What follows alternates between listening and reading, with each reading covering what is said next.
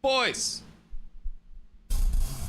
My mic arm is fucking squeaking. Oh my lord.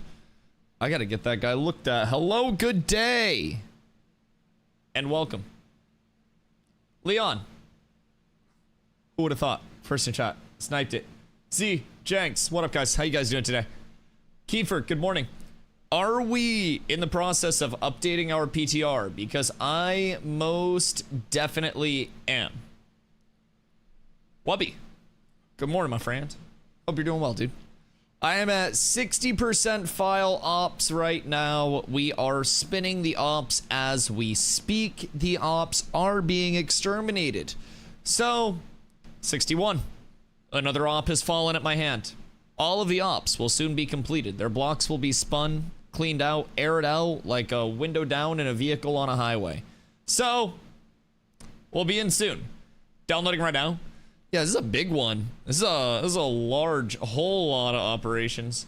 Keybinds are even more fucked today. Awesome. Boy, oh boy, do I love getting all of my binds fucked with.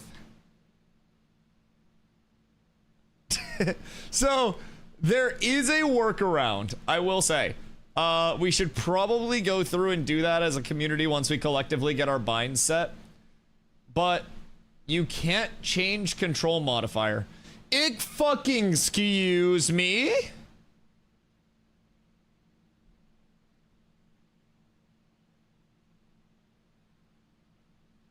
What do you mean you can't change the control modifier?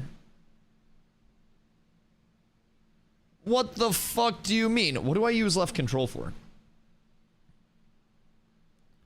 I don't think I use left control for anything, so it's not like I fucking need it.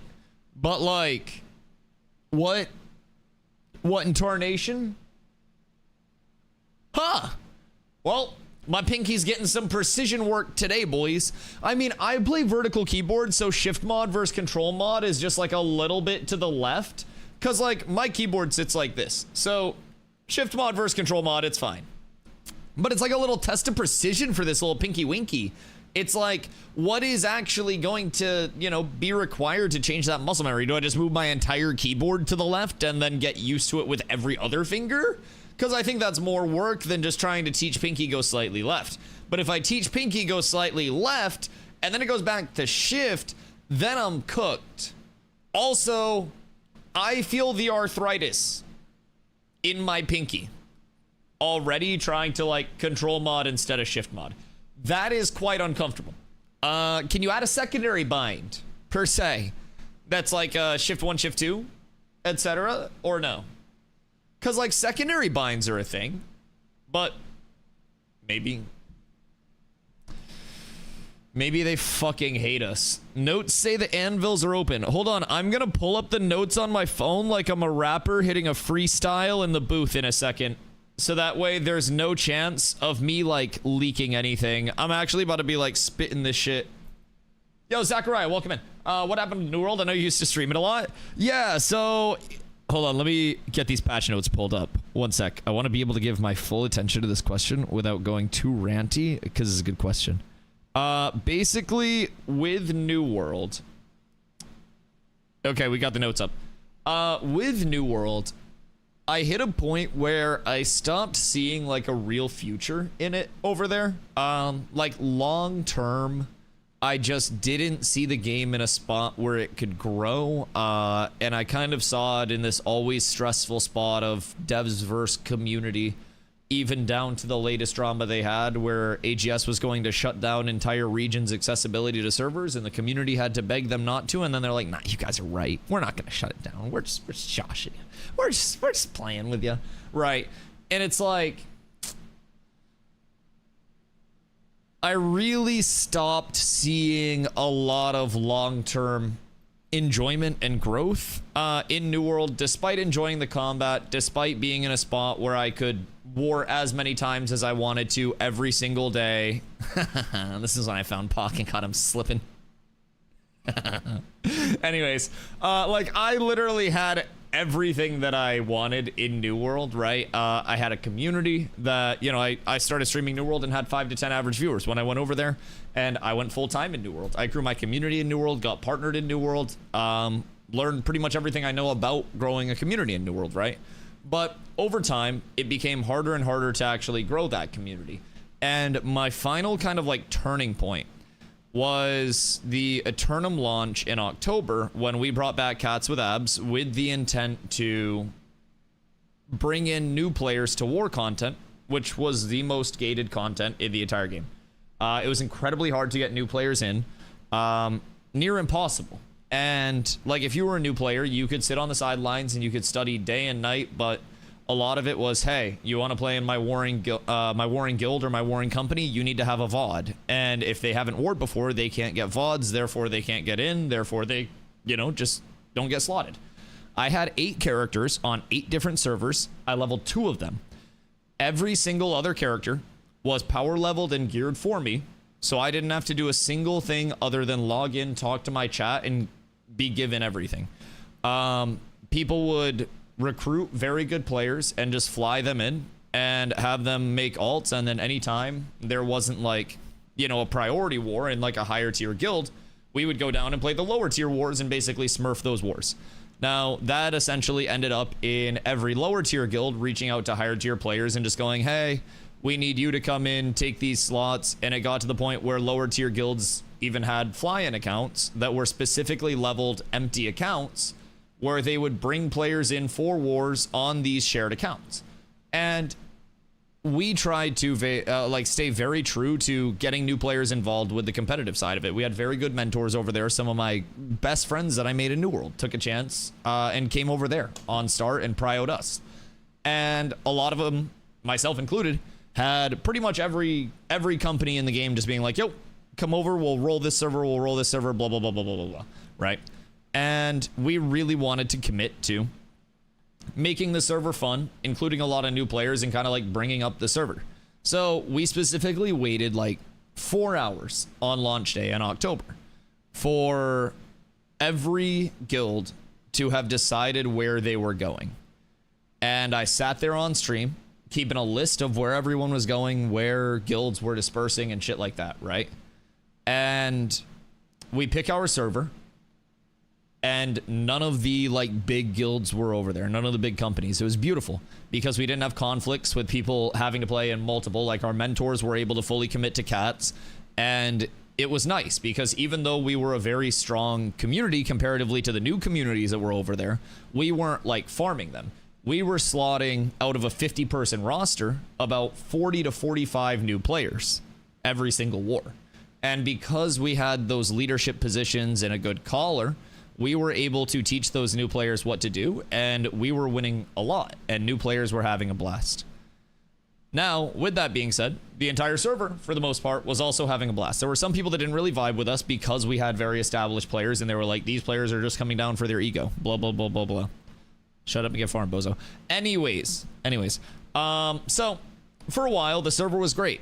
We had open world chess runs every single night where we would advertise it, and the entire server could come through. New player, experienced player, PvP against us, PvP with us, whatever. We would all just run through an area, clear all the mobs, loot all the chests, and kind of like go through that. And we did a ton of community stuff like that. And eventually word got out that our server was super fucking fun to be on. And everybody started transferring to our server because paid server transfers are the death of MMOs. Everybody started flooding into our server.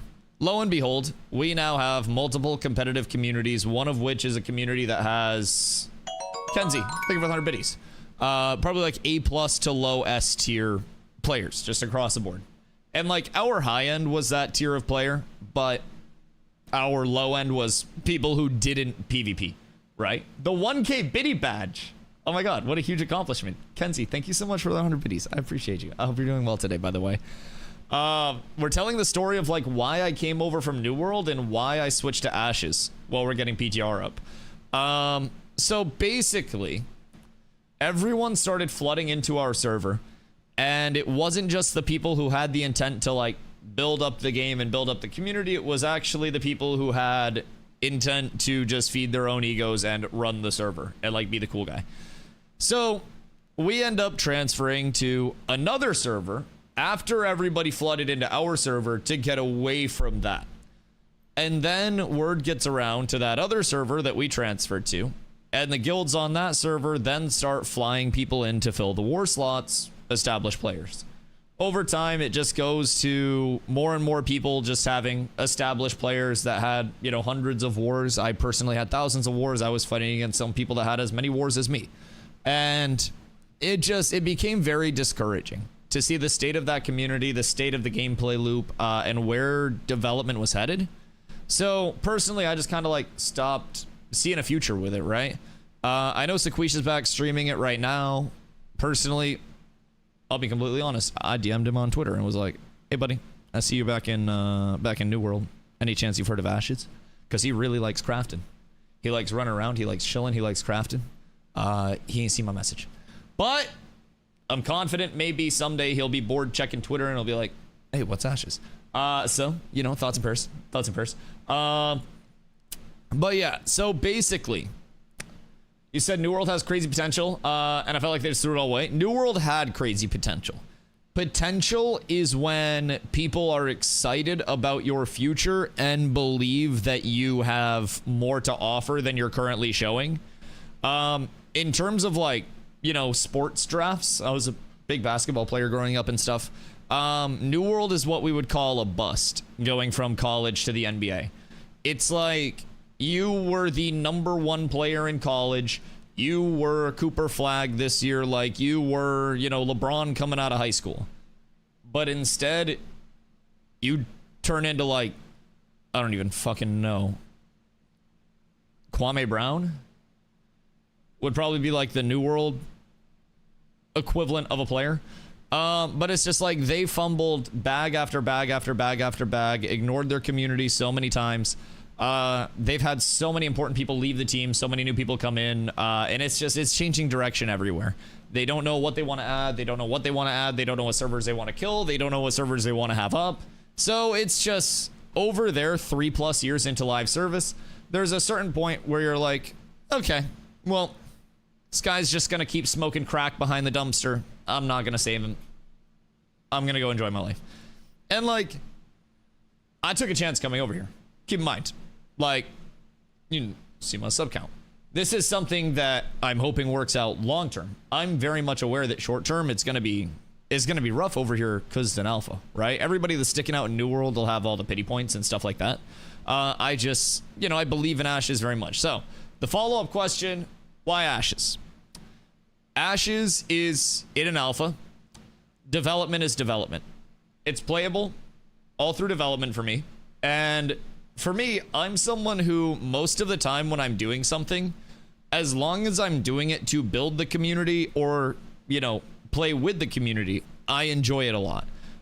It makes me very happy to have a gameplay loop that is like genuinely multiplayer iterated. A lot of my New World gameplay loop was simply get on, queue up for Outpost Rush and be like, "Ayo chat, who wants to run OPRs?" People would join up, we'd get a 5-stack, we'd go in and just stomp every single 20 versus 20 for the entire day until wars. I'd play my wars and then I'd log off. And a lot of what I do in Ashes, like, yes, we're going place to place, yes, we're spending a lot of time running, that's part of, in my opinion, the gameplay loop. But we're seeing the world grow and evolve and expand, systems continue to expand, and for me with Ashes, the next however many years until launch, even if it's 5 years, I can be here the entire time, building a community, helping get new players in, and instilling the culture of like what we want to do as a community before launch and before fighting that constant uphill battle. So essentially, with Ashes, I see the foundation of a very good game. Keep in mind, I got my access in January 2024. I didn't play for about 11 months before I actually hopped in. I followed the game for a couple years because Carla has been an Ashes fiend for a very long time. She's in the first Castle Siege. It's her claim to fame. I got to say it twice a day so people think she's clouded. So basically, like, I look at Ashes and I see something that is open to feedback, looking for feedback.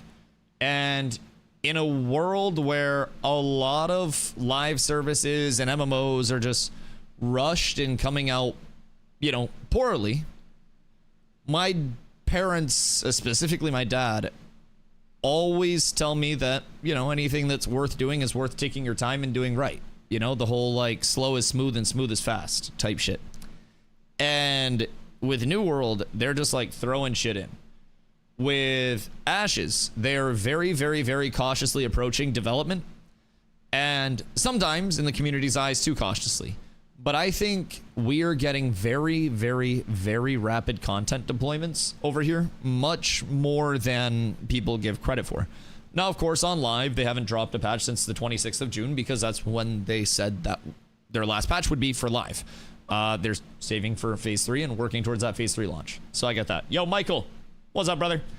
Yo, Starf, how you doing? This looks better than Alpha 1, or it's me? No, this is much better than Alpha 1. Keep in mind, so you've had Phase 2, and then this is gameplay from Phase 2.5, basically. So this was a 3-month stress test from May 1st to August 4th. We're getting ready for a wipe here in about, I don't know, like a week and some change, I think it is. Like a week and a couple days. So basically, August 4th, we go to Phase 3, 24/7 uptime on those servers, unless it's delayed. We're hoping it's not. Marvelous over on YouTube. Ask Curious, is gameplay pre-recorded or live? We are, so the gameplay, pre-recorded, we're live yapping. I multi-stream Twitch and YouTube, but we're over on the PTR today. PTR is visually NDA'd, so basically we can talk about what we're doing, and then with the gameplay itself, we're showing gameplay from a couple of days ago from the Alpha 2 server, so that way we don't get Thanos snapped. So the visual NDA keeps us a little bit locked down there. But we do what we can to try to get the most information out. So in terms of phase 3 potential deployments, but PTR right now, the private test realm, the visually NDA'd one, it's running on Unreal Engine 5.6 instead of Unreal Engine 5.3 like the current game is over on live. It has a new movement system, new time to kill system, new crates. We're testing dynamic gridding again today. Vassling, tier 4 towns, a whole fucking hell of a lot of changes. So if you guys haven't played for a while and you do have your access, keep in mind, Intrepid did open up private test realm access to every player that has access on July 1st. So if you've tested before, you should be good to download the private test realm if you do want to hop into prior to August 4th and kind of like, you know, dip your toes, see what's what, see how it's looking, see how it's feeling. Because genuinely on the PTR, it is a different game, especially than Phase 1. Phase 1 was far and away different than this.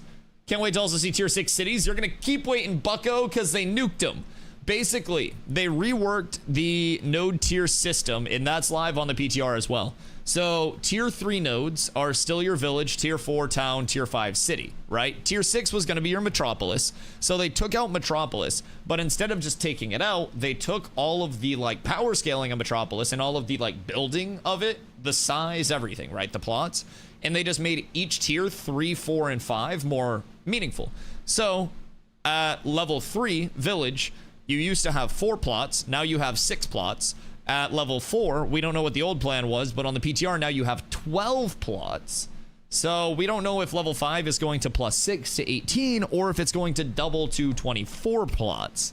Because 24 would go absolutely fucking sicko mode if we're being completely honest. That would be a lot. Pour one out for our Metropolises. We always remember the Metropolises. We keep them in our thoughts and prayers. The Metropolises will be back, and honestly, like, I feel as though the marketing is so good that they may honestly be planning an entire expansion simply around Rise of the Metropolises. So it'll kind of be like, you know, Sid Meier's Civ, but it'll be Steven Sharif's Metropolise, and it'll be an entire, like, standalone game where it will be, you know, simulating the development of nodes and life. Metropolise, yes, we're lobbying for the return of Metropolise. It's a travesty. Are the notes out? Let me give it a look-see. Let me give it a gander. The notes are out. I have them on my phone, so we're gonna be looking like a SoundCloud rapper recording a video. Hello, Corla. Granola yogurt is so yummy. Good, I spit in it. All right. Known issues. If you log out or crash, you may get stuck at a loading screen and not be able to log back in.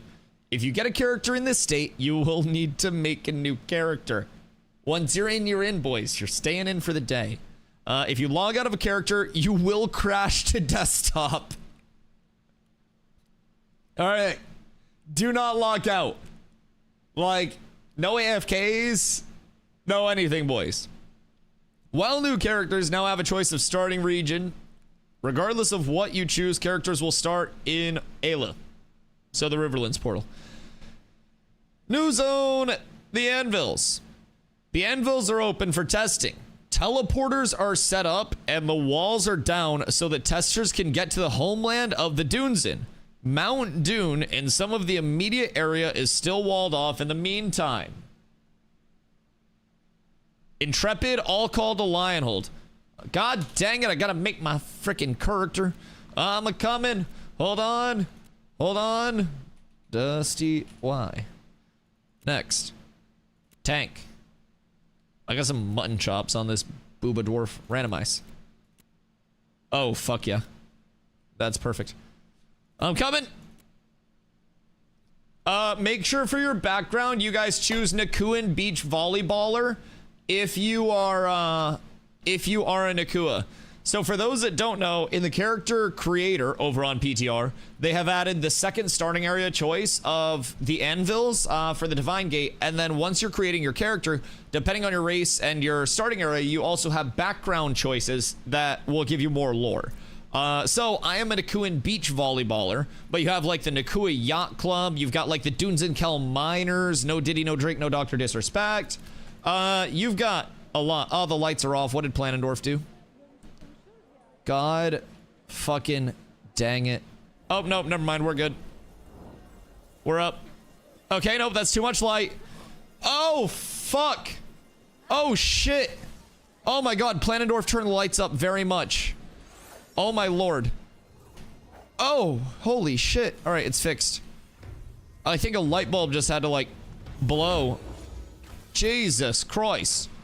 All right, scroll of XP. Heavy, medium fizz gear.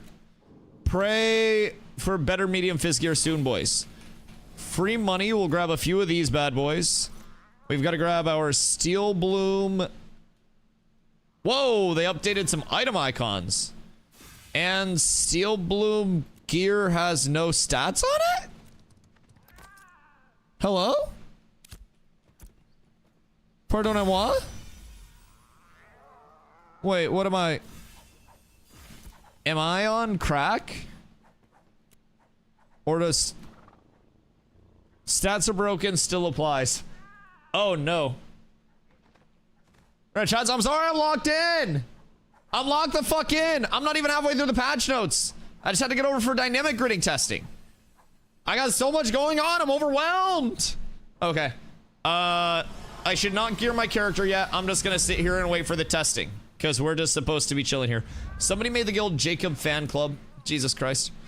That's a banger. I gotta get over to Lionhold real quick. And then we're fine. You guys give me un momento. And then, oh god. All the binds are different. Oh my god, everything's so bad. So like, if I'm being completely honest, chat. Do we play on PTR or live today if all of the binds are full cooked? Like low key, high key. Like why does Sword and Board have the best ability in the game now? It does. Why did Fire okay, Staff get a 20% plague on the easiest ability Nobody to use? knows the cliff jump Why down the fuck anymore. did I lose my grit? Everything sucks and nothing makes sense. I see Cyborgs. We're so up. Alright. Lionhold is popping, boys. Literally no shift mod for keybinds. Yeah, so I was saying, like, I could just... Because I play vert keyboard. I can train my pinky to go slightly left and just hit control mods, right? But at the end of the day, that's gonna probably give me arthritis. And it's a little uncomfy. So, who uses Z to dodge? Is that what they set the default bind as? No, bro, they murdered my baby. I used to think the default binds were so well done. Like, that was one of the things that I actually liked a lot, was how well done their default binds were for most players. I felt like they actually made sense. I just don't understand who asked for this and why.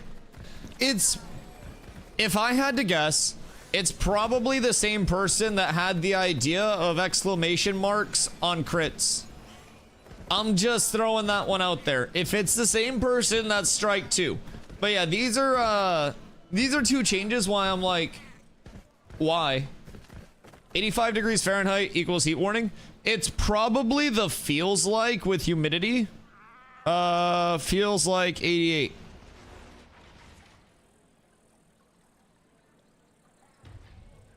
Heat index values up to 95. Huh. I don't know. Maybe it's because the high UV index today. So like the sun is very draining. Yeah, I have no I'm hitting G and I'm dismounting now. What the hell? Delay or dead game is somebody's name. What in the narc ult is that? Jesus Christ. Jesus Christ. You crash? Enjoy making your new character. Alright, so attributes on items are not working. Like, they're not showing. So we gotta memorize what we were using previously. Does anybody happen to have a clip of me yapping about what I was yapping about in terms of gearing yesterday? That would be absolutely phenomenal. Somebody always asks me what my gear set is on the PTR. And like, I mostly remember, but there's part of me that does not remember all of the pieces. I like using Alt as a modifier with left thumb. Interesting. Alt. I don't hit Alt much at all because my thumb is more like your thumb is more flaccid, I guess, because you probably like tuck your thumb to hit that, right? My thumb is more like erect and like towards the middle of the keyboard, so to say. Like my thumb stands at attention, so I can hit like, you know, CVBNM, GHJKL, TYUIO. P gets a little bit weird, but it's on your VOD an hour in. Ayo, ayo. It's just left of the spacebar, which we hit all the time with thumb. Well, yeah, but like just left of the spacebar, my thumb, because of my hand size, sits like 3/4 of the way to the right of my spacebar. Like, so my hand, this is how my keyboard sits on my desk. This is my hand positioning. So like my thumb is almost to Alt over here. I'd be better off using Alt mod on the right side than the left side. Because like, I have larger hands. But yeah, I don't know. I don't like using Alt. I don't think I use Alt or Control for anything. Make a great piano player. My family's pretty like musically inclined. I chose to hit drums growing up because bing bang boom and noise come out. So like can just, and then people are happy. Whereas with piano, it's a lot of like, you know, flowing and stuff. And then drum, learn one thing and just do that over and over and over again for 3.5 minutes, and everybody, as long as drummer does one thing good, that's all drummer needs to do. So piano has a lot of things that they have to do good, and like one missed note, that shit sounded ass. I'm not gonna test dynamic with the logout bug. I mean, the logout bug, you just have to make a new character, which I'm assuming to make your character and get over here, it took you about 42 seconds anyways. I want to see how dynamic gridding does feel, and then I'll make my way over to the anvils. Because realistically, I don't think we're PvP testing much today over here. I think PvP would probably be better served on live, considering everybody's gonna get fucking arthritis with the new keybinds. I crashed and was able to log in same character. You're the chosen one. The boy who lived. That's actually massive. All right. /bug UI key bindings to report keybind issues. Can I just report that I want the default keybinds back? Like these things poo-poo.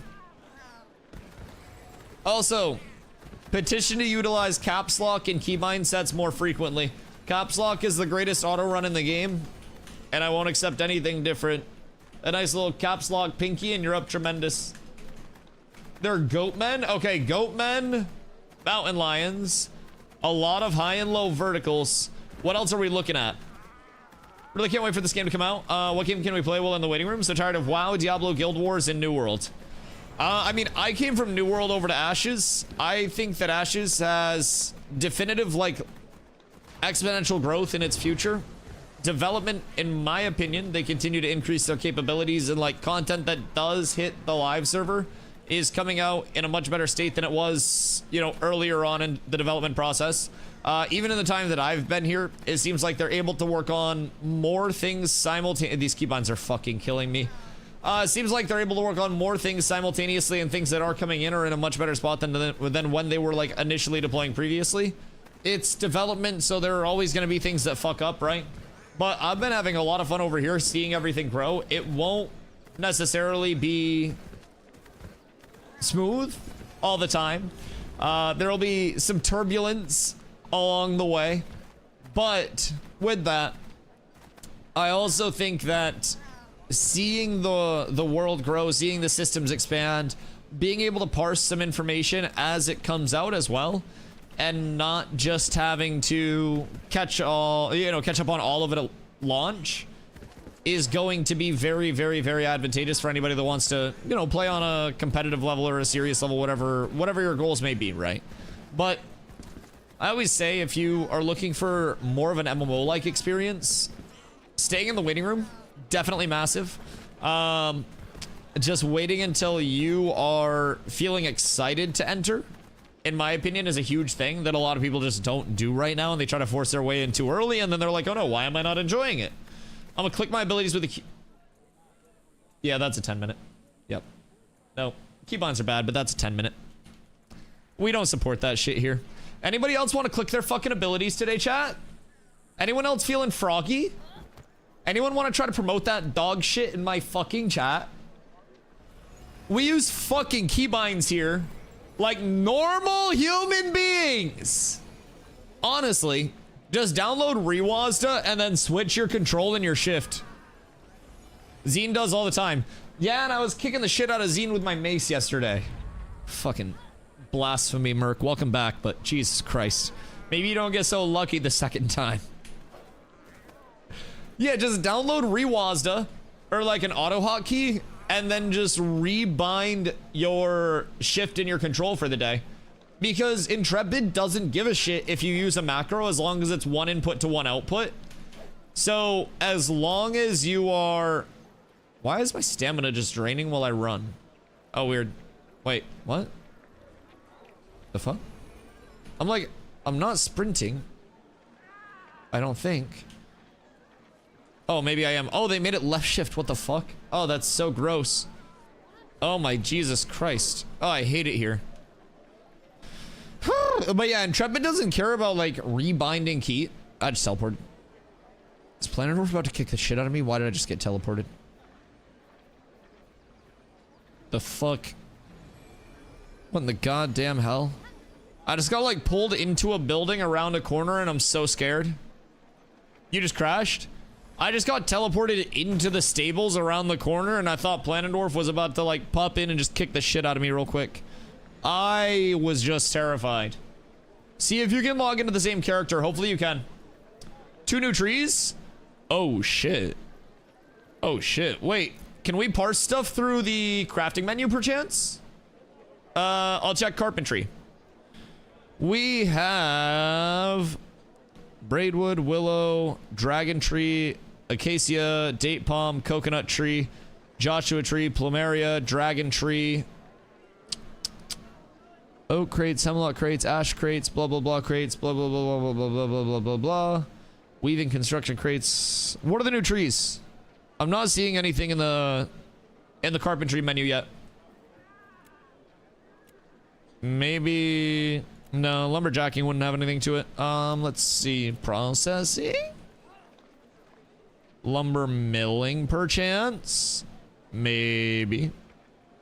Banyan. Yeah, no, they're not added in the refining stuff yet. So I don't know that they're active, but what's it looking like up there, Mr. Zoppington? Why are they praying for delay? I don't know. A lot of people are of the mentality that if phase 3 doesn't drop with all of the phase 3 features, that it shouldn't drop. Like, it was a take that I heard yesterday. And then when I was like, brother, phase 3 is for the features to be added throughout the phase, they were like, cope. And I was like, what? Okay. So there are genuinely some people that are like, if phase 3 launches and they don't have a bunch of shit from the phase 3 roadmap already in, blah blah blah. Keep in mind, phase 3 is literally the rest of the game. By the time phase 3 ends, the game will be feature complete. And people are just like, if they don't have everything in, like, or a lot in, or this or that in, then it's cooked and it's gonna be bad and they should delay it until they get that in, and rah rah rah. And like, I don't really get it. It's fucking development. Everything's gonna get wiped anyways. Like, my opinion is that there will be multiple fresh starts throughout phase 3 simply because of how much will be added. We're gonna have a new continent added, 2 new starting zones. We're gonna have islands added, castle sieges added, castles added, 5 guild castles. We're gonna have more grand dungeons, econ changes, master and grandmaster level crafting. Like, brothers, motherfuckers are making such a big deal about it.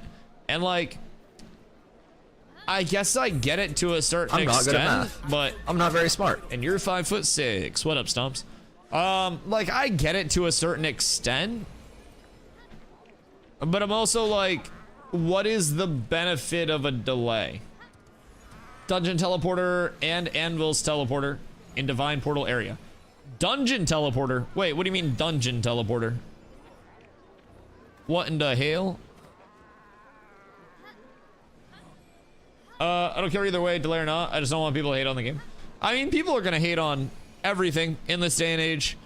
Like, because everything is edgy take, you know, clickbait for views, be angry about everything, and, you know, make a big deal and say that everything's dog shit instead of just being like, oh, they're working on it, you know?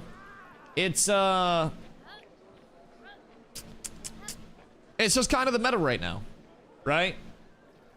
I'll level Cal Torm. Ooh, I can come over and level Cat Torm too.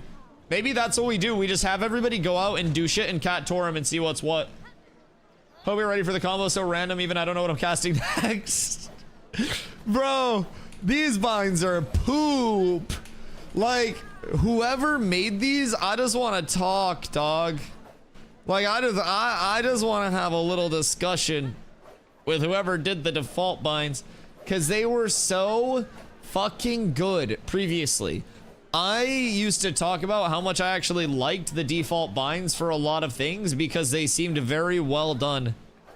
And I don't know, like, what the purpose is here. No aquatic mammal, but I'm not vibing with it. I'm very particular about my binds, and I feel like they were extremely well done before. They should randomize your keybinds every time you log in. They should put Legos outside of your door every time you open it. It's a fucking hellacious idea, isn't it? You can still take it back. You can still be better. Dusty, about to click. I'm about to click ban on your ass. These accusations will never stand. The fuck? Bro, I had to click once in a PvP fight in Ashes so far, and it's because I use a wireless keyboard and I forgot to charge it one night when it was low, and my keyboard died in the middle of a PvP fight. So I was literally like double mousing to move forward, stopping the double mouse, clicking my combos while I couldn't move, and then mousing to move forward and chase them. It was Awful. It's a terrible experience overall. I found all my action bar binds to the same button. Yo, that would be absolutely absurd. Just casting one random ability per press. Everybody just gets like potpourri combos type shit. Jesus fucking Christ. Do you hear about the pocket dungeon in Dunehold? No, I haven't been out there at all. Dynamic gridding. This testing will be starting soon on server worker 35. This is north of Lionhold. Please join us up here. Everybody that is in Lionhold for dynamic griddying testing to the north of Lionhold. There are a lot of people that are not moving. Probably a lot of AFK motherfuckers. All right, so I wonder if they're trying to see like how the server will respond on the way over. Crash too? Interesting. Why are you crashing? Have you considered like not crashing? Bro, I have to hit Z with my ring finger. This is some baloney. I do not approve of this. Excuse me. Pardon me. I've arrived. All right, we're here.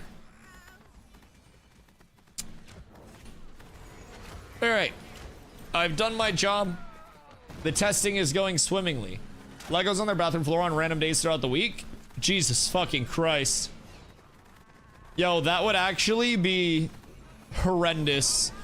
Like, cut the hot water tank out and then just throw Legos outside of the shower a couple times a week. You do a cold shower in the morning into a Lego walk as soon as you're out of a fucking shower. That would be like Navy SEAL level discipline in that bitch. Just instantaneously. My mouse right click is still bugging from that Brine Breaches raid. Bruh. The Brine Breaches raid is crazy. So your mouse is confirmed as still tweaking? Because that's, I feel as though that's less than ideal. It may be time for a new mouse. I clicked my left mouse button. Like, some people just, you know, have the preference, man. They have their way of playing and they want to stick to that. And it is what it is. Should I go home and sleep for an hour? No, because if you don't take a break, you can just keep playing, whatchamacallit? Stardew and get paid. If it's super slow, you could just be like, oh yeah, I'll stay on, and then get an extra whatever hourly to just stay and play Stardew. If you think about it that way, it's the same thing as pooping on the clock. Like, you're getting paid to poop, but you're getting paid to game, and you're making more hourly than I am. So, like, food for thought. Maybe you just grind it out. It's a super hard day.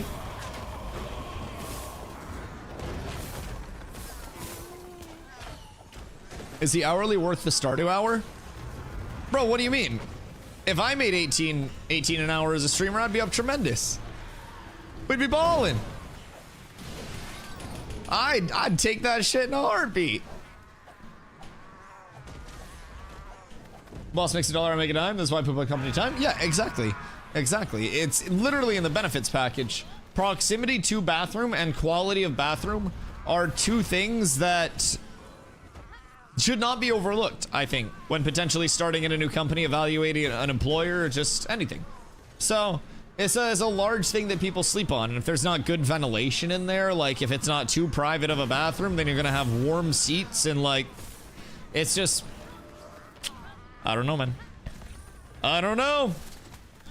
I feel like people underestimate like how bad quality of life gets when you can't poo comfortably.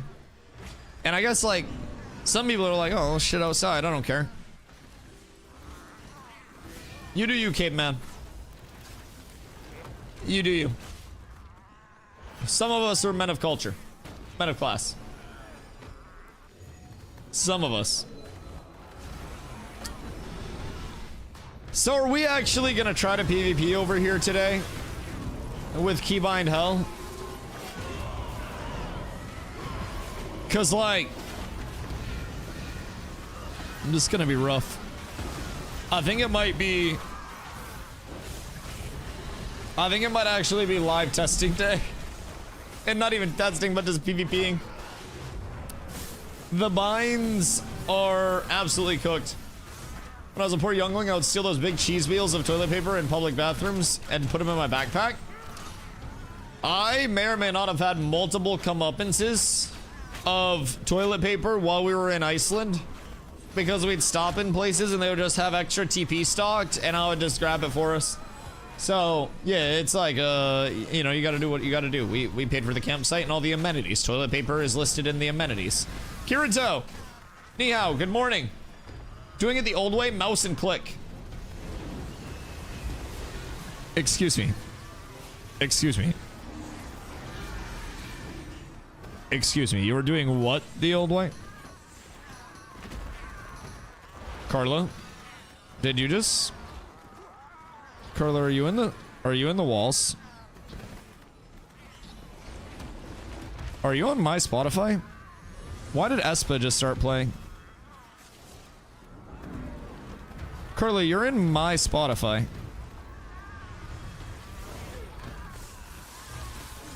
I'm so confused.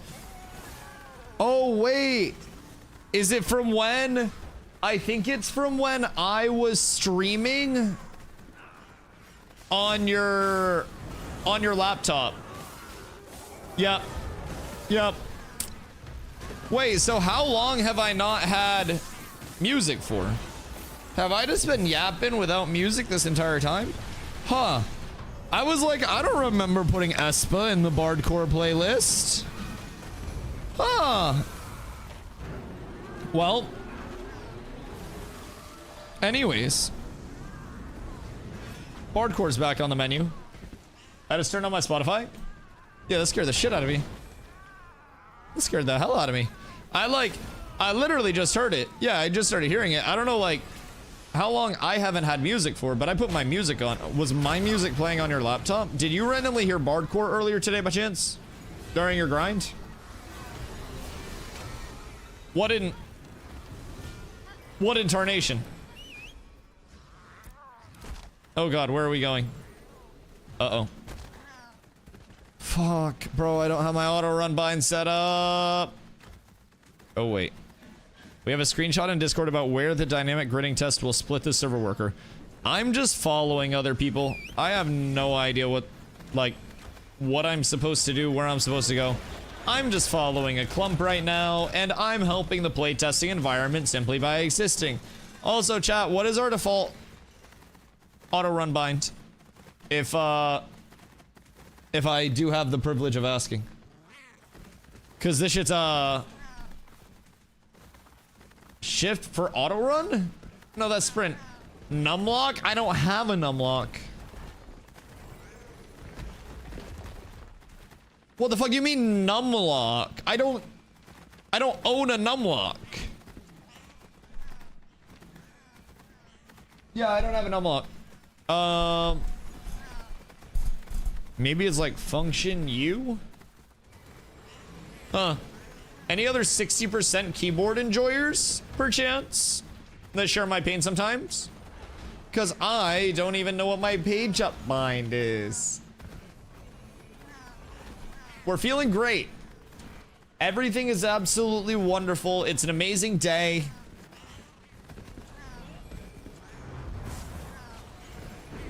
So who's up in the anvils? Versus like being in the dynamic gridding test. Because me personally, Heartstone Vault, Burning Bitterness, level 10 event in Valgadim. I'm outside this dungeon. I want to kill this spider. Zops out in Cat Torum leveling. I feel like after dynamic gridding testing, we go out to Cat Torum and see what we can do there. Please stay in server worker 35 north of Lionhold, please. PvE, PvP, or gather. We want character activity in this server worker. Numlock is function plus F11. I don't have F keys. What do you mean? I have... Wait, Guy is gone? Wait, he shouldn't be. Did they kill Guy? No shot. They Mordored him? What the fuck do you mean? Already unbound unlock and rebound to mouse 3. Mouse 3 and N are the omega like marking a target binds, in my opinion. Switch, quick mark, and then you're Gucci. Scroll wheel has so much utility for me and others. It could have been the dynamic gridding that cooked him. Also, keep in mind, you also have the pleasure of no attributes showing on gear. Ho ho ha ha. So if you don't remember what gear you were wearing before, you're fucking cooked. Wait, being I have no gear on right now. You give me just a Jiffington. I know Revidium gloves were fucking insano style. Oh wait, Revidium shoulders. Well, I have gear, I just have to put it on. Cause I have to remember like what I'm doing. I got all of my crates and stuff though. I don't even know what I'm wearing right now. We have one more piece of Revidium to throw on. And we'll probably do... Bro, I remember literally nothing of these stats. Surely somebody has a compiled spreadsheet of all the stats, right? Where the fuck is Codex when I need it? Riv pants? No, that doesn't fucking sound right.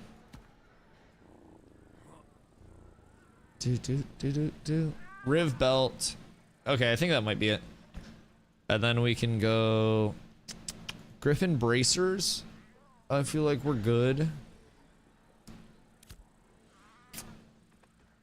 Griffin boots. And then Griffin legs. I think we're solid. Did they take out the cloak? Oh no. Forge Guard's cloak. Okay, we're up tremendous. And then... Sapphire rings. Oh, I was like, why am I 121 power? And then I realized that I didn't put weapons on yet. Okay, we're good. Switch these out. And then greatsword and longbow. I'm 258.6 right now. Something is off here. Rib pants or drop over Griffin. Riv boots are about the same. Griffin shoulders are an even swap with Riv. Although, wait, is that with me losing the force bonus? Am I getting the force bonus? I am getting the force bonus. Okay. Griffin shoulders. Griffin tunic. Wait. Revidium? Revidium. Revidium. Revidium. Revidium. Okay, 5 pieces on right now. Bruh, this is so hard. You're so bored? Get on PTR. I'm currently trying to put together a gear set where we can't see the actual attributes on the gear. It's rough. I will say. It's a little rough, but all is well. Riv pants, Griffin gloves? No, Riv gloves are fucking absurd. Revidium gloves. Oh, did I just crash? Wait. Oh no. Uh-oh. Uh-oh. The server worker's dying. Run for your life. Oh no, we're cooked. Uh-oh. Oh no, not like this. Please, not like this. I just wanted to get my gear set together. No. Oh my god. I just don't remember what my gear was. Are you PvPing? I want to. I made the character. Well, I guess since we're crashing, we can talk about the rest of the patch notes. We've got that sorted out, so that's absolutely phenomenal. If you guys haven't read through them yet, because we didn't get a chance to finish them. All right. So, the anvils are open. The wilderness of the anvils has a first pass of enemies and gatherables. This will continue to get updated. Some node updates for you all. Citizenship is now account-based, meaning all of your characters on a realm can only be a citizen of one node. No more multi-citizenship. No more Mr. Worldwide. No Dalai. Citizenship is tied to the first character that becomes a citizen of a node. Rewards for node wars are only sent to the character which citizenship is tied to, regardless of how many characters on your account participate in node wars. Any character may be used to renounce and re-register for citizenship at nodes. Okay, so you like declare your main. Are there going to be enough support players, or is it going to mostly be DPS? There are a lot of supports in Ashes, personally. I think there's a big emphasis on both, right? But supports are very plentiful between bards and clerics, both having a very large impact on things. Supports are great. I think a lot of people have fun playing supports too, which is a really encouraging thing. They're not just like this boring ass heal bot. So that's always something cool to remember too. New cloaks have been added to node citizenship vendors. Citizenship made improvements to how characters become citizens at the town hall administrator. Improve the quest for registering and voting in node elections for mayor. Tax rate and citizen tax rate is now displayed at the top of the vendor menu for node vendors. Node service buildings now have more information on their map icon tooltips. Node service building icons on the map can be clicked on to bring up the menu with details. Attempting to log back in. Node buff structure has been updated on buff tooltips. Contributing a crate to a construction project will show progress on the construction progress menu. Node service building skill tree icons have been updated in node building management. Generic node buildings will no longer show a warehouse building icon on the minimap. So those are your node updates. Mounts. Mounts will now take fall damage. If you're riding a mount when it takes fall damage, only the mount will take fall damage. Oh, word. Okay. So you can stay on your mount to tank fall damage. I wonder with the instant call-in if you would be able to be falling, summon in a mount, and then jump on it to avoid the fall damage. Mounting and dismounting sound effects have been updated. Dismount button will be on your action bar. Guilds. Guild skill tree has been updated to give more flexibility and benefits to guilds. Guild experience required for leveling has been adjusted, so lower levels are faster and later levels are slower.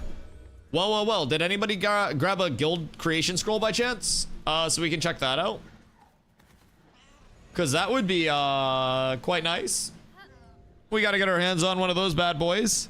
Check out that new skill tree because that will be absolutely massive for guild's progression. User interface. Fixed issues with the keybind for interacting. Awesome. Great. Keybind fixes. Should be one of Guy Giretti. I heard Guy Giretti is currently dead. If I am not mistaken. I think he is full cooked. I think the dynamic gridding took away his life. Item tooltip stat format has been updated. I shit you not, that is a patch note. Item tooltip stats format has been updated. It went away. There are no item tooltip stats. They were updated, they did not lie. Now, maybe this update did not land one-to-one how they wanted it to, but at the end of the day, they say they're updating something and they do fucking update something. We gotta give credit where credit's due. That is changed. The bottom of items will now show instructions, and holding shift while right-clicking items from your inventory will bring up their menu. Clicking on grade at the top right of an item tooltip will show information on equipment grades. Oh, will it now? How do we lock? T to lock. Equipment grades. So, some people think that the Radiant whatever was the subgrade within the, like, piece itself. Radiant is Journeyman. Adept is Apprentice. Initiate is Novice. Divine... Wait, they're taking this from PoE. Divine is Master, and Exalted is Grandmaster. So, those are your new equipment tiers. Those are going to determine your level usage. Radiant is level 20 to 29. Initiate is 1 to 9. within those tiers, you'll have 3 sub-tiers of quality in Initiate, Adept, Radiant, Divine, and Exalted. So, you will have the worst Exalted gear, and then you'll have the best Exalted gear. You'll have quality and rarity on top of that. So, depending if qual is tied to rarity or it's not, you could very well run into having something that's high rarity, low quality, or low rarity, high quality. So, that will add in a lot, but that's a nice little change. I just looked over that. Let's see. Pressing the slash key will now always start by typing in your chat window. If an attack was a crit, will now still be shown as a crit in chat even when attacks are lethal. Okay, so it'll just show in log if you're getting killed by lethal, I think. If you're getting killed by crit. Vendor items that are not available to you can now be hovered over to show why they're unavailable. Unavailable items will be sorted to the bottom of each vendor's list. Very nice. Rogue. Any rogue gamers in the chat? Death's Mark. Fix some bugs that could cause this ability to not heal a player or have the cooldown reset properly. Trading will now require a player to exit stealth. Gathering will now require a player to exit stealth. Massive. So Rogue, get fucked. General. Freeholds have been removed from the world. This is being done in preparation for future work to improve freehold functionality. Oh shit. Okay. So they took freeholds out. So they are improving freehold functionality with freeholds being out and them having the time to cook with those freeholds being out. I like that a lot. So this will very likely lead into the estate system as well, where you can purchase a freehold and then place that freehold wherever you would like throughout the node itself. So that will be massive. How long till the go no-go announce? I don't know. Shouldn't that be something you know? I feel like that's more up your alley than mine. I haven't heard. I've been trying to stay tuned in the Discord, but I can't really keep a direct link during stream, so I feel like that's up your end though more, no? I'm just throwing that out there. Anyways, freehold functionality soon. 4 p.m. Pacific is the best guess. Yeah, just like drop the announcement and then go the fuck home so you don't have to deal with any of the ramifications. I mean, personally, I would believe that as well as up. I think that'd be nice. One of those like fire people, you know, on Friday type shit. How long until 4 p.m.? It is 3 p.m. in EST right now. So 4 p.m. PST is 7 p.m. So 4 hours. Cause it's noon Pacific right now. What's up, Cypher? How you doing, my friend? What you up to today? We're testing dynamic griddying right now. We're hitting the meanest griddy the world has ever seen. So, announcement, I would say no longer than 4 hours. Hopefully. Anyways. Maybe they hold it. Maybe they just edge us. But we're hoping our overlords would not do that.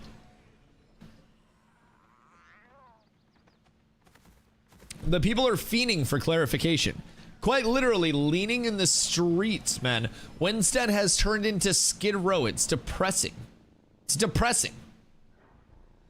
I'm gonna nap in the car, question mark. Are you still on the clock? Or are you on break? Hey, you come home and nap. I don't give a shit. I was just saying you get free money to play Stardew.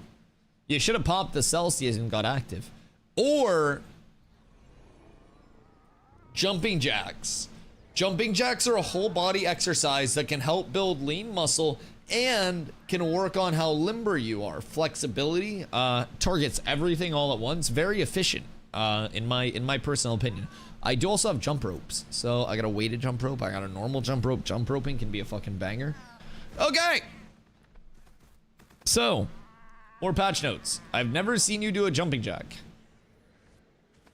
I do jumping jacks all the time. Maybe you're just not looking hard enough. I love jumping jacks. I'm a huge jumping jack advocate. Yeah, I throw my ass back and I do some jumping jacks to balance it out. Character ash loot piles will stay on vehicles and should no longer fall through ships and land on the sea floor. W. Processing. Fixed issues with batch size limits for recipes in the station UI. You can now choose to join a caravan event by clicking on the caravan's nameplate, so new caravan UI is in the game. Tempering and enchanting will now have grade requirement text to better explain what can and cannot be tempered and enchanted. Banger. Territory wars have been fixed, so both teams have the same requirement of 1,000 blood and 750 materials. Territory wars.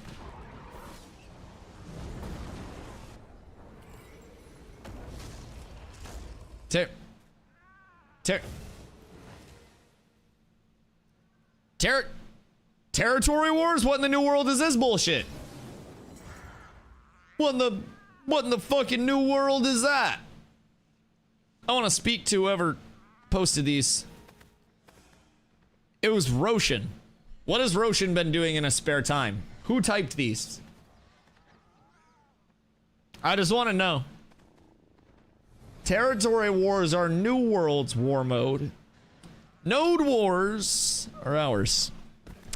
So when the god spike is up in a node war, you go over and you get the blood, you get the materials, and then you put those into the god spike. It puts the god spike into phase 2. It gets your side some points in the node war, and then channeling the god spike successfully will also give you more points. So evening that out. I'm assuming there was a bug with it. I don't know. No one really does the god spike. Additional June Dark Gathering mayoral commissions have been added. Shell Shock Shore event. Objective text has been updated to make this more clear. Fixed a bug that allowed characters to equip weapons that were higher than their level. Very wonderful. Fixed a bug that would cause interact prompt to flicker at incorrect times. And those are your patch notes for today, Friday the 25th Aroni. Thank you for coming to my TED Talk. If you have any questions, please let me know. Oh, hold on, boys. We've got a side quest. We've got a side quest that has just come through on the radar. Rolling out our crack and improving wilderness NPC pop later today. Let me ask for clarification. Any areas that should be focused? All right, we're getting a side quest. Boys, we will be up tremendous if we can complete this side quest. We have a lot of people on the PTR today, so surely F for server. F for your server, bucko. I'm chilling. The fuck you mean? Flashbacks, violent flashbacks. It's like a nom level flashback, man. It's tough out here. Oh no. Wait, how are people killing without flagging for PvP? Interesting. F for August 4th? Wait. Did they put out an announcement? Wait, what do you mean F for August 4th? F is fine. Wait, F is fine. August 4th is fine. August 4th is fine. Did you crush on that dynamic gritty test? Bro, I am literally like S-tiering this dynamic gritty test right now.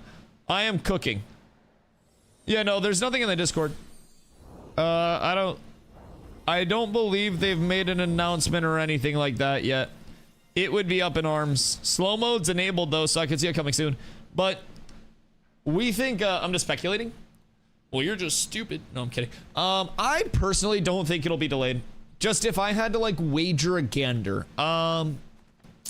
I really am of the element that even if they don't have a big Chungus update directly on the 4th, and the 4th is just a transition to the new servers with 24/7, if we get an update a week in that brings significant content, that's going to hit most of the normal players, and it would essentially just be behind, so to say, on the degens like us that will be here all the time.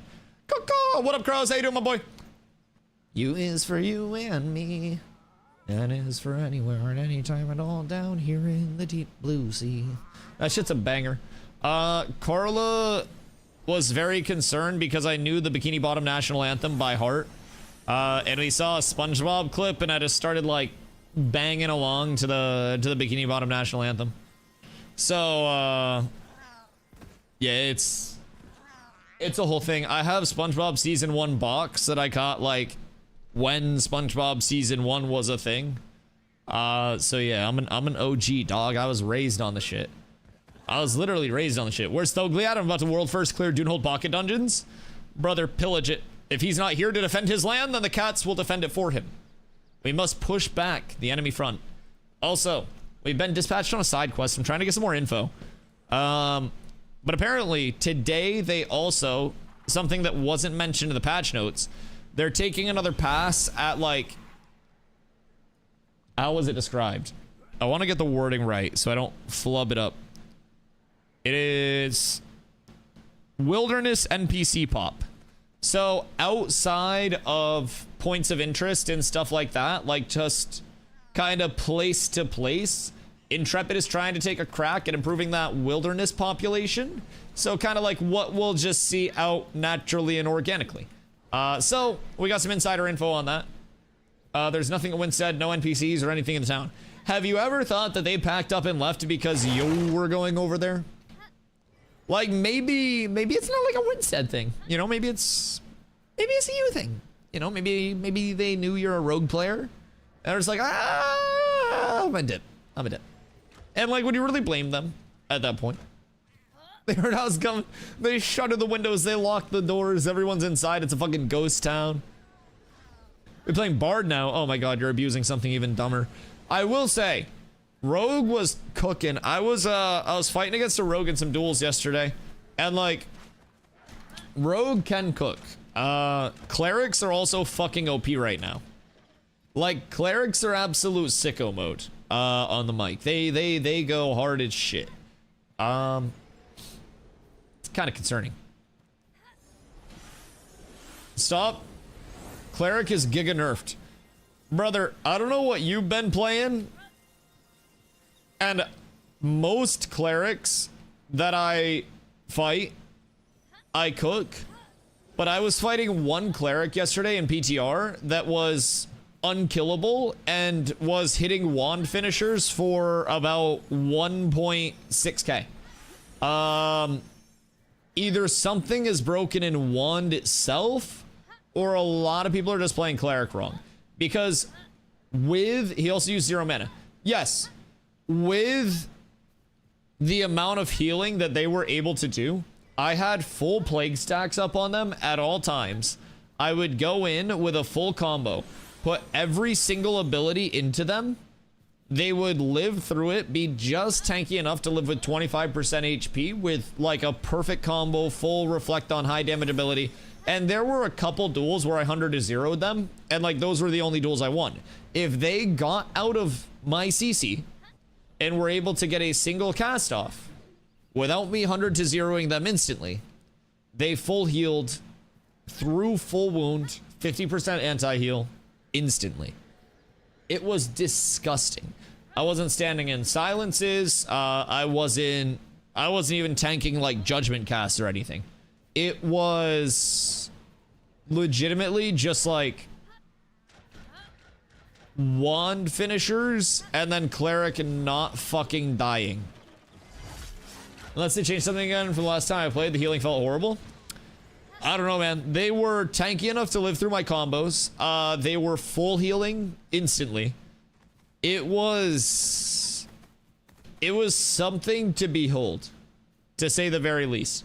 I have 40, like, I had like 4,600 HP on the build that I was rocking yesterday.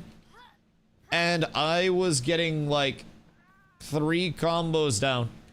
Skill diff? Yeah, no, I just genuinely think they have something like that they've figured out that is cooking. I don't really know what the interaction is that's allowing them to just full heal through everything. But they're full healing through quite literally everything. And I don't just mean like, oh, they're ticking up with 2 heals. Like 1 heal and they are topped. So I've been intrigued, to say the very, very, very, very least. Now you could always go the route of not going 100-0 with it and trying to just play around the, trying to play around their cast bars. But wand finishers were hitting so hard that you couldn't win the trades, at least not with a longbow. Like, wand was cooking my shit. So it's it was intriguing, man. It was very intriguing to play against. Like I said, I won a couple, and those were when I just got 100 to zeros off on them and got them while they were on the ground in the CC combo. Other than that, like, if they stood up, I lost. Just that straightforward and simple. If they were able to stand up and have character agency, I would lose the duel.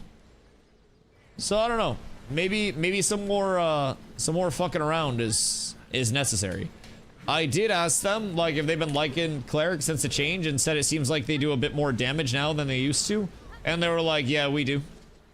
So I don't know, like, what was your magic power scaling? Or I guess your healing power scaling when you were playing before?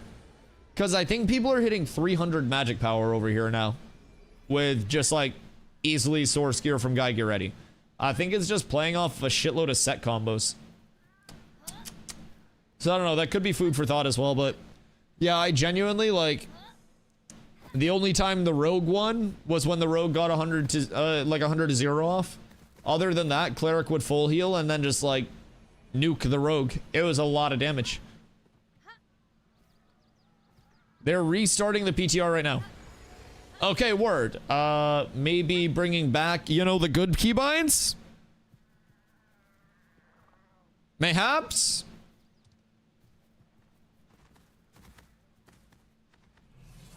I want my shift mod back. Like, so what if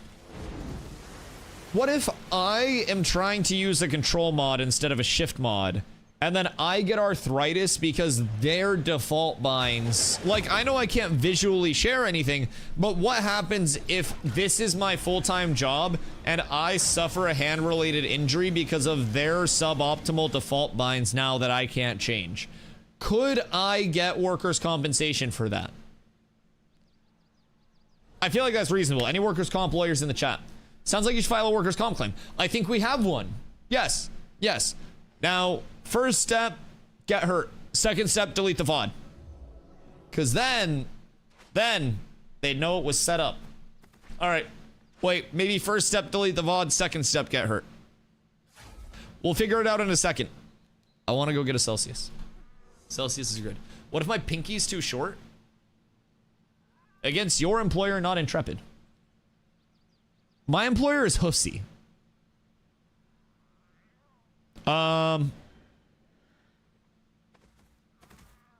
Exactly. Yeah, but like Hussy didn't make the keybinds bad.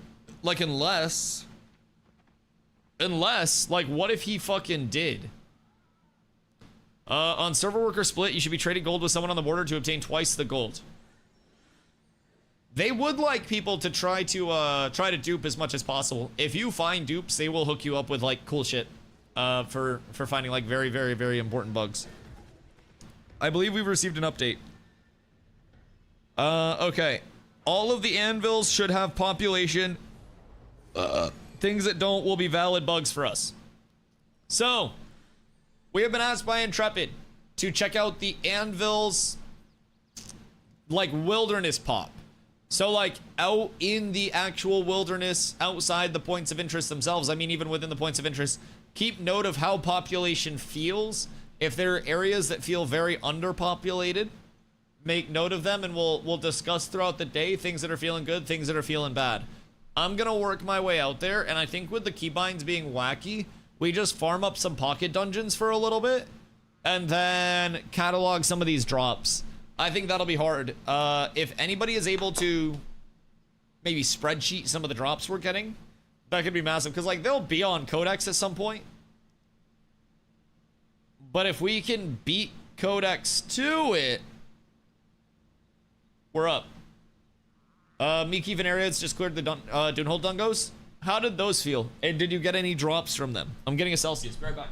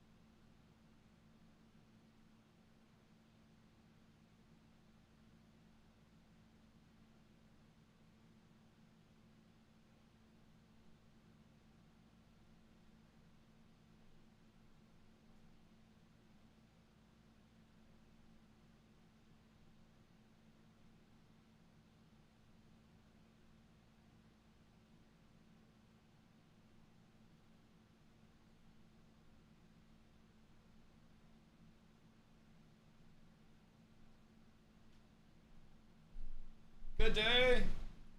No return. Okay. Got one recipe and one crafting mat.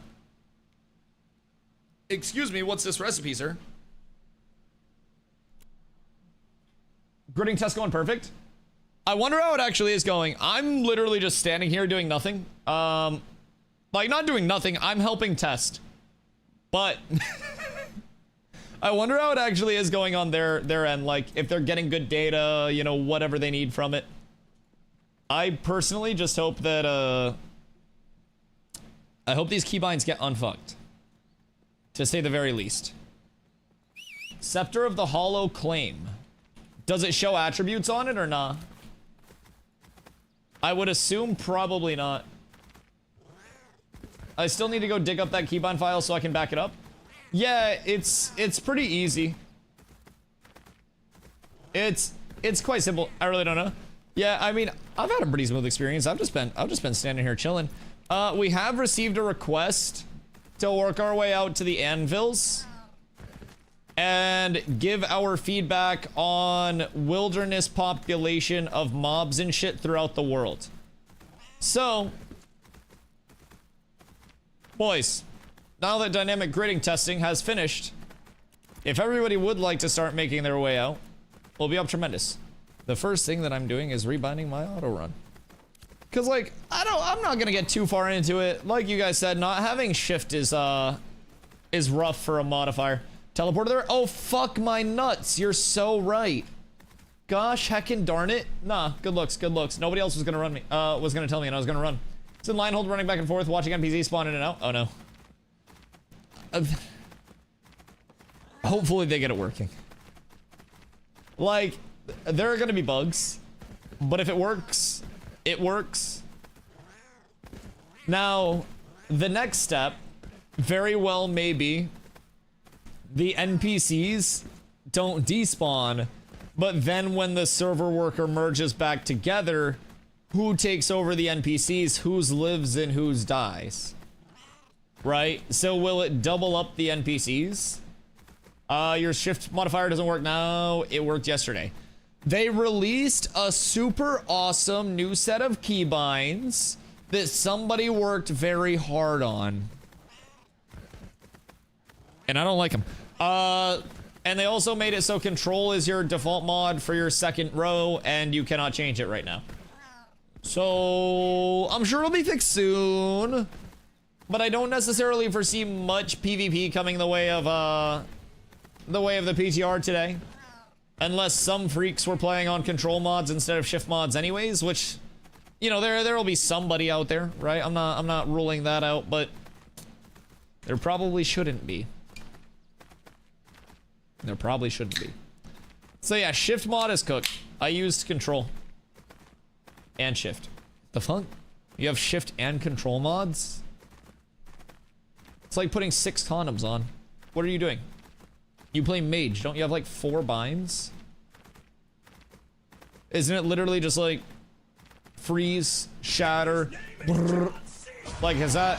I feel like that's quite legitimately it. Ayo, Puck! What up, my goat? How are you today, brother? Thank you for the raid. I appreciate you sending the love through. Raiders, welcome in. If you haven't been here before, thank you for being here today. My name's Dusty. I do stream every single day starting around 2 p.m. EST. I am a daily Ashes content creator. I stream 8 to 12 hours of Ashes a day. And right now we are over on the private test realm. We're trying to get all the testing in that we possibly can. And we have been dispatched on a side quest from the lords themselves to check out some wilderness population in the anvils. Where is this teleporter, by the way? Y'all said it was like left side as we go out? Am I missing something? Like you go out the starting castle and then go left towards Samia's? Right? In spawn. Oh, like inside. Oh, okay. Next to the Ember Spring Divine Gate. Oh, okay, so I have to go inside. I thought they were taking it down. They just did a quick restart. They took it down for a second, but now it's already back up. So we received word. Let's see here. Oh, okay. Dungeon teleporter. Oh shit. So usually the laws of Vera prevent us from using light-packed portals for short-distance teleportation. But thanks to Vyra, a temporary exception has been made for this season's PTR testers. Since you are one of our privileged playtesters, I can transport you to one of the new and exciting pocket dungeons found in the Anvils. If you know where you would like to go, please make your choice now. Interesting. Interesting. All right. Don't go to Forge. It's empty. Wait, Forge? I have Nexus Regulator, Surge Conduit, Veinebreaker Mines, Legacy Vaults, and Hollow Hearth. Oh, Varnox Forge is another one. Gallows Gate Exchange. I feel like the Veinebreaker Mines would be up in the mountains somewhere. But the Surge Conduit sounds kind of fire. Gallows Gate Exchange sounds like it'd be really cool. It sounds like it'd have fucking like a market theme to it. These are kind of fire. Like if they're thematic at all.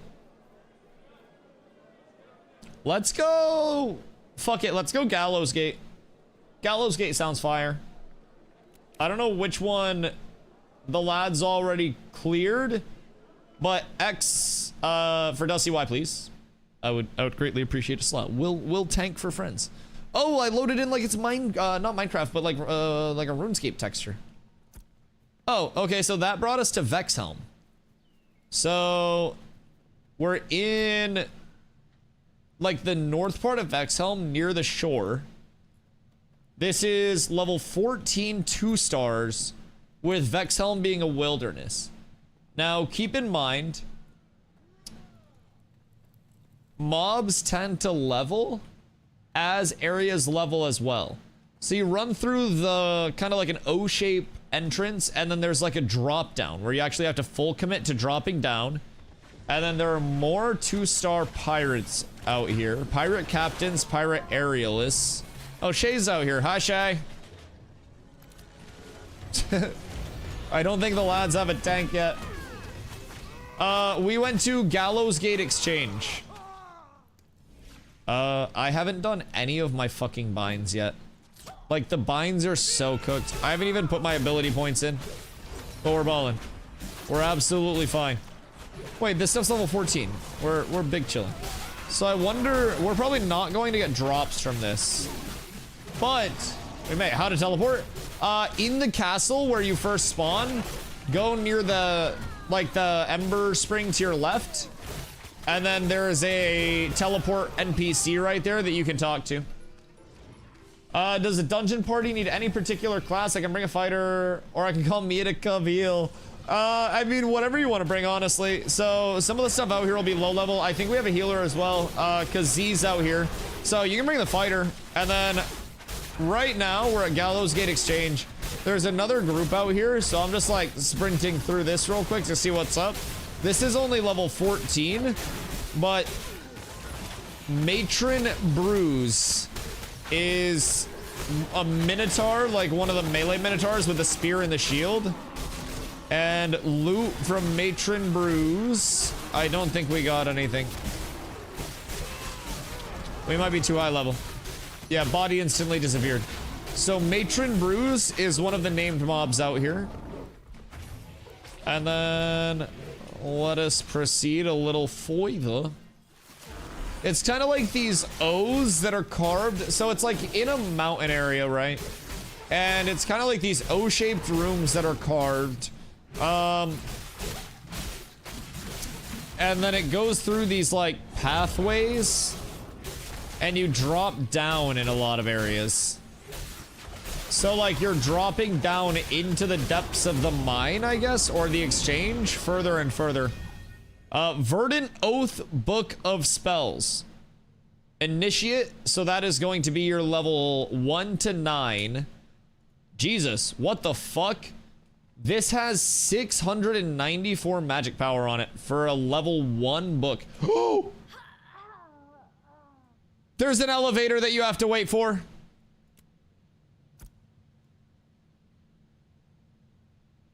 Chat, they put elevators in the game.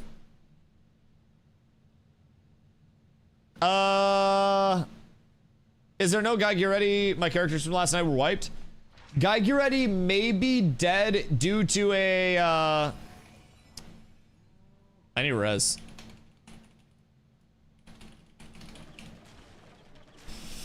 Oh, we're so down, horrendous. Oh no. But yeah, so Guy Guretti may have become a victim of the great server worker merges and splits of 2025. But we hope he returns soon. Oh god. Oh my god. Oh, that was so scary. Okay. So, fall damage is a real thing, by the way. Just keep that in mind. I made a terrible mistake. Chat, we'll drink to that. After the reset, stats are back on items? No, so like the base stats still show up. So on armor, you'll see the mitigation on it, like that top stat, but you don't see any of the like attribute stat rolls, if that makes sense. So you won't see like any, you know, fizz power rating on armor, fizz crit chance, any of that stuff, right? Do the server worker split guy's toast? Like, if we think about it, he probably died a really fucking painful death. Green tin hoop earrings dropped out here. So it seems like drop rates are actually quite good on the PTR. We've already in this time found 2 greens, and this is level 14-ish. So this could be a Steel Bloom competitor if you get out here very early before the nodes are leveled. It seems like you have 3-star named mobs out here as well. Do we want raid? I have chat coming in too. Xan's lead right now, but I'm pretty sure I can just have him pass me lead, and then we can get a raid going. Hello, Shay. Thank you for the hydrate, brother. I choose Celsius. Oh, cute. There's a little dwarf statue out here. Neat. He's got a little hammer. Philgly will love that. Dwarf statues are W's. It looks like that area may be a door that can open later, but it's sealed. I'll toss you lead. Okay, DM me DustyWhy in game if you guys need an invite. I have a raid going. I don't think that we, like, got anything crazy there, right? Oh, thank you for the salve, sir. The big hydrates. Drink. I shall. I'm drinking the gamer juice. Oh shit, boss is up. Kavrock the Taxed. Nice, because this is supposed to be like a marketplace area.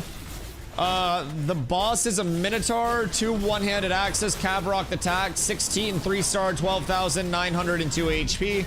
Has a last stand that he pops similar to the dwarves in Forge, where you have to let him get that cast off, and then you can kill after that. Wait, my level got reset? What the hell? Why'd I just hit level 2? Wait, what?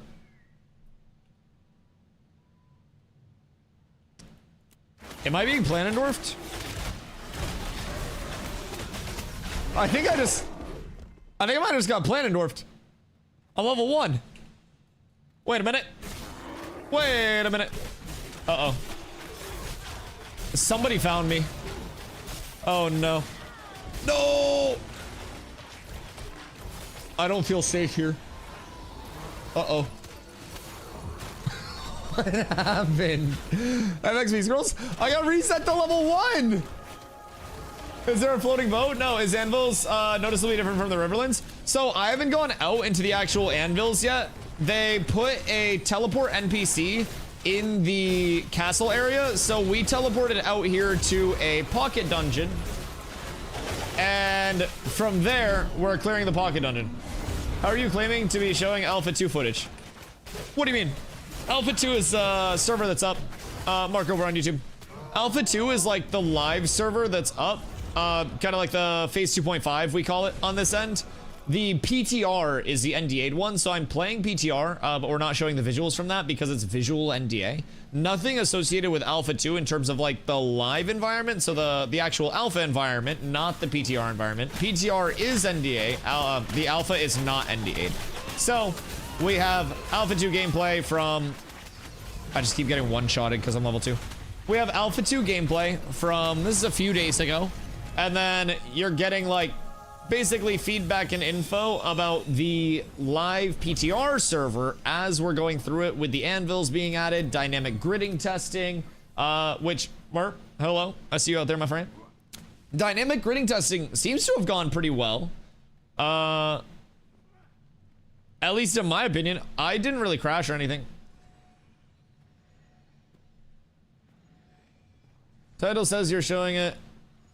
No, not at all. You can't show it. There's no sort of clickbait at all. We're testing it and we're discussing what's over here. I think with any baseline knowledge of kind of like what's up with the playtesting environment and stuff, you'd kind of know that. But you can always ask questions too. It's not as much advertising that we're showing it, and I don't really think that anywhere in the title does say we're showing it, fortunately.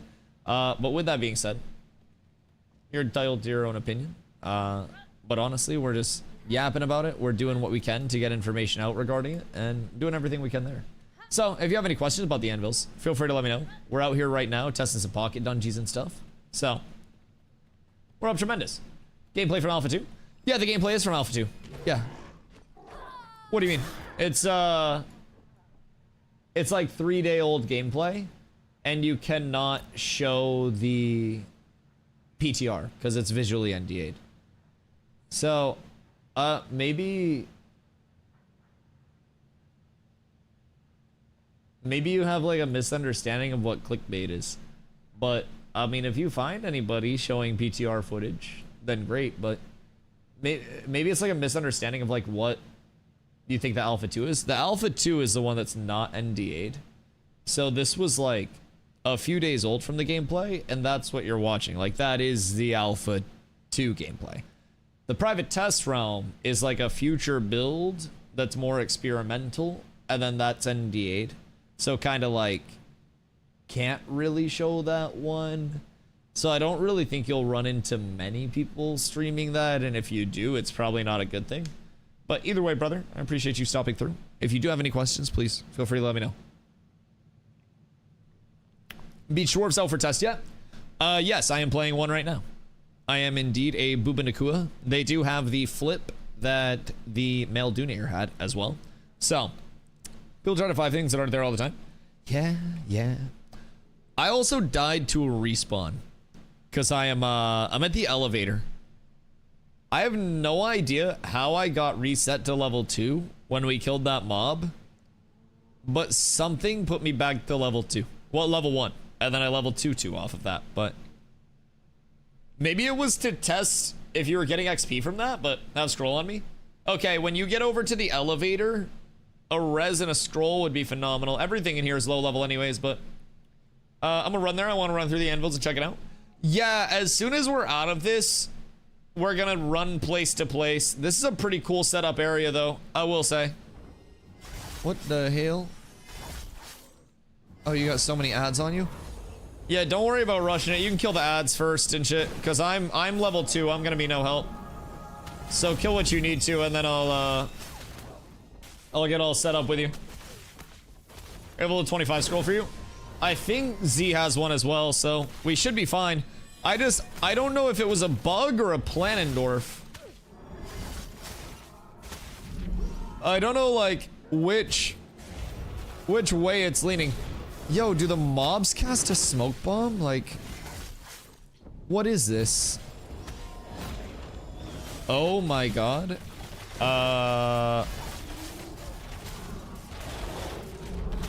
Yo?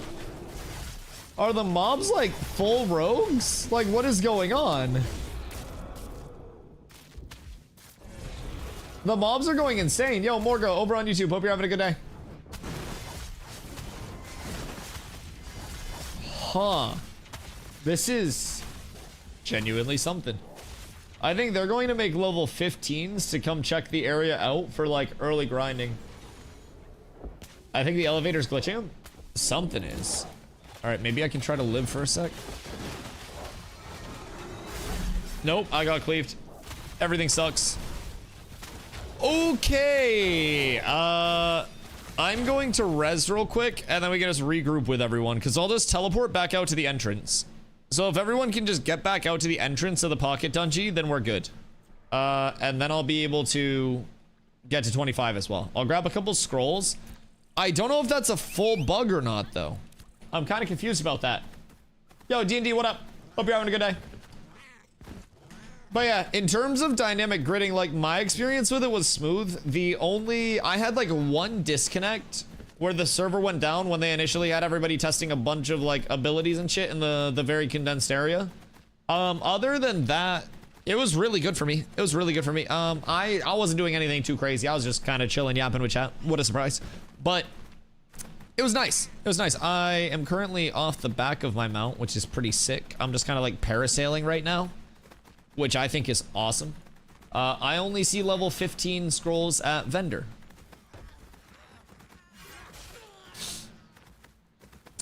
Sometimes like the cold embrace of death seems a little bit warmer than the day before, you know? Like, at a certain point, and no armor. They want us testing level 15 at the anvils. Wait. Wait.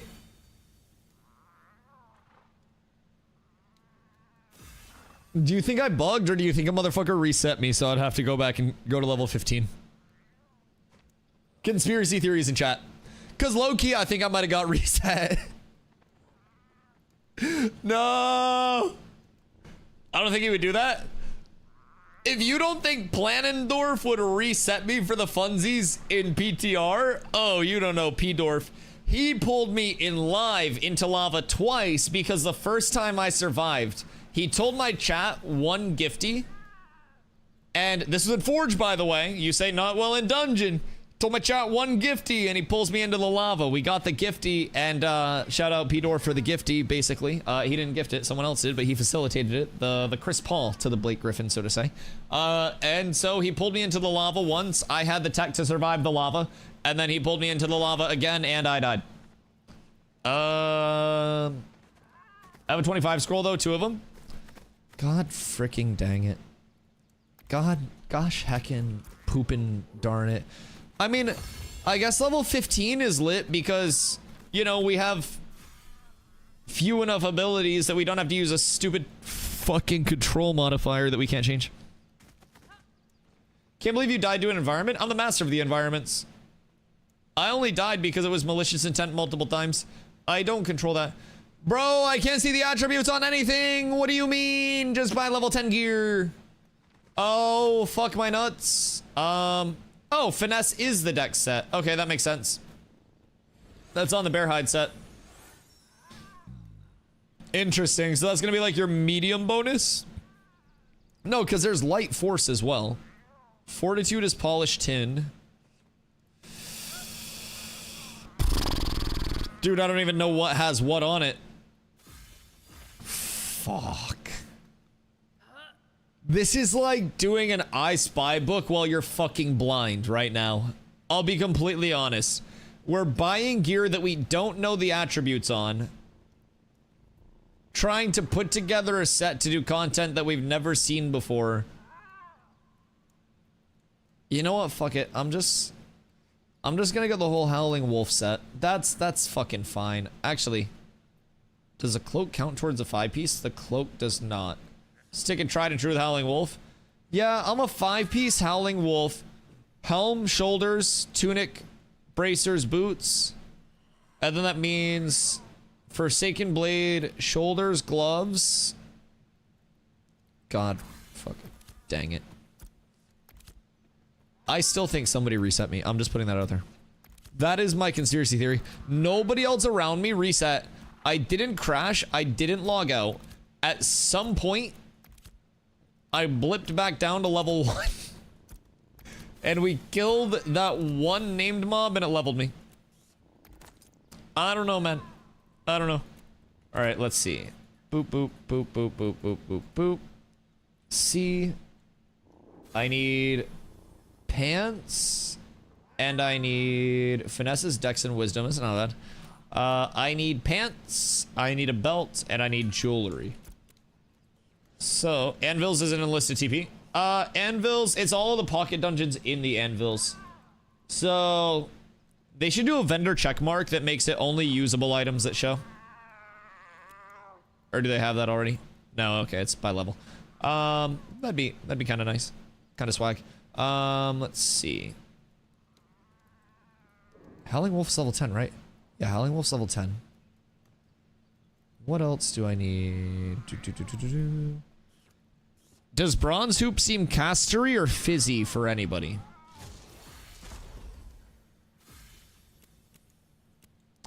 Because I'm level 15 right now.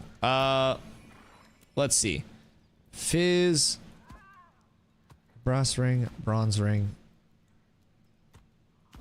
Okay.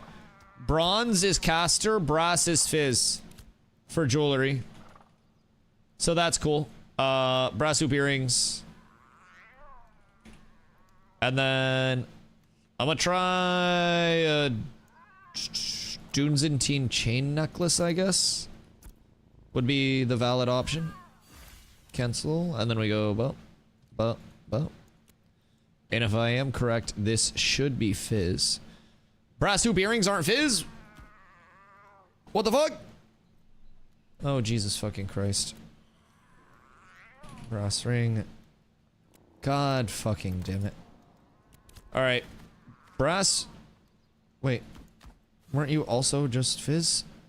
Do neither of these have fizz power on them? What are the malarkey? Brass ring, bronze ring. Tin ring and emerald ring maybe for fizz, since it's gray. Let's try emerald earrings, emerald rings. Oh my fucking god, I hate this. It feels like a fucking scavenger hunt. Okay, emerald rings are fizz power, fizz crit chance. And fizz accuracy, it looks like. Fizz power, fizz crit chance, fizz accuracy on emerald rings. Emerald earrings. Fizz power. Fizz crit power and fizz attack speed. So I'm just grabbing emerald stuff. Emerald necklace. Okay. Emerald necklace is now on. Emerald necklace is not fizz. Bruh, I hate this game. God fucking damn it. Necklace. Stillglade is level 0. Dunzantine chain is caster.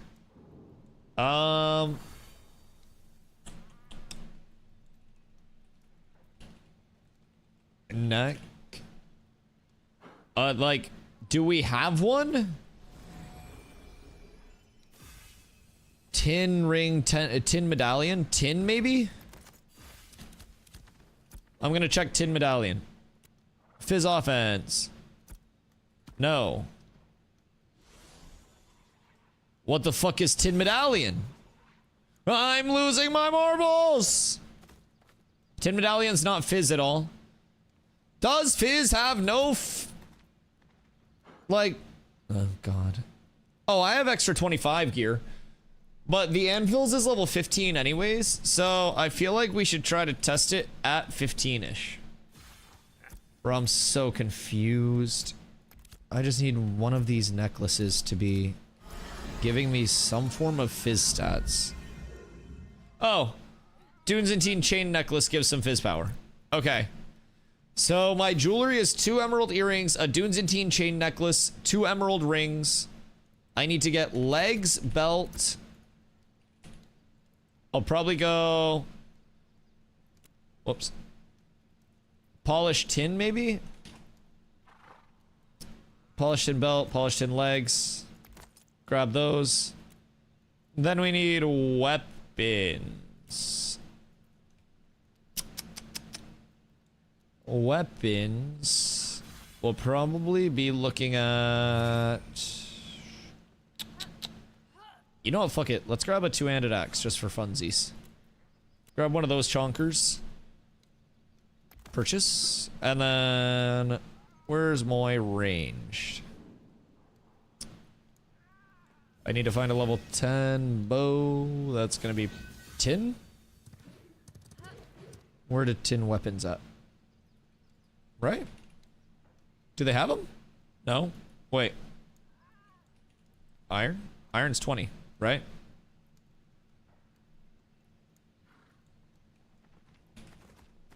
Forsaken Blades? No. Yeah, Forsaken Blades 10. Okay. Forsaken, yeah.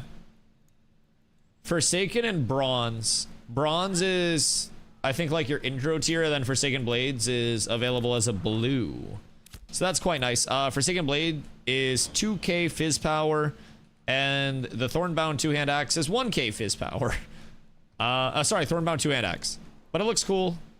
So, after acquiring my gear pieces and getting them all switched out, I am sitting at a cool, calm, and collected 148 fizz power, 31.1 fizz crit chance, 173.1 fizz crit power, 96.8 attack speed.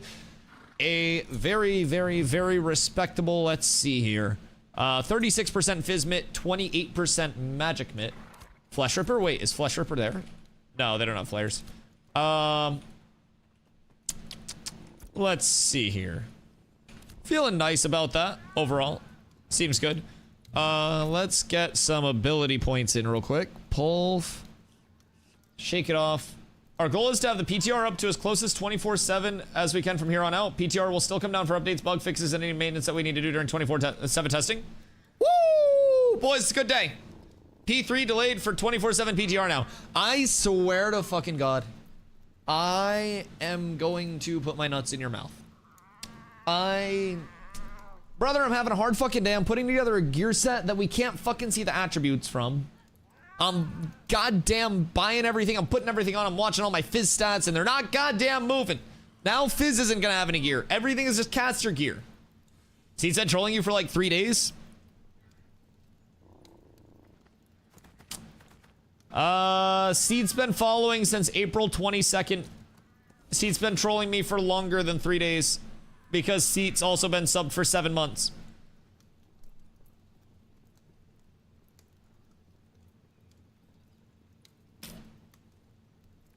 But also 3 days. Yeah, also 3 days. Especially the last 3 days. Daily restarts for PTR scheduled for 11 p.m. PST. Fucking demon time. God damn it. Well, what time is that in EU? Oh wait, I see our EUs. GM Zelzendroth. Rogue. Who do we think Zelzendroth is? Whose like undercover account is that?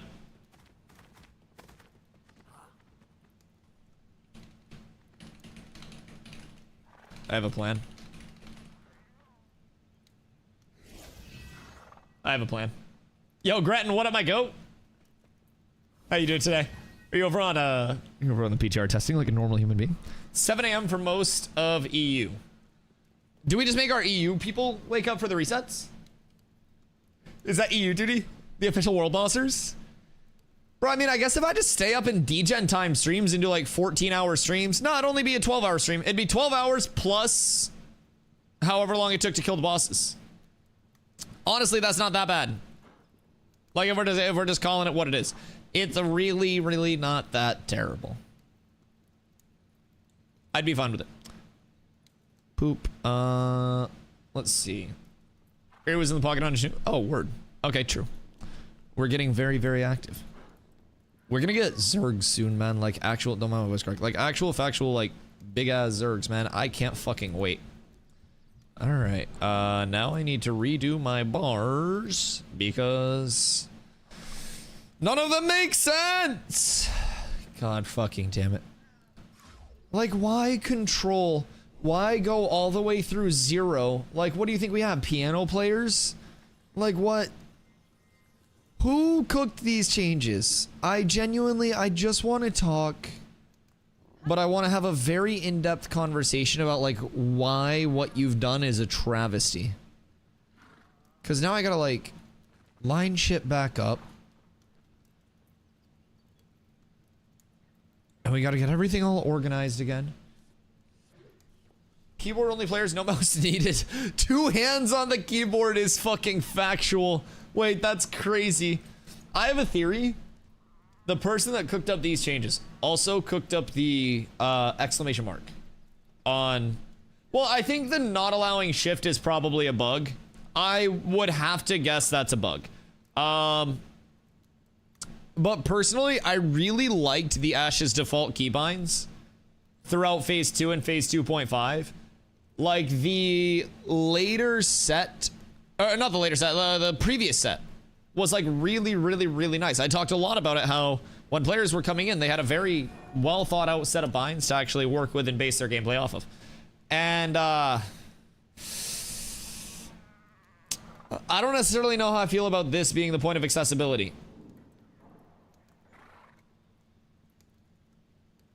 Feels a little rough. Feels a little rough. Goon. That's not Carla. And somebody's just named Goon. So there's going to be a Goon and a double Goon now. There's Goonie. Rogue QA GM. New test GM. I'm curious who all of the GMs are that are like active and on duty right now. Alright, I'm going to pop Coombsy's wife. Coombsy? Wait, they put Gustavus over here. Does Gustavus have other swag? Nah, I think him and Guy are the same right now. I think it's the same. All right, Gallows Gate Exchange. And then I'm gonna run outside of the exchange real quick just to see what's what other. And then I'll redo my binds real quick. Game options, action bars. Gosh, dang it. Oh, wait, what? Yeah, there are multiple binds that aren't working. I can't bind my second thumb button, like my lower thumb button. Oh, wait, never mind, it went through. I just had to do it again. Weird. Very weird. Let's see. We go R, T, then we go V, and then we go G. Okay. I really can't. Huh, it just doesn't like override it. Can we clear it? Huh. Shift just registers as control. What if? Okay, yeah. No, shift literally just registers as control instead. That's a little something. That is definitely what I would call something interesting, but we'll figure that out as we go. I remember a while back I was having problems using shift for binds on the live server, and eventually they fixed it. This has got to be a bug.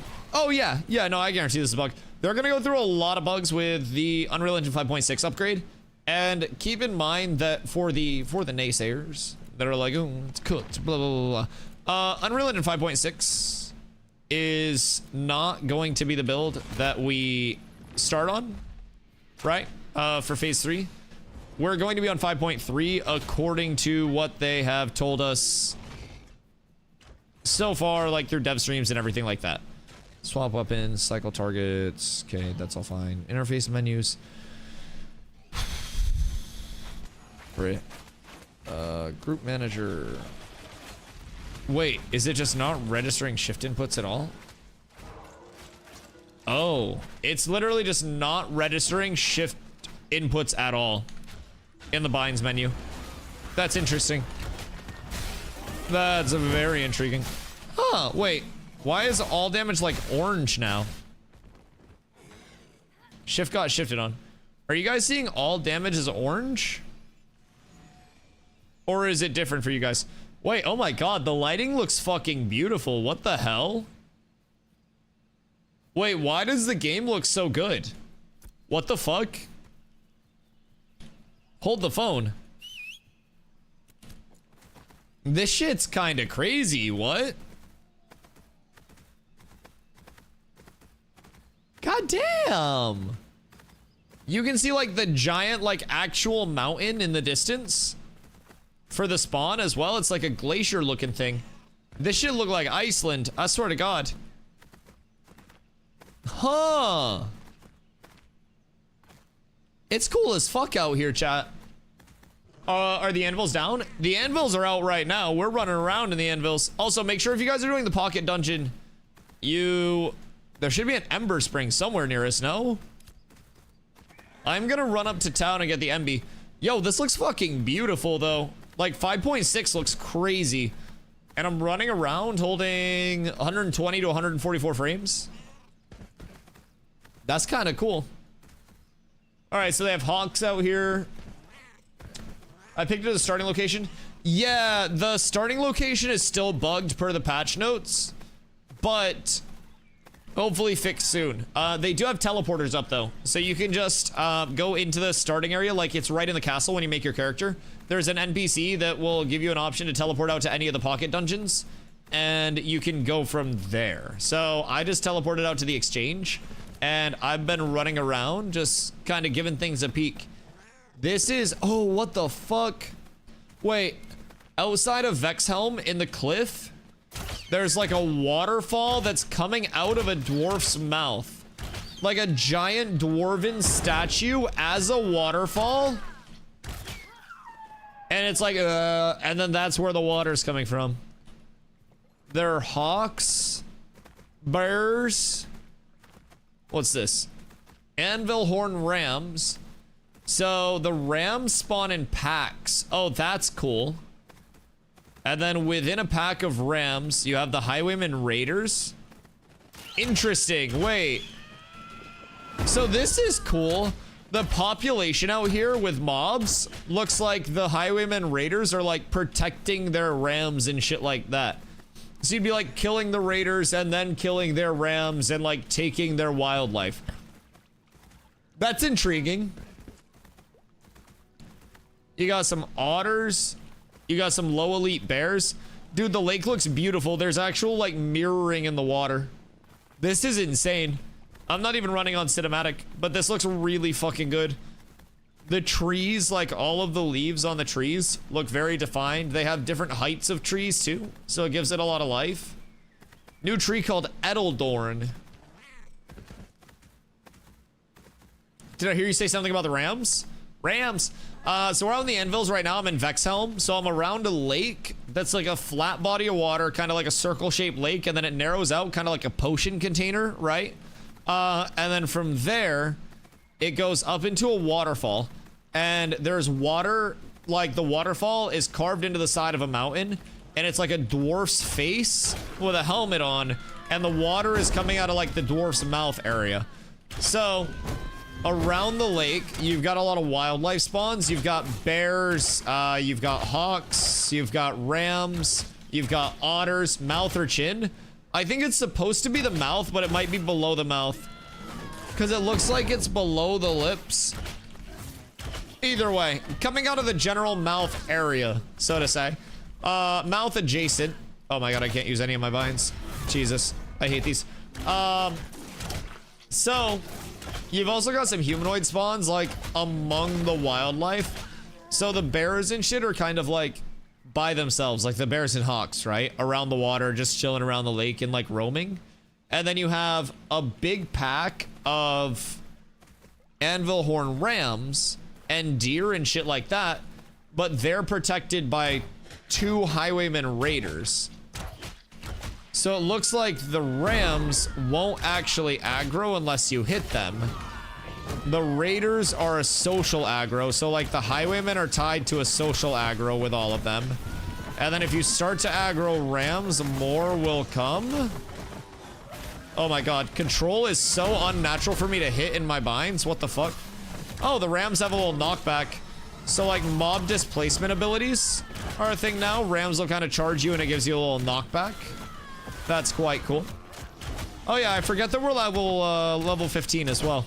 So that'll be intriguing. I've worked off all my XP debt, and from level appropriate mobs that are non-elites, it's about 500 XP, and you can kill them quite quickly. Although, did I get XP for killing the rams? I don't think I'm getting XP. Oh, it might be because Z's level 25. Wait, Z, try not hitting the mobs for a sec. Because I think your contribution might be nuking my XP. Roshan said something about shift plus and alt plus. What'd he say? Don't clickbait me like that. Anvils reminds me of Mulgore, so the Minotaur's here is a nice touch. I haven't seen the Minotaurs other than like in the pocket dungeon, but that is a nice touch, yes. It's very glacier-y. I also like that you've got a very big focal point in terms of the big-ass glacier-looking mountain off in the distance, too. It's kind of cool. Alright, I think there I got 2650 XP. Let me kill another one without you touching it. This place beautiful. Yes, the anvils is extremely aesthetically pleasing. 648 XP. So if you have somebody high level hit the mobs that you're hitting, it will cook your XP. Mountain lions. Recipe: Forsaken Magic One-Handed Rapier. But instead of being attuned to Forsaken Magic One-Handed Rapier, it is tied into a one-handed fizz axe called Stick Choppa. It is green adept, 858 fizz power, 286 fizz crit chance. A desperate excuse for an axe built from what was nearby rather than what was wise. It doesn't promise victory, it just wants to hit something. Fucking banger flavor text, by the way. Absolute banger. Alright, so this area is sick. The height is really intriguing. Like, height's going to be a bitch to navigate. Is Anvil supposed to have 4 seasons too? I do not know, because it is adjacent to the tropical climate, but you've got the glacier that's like the big snow-capped mountain. That's the focal point of the area. So this area almost seems like it was like carved by the glacier, right? Isn't there a snow region at the top of the continent we're on, or is that another one? There is above us the Dunes and Kill mountain range, and then we have a Badlands, a forest. There's an island above us, top left. I want to say that's Sejoma, right? And then there will be a lot of seasonal areas though, you know? Like, not every snowy area on the map, like concept art, is gonna be permafrost, so. New height with the fall damage? Yeah, although you can sacrifice your mounts, but Jesus Christ. Nah, this is actually crazy. So you just like go up to a high ground and you can see for so far, and you're gonna see the levels of like height change. It's very like sheer up down height changes. It doesn't look very accessible, so finding pathing between areas is going to be massive. I'm heading over right now from Vexhelm in the bottom left to Kaltorum. Easy way to get to the anvils: in the castle, right when you spawn in, turn left and go to the Ember Spring inside the castle, the very first one. And then from there, you can talk to Gustavus. He's your level 15 gear vendor. And then you can talk to the NPC out there to teleport you out here. And you can pick one of the pocket dungeons and then just kind of like run there. And there's a lot of mobs missing. In the forge, there's nothing yet. Oh yeah, well that may be a bug if there's nothing populated there.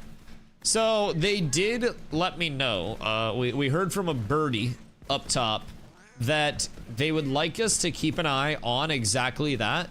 So how the wilderness population throughout the world feels. If it feels like natural population, if it feels like some areas are too thick, some areas are too thin, like what it's looking like. So Steven said on the Discord there will be an announcement soon. Ayo. I hope they announce that everybody should check their Twitch primes. Because if they don't, then that's going to be a throw. So why was my damage text showing as orange previously? Because abilities are yellow. But my damage text against certain mobs is showing as orange. Oh. Interesting.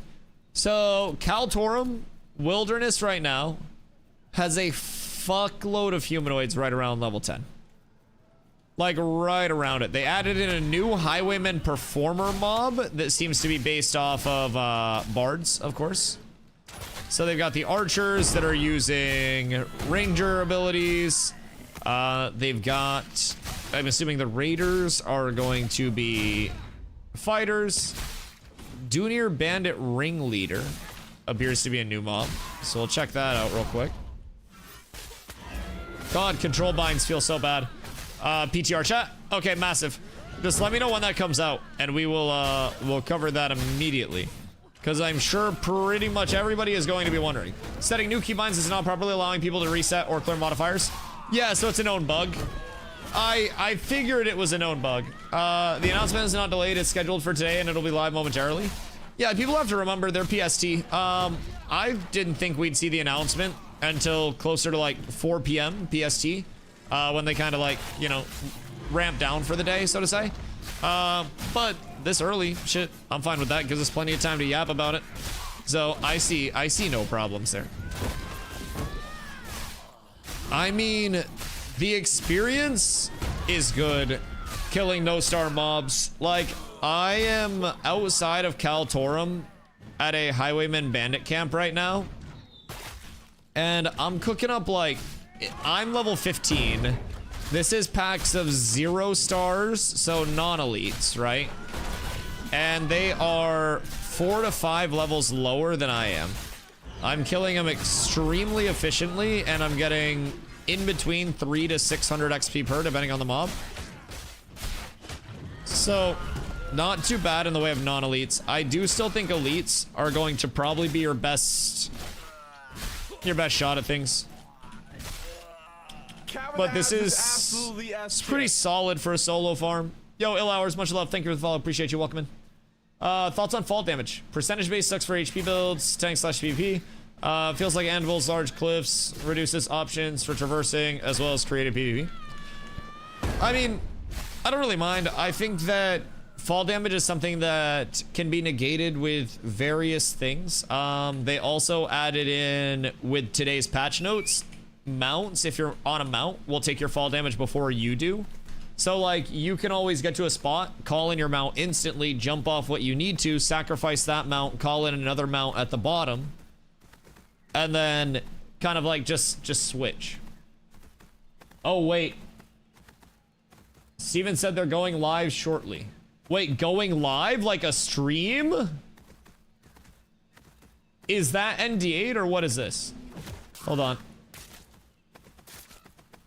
Hold on. Is this ND8 or is this live? I think this is live, right? Okay, yeah, this is not ND8. I don't have to sign in for this.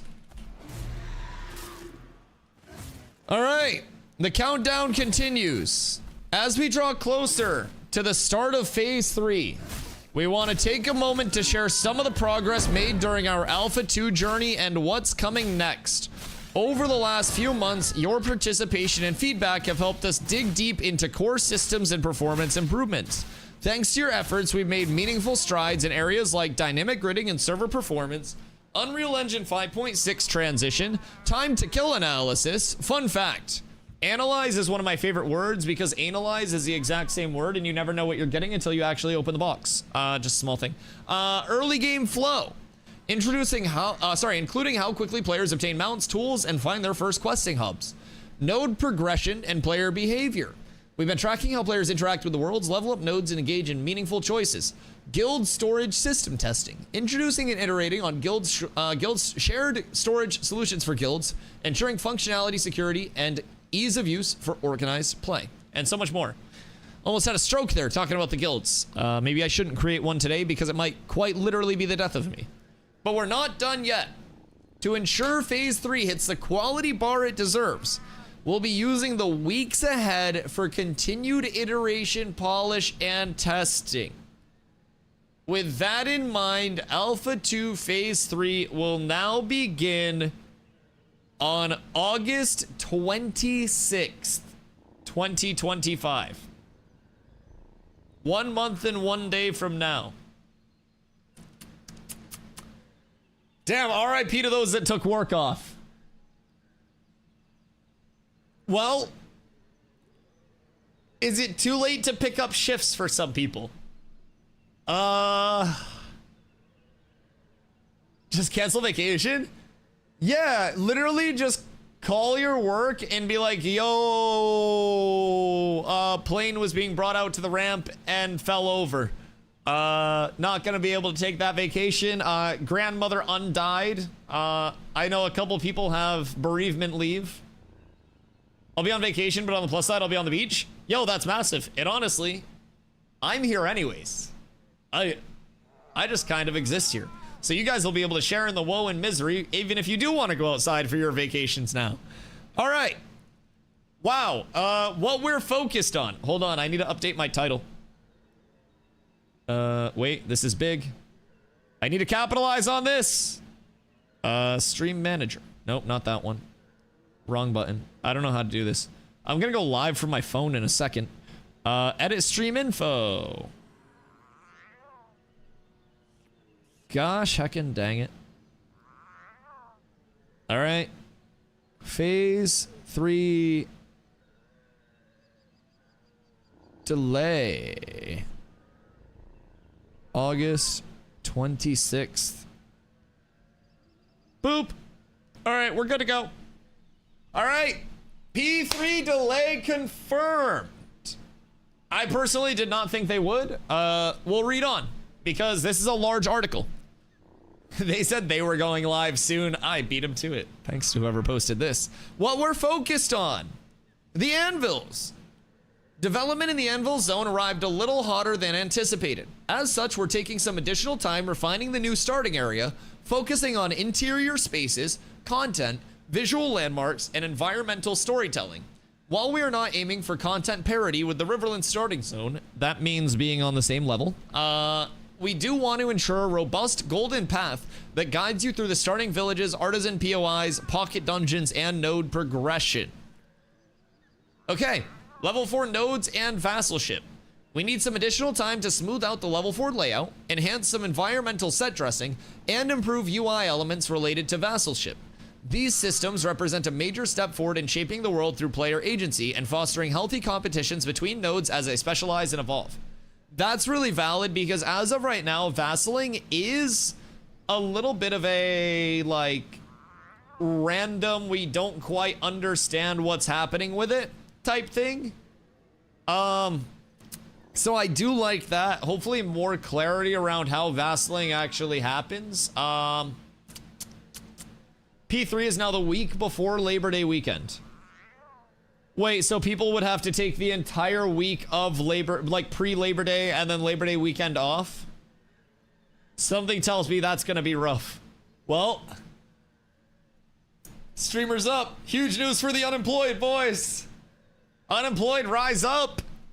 Making unemployed only group for phase 3 launch. And honestly, some of you that currently have jobs may be able to join that after you ask for more time off. So, cheers. Work from home for the win. You and your job. You and your consistency. Because I'm not crazy. Hey, I said it could always happen, brother. I said it could always happen. I appreciate you thinking about it enough to come back in, though. Yeah, I mean, I said it could always happen. I said I personally didn't think it would happen, but anything's possible. Now, we're reading right now about why they're going into it, and I'm sure they will say, just like they emphasized earlier on, bringing P3 in at a spot where it's more progressed is their goal. And hopefully having that, like, big bang for first-time players, which, I get it. I get it. August 26th. Okay, see you after work. Bye, Hoof. Say love you. Have a good day at work, dog. Pumped I can cancel, then have enough for the whole week. Not half of it. You're all tremendous. Oh, do you want another crap out of me? I didn't white knight you at all. You went on this really weird stance about how me discussing that not everything had to be implemented at once was cope. And you were very weird about it. And I also would like to say that you thought about me enough with your time away from this stream to come back into the stream and try to be like, I got you, streamer. Brother, that doesn't make me strange because you said that phase 3 wouldn't launch unless it had all of the phase 3 features. I'm just saying. That makes you look weird for, like, taking time out of your day. I'm just saying. You realize you're coming at the person right now that's probably the most like anything could happen content creator that we have, and trying to be very, very weird. I didn't come at you for saying it was going to be delayed.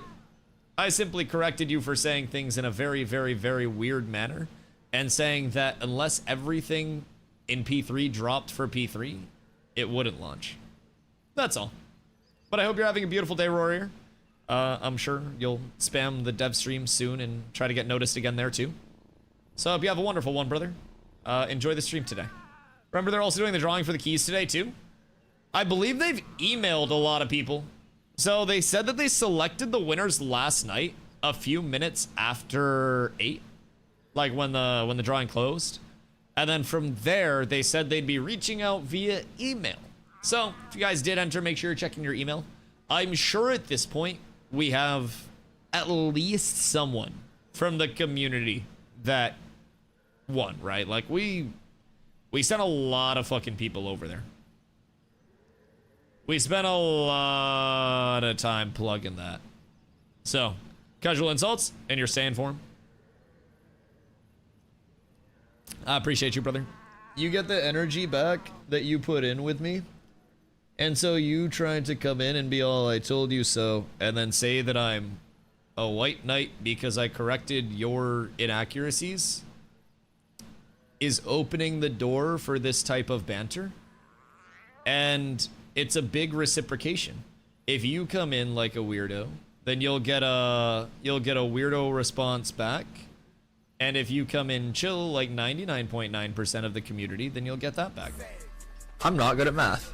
I'm not very smart. I never claimed to be, but I claim to be logical. And this is some pretty straightforward logic.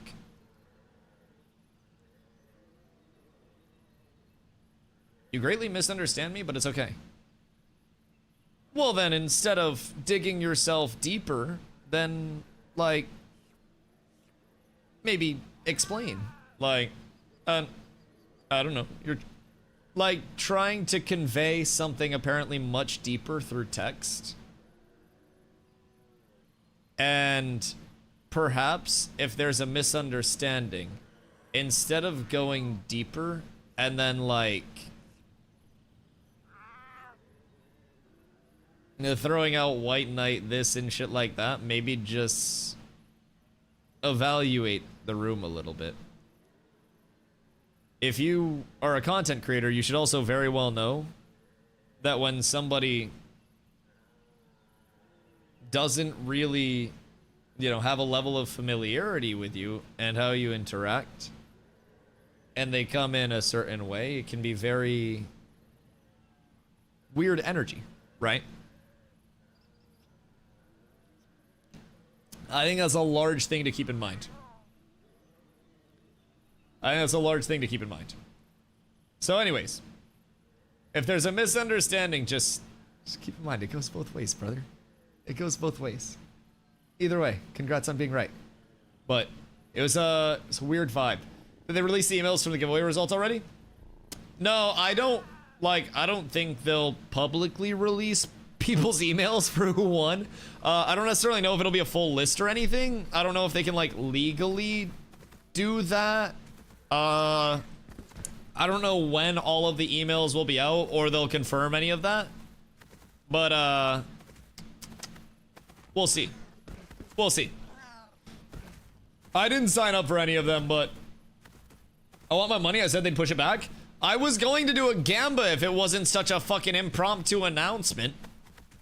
I said they could, but I didn't think they were going to. I thought we were just gonna get some new goddamn servers throughout it. That was my take. I still think we're getting new servers throughout it. Because one thing that we tried to ask everyone was like, all Gleam winners have been emailed? Word, RIP if you guys didn't get the key. But like, I don't know, I mean, we didn't even get through reading all this. This is actually going on to the benefits of the delay and like why they're doing it. So they're supposedly going live soon with a little stream as well, but we'll check it out. We'll see what's what. So hopefully we have some people that did get their key from that. I didn't join that because I was lazy. I thought someone in chat said that Steven said they're going live in a minute, or like momentarily or something, or in a little bit. That could have been Kapinski. And they could have just meant that this article was going live. That's news? Yeah, I didn't directly hear anything about it. Because that would have been an impromptu, like, maybe Steven personal stream, if anything. But the dev stream is next week.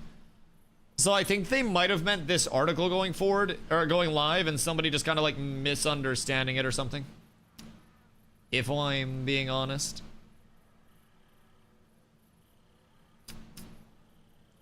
Maggie just confirmed no summoner in August. I mean, yeah, summoner in August was September, October per the last dev stream. Not seeing anything about a stream? Okay, somebody probably just misunderstood something then. Yeah, no, summoner was September to October per the last dev stream. I don't even know if it was going to be like PTR in August, but could be longer towards, he said going live shortly. Interesting. Oh, yeah, so maybe he just meant the article. Maybe.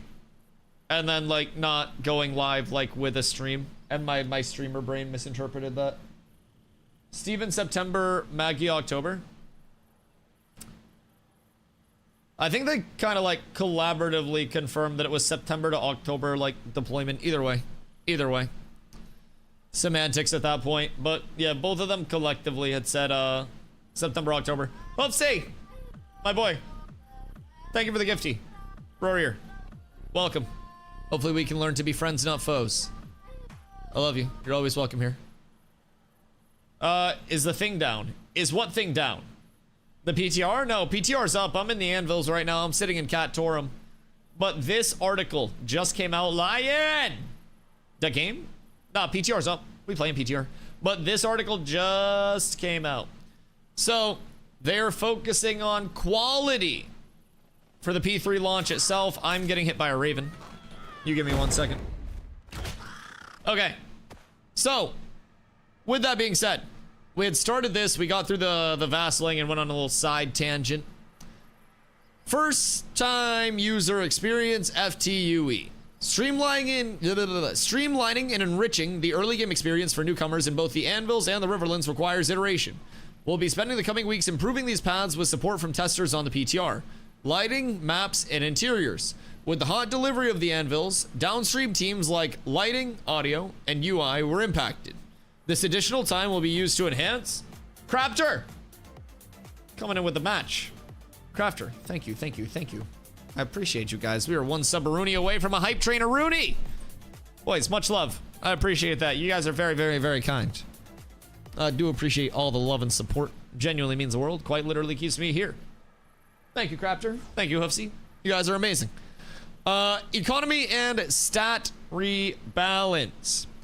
Our economy refactor has touched every aspect of the game and demanded significant time and effort from the team. Based on recent feedback and data, we're continuing our rework of rewards, item values, scaling, and more. We'll use this extra time on the PTR to test and tune these systems to ensure a proper start to phase 3. You've got the mining supplies. Oh shit. Oh shit. Alright, so ongoing econ and stat rebalance. So they want to have that ready for P3. Dynamic gridding, server worker, and realm improvements. We accomplished a huge feat this month with our glorious testers on PTR, having successfully split and removed server workers from the grid during runtime.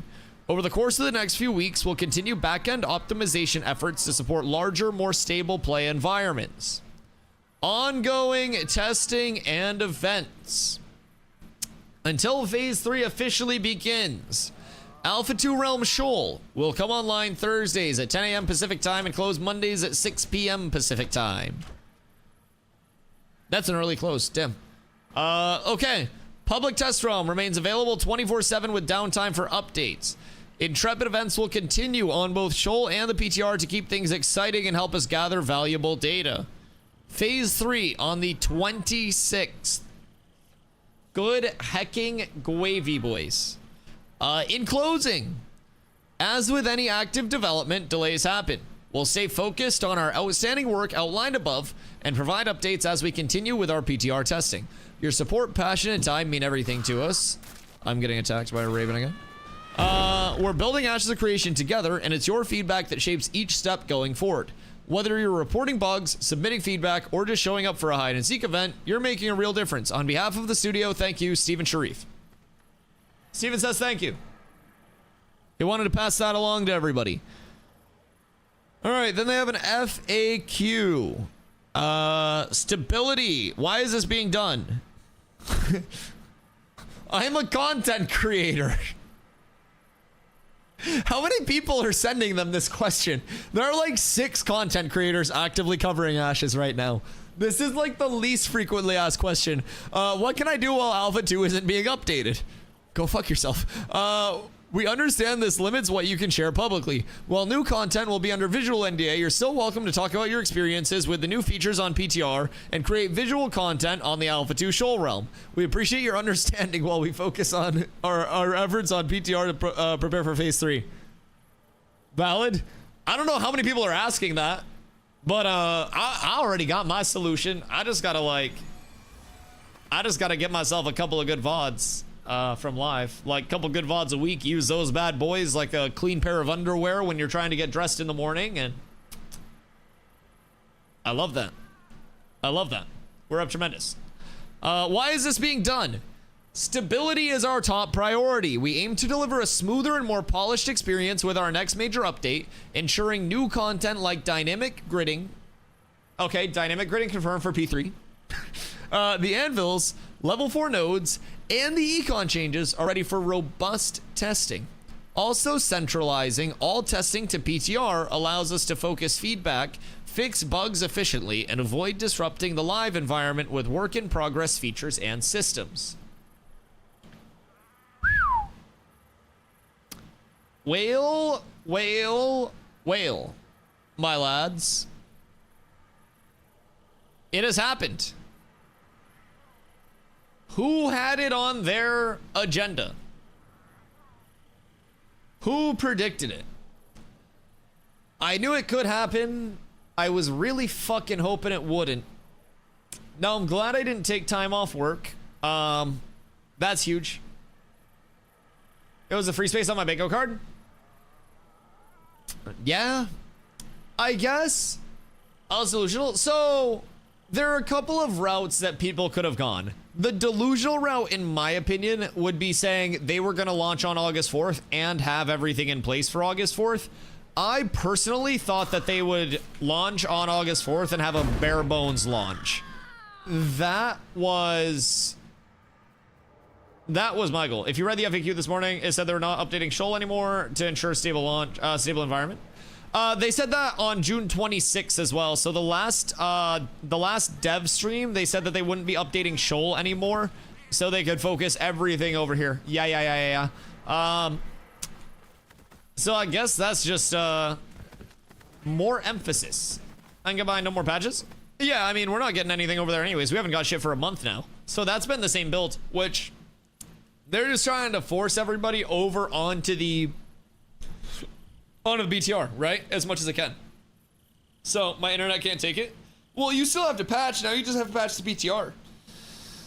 Because playing on live for the next month is going to be fucking cooked. The next month is going to be tough. I won't lie.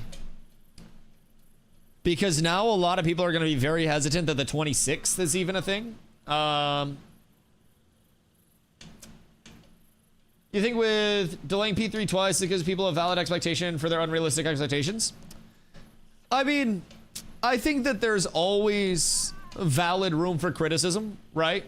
With unideal scenarios. I think delays happen a lot, right? But criticism's always valid when things are pushed back and delayed and stuff like that. I don't see Steven delaying twice. Steven did delay twice.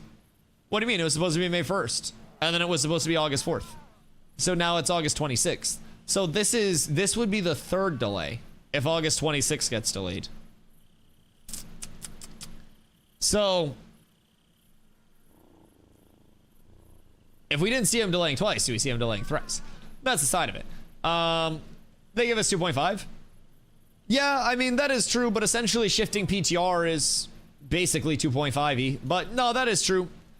While it, like, fundamentally it was still a delay and extension, however you want to look at it.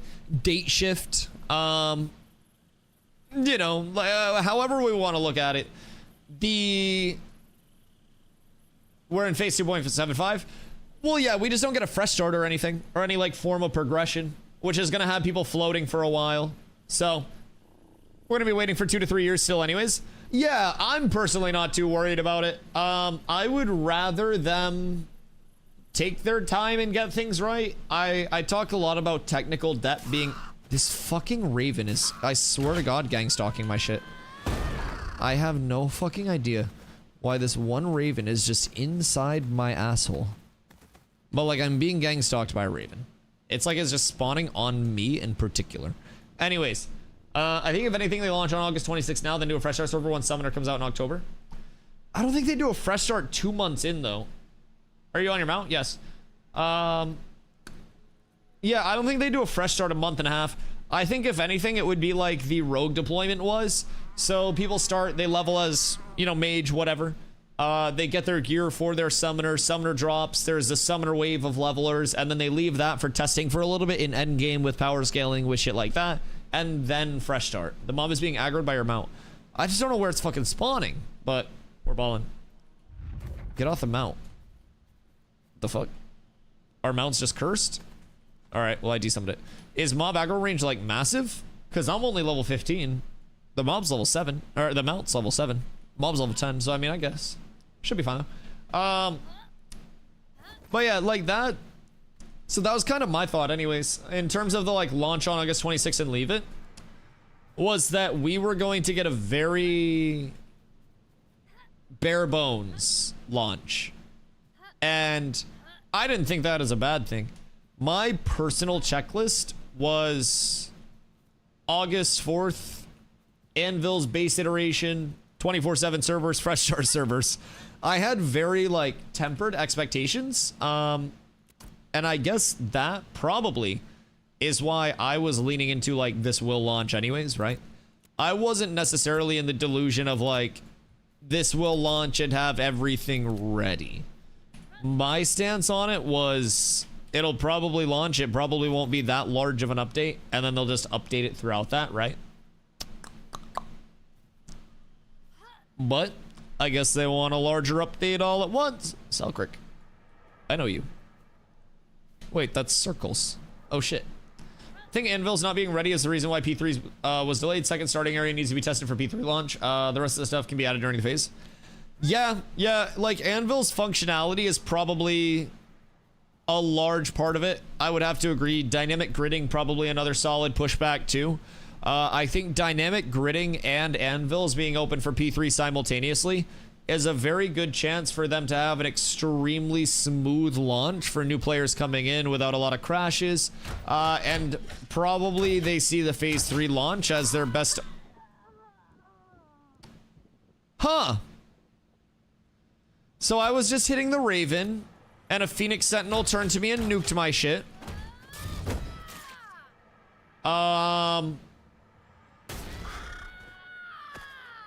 So that was intriguing. Not sure if it's worth to level up from 15. Oh yeah, that's true. They took out Guy, get ready for level 25, huh? Yeah, did you see GTA 6 had a patent on their version of dynamic gridding? Is GTA 6 doing dynamic gridding? I'm not too familiar with much like that GTA 6 is cooking up, honestly. I know this is like sacrilege to say, but I've never been a huge like GTA person. But I'm always down to learn more. I always just played like other shit. I was playing like ARPGs and MMOs and MOBAs and stuff like that. I think I'm just gonna check out until there is some fun PTR stuff. Yeah, something tells me the next month is gonna be real fucking tough, dude. Something tells me the next month, the Ashes directory is probably gonna get low, in terms of viewers. And in terms of playtesters. Because I don't think a lot of people are going to be coming through. I'll still be here testing. I also will be. I'm not letting it kind of like dissuade anything. I think there's still a lot of valid like recruitment and community building to be done during the phase. You know, in the lead up to P3 as well. And if there are guilds that are unsure about what they're doing because of it, that just gives us more of an opportunity to double down and recruit even more. So, people talking about econ change, like what could you possibly want to change with econ outside of banning RMT and hackers? I mean, I think a lot of people were very, like, concerned about... Because econ's a very wide arcing word, right? Econ is essentially like saying liquid and then expecting people to discern which liquid you're talking about. So econ can cover everything from mob drop rates to quest rewards to fucking gathering spawns to tax rates to refining costs to vendor costs to market fees to how expensive is it to get an Ebon Omen, like how much is it for citizens to get their bank tab. Like econ is everything in the game, and we have to realize that like they're designing an economy that is quite literally a fucking full world economy. Essentially, they need to have a living, breathing economy the same way that we do IRL, with supply and demand taken into account, inflation, deflation, sinks, dumps, taxes, all of it. Like there's a lot that econ is going to touch. And so I guess that's kind of part of the reason why I didn't have econ in my like necessities for P3 launch, so to say, and had it more along the lines of econ is like a living, breathing thing and will continue to get implemented upon as we continue. And that's also part of why I think it'll be fresh starts throughout P3 as well. I think that P3 is going to have a lot of fucking changes coming in. A lot of changes. And over the course of P3, econ will change, node prog will change, leveling prog will change, gearing will change, like everything will change. So I didn't necessarily have too much in the bucket of like, we need the full econ change for the start of P3. I do understand it though. If they have econ changes that are substantial for the early game that they do want tested, it makes more sense to have focused testing on them than have people progging past them. I absolutely get that. I just didn't necessarily think that was going to be something that they were like hard prioing. I got my GT account banned for changing my player model to Jesus and spawning the online servers in one spot to spawn in money. Oh, easy peasy. Especially when they get an econ designer. Brother, they already have an econ designer, you fucking goober. I hate you. They're just hiring people to expand the teams. We need econ to not be too high at P3 launch. It's easier to increase econ than roll it back. So are you saying too high in terms of what it generates for the player? Like more faucet economy than sink economy? Because I agree. I would rather have not enough spawns existing and them being able to bring in more spawns, tweak things that way, than have a surplus and then rolling it back, like you said. Because if you roll it back after the fact as well, you get into a spot where it's like, well, all the people who leveled before me got all these drops and shit like that, and then your top 1%, 5% of players who degen do get all of your wealth, and then just multiply that wealth and then keep going on top of that. So that just is like a snowball that fucks econ, but that'll always be a thing to a certain extent. But if you roll it back after the fact, it just exacerbates the issue. Static spawns seem to be gone. Surveying to work on clusters. Wait a second. So static spawns are gone. Surveying is working. And you're seeing if it works on clusters. So are you just going around dropping survey pylons and like getting the information from it? That'd actually be massive. Did you see the node building trees for Master and GM? I did, yes. Yes. Thought they have game designer and not an econ designer. So, I mean, feel free to look into it. I don't know who the fuck it is by name in terms of every member of their team. They have the job listing up, but Steven in the last dev stream iterated that those roles are fulfilled currently and being occupied. They're just looking to basically expand teams and linearize tasks, essentially, and keep people working on one thing. So I'm assuming that they either have somebody fulfilling the role right now that's working on multiple things at once, and they just want to kind of like make that easier. And this was per Steven, like last dev stream as well. So it could always, you know, change, be different, or I could always misinterpret it, right? But he said that all the roles are, you know, in place. Like the teams are functioning. The teams are good. They're just looking to expand and build upon those teams instead of like not having anybody in that. Because there's an entire econ team. And to expect them to not just be working with a lead and everybody's just freelancing, I think that's kind of, you know, unrealistic to a certain extent. I go back and work. Go back to work in like 2 weeks. A more white knight than you were. There are tons of new people rolling into this game. There are quite a bit of new players rolling in. Yes. I think a lot of that was the pre-P3 hype, but I mean, that'll build again. And keep in mind, even if like pre-P3 hype dies 20%, it doesn't really matter because it's not the launch of an alpha phase that's going to make waves. It is the week through launch that's going to make waves. So if launch hits and it's smooth for P3 on the 26th, that progression of like the 26th through, you know, the fucking first 2 weeks of Prague, if that is good, if the server is fun, and if the gameplay is solid, then you will see a lot of people getting into it as late starters.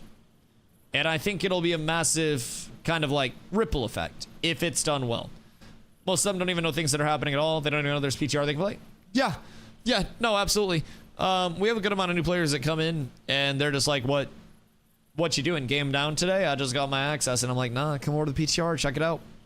But I agree. I also don't think the website does the greatest job of like iterating that the PTR is a thing for all testers. So it'll be intriguing. Player retention is never an emphasis per Steven, right, through testing, but at the end of the day, I do think there are plenty of things that could retain players right now, and they have the capabilities for player retention. It's just, I don't know, hitting things at the right time and kind of like having the implementations ready to go and in a good spot when they do go. And delays will always happen. Delays are always going to happen. I'm not too beat up about it. I mean, I'm here every day regardless. But yeah, I'm hoping that new players that are coming in don't come in and they're just like, oh, game's empty. Because I remember, shit, phase 2, when I got my snores, I was running around and every legitimately 10 to 15 seconds, I had to stop and show somebody my snores because there were so many people in the open world everywhere. And the game felt so alive. Not even the game, but the playtesting environment felt so alive comparatively to what it does now. And I'm hoping that new players don't get their experience soured like P3 even launching due to the lower number of players. So yeah. Remember stopping you one time? Yes, Sirski. Now on live, we got the Drippy Fox, but like, personally, I think the Snorse is cooler than the Fox. I think I would rather have Snorse than Fox. It's just like, it's my brand. I did give away a Snorse. I got one from Hide and Seek, and then I gave it away. I think Leon currently has it. So like, you know, it is what it is. But the Snorse is drip. The Snorse is elegance. The Snorse is life. It's got the lowrider mode. Like, I like it a lot. I genuinely think I might be Snorse for life at this point for my ground mount. I don't think there's much that'll pull me off it if the Fox didn't pull me off it. People love the fucking Snorse, but they either love it or they absolutely despise it. Some people just, they hate it. They think it's disgusting. They want it to step on salt. But like, I had the whole demo down too. I was stomping so much that it was like somebody stopping to sign autographs and shit. It was like stop, jump, put it in lowrider modes, you know, slurm around a little bit. But I know at least one person, I think 2, that took time off. Oh, I know a lot more than 2.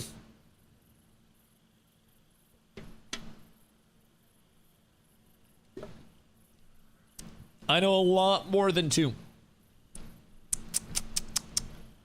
Now, that does give us more time to plan as a community. As much as I like tentacle mounts, oh, you freak. The Snorse is the most original mount I've ever seen. I love the Snorse. I know a guild that took time off. No.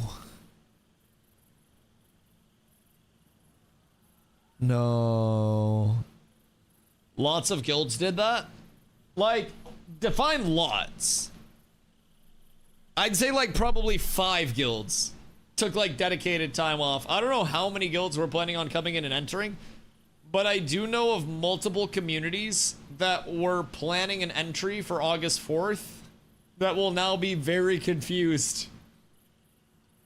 very confused if they don't hear about this. So maybe we just don't tell anyone, and on August 4th we all make new characters and just like pretend. That'd be kind of cool. We can always just, you know, cook it up. Oh no. Z, you have to give 4 weeks notice? Yikes. So that's just outside of the range of what you could do, right? No, you can still do it right now. You can get more. The delay messed up really bad with my PTO, and I can't cancel it.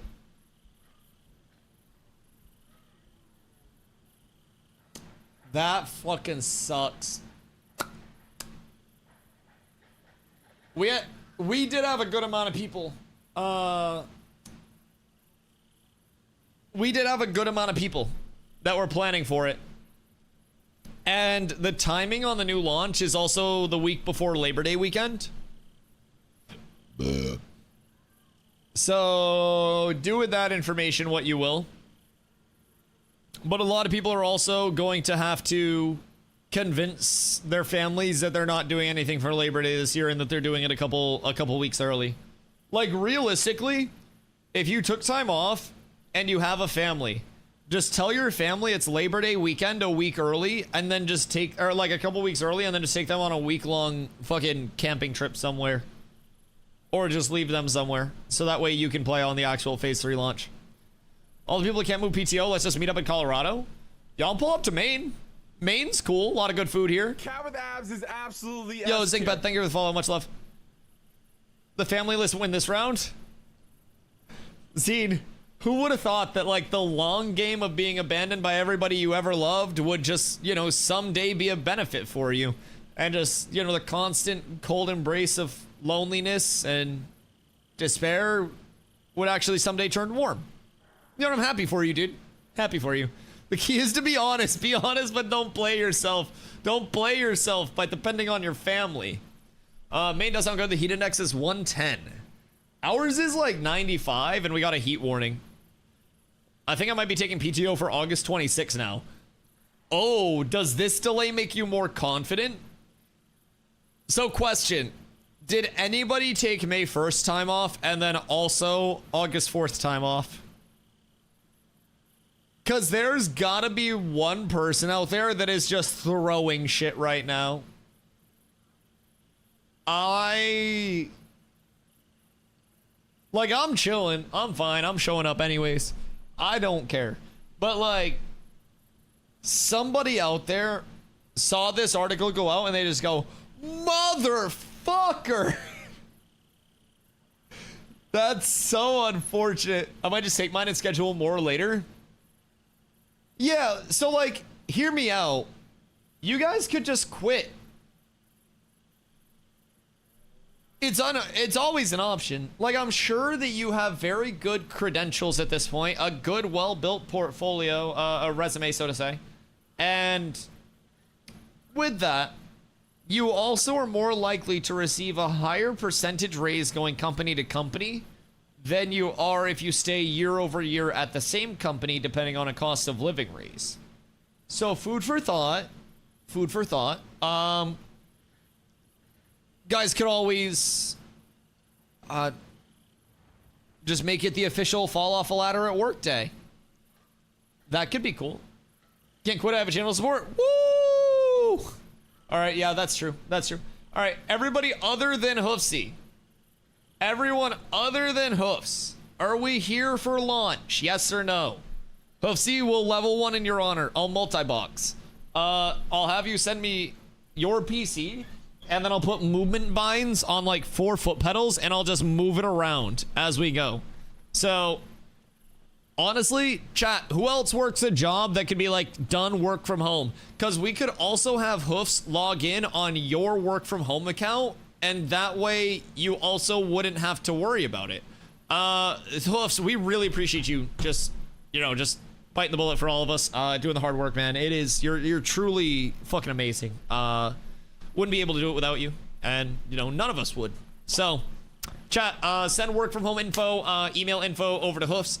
He'll check that shit, get a nice automated workflow going. He'll even have AI sort the important and the not important. So, disclaimer, he will do your work from home in a Tesla. So, I'm just saying. FedEx is always hiring. Everyone quit your jobs. Don't believe Zop. Wait, Zop, you're the one that always has to cover people's routes, right? Because motherfuckers be calling out. Don't believe Zop. His team always calls out. You'll have to work 7 routes in a day. He's always getting his back blown out on these extra routes. It's so unfortunate.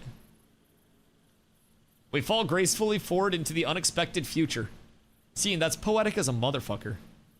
My company is the fastest growing company in the industry and also the 2nd largest. What industry?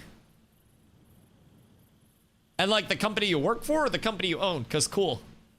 What fucking industry is that? That's fire. What if it's just like some super irrelevant, like, not irrelevant, but like niche industry? Insurance. All of the insurance? What insurances are there? Surely State Farm's the Titan. I feel like Allstate's fallen off. Farmers has fallen off.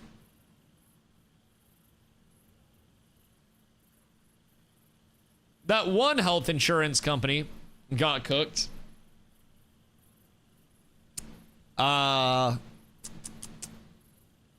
USAA? Isn't that like the military one? We increased by about 5 billion last year. Jesus Christ. It's a couple dollary dues. Could make an MMO with that shit. Is USAA the 2nd largest? How many military we got? Oh, because I guess it's like military spouses too, right? Insurance companies never pay out and collect from every US citizen. Ha! You think Twitch doesn't offer health insurance. I'm just playing a game called Don't Get Sick, and if anything seems off, just convince yourself that it's nothing. Like, realistically, what am I gonna schedule a physical for? My nuts feel fine. All the doctor's gonna do is be like, look right and cough. Okay, you're fine. Bend over. Okay, you're fine. I could just pay some homeless guy $5 to do that for me, and it'd be way cheaper for a visit. I could be like, yo, anything feel weird? And he'd be like, no, I think you're good. Hold on, look left, cough again. No, yeah, you're straight. Like, I don't know, man. I feel like you guys just have to know where to go. It's better to know a guy than to be the guy, in my opinion. That's why my goal is to have this kind of like Pokemon, you know, Pokédex level of I know a guy guys. I want to have a guy for everything. Like, oh, you need this? I know a guy. Here's my guy. I'll get you in contact with my guy. We're good to go. And I feel like just having a well-connected framework is the best thing to have. A homeless man will refer you to a specialist to avoid liability. Will the specialist be on more or less fent? They only tell you to turn your head and cough so you don't see the camera flash? Oh no, I still see it. I just choose to ignore it. It's fine. I mean, realistically, they're working hard out there. Now, since I'm paying them, is it just like me being a director of a porno? Because, like, it's only prostitution if it's not filmed. Fucking cook. Ni hao, ni hao, ni hao, ni hao. Ni hao, Crafter. That's just something, something important to remember.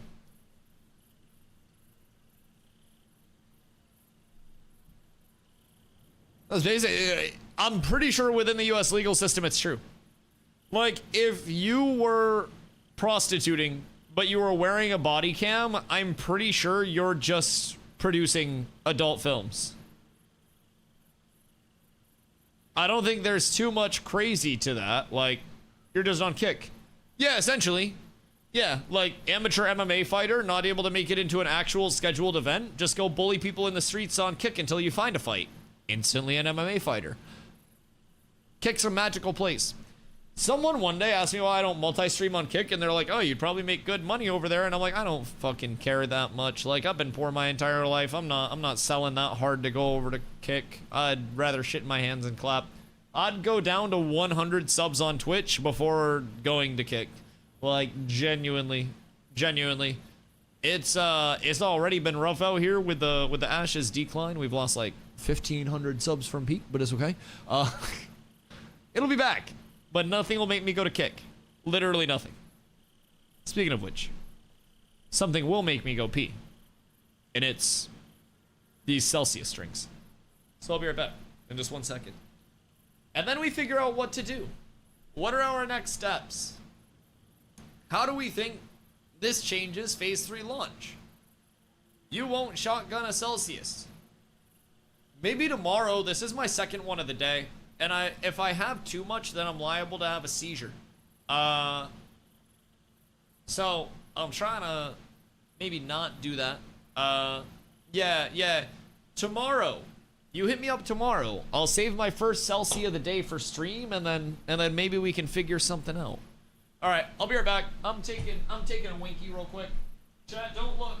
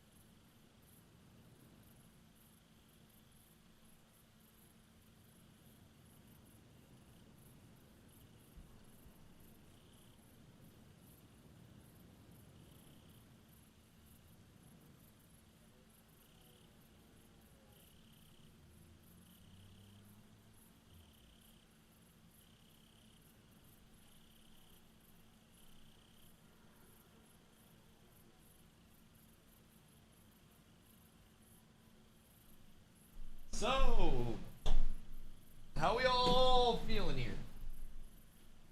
How we all feeling? I hate when Dusty raids this chair guy. I know. I should at least put Plank on during those times. I should have like a Plank cam that I switch to. Plank truly like the OG of all OGs.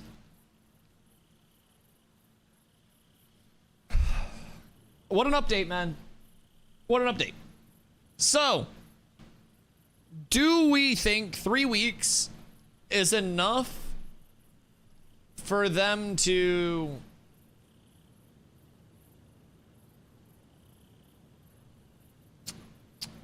actually get everything all squared away? I'm crying, but I know, yeah, like, they have to do it, but yes.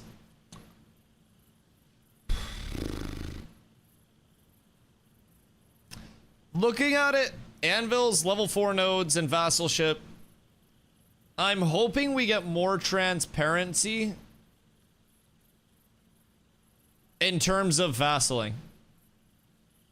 In terms of how it actually works, what there is for our option as a player to have agency over that, but I think it's just the starting area in the Anvils that they need to hit.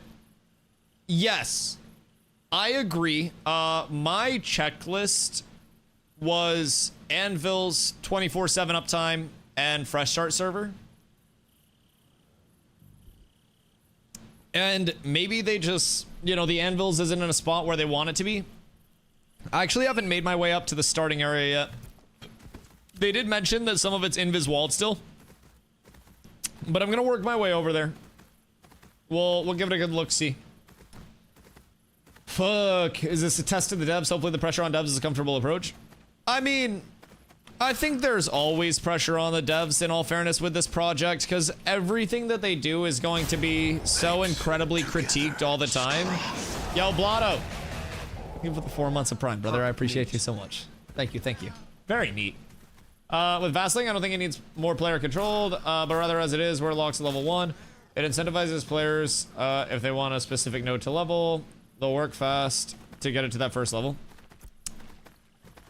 So, I know you were saying that you think it locks nodes out of progression at level 1, but Roshan was posting a lot about Vassling in the system, and Zombie has been putting in a ton of work. I don't know if you were here for this last night or not, but Zombie and a lot of the people in Cats that were looking at it, based on what Roshan was saying, think that the lockout does not apply to any nodes until the first node hits level 3. Therefore, all nodes would be able to race to level 3 instead of one hitting level 1 and then a node just getting locked out of getting XP towards level 1. Because if lockouts happened at level 1, then like a level 0 node wouldn't even be able to be level 1. But you could very well have a node hit level 1 quickly, and then another node is just, you know, on the way, like they're going through point A to get to point B, and point B levels, you know, from 0 to 2 faster than point A levels 1 to 2. Oh, I just fell into a hill underneath the world. Huh, okay. Oh, that entire hill's fake. Okay, understood. Got it. That makes sense. PTR things. If everything in the node simulation was completely and entirely scrapped. I mean, a lot of things since like very early videos have been tweaked, in all fairness. Even like military elections, for example. Like, people still think that it's the 1v1 combat and it's the battleground state throughout the entire area. Like, I think things can always be adjusted. I don't know. I'm no expert on it, but I do want more clarity on it, so that way we actually know what is going on. Because the way it was talked about in the Discord by Roshan definitely made it seem like lockouts were not applied until a node was tier 3. And I also don't think it would make any, like, canon sense for one node to hit level 1 and then an adjacent node to be locked out of getting any progression whatsoever, you know? That would limit what can actually happen so much. And I know it's supposed to limit it to a certain extent, but as Zom, when he comes in, Roshan was talking a lot about it the past few days. Zom was the big compiler of it, but can probably find them in the Discord as well. I don't know if it was in the NDA section. I would assume it's in the NDA section, considering it's talking about vassally. But yeah, I don't know. I just what am I go? I just personally, I don't really understand why a node hitting level 1 would prevent another node from hitting level 1. That just doesn't seem to make much sense to me in terms of encouraging dynamic node progression, because level 0 to level 1 is also meant to be the fastest level of node prog, which is supposed to be extremely quick. So every node that is next to a starting area would immediately lock out the adjacent nodes, which would also fuck up your leveling progression, would lock out that adjacent node that's going to naturally get like more traffic. I don't know. The node simulation, you see a lock that hits at level 1. The node that is locked is still able to progress within that level, but can't progress past and remains one level under. Yeah, I just don't necessarily know if that's a good system for early on. Like, 1 to 3 is supposed to be a race to develop the node that you want to develop, and if it's at level 1, it's simply just going to lock it out incredibly quickly. Not necessarily. Few guilds with the intention can run past the area to the next node and beat out the mob of mindless players. That's not true at all because it's based on experience opportunities for leveling the node. Being better at a game does not impact like how fast your node levels very early on in a race to level 1. It is how many players exist and how many people are simultaneously killing things that provide experience. That's why Jinna, Squall's End, things like that level extremely slowly, despite people wanting to level them. It's entirely based around experience opportunities and who exists, like how many people exist in those areas first.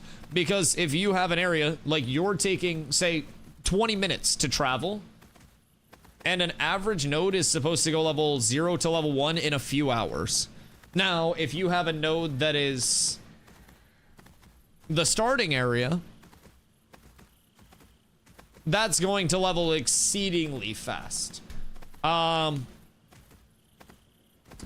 So I don't know.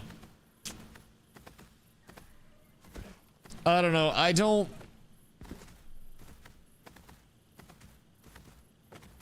Moving train? Yeah.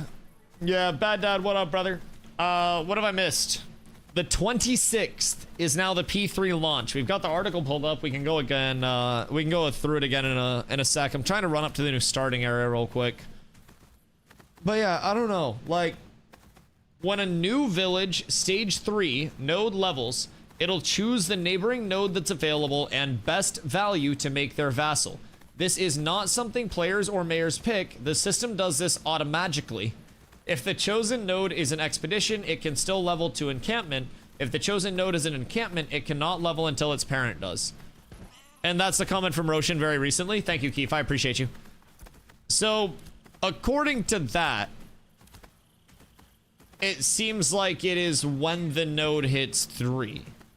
When a new village levels, it'll choose the neighboring node that's available and best value to make their vassal. So it seems like at that point, it would pick between level 1, 2, or 0 nodes nearby to determine where the best, like, profitability would be. Taking a little smoke break, figured why not do it here? Yo, Poop, what you puffing on, my goat? So we got some big news today, in terms of the delay, but we've been over on the private test realm for a while, just testing things anyways and seeing how it is, because it's a more future-looking build, right? Kind of rough, but it's also a necessity. I was in the no delay group, and I have no problem saying that. I thought that things would be just fine and we would get more of a bare bones launch, but they said they want to emphasize having a launch more, you know, ready and in place for things. So, personally, fine with me. I think that's absolutely okay. I'll be here every day. I personally I thought it was going to be no delay. I thought it was going to be August 4th, and I still stand on that business.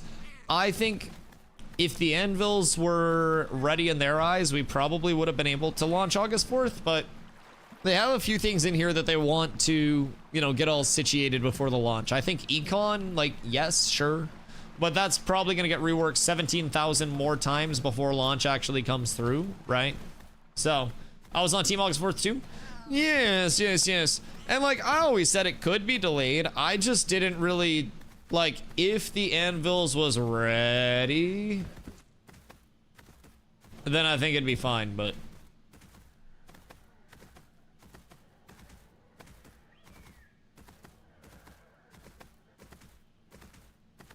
my question would be for Roshan specifically to this. Does the evidence we see in the node simulation no longer create this at level 1? I mean, I would just ask in the Discord, honestly. Because you can always, like, search that up, too. And then just reply to that. Because that would ping him if you replied to his message. He might be doing PTR shit, but I'd check with him personally. But that, to me, definitely makes it seem like the lockout doesn't hit until tier 3. And, like, again, I think lockouts hitting at tier 1 would be pretty poor design. I'm not a system designer or anything like that. But I feel like the race to level 1 and then that locking out another node. What if people just go boost a node to level 1 to lock out an adjacent node and then leave it? Because nothing's gonna de-level that node. Like, you could theoretically just lock out half of the map. It, like, forces people into a very specific area. Very, very, very early. You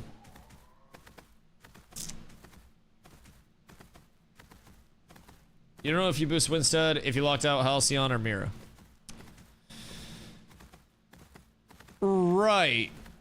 But the lock being at level 1 is going to result in nodes getting locked exceedingly fast without a chance for node progression to swing back and forth based on the pacing of 0 to 1. And the fact that there's no implication of having Vassling available at 1, like, it doesn't really matter because nodes aren't coordinating at that level. Like, until a node is tier 3, there's no real, in my opinion, need for vassalization in the first place.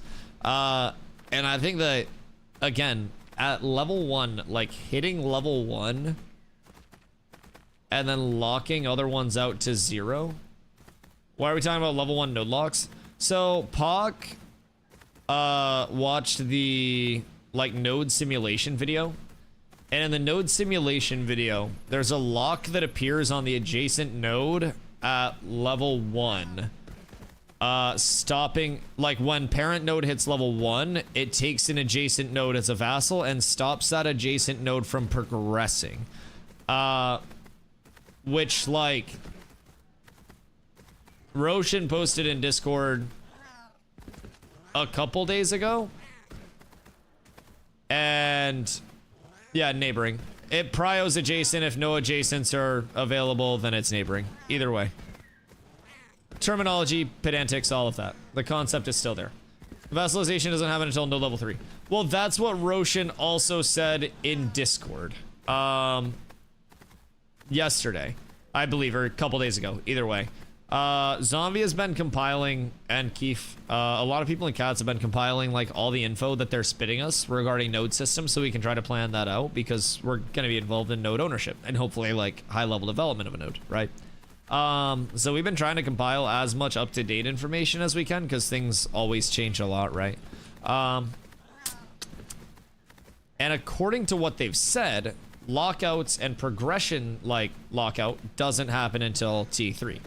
Pog thinks that when a node hits T1, it will take an adjacent T0 node and lock it out of progressing past T1 until the parent node goes to T2, and then it can progress to T1, and it's like basically a stopper that gets applied at T1 instead of T3.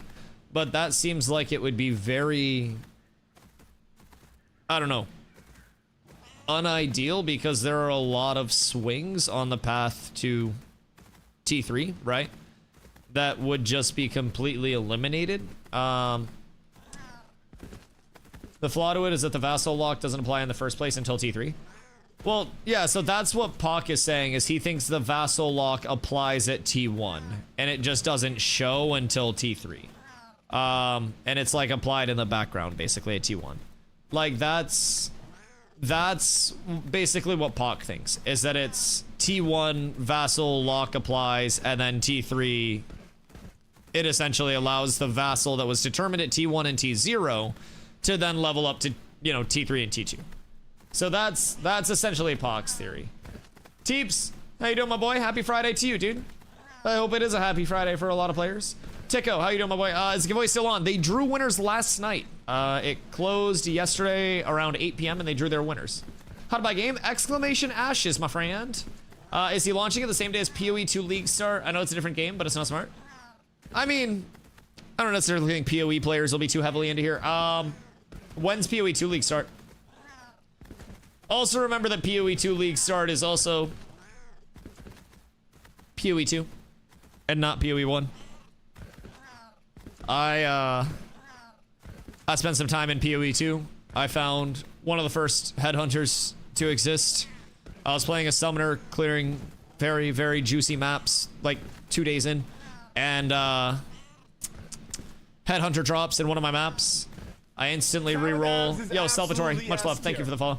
Exclamation Ashes will get you that link to go over there, as Bergen did for you. Appreciate you, Bergen. You can click on that link. It'll take you over to the Ashes of Creation website. It's the 100 USD pack, and that does come with a 90-day refund period, where just in case you're not happy with the playtest itself, you can get all of your money back, so you're not fully locked in. And then if you do want to hang out and, you know, stay for the rest of development, you can. That pack does get you in until the game launches, and when the game launches, you also get a couple of kickbacks, including your first month of game time, and on top of that, $15.15 in the in-game store. So with that being said, the in-game store is transmog only, skins only. It's no pay to win, no pay to progress, no pay for convenience, anything along that line. Can you buy game time from the in-game currency? The in-game store does not exist yet. I don't know if they have a plan directly for you to be able to in-game currency like a WoW token or anything like that. I don't necessarily know if that's in the plans. Steven has said that it's just going to be skins, and then the game time is going to be $15 a month in terms of a sub, and there will be region-locked servers where, like, you get a regional sub fee as well. I don't know if there's, like, a direct plan for anything like that, but... WoW content patch is 8.5. Interesting. Okay. So... WoW content would have been dropping the day before Ashes content. But also, do we think a lot of WoW people will come over to Ashes anyways? WoW content a week after? No, that was before. 8 is August. So, like, the WoW content's in, what, like, 10 days or some bullshit like that? I quit WoW for Ashes? Fair. I mean, I guess it would be a very synonymous player-based draw. I don't know. Would you go back to WoW, though? Like, with this delay, are you going to go back to WoW on the 5th and play the new WoW content? Or are you going to stay playing Ashes? That's a question. Can WoW get you back once you've left? Oh, I found the hole. I found where you go into the starting area. Oh, Thogly's going to like this starting area. What the fuck? This shit is fire. Ow. Wow, can Sugma maybe a little delay again? I mean, the only competition would be PoE 2, but personally, I don't really think they're worried about like a huge player base draw or anything like that, especially directly on launch.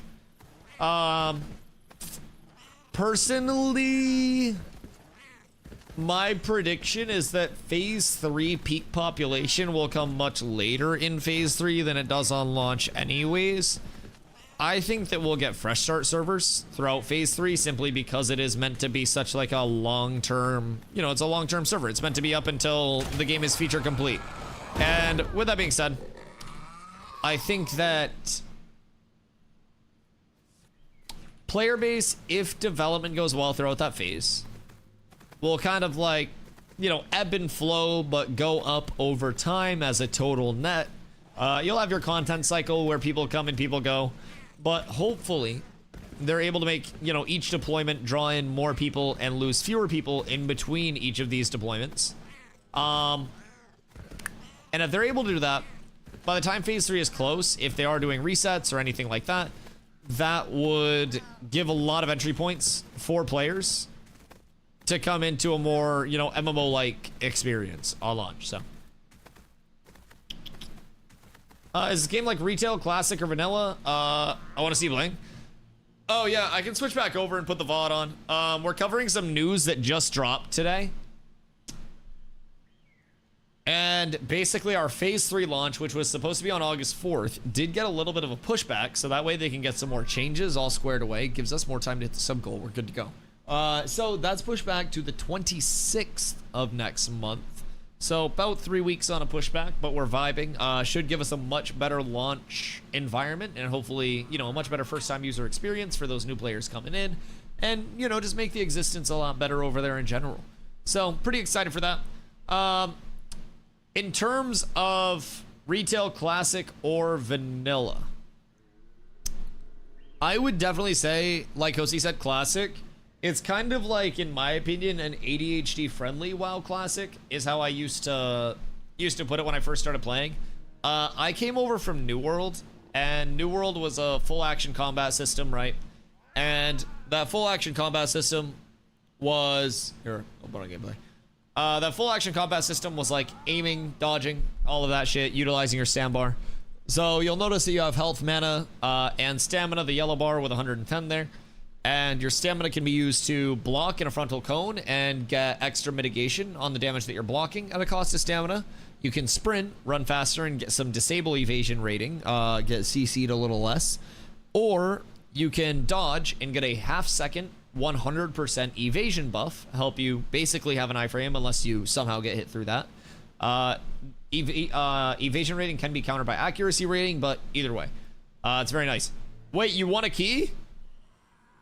Did you actually? We're up tremendous.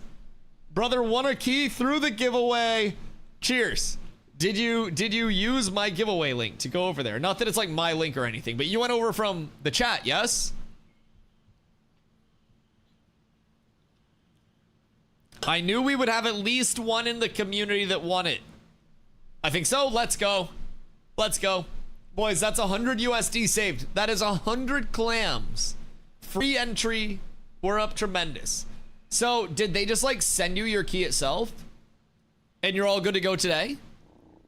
I would love that. That's so fucking hype. Congrats, dude. I'm happy for you. But basically, the iframe is a really nice addition. Not like a full iframe, right? But 100% evasion. And with that, it's very, very, very nice in terms of being able to use it as movement, being able to get around big cast bars, you know, big damage instances with that extra evasion. So it's like a little bit faster pace, in my opinion, than like a WoW Classic. And you also have different weapon combos that you have to pay attention to on each unique weapon itself. So your combo is a certain number of attacks. I think somebody just dropped their kid on the floor upstairs. And the last two attacks of your combo are called your finisher and your extended finisher. And with your finisher and your extended finisher, those can put out status debuffs, can give you and your group buffs, can do a whole lot of that.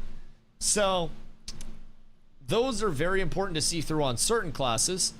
Other classes are like, oh, I don't really care about my finisher that much. But playing a tank, I always try to make sure that I am seeing my combo through to completion every single time I start a combo before I go in, because I want to make sure my entire group has buffs. I want to make sure the target has debuffs, and I want to make sure we're getting the most out of each combo that we're throwing out. So send me an email, log in on the website, and download the launcher. Let's go!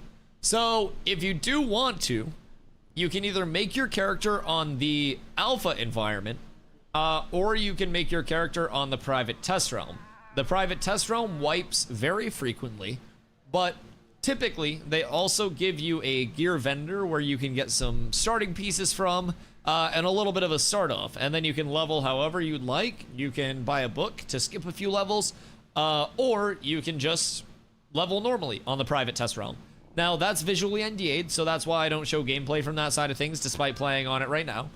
But if you're not streaming or anything like that, you can just hop on. As long as you don't share screenshots, send that shit out, you're up tremendous. So make sure you get active.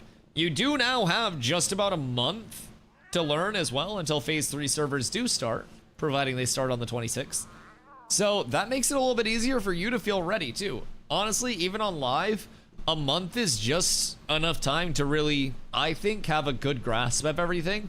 You can ask any questions you need to in stream, anything like that, but congrats, dude, that's huge. So we got one confirmed winner from chat, and hopefully we have many, many, many, many more. So chat, who's still playing right now? Who instantly logged out when the news hit? Because I'm still logged in. Zop, are you still doing Pocket Dungeon grind? Because I am, I'm more than down. I'm still playing because I hate myself. Don't worry, I'm right there with you, buddy. I'm right there. It's gonna be a tough month for the boys, but if we all stick it out together, we're good. I'm at the Divine Gate right now. It's cool. A lot of dwarf statues and shit. So I'll fuck with that. Getting my Booba Beach Dwarf set up. Make sure that you take your background as Nikuin Beach Volleyballer. If you don't do that, you're not getting into the group. I'm at the Pocky Dungeon in Dunehold. I can swing down that way. I could. It has 17 3-stars. We have to remember as well that mob upscaling do be a bitch. So as soon as something hits level 1, it's very likely going to level these pocket dungeons like crazy. So I'm curious if these areas are meant to dynamically scale up. Because like Nuela, for instance, I'm pretty sure Ceph is always higher level, but Cock Rock, maybe it's just like wild areas exempt from pocket dungeons, like wilderness areas, but Cock Rock Island leveled as soon as Nuela hit level 1. And the mobs leveled as Cock Rock continued to level. So I'm kind of curious about that. Maybe we have enough time to level stuff. Zop, I'll drop group. I think it's me, Blackblood, and Zariah over here right now. So I left raid, but new dwarf mount is faster than Pious Cat. The new dwarf mount goes crazy. Is there like a starting experience in yet? Or nah? I just ran over here and I couldn't find shit, but been raining for an hour and it's still 90 degrees. What the fuck? Brother's getting boiling water dropped on him. Yeah, we have a heat advisory here, but the real feel was only 95. So I don't think that was that bad.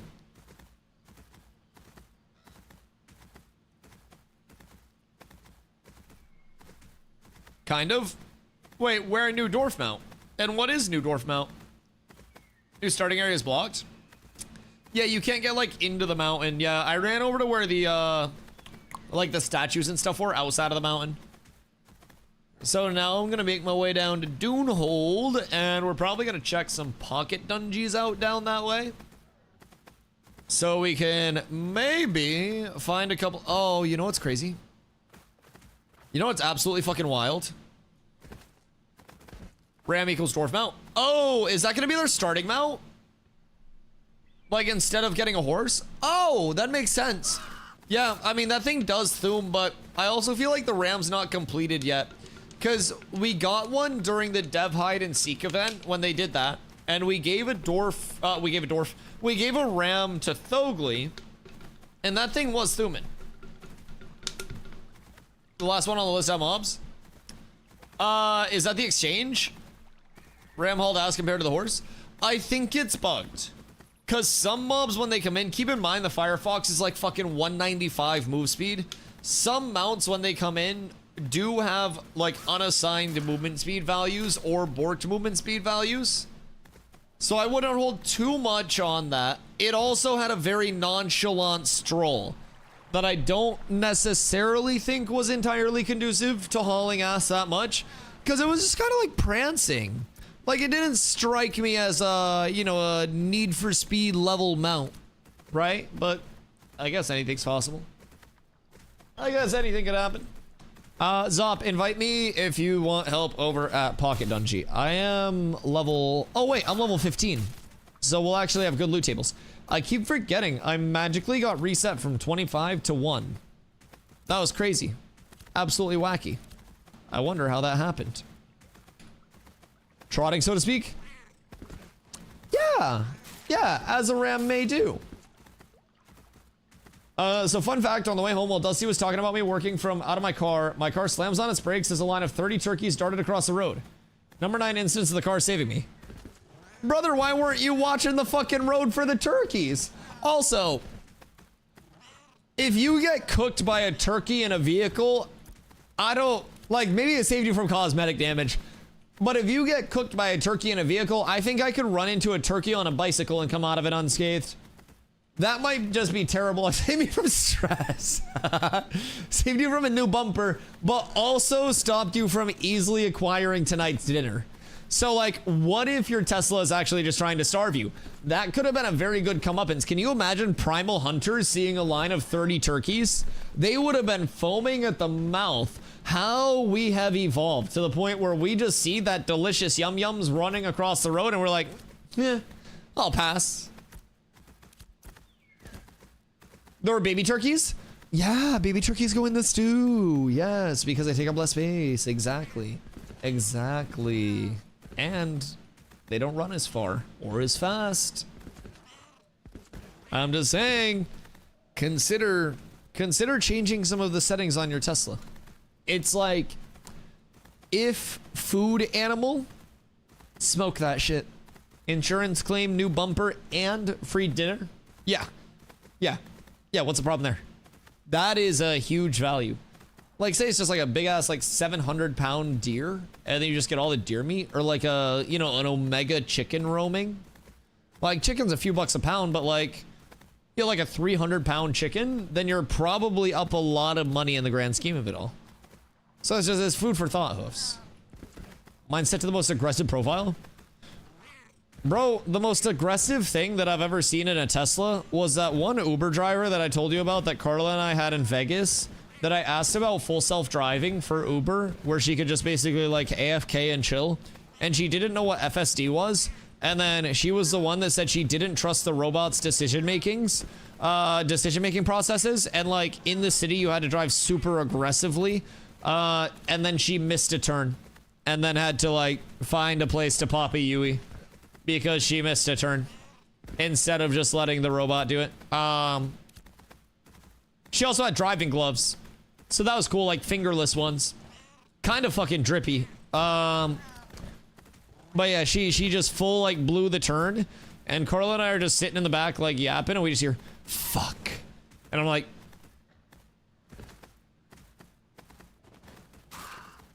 I'm just sitting there, and she's like, I'm gonna have to make an illegal Yui here in a second. And instantly, Carla and I were both just like, oh yeah, the robot. Death to the robots, man. A lot of Tesla owners don't know what FSD is, sadly. She knows the robot is driving the car without FSD by base. Yeah, don't you guys still get like assistance and stuff?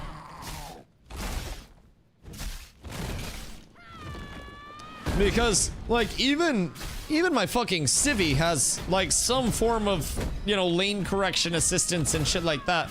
I'm sure there's still some form of, what's a Waymo? Waymos are automated taxis, so they're really good for parents that went through divorces, because instead of having to run your kid across town and do like boring shit like that, you can just order a Waymo and you can put your kid in the back of the Waymo, and then you can just like send your kid to the drop-off point. I don't drive a car with automated braking. My Civi has automated braking. It honestly like is more of an annoyance sometimes than anything else. I don't know why, but sometimes it tweaks and just like registers shit that I don't think is there. Oh, you want to drive a car with automated braking? I read it as without. Yeah. Sometimes it'll be beeping and I'm like, don't you do it. Don't you fucking do it. Yo, Klaus also got a code from the giveaway. That's 2 from chat, boys. That's 2 from chat. Congrats, Klaus. I would recommend downloading the private test realm when you do go in. When you download your launcher, it will be under the environments tab, switching that from live to private test realm. Now that will wipe more frequently, but it's also kind of like the Ford looking build. You can explore the anvils, you can talk to Gustavo or Guy Giretti, and either of them will have some starting sets of gear for you, and you can explore however you want to. So phase 3 launch did get delayed until the 26th of next month, and that means you coming in today have just about a month to learn as much as you can before P3 goes live. So exclamation guild to hop in there, get your roles all taken care of, and start learning, brother. Welcome aboard. So that's 2 confirmed winners, chat. That is 200 clams saved for the community so far. We're truly up tremendous.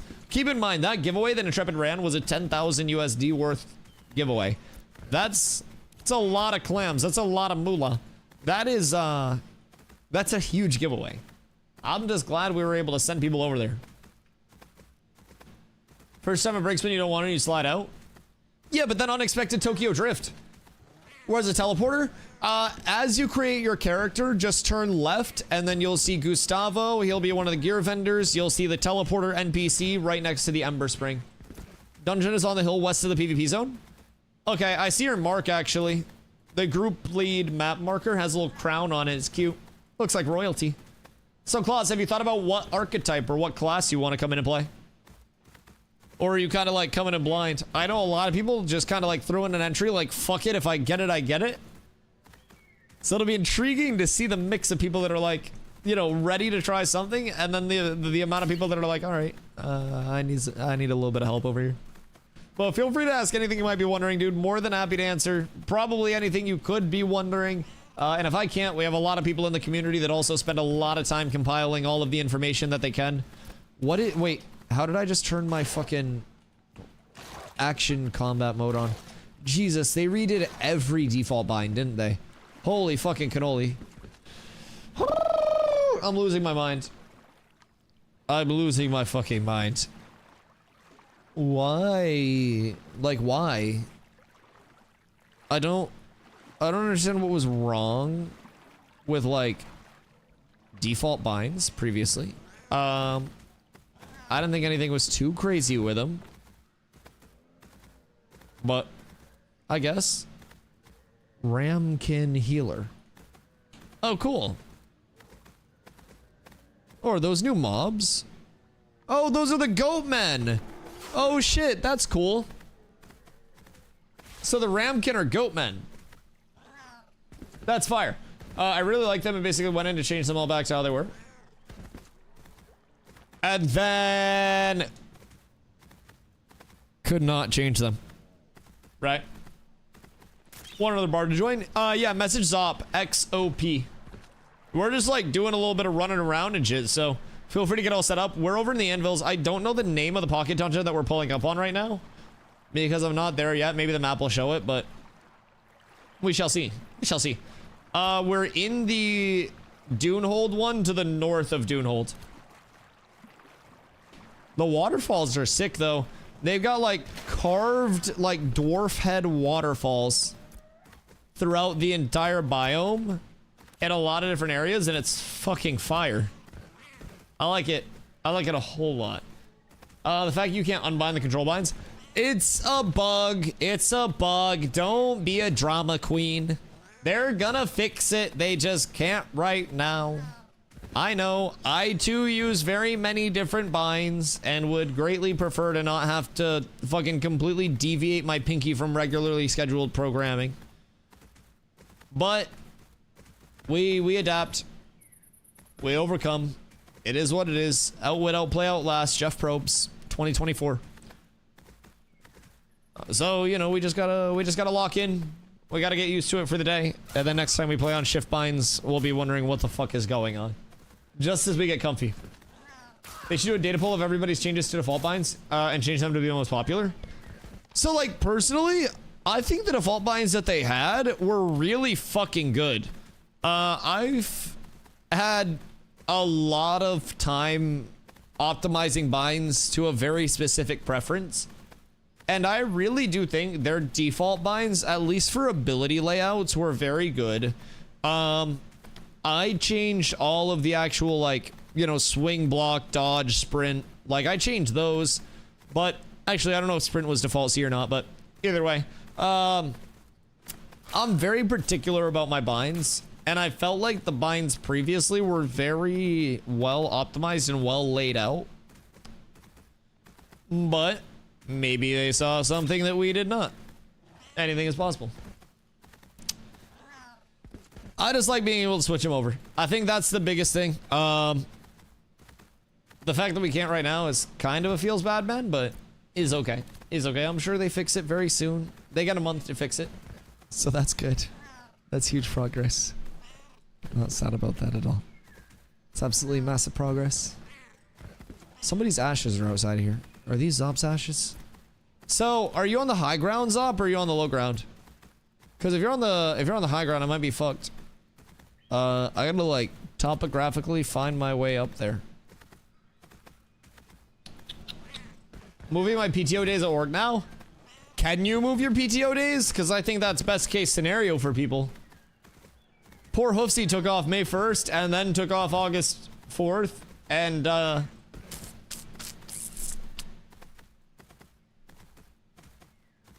I think might have a third vacation planned. We love you, Hoofington. We hope you enjoy your de-stress time from work. I think there's a tunnel entrance where you are. Okay. Like this height is oppressive. I wonder if there will be a system in place for us to actually scale these like massive heights. Because it's a multi-minute detour if you just fall off of something.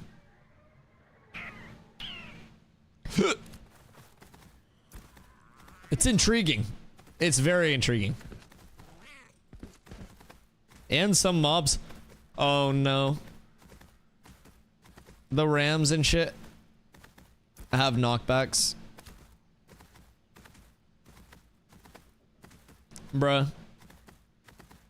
People are going to get Ram knockbacked off of height and killed.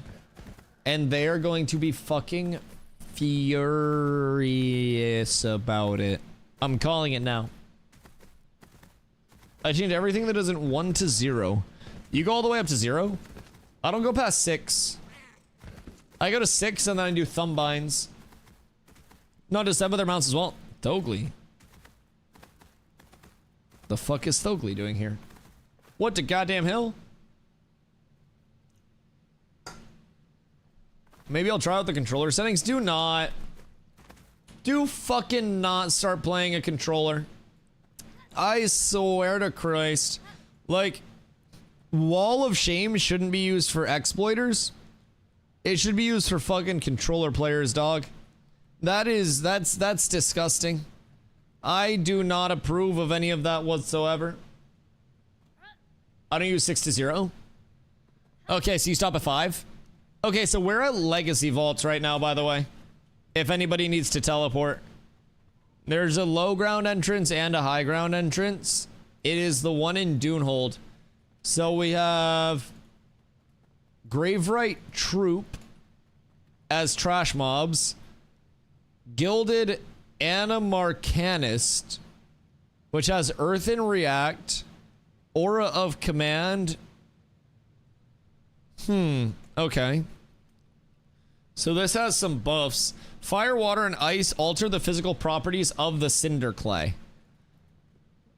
So I think if you cast elemental abilities on these mobs, it gives them different properties.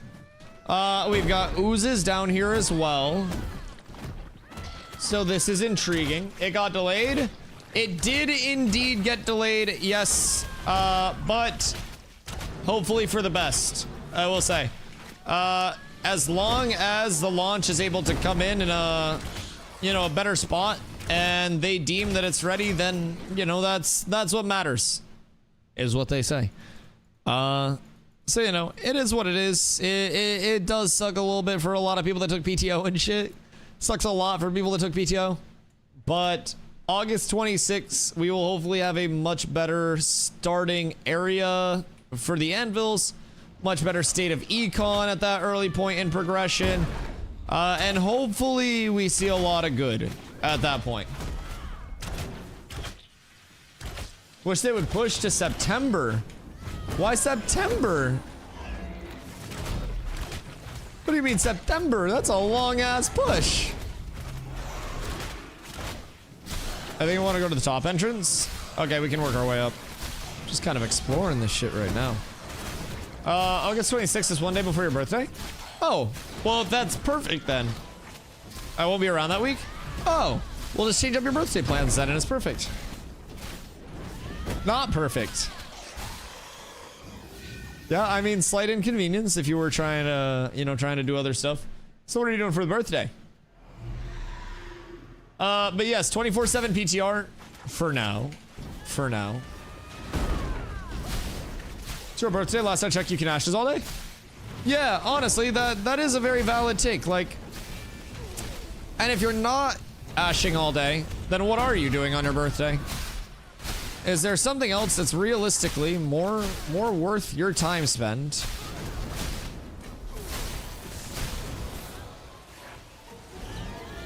Spending time with my partner.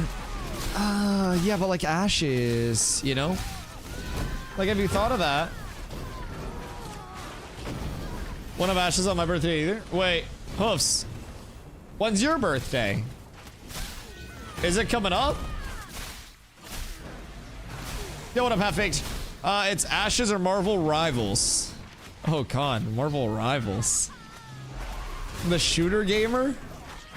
Bro, I do not have it in me to play shooters anymore, I will say. Those days for me are long gone. We need a cleric over here. Wait, where's Z? Z! We need a medic at... What the fuck are we at? Legacy Vaults. Says, oh god, because he'd get cooked in a shooter. Brother, I would literally I'm not even gonna get involved. I spawned in Kaltorum. Reflexes of a sloth. Max, you pick the game. I will play with a foot on my keyboard and I will cook your shit. I will cook your shit.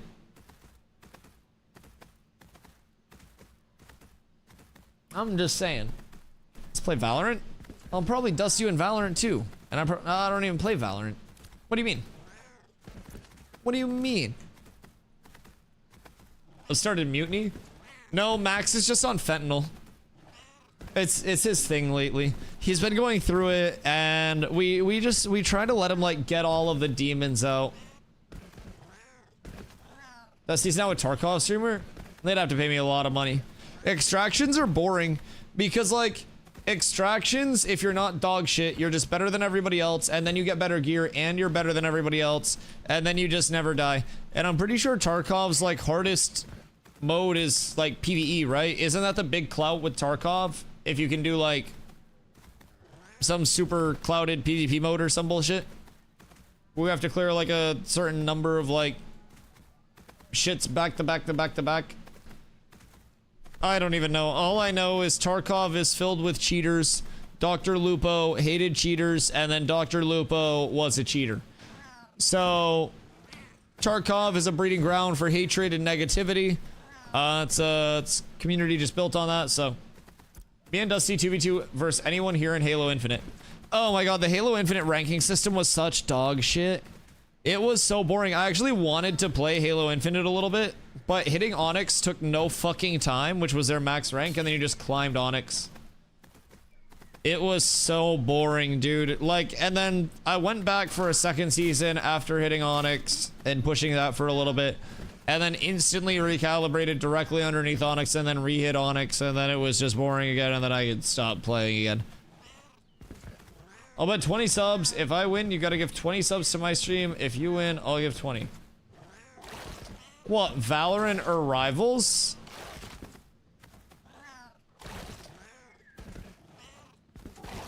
What have I played more of?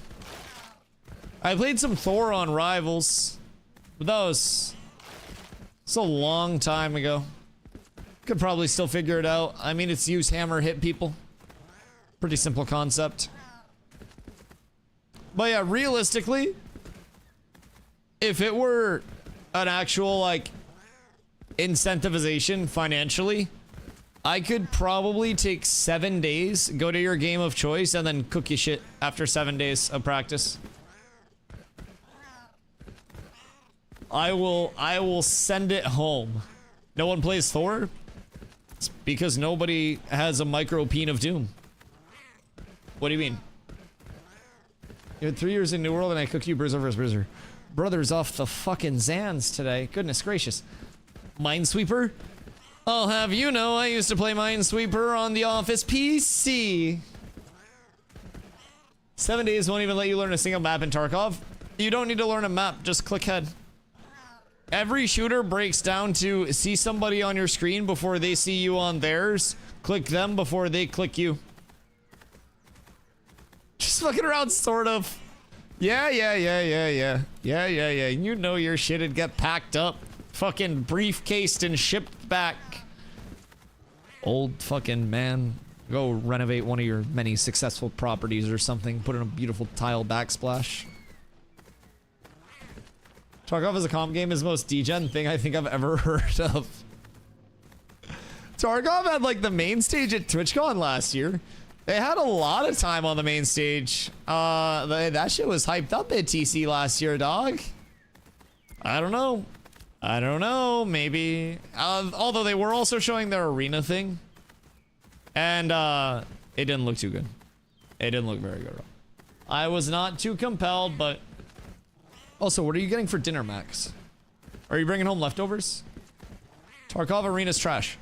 Well, isn't that the most pure PvP mode?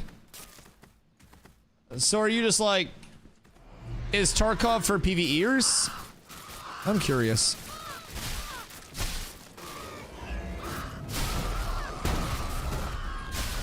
I'm currently fighting a metric fuckload of 0-star mobs, trying to AoE cleave them down. And it's going a little rough because they're all ravens. Oh my god. I just got hit by a bunch of ravens at the same time. Okay, so if you kill ravens that are no star that are your level, you can get like 600 XP a kill. And there are a lot of flocks of these ravens, but they be hitting hard as shit. They be hitting real hard, I will say. Oh, they killed my mount. Good thing I got another one. Okay. Understood. Ravens apparently fucking hurt a lot. Just so everyone's aware.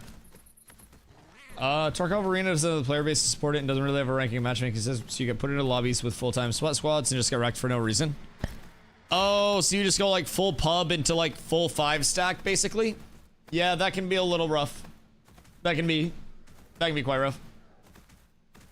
Tarkov Arena itself is fun though, just hear about 100 times the player base for Arena. Yeah, I mean anything that's... Is this symmetrical or not?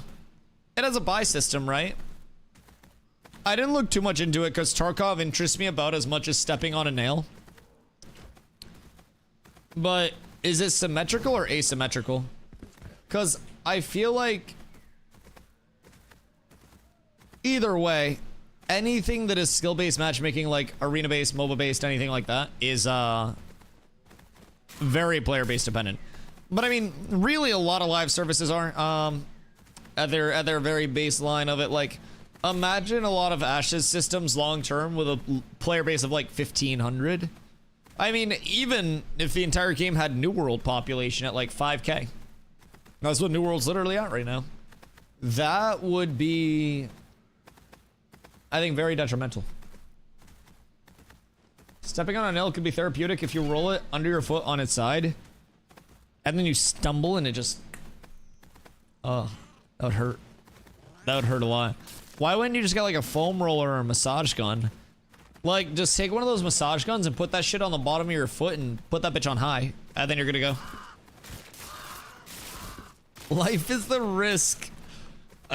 So are you taking the guards off of your ball fan for better airflow? What is the level of risk that's acceptable here, Hoofington? Do tell, because I'm curious. Sounds like a whole lot of risk, brother. Where's the reward in that? Oh, God. Okay, I will confirm. If you can get the Ravens into a spot where you can AoE farm them, it's a lot of XP. Holy shit. That's a lot of experience very quickly. If you get a pack of Ravens on you and then kill them. Which, as long as you're not getting cooked by the dive bomb, then you're fine. That was a mountain lion. This sounded like... I don't even know what that sounded like.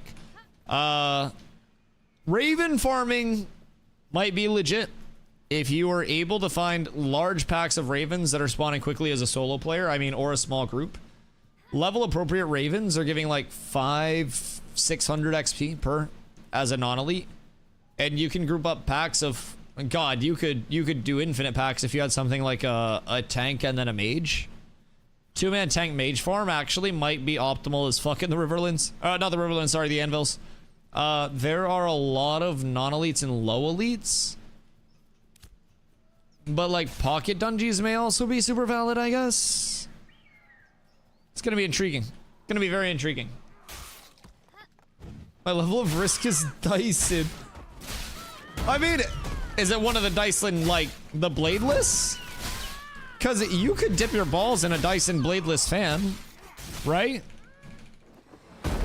I think that'd be fine. I think that honestly might be the best thing to dunk your balls into, air dry them, theoretically. So do those things pump, or like, are they just worse normal fans? Because I feel as though they would just be worse normal fans, no? Because they'd have like less potential air movement capability? Because wouldn't it just be like smaller fans on the inside? I've always been intrigued, because it's not like it just doesn't have blades anywhere. Like there's something that is sucking the air from point A to point B. And it's got to be like little mini blades or fans or something.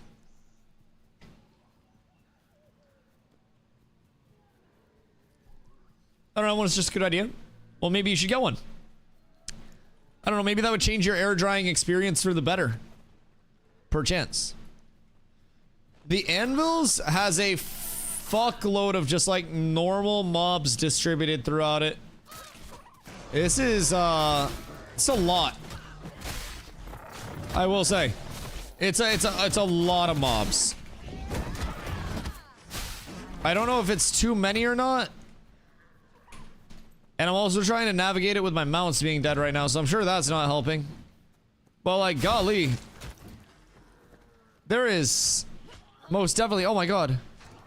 I just social aggroed. What the fuck? Oh my god, aggro range is fat. Okay. Oh, we're fine. I just have like a parade of mobs behind me. Everything's perfectly fine. Thankfully, rams can't swim, I think is what we're learning today. That's absolutely fantastic. They just kind of like drink out of the water when they go over there, so that's a W. Maybe in the Anvils you travel by waterway. That might actually be the most valid play. We're perfectly fine. Is anybody a cleric over on the PTR that may want to come check out some pocket dungeroos by chance? Because we'd love to have you if you are. We would, we'd be smitten if you'd make our acquaintance. Because as a tank right now, at level 15, I'm getting my shit cooked. Stuff hits hard. But that's also completely solo. I don't think tank solo has ever necessarily felt, what I would describe as good or pleasurable. It always just kind of feels. So I don't expect too much. Although I will say, navigating these waterways is fire. You were able to cover a lot of ground quite quickly. I think I'm swimming against current right now, though, which is weird. I wonder how Dyson fans do work. That's like really intriguing now. I'm gonna Google. I just threw my phone at myself trying to Google. How does a Dyson fan work? Dyson fans, also known as bladeless fans, use a technology called air multiplier to create airflow. Yeah, that's bullshit. They work by drawing air in through a motor at the base and then propelling it up and out through a narrow opening at the rim of a fan. This process also creates a stream of air that also pulls in surrounding air, amplifying the airflow. So there's just a fan at the bottom of the fan instead of the top of the fan? In essence, Dyson fans don't just push air, they draw in and amplify the surrounding air to create a more powerful and consistent airflow. It's the Keybind effect. I'm very confused. There's an ELI5 on Reddit. The fan blades. Okay, so there's just a fan at the bottom, and then it essentially takes like the arch area, right? and it directs it up and then directs it out. And so by creating that air current, it's supposed to continue drawing in air from the bottom, and then that air current also brings in more air through the fan itself once the current started. So it should essentially pull from the bottom up and from the back through, and then it has like double the air. That makes sense. 27 liters of air a second is sucked in through small vents in the base by a 40-watt electric motor. The air is propelled through a 3mm slit in the frame at 55 miles per hour. Air passes over an airfoil-shaped ramp which channels its direction. As it's pushed out of the fan, surrounding air is drawn into the airflow, making the volume of air 15 times more, and because there are no rotor blades, much smoother. Okay. That makes sense. Deflected and aimed air to protect your gooch? Yeah, no, that does make sense. That makes a whole lot of sense. But like, yeah, so would you train going through a tunnel it? Or would you like whiskey bottle and wax it? Because I think that also changes a lot.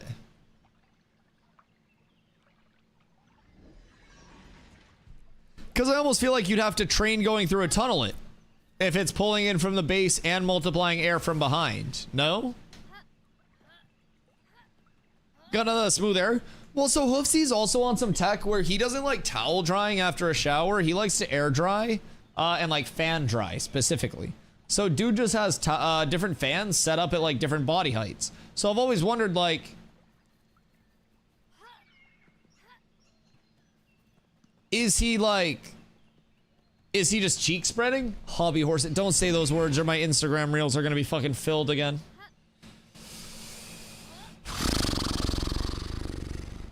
Bro, I got hobby horse for like a week straight because we were yapping about it on stream one day. I had to work hard to get out of that fucking algorithm. It's a persistent one. That shit does not want you to leave once you're in, Hoofsy. It doesn't want you to. That is true though, but like, so how would it be then? Would it be drawing in air from around and then also air from below? Because that would make sense. I guess you could also make like a holder for it where you have like a block of wood and then you carve out the base shape like that circle enough so it, you know, draws in the surrounding air and then directs air upward. So that way you could just kind of like straddle, like stand over it, and then you would get like, you know, butt balls and everything in between. So I feel like that would be a massive opportunity perhaps. Maybe patent that shit. If we take that and we go on Shark Tank, right? You think they're in? Or you think they're out? Cause like I don't think that's necessarily a bad sell. Bro, getting up to height is so punishing in this biome. Oh, thank God, one of my mounts is alive again. We're so blessed. There are many, many, many, many, many, many, many blessings. So, are we still over at the start of that pocket dungeon? Because that shit hits really hard, by the way. I think we need a cleric or just even more people.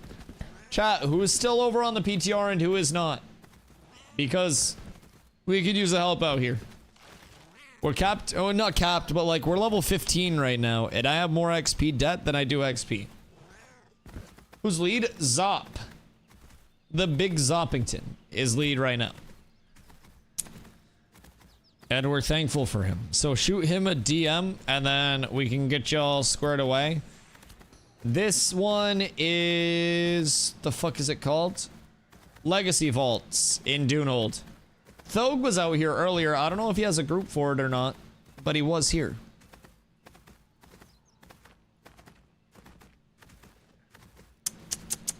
I think there was another group out here too. But this one could be very valid. Odin, we got a fighter out here. Where's everybody else? I have a top entrance. We're down to the bottom. The bottom one is like right at the south where the little land bridges are. Need a cleric X. Surely. I mean, even if we just have a bard, like, having more DPS will be fine. It's just on, like, the AoE pulls, we don't really have enough to get through it, so to say. So that'll be very nice to have, I think. Let's see. I'm actually going to refreshing follow through. And then, well, crit damage. Wait, this thing's level as hell. Goddamn. Alright. We're good there, and then I've just got to get my bow tree set. And then we're good. Boop, boop, boop. Boop, boop, boop. Okay. Wee ball. My weapon trees are set now. That'll help out a little bit with some DPS. I'll be right back. I'm gonna fill up my water, and I also want some Dr. Peppy. And then we pump. Chat! Legacy vaults! Come out! X up, what's up?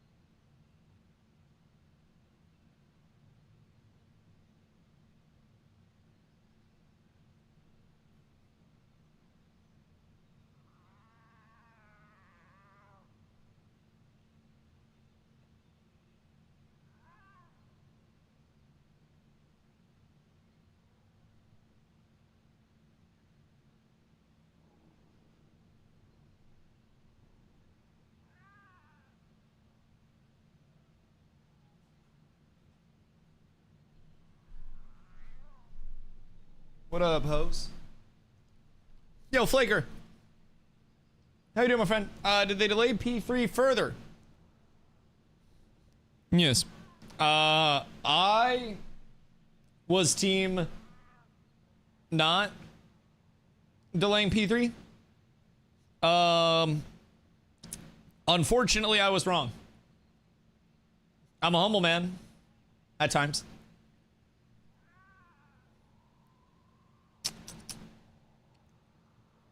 But, you know, it does happen from time to time. It's absolutely wild, but it is what it is. So, no, personally, I don't mind the delay. Like, I was hoping it wouldn't be so people could hop into, like, a, you know, fun phase, but this should, in theory, make the launch smoother. Make P3, you know, come out in a better spot where players will enjoy it more, hopefully have, you know, more attention. Not that that's the biggest emphasis, but having more people available playing the game is quite nice. But yeah, so as of right now, it's the 26th of August. We'll be waiting a little bit to see it, but when we do see it, it'll hopefully be worth it. Making us on, smoking it might help back on. So what's the workaround with the binds? Because personally, I was thinking like Re-Wazda should just work. Like in theory, if you just Re-Wazda, or like, I don't know if auto hotkey would do it or not. But like any form of just resetting your bind, not resetting, but like reassigning your binds. Because Intrepid has said, like Steven has said, you won't get in trouble for anything like reassigning keybinds related as long as it is one input to one output. Not using the bar with other control binds with it. Oh, like the third bar. The thing is, I don't think that the keybinds are recognizing shift as an input at all. Which is the weird part. Like, it's not recognizing shift as like an input, so to say. These Graveright troops are kind of fire. They just dropped 5 green glint for a level 16 2-star. We have a group of 4, and these are 2-star elites. I don't know what we're getting for XP from these. Are we getting XP from these? Oh, Kiefer's level 25. Oh, that makes sense. Kiefer attained the large level diff. I wonder if that'll... Did I ruin it? If you're outside of 8 level difference, then like, we'll kill the mobs really fast, but we won't get XP if you hit the mobs. It's a little intriguing thing. But you could also just go make a new character, go to level 15, and then get 15 gear and come out. That could also be an entirely valid thing. Can make a new one. Yeah, just pop out. I mean, the teleport takes you right over to... Where does the teleporter take you to? I ran over here, but... I'm assuming the teleporter takes you to the top entrance, and then you just have to drop down, maybe? Construct tanks are kind of cool. Iron Aegis Aura increases all mitigation by 20% and slows nearby enemies by 40%. Then they have Fortify as a cooldown. And then they have Arcane Overcharge. Increases movement speed by 20%, drastically shortens ability cooldowns. Isn't that intriguing? These guys are tanky as shit. Like, they are very tanky. My god. 2717 XP for 1 2-star as a 3-person group. Honestly, solo grinding or duo grinding, non-elite mobs, like if you're finding big ass packs of non-elites like the ravens, might be big. There's a teleporter. Yes, in the castle when you make your character.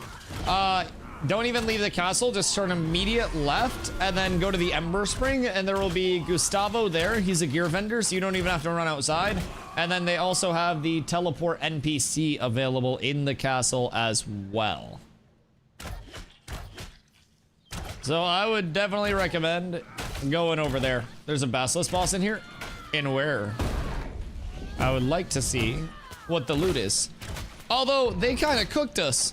Because it's not like we can see the attributes on pieces that drop anyways. Like, we can kind of see.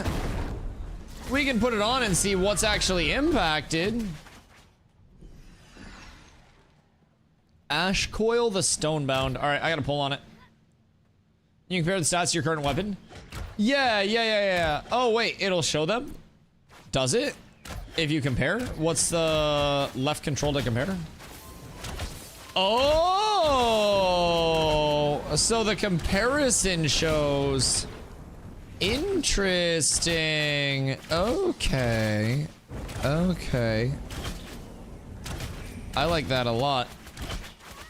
Now, I know that the compare was always there, but I like that as a workaround, I should say. That's absolutely fucking huge. I hadn't even thought of that as the option. So we can still kind of see things. Okay, so Brass Hoop Earring is 28 con, 220 health regen, 55 max health. Emerald Earring is 308 fist power, 231 phys attack speed, 29 strength. It's not that bad. No drop from the Basilisk boss. At least I don't believe so. Magic resist, fizz crit chance. Armor, max health. And power. That would have been nice to research a little bit more. More bosses inside. Inside of the... Like inside that same room? Or a different room? I see the oozes up to the left. Okay, wait, goddamn. This is like cavernous. What the fuck? This has a lot of ups and downs within it. Holy shit. This is a big dungeon. Yeah, like, is this a grand or is this a pocket? What the fuck? Hey, yo, Tuesday, my boy. Gang, hope you are well, Dusty. I appreciate you, brother. Always living well. Always living well. I appreciate you so much. I hope you're doing well, dude. We got the news of the delay today, but it's okay. We do everything we can to remain optimistic, remain positive, and most of all, try to remain realistic about things. It's for the best, and I'm gonna be here every day anyway, so it doesn't really matter, you know, too much in the grand scheme of it all. Now, I do feel bad for the people that did take time off of work and shit. That's a big feels Baddington, but you know, it is what it is. Everything adjusts, keeps moving, and hopefully the P3 launch is better off because of this. And they're able to, you know, get the time that they need in the dev process to really shape everything up how they want it. So, hoping, man, open. But as of right now, we're over on the private test realm doing a whole lot of testing over here. And they've got the anvils active for us, so we are in Legacy Vault, which is a point of interest in Dunehold. And this is a very deep pocket dungeon. It goes very, very, like, far into the little mountainside that it's in. And we're going, like, down, and then we're going back up, and we're wrapping around, and, like, it's kind of crazy. The XP here is actually quite solid. If you're able to hold down an area of this dungeon with a group, you're gonna level fast as shit. I mean, after seeing more of this, I'm kind of thinking that, while non-elites may sound cool, elites are probably the way. We've got gilded mobs up here. So we're fighting constructs previously in the bottom part. Construct tanks, construct berserkers, clerics, rangers. Now we go up a set of stairs and we're fighting gilded. So those still have the earth and react, but I think they might be a different, like, visual set. So we'll see what's up there. I do feel like we're killing stuff fast. These tanks are fucking beefy, though. Holy shit, they have. Oh my god, wait. If you pull multiple tanks, they're Iron Aegis aura stacks. Oh no. I don't know if that's giving them, like, infinite mit or near, but oh my god. These are some beefy boys, chat. Holy shit. Message Zop if you guys are coming over this way, by the way. You can make your character at level 15. You can teleport right out to the pocket dungeon that we're at, and then you can join us for it. But holy cannoli. This is, it's a beefy mob. So you'll want to avoid pulling tanks if you can at all, because these tanks are absolute assholes. Absolute tomfools. The time to kill on them is so fucking slow. But we are getting like 3k XP per kill out here on the 2 stars. Now again, this is with a 3-person group instead of an 8-person group, but this is hyper efficient right now. I'm really liking this. And I farmed off a lot of XP debt. So if we can avoid the XP debt, we're good. Yo, what up, Tick? We're over at Legacy Vault in the Anvils, one of the pocket dungeons. And we are getting from 2-star elite mobs at level 15. The mobs are level 15 to 16. We're getting right around 3k a pop in terms of XP gain. So it is definitely not the worst. And we only have a 3-person group. So I'm pretty sure we could also be pumping out a lot more if we really, like, got down to it and had a group. So if anybody does want to come out and help, please feel free to join us. We could use all of the help that we can get. It is, it's getting scary in this bitch. Keith almost back. Blessings on blessings. Bonus points for anybody in the world that wants to play cleric, because I'm getting my nuts kicked in. We gotta make some space. PTR, yes, Sirski. Live will not get any updates. They did announce that P3 is on August 26th now instead of August 4th. So, you know, news, if you haven't heard that. But basically, we'll be spending a lot of time over on the private test realm. I think it's gonna be, a little you know, a little tough for the next month while we wait for things to kick up, but ooh, green brass hoop earrings. Those are max health con and health regen. I greed rolled 100 on them. I guess I'll grab those. I didn't even want them. Okay, so we've already found a piece of loot. The Vault Breaker, level 17, 2-star. I'm gonna pull him back down to the stairs. Can you actually see the stats? So hold compare to what you currently have equipped on, and then it'll show you the stats in the comparison tooltip as a workaround. Been recruiting for days, based that it was gonna be the 4th. Yeah, there are a lot of people that took time off. More time to recruit? Yes, I mean, it's more time to get stuff organized. It's more time to get people onboarded. So like, we have our leveling signups. We're trying to get as much information as we can. There are some questions about the Vaseline system and how that's all shaping up. So we're just trying to get, you know, as much info as we possibly can going into the launch to set our community up the best that we possibly can. Like I said, I have longer to get 25 on live. Or you come heal this pocket dungeon for us. Ha ha ho ho. Was P3 delayed? Yes. P3 was delayed to the 26th of August. Are you still at work? Or are you home? The 26th of August. We're down slightly, horrendous for people that did take a lot of time off and shit. But, or no. Well, so it will lead to a few better things becoming active too. Like, we'll get dynamic gridding by that time. The anvils will be more fleshed out. I'm in the car. Bro, just come inside. What the fuck?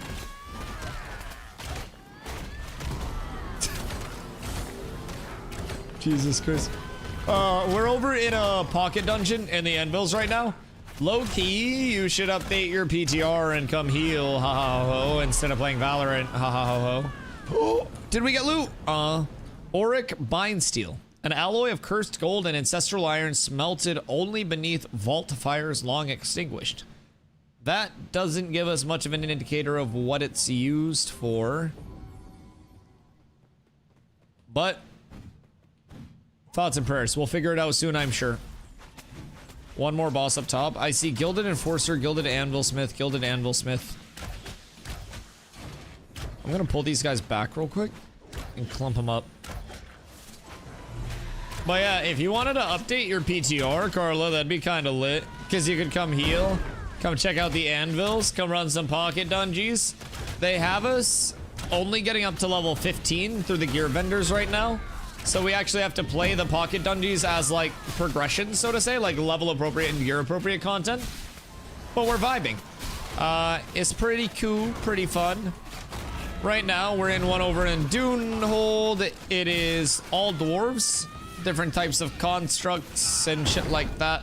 And we're trying to find bosses and find loot from them. And we haven't found shit for loot. The drop rates are not high on completed items, and they meant that. So we're trying to do what we can. But thankfully, we at least have base gear sets. I might have fucked up grabbing a two-hand axe. This thing has some pretty low power scaling, but, you know, it's what it is. She hates us. She actually does, Leon. It's crazy. She specifically said if we all weren't here, she would be playing a lot more Ashes. It's just, it's super unfortunate for the gang. But, you know, we try to work it out together as a community and just get past it when the deck is stacked against us. Zop, are we going through this tunnel? Spawns are fast? Spawns are quite fast, yes. This area will be able to contain a lot of different groups from what we're seeing so far. Yeah, it's kind of crazy, Phoenix. Kind of crazy. She's been a big hater, man. Why do you think she's been over on, like, fucking Valorant and, like, City Skylines and shit, man? She doesn't fuck with us anymore. She's moved on to bigger and better games. She'll be back. She'll be back. Maybe she does update today. If I pester her enough, she actually might. Because she'd probably have fun with the new content. And she doesn't have to level. Mayhaps I can annoy her just enough. I got a tin focus.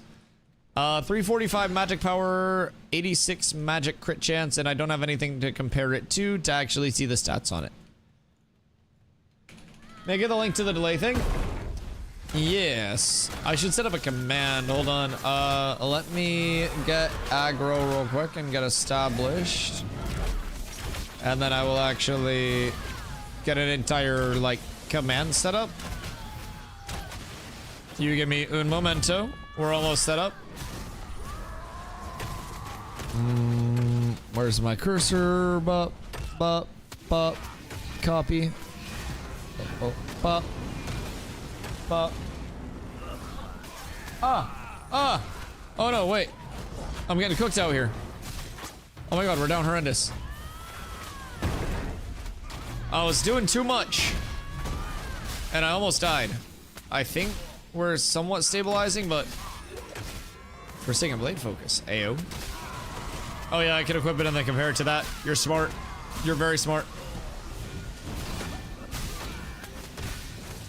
Is that the one that's buyable from the whatchamahoosit? The gear vendor? Okay, we're living this pull now. We are full livers, liver and onions. Everything is fine.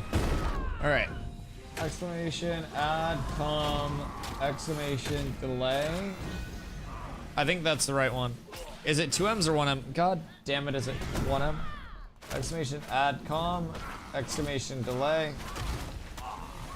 Ah, I did it. It's 1M. All right, exclamation delay is the link, or you can obviously just steal it there.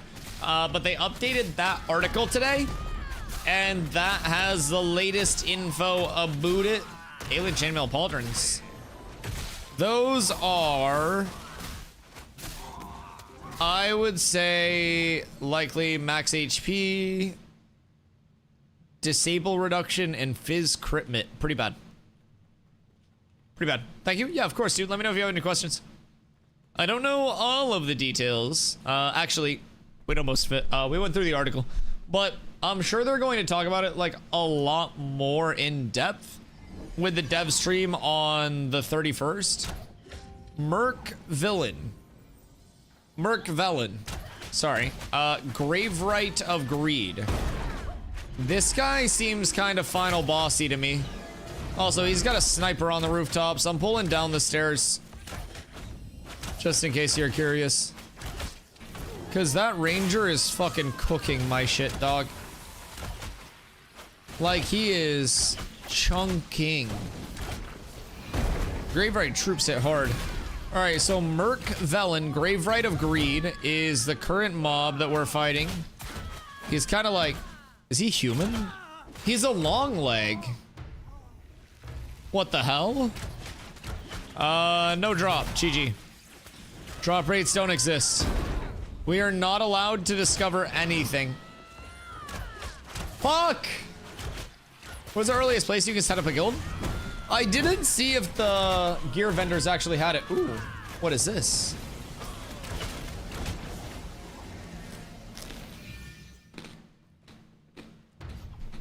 Yummy. What is it? Did you get salami?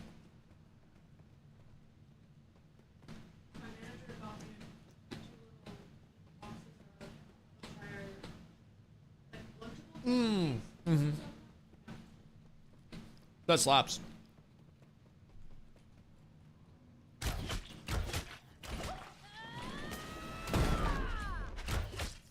Upstairs are highwaymen, downstairs are dwarves. Okay. I wonder what the loot table differences is.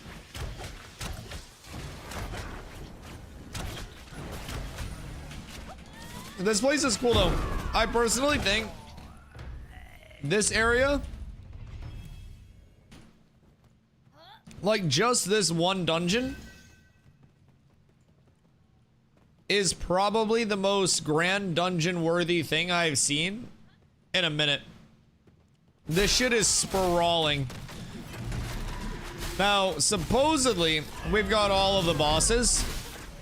And boss-wise, it definitely seems to be more of a pocket dungeon than a grand dungeon. But this has a lot of group support within the dungeon layout itself. Like, this is fat.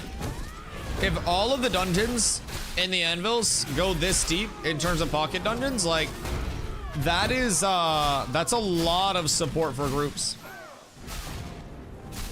Sad annoyed with the delay, but I get it. Yeah, it is what it is. I mean, a lot of people that took time off from work, of course, are going to be a lot more,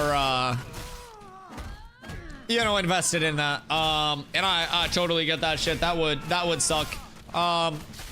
I'm hoping that people that did take time off work for P3 are able to get, you know, established again and maybe like switch it over, get that shit back or something, or at least plan a nice vacation.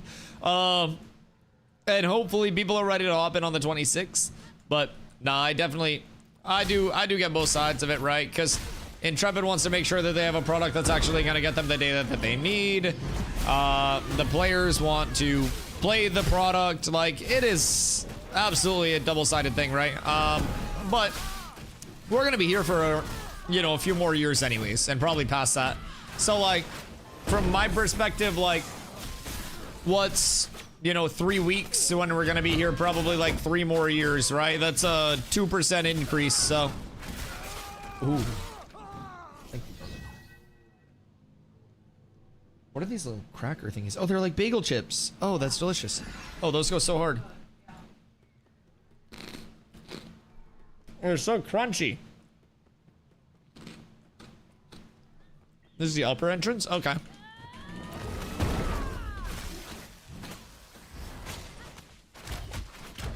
Yeah, these go hard. Or they just got home and our manager got our snacks today. So now I'm eating snacks. It's trickle down snackonomics.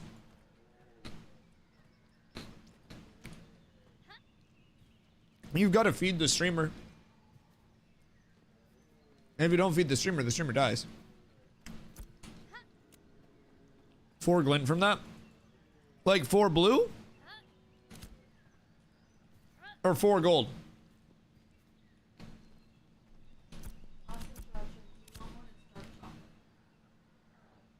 Sure. Thank you. Even though it's stupid dark chocolate. I only got 2 blue. I got 3 blue, 7 green, 6 white.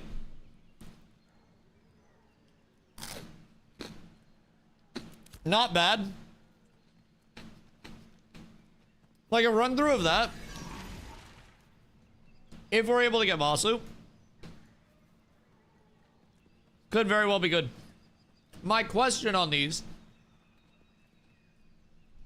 usually areas scale up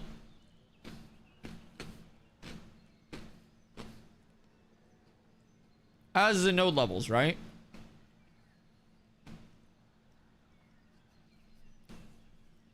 So will these pocket dungeon areas also scale up, and will the loot scale up?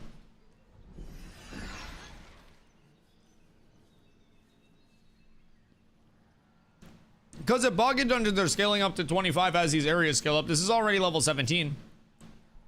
By theory, or in theory, like by the time it gets to level 3, especially level 4, we could very well see it be 25 to 30 capable, right? Yo, Ova, this game's wow. Kind of like a similar tab target base, but it's very different in terms of the actual gameplay systems. So you also have stamina. It's a lot less linear than WoW, so it's all open world, very little instancing. So your dungeons are out in the open world, and other players can actually come, you know, contest you. So you can get PvP, you know, pretty much anywhere if you go looking for it, or you can pretty much completely stay out of PvP. So you can really do anything you want. Gathering, refining, and crafting is big. So like being a gatherer and crafter is very important. I think one of them draws some magic mace. Interesting. Yeah, I want to compile more pieces and kind of like see what information we can actually get. I also want to keep an eye on what the leveling prog is.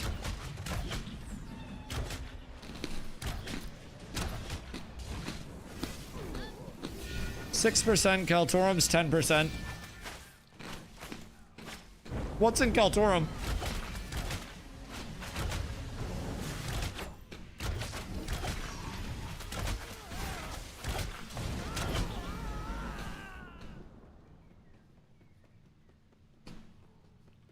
Like, what pocket dungeon do we have?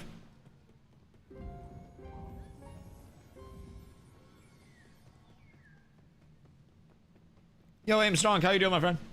What's dynamic grading?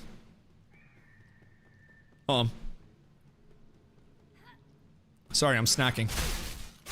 Dynamic gridding is basically a technology that Intrepid is like working on in-house, where throughout the world, the easiest way to describe it is like each area of the world is run by things called server workers.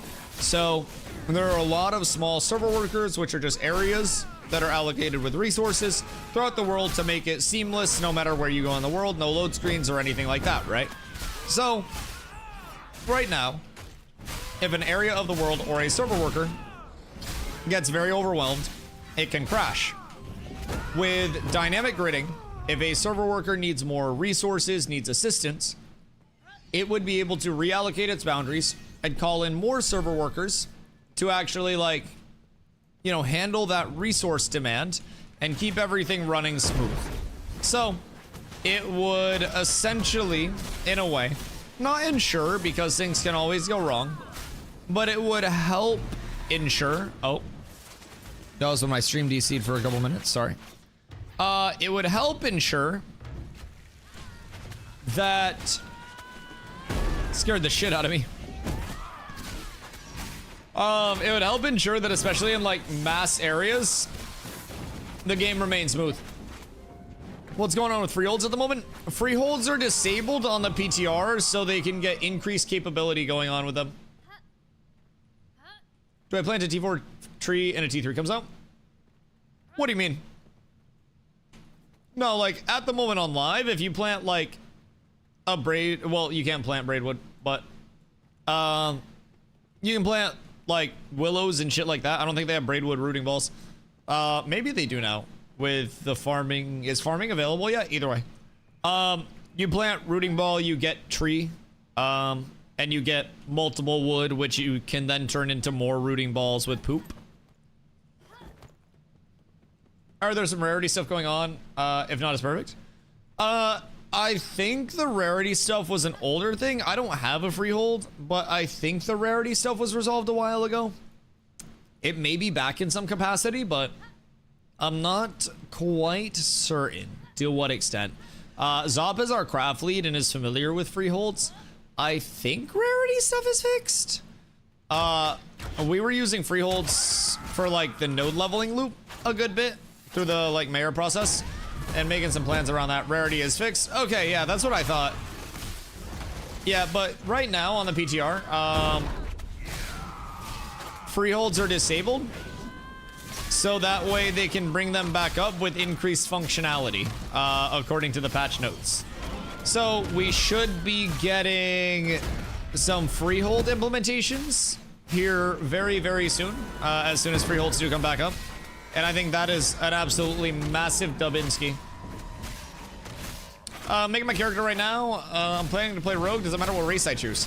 No, Ashes is an inclusive game dev, so races do not impact your power scaling in any way, shape, or form. There will never be, you know, a moment where you're forced to play this race combo for like a tank or a fighter or anything like that. They want to avoid that very much. Now, eventually there will be like some racial bonuses that you can get, right? But those racial bonuses will not be like anything related to power scaling. They will simply be complementary to your character. Maybe like a little narrative builder, like a, you know, something maybe lore based, something maybe lifestyle skill based, but won't be anything that actually impacts your power scaling according to Intrepid. Yeah, of course, of course. What race are you looking forward to the most? Me personally, I'm a big dwarf enjoyer. Right now I'm playing a Nakua, but when Renkai is added,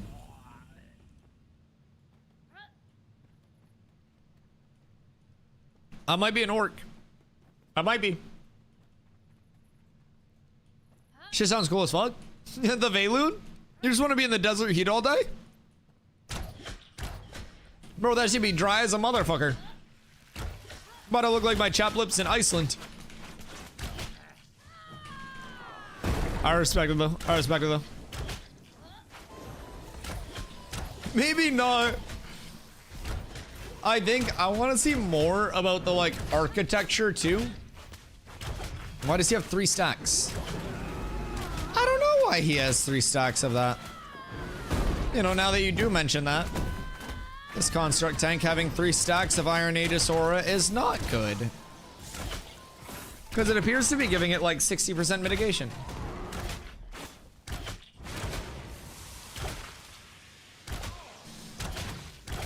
Boop, boop. It's gonna take me an hour. Wait, Tick, are you coming out to the anvils? Is that what you're saying? Because you can just teleport out here from the starting area. Yeah, if you're coming out here, just make your character and then turn left and go to the Ember Spring in the castle. And then you can just come right out to where we're at.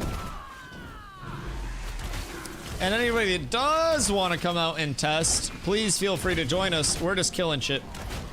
Yeah, so make your character and then in the castle, go like 5 steps forward and then turn left and you'll see Gustavo, our friendly neighborhood gear plug. He does also have Xanax. Just keep that in mind. But just get your gear. You can also get a book to level to 15. And from there, you can get a starting gear set. Right now, attributes are not showing on gear, so just pick up whatever sounds cool. I would recommend opening up your character sheet with C by default. And when you do open that up, you can see what your Fizz power rating is, or your magic power rating if you're a caster, and just make sure that what you're equipping is influencing the one that you want it to influence. Very simply put. So as long as you do that, you can get yourself set up a little bit. And then you are more than welcome to join us out here. We are doing just as much information gathering as we can, man. The name of the game is figure shit out. Boss mob back up really fast. Do you think it's a 20-minute re? It seems like a 20-minute re on name mobs, which I think could be pretty standard, right? 15. We should sit in boss room and pull into the boss room after we kill it. Engage what these respawns are. Because that would be a safe LOS where we can just control that room and then AoE things down. Unless we, you know, for launch, getting people in here, so to say, if it were contested. I think that would probably be our best bet.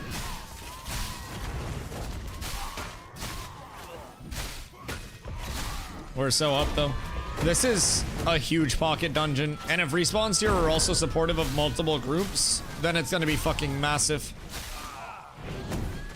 Also, I think we'll have to go out and get Keith at some point soon, TM.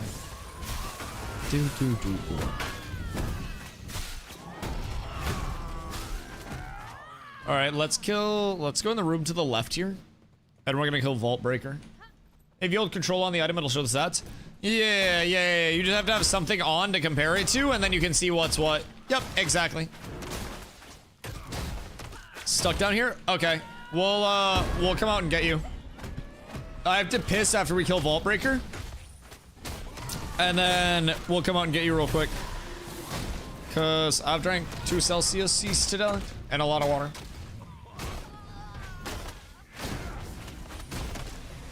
Wait, Vault Breaker's kind of fire. Yo, look at his character model. He's like this giant stone dwarf. What the fuck? Wait, he's so cool. You guys can't see him, but he's cool as shit. Huh. Motherfucker be drippy. Fire damage makes him take more damage. Ice damage makes him take less. Chains of Ceremony from Vault Breaker. Oh my god. 444 power, 42 con, and 42 mentality. That is a very, very, very good neck for everybody. 444 power, 42 con, 42 ment. God damn. All right, Chains of Ceremony, chat. If anybody wants to clip it, compile it, wherever. Chains of Ceremony, uncommon necklace, required level 10. Drops from the Vault Breaker in, what is it? Legacy Vault, Dunehold.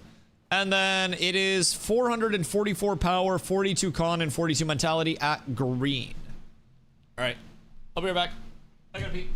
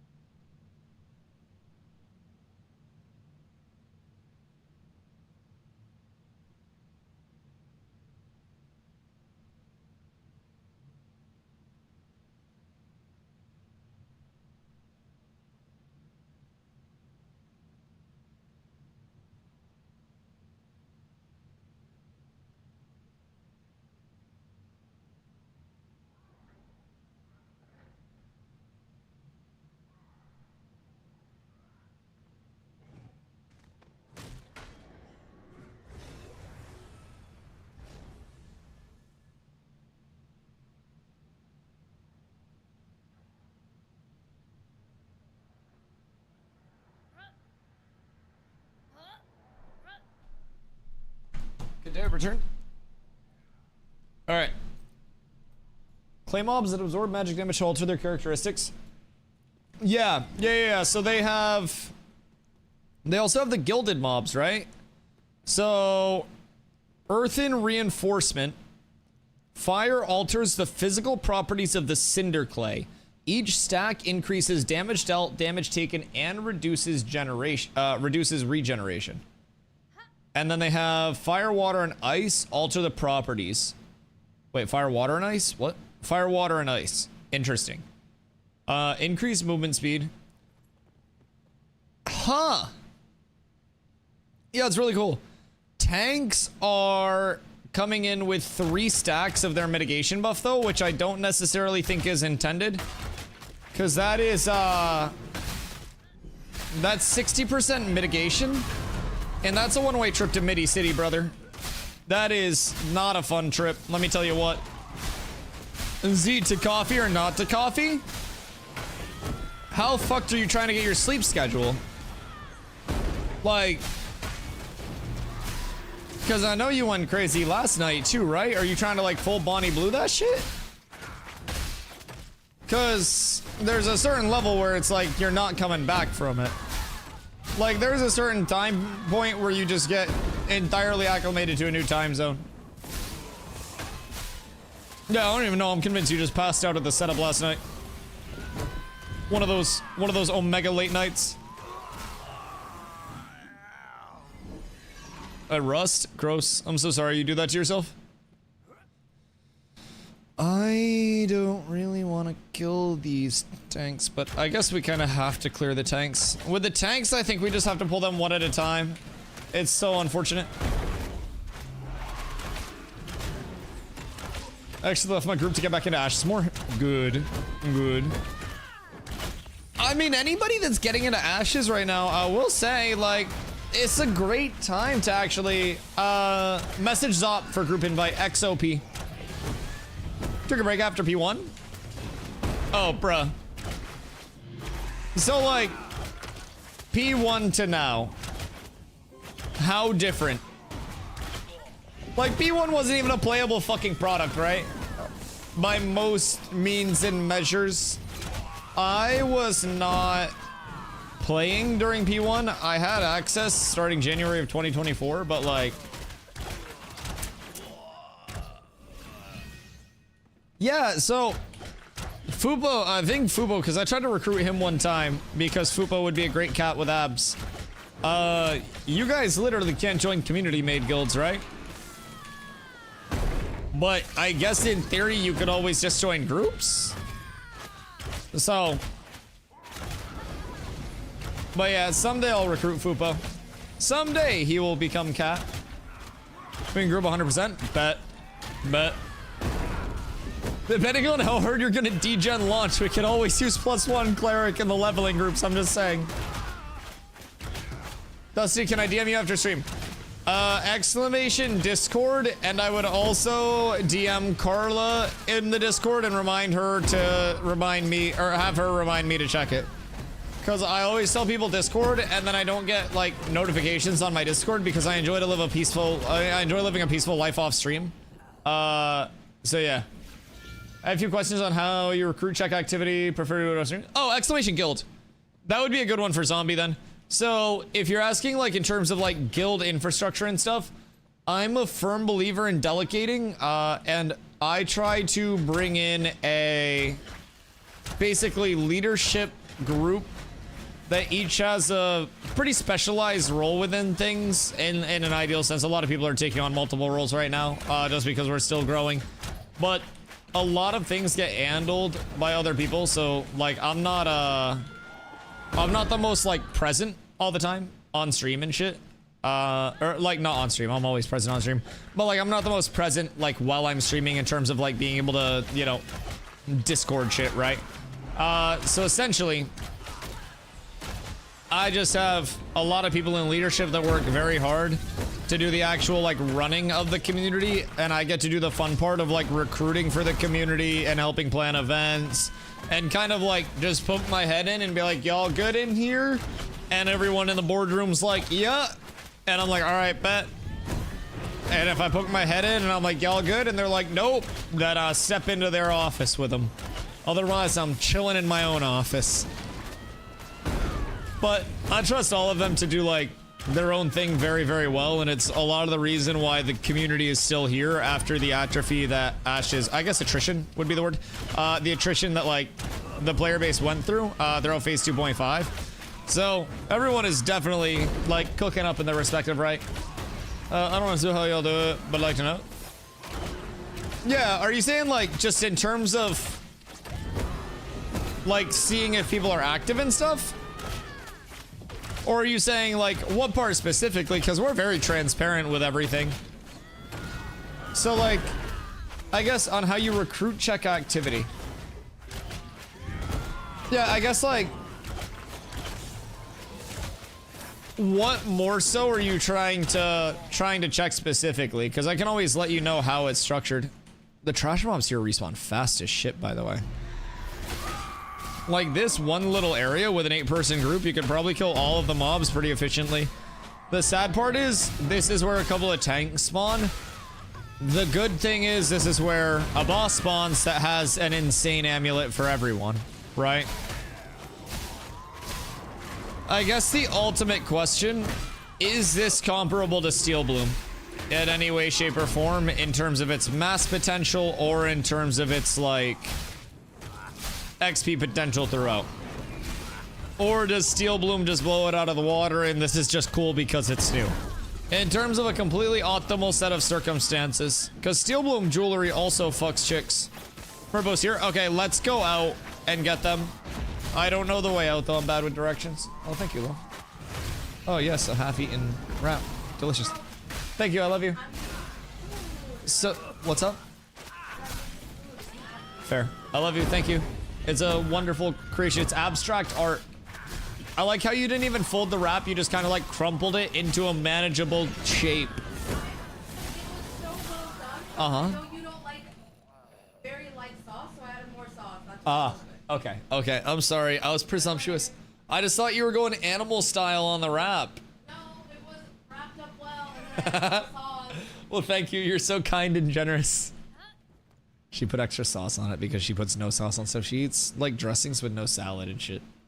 Can't get over how nice the new area looks. Oh, that shit's pretty. Oh, yeah.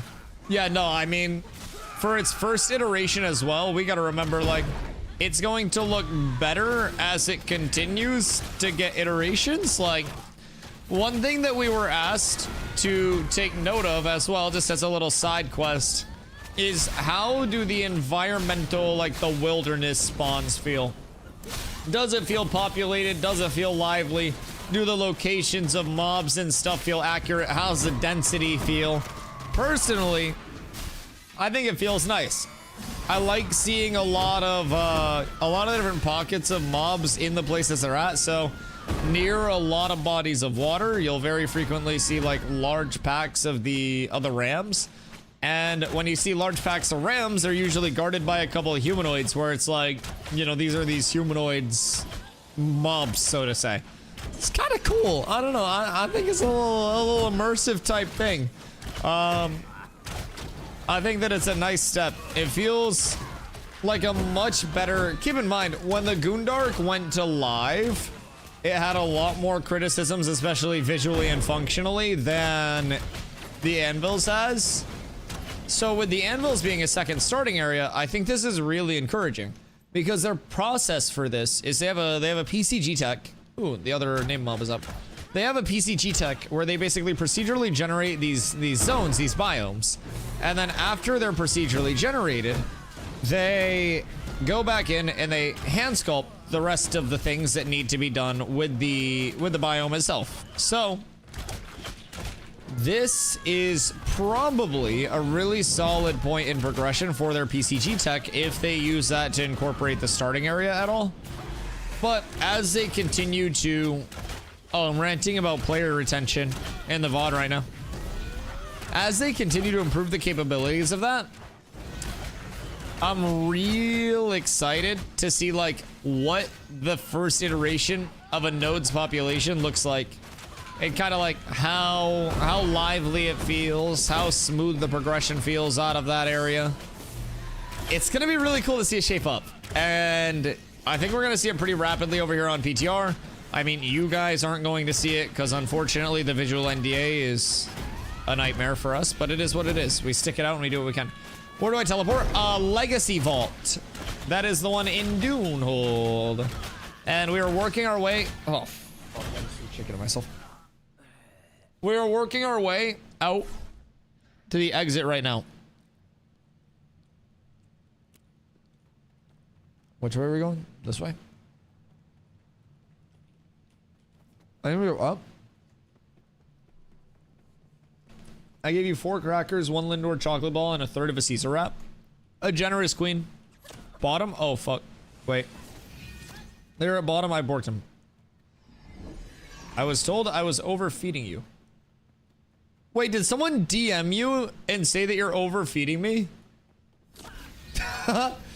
Message Zop, XOP for invite, boys. He's leading the group so I can become Dusticado Avocado in this bitch. Like, I'm a large human being. Am I gonna be larger with all this food? Probably.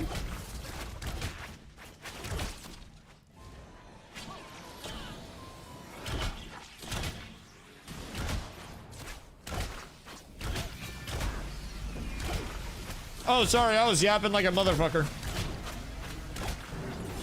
No, you're good. I was yapping about some random bullshit because we gotta go link up with the rest of our group.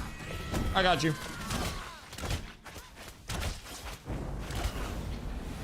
It was a keto tortilla.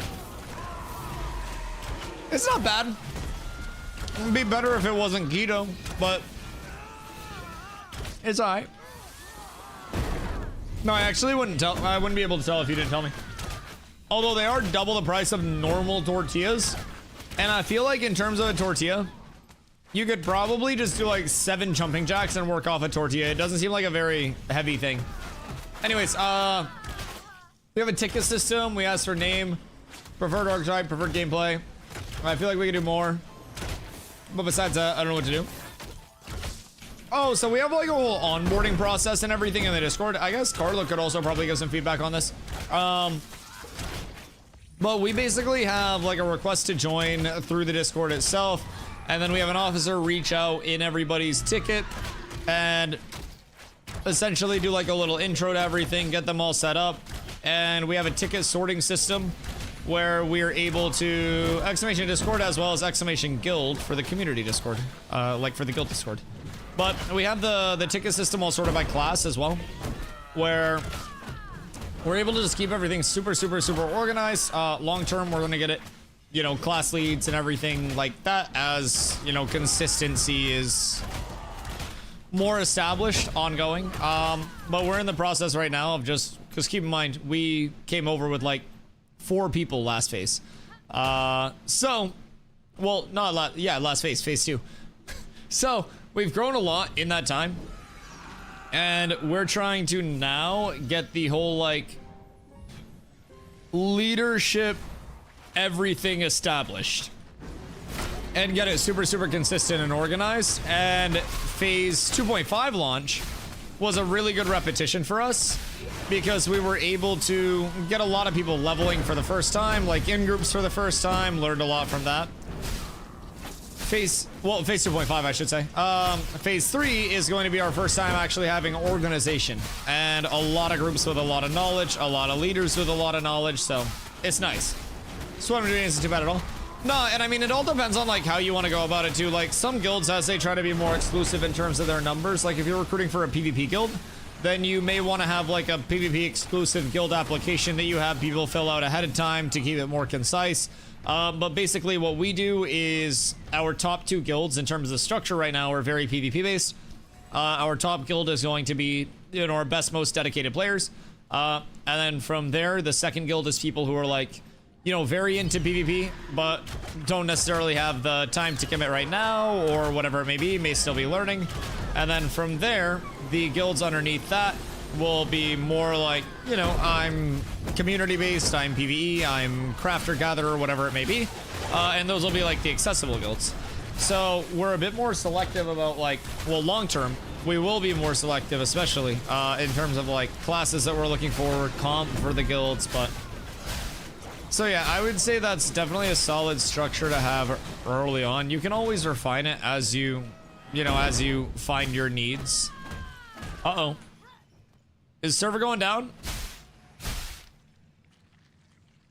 Uh-oh. Is it me or is it lagged hard? Did you make it out of it? Or is it full rip?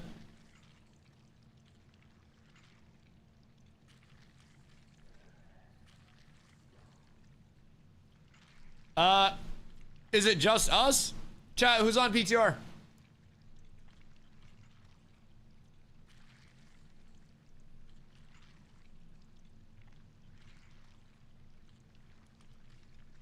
Time to reset all the settings? Bruh. If I have to redo my binds, I'm gonna take the fattest of rips.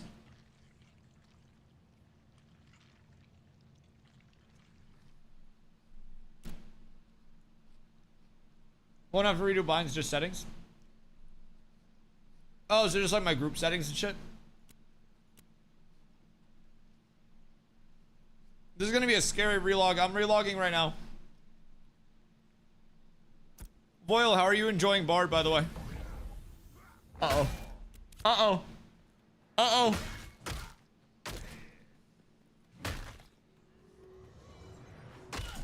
This is bad.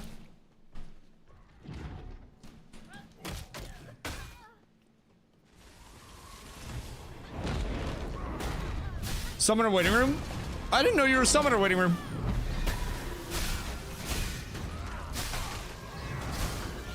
Are you going summoner bard for the Omega buffer?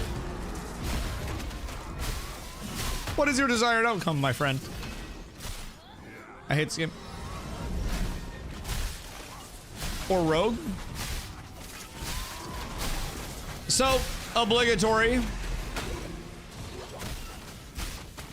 Did you want to go summoner rogue before you watch solo leveling?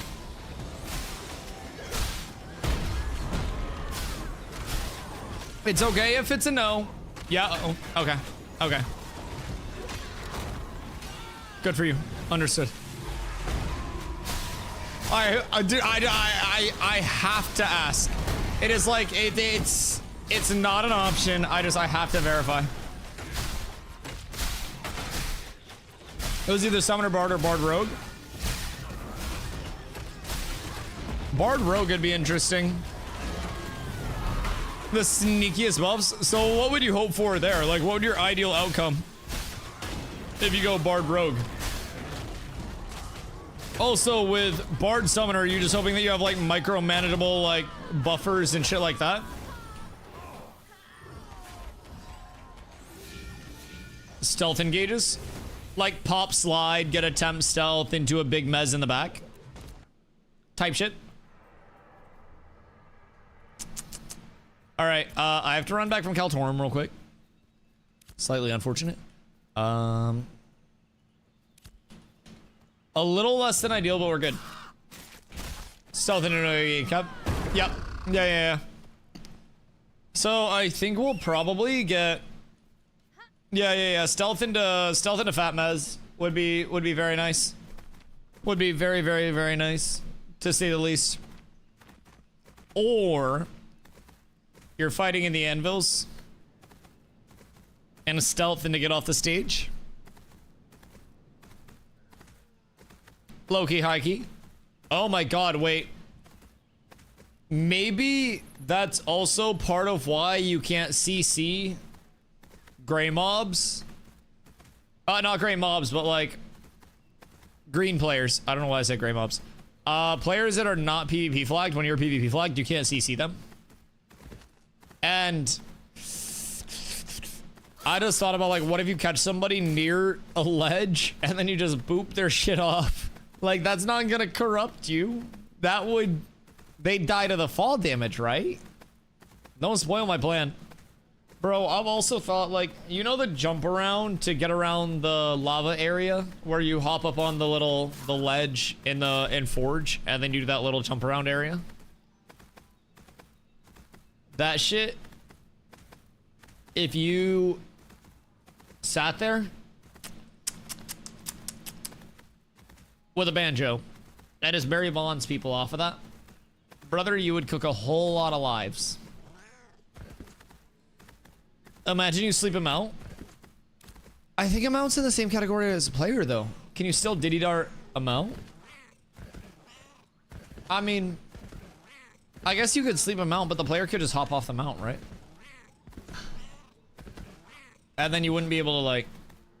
Best part of the VOD? Bro, the back-to-back is fucking crazy.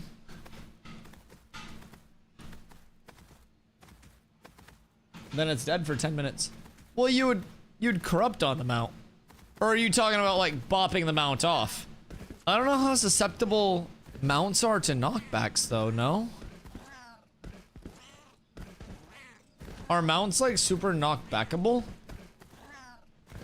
They get knocked back? Interesting. Interesting. I wonder if they've changed how charge knockback feels. Because on live, it feels worthless, to say the least.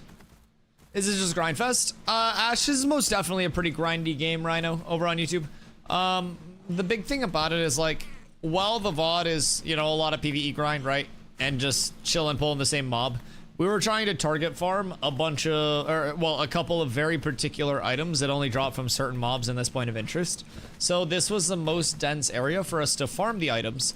And we ended up finding both of the items, like, back to back. So the next mob that we pull, I don't want to spoil it too much, but it ended up being very successful for us. Now, with that, there are a lot of different grinds that you can get yourself into along the way. Through the lifestyle skills, through raising the level of a node, which are the player ownable towns, which open up progression for the entire server, to something as simple as hitting a shitload of mobs and trying to level. Now, there is questing. It's just if you have a good group for the leveling grind and you're able to sit there and control an elite mob area, it tends to be quite efficient. So there are a lot of different routes that you can go. But really, it's, in my opinion, all about doing whatever grind you enjoy and hopefully having enough to, like, break your grind up throughout it. So, I knocked them out into the NPCs and they died. Bruh. Why are you the way you are? What? What in fucking tarnation?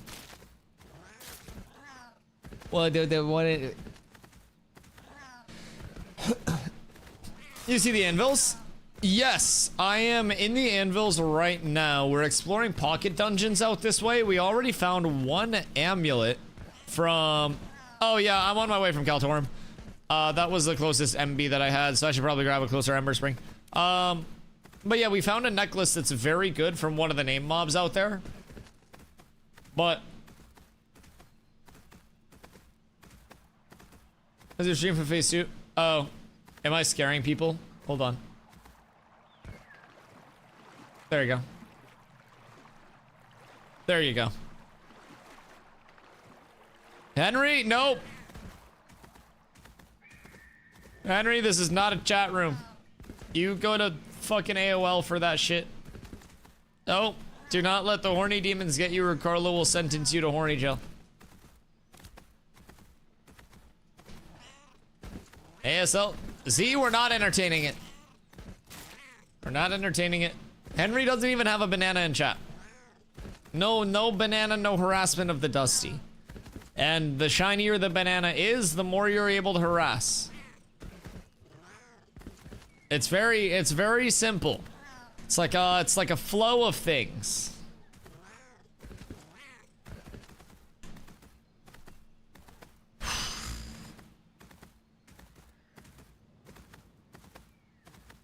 Anyways, so yeah, Jimmy Dean over on YouTube. We're exploring some pocket dungeons. We are out at Legacy Vault right now in Dunehold. So it's in northern Dunehold with a group. And we're getting ready to head back in. My dumbass did just die, so we're trying to prevent that from happening yet again. But, you know, it is what it is. The XP is quite good out here, actually, especially if you were to have a full group doing large pulls. The downside is that there is a tank mob out here that is very fucking tanky. Go figure. So that does slow the time to kill quite significantly when you do have those.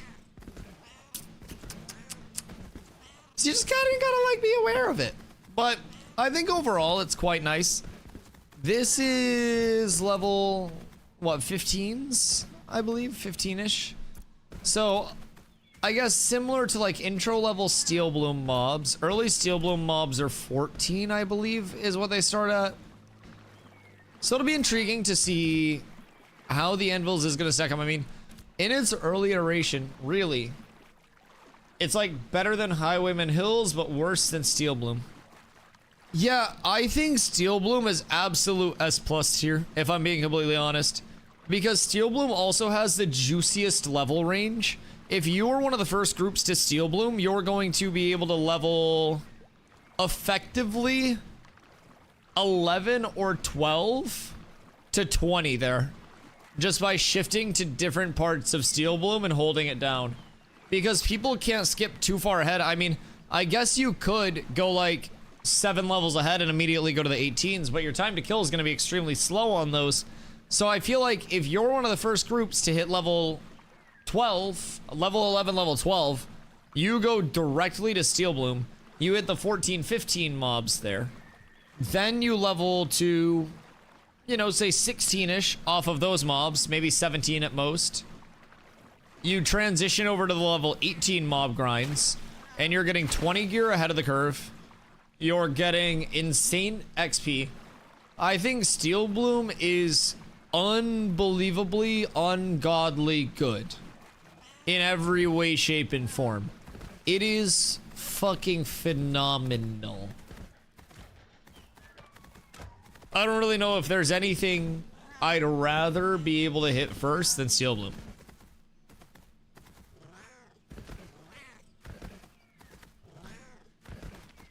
Hosty, do you think your Tesla Model 3 could run Heartbound?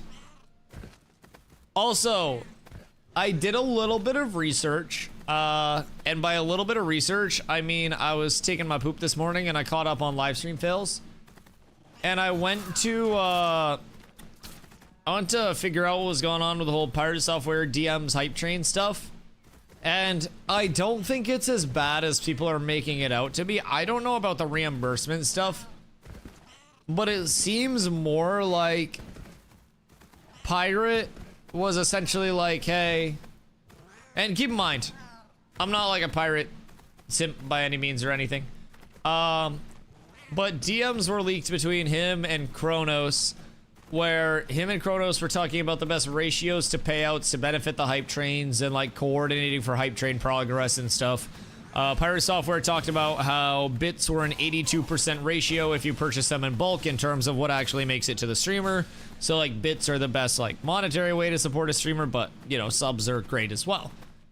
So Kronos basically gifted half of the shit that he gifted between subs and bits on his main and then half on an alt anonymously. And that alt account, the name got leaked, and apparently it was like an account that used to like, well, in chat, like Gas's Pirate like crazy. Go figure. So Kronos, honestly, like S tier friend, I'll be completely honest. S tier hype man, get you a Kronos. He would ride or die for Pirate, apparently. But basically, let's say, thank you. 1,000 biddies. Do you just have like 1,000 biddies laying around in the wallet? Sir, that's a lot of jangle. Thank you, Mr. Hoofs. I appreciate you, dude. I appreciate you. You better not be bidding and driving right now. Thank you, brother.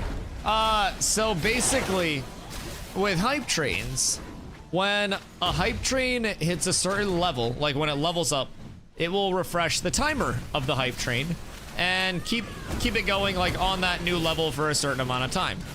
And essentially what it seemed like to me as a streamer was more him like saying, hey, if you're going to like, you know, gift stuff, please try to do it when the hype trains are about to die. Like, close to the end of a level, timer's getting a little low.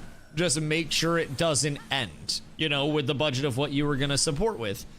And really, like, that's no different than me being like, hey, oh, fuck my dick. Oh, I applied for front page on the 4th.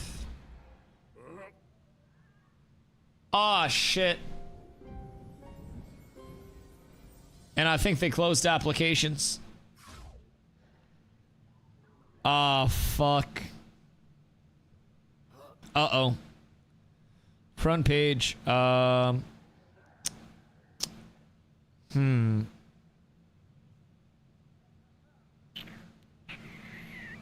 Rescheduling the slot. Ha! On front page, on the 23rd, front page promotion reminders, because they closed applications on the 18th, a week ago.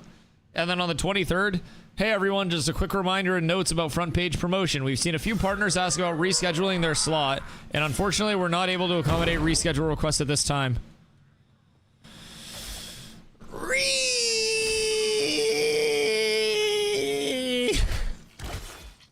Oh, I didn't even think of that until right now. No, you can only apply once every 90 days. I had a... Oh god, why do you guys have so many mobs on you? What the fuck? What is happening in this group right now? Oh, that's so sad. Well, we'll figure something out. Maybe we do like a big community PvP day or something? Come hang on the 4th? Yeah, maybe we just plan like a guild PvP day or something, and maybe it just happens to coincide with like one of the events that Intrepid decides to run or something. That'd be best case scenario. Like, we get a massive like raid scheduled at some point throughout the day. God freaking dang it, hack it all, man. Oh, that's okay. There'll be more front page times. That would have been so fun though, because I had it on May 1st for the launch. And it was cool. A lot of people got to see like the leveling grind, come in, ask questions, see the world be very alive. Were you streaming on the 4th? Yo, like Loki, Hikey, Hello Kitty Island Adventure stream on the 4th. The Herald's giving out mounts foretold the coming delay. Brother, they did, they cooked us. Vasmar, hello my friend. They removed the freeholds. Do you think we'll be getting the full functionality with all animals and plant farm? I mean, they talked about how they'd be getting increased functionality. Wait, did I just get kicked from the group? What happened?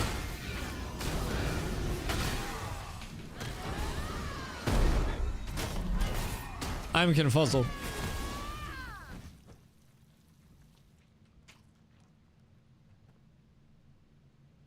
My bad. What the fuck happened?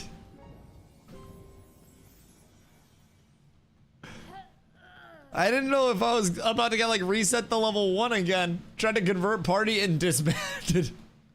That's tragic. That's absolutely tragic. Okay, hold on. Zop rage disband. Absolutely out of control. I'll get everyone group back up here. I'm also dead. Yeah, we should have cleric. Promote to party leader. There you go. I gave you back lead. Oh, I didn't get Keith. I didn't see his ashes down there. We should be able to get reses out though. But yeah, so they mentioned in the notes that freeholds would be coming in like a more functional state. I don't know if it'll be the fully functional state with like, you know, higher tier animals and farming and shit like that. I really hope that it's more progression in the lifestyle skill system, especially as we approach T4 towns, which you would think would also include master level crafting with it. Maybe a level 30 expansion too. This also makes me think that level 30 will probably be coming with phase 3 launch. If I had to wager a guess, more phase 4 town, more T4 town time and development, more freehold functionality, maybe supporting master level crafting since the trees are in. That would mean that master level crafting would be level 30, GM would be level 40 to 50. So like, I think we're probably gonna get level 30 on P3 launch. That might be an optimistic take, but I'm kind of putting a couple eggs in that basket to a certain extent. I am excited for that. Even as a possibility, but I think that'll also change up a lot of the leveling grind too, because right now it's kind of like get to 20 and then once you're level 20 you don't have to worry about you know, much else at any point. So I don't know. If it goes to level 30, then that changes everything. Hello, Toasty. Got the August 25th announcement. What if I told you it's 26? Yeah, 22-day delay. Not the worst. I mean, like, in the grand scheme of things, we're gonna be here for years. I don't really think 22 days is the end of everything, right? I did just remember that I applied for front page of Twitch on the 4th for the launch. So that's gonna be an 8-hour block of awkward. Fuck! Yep, we just remembered that recently. But I'm thinking that we'll get a much more refined P3 launch on the 26th, right? A better anvils, better first time user experience for the people that do want to come in. And the patch notes said that it wouldn't, you know, have parity with the Riverlands. But realistically, with all of the dungeon content that's already out here, I'm thinking it's quite nice for a first iteration of stuff. We've been out here fucking around in pocket dungeons at level 15 today. And it feels nice. It really does. Mobs are punishing. We did just come down with an 8-person group for the first time, so that's wonderful. Really excited about that. We're down at Legacy Vault and Dunehold right now. And it's like these dwarf mobs, but the dwarfs are made of gold and they're basically gilded dwarves or construct dwarves. The constructs are stone. And they have like some mechanic with them where if you use certain elements on them, it impacts them in certain ways. So like if you use fire on them, it makes them do and take increased damage and have less regen. If you use ice on them, it makes them take and do less damage. And if you use lightning on them, I don't really know what it does. But it's kind of cool. The mob mechanics and like taking all of those small things into account and making sure that you have people casting the right shit and not just fucking the entire group over is kind of a really cool thing in my opinion. But with 8 people we're pumping, it's 2-star level appropriate mobs at level 15. And at the moment we're cooking up about 1,000 XP per kill. 15 to 16 is 543,000. So it's just like a light, you know, 543k. Do they have gray skin dwarves? Yeah, actually. So like one of the bosses that we fought, like one of the name mobs here, he drops a pretty banger amulet. It's power, con, and mentality. 444 power rating. This level 10, by the way. 444 power rating, 42 con, 42 men. So very good for everybody. But he was a big, like, stone dwarf, like all grayed out and shit. Looked really fucking cool. Larger than average dwarf as well. Also, trash mobs down here hit hard as shit. They're like some ranger mobs. I just got like snipe headied by a mob, I'm pretty sure. And almost died because of it. Like they are, they're some chunkers, man. So, it's been intriguing. It's been fun to be out here though. The pocket dungeon that we're in, I don't know if they're all this like expansive. But this shit goes deep into the mountain area that it's like carved into. It goes very, very, very, very, very, very, very deep. It is sprawling. I think you would be able to support multiple groups in this one pocket dungeon. The forge one was empty. Which ones have we not explored yet? Because I know Zop was cooking some earlier. Do we have somebody trying to like catalog what's dropping? Because that amulet was really fucking good, by the way. I think the thing with this is you don't have a lot of potential for like big AoE pulls.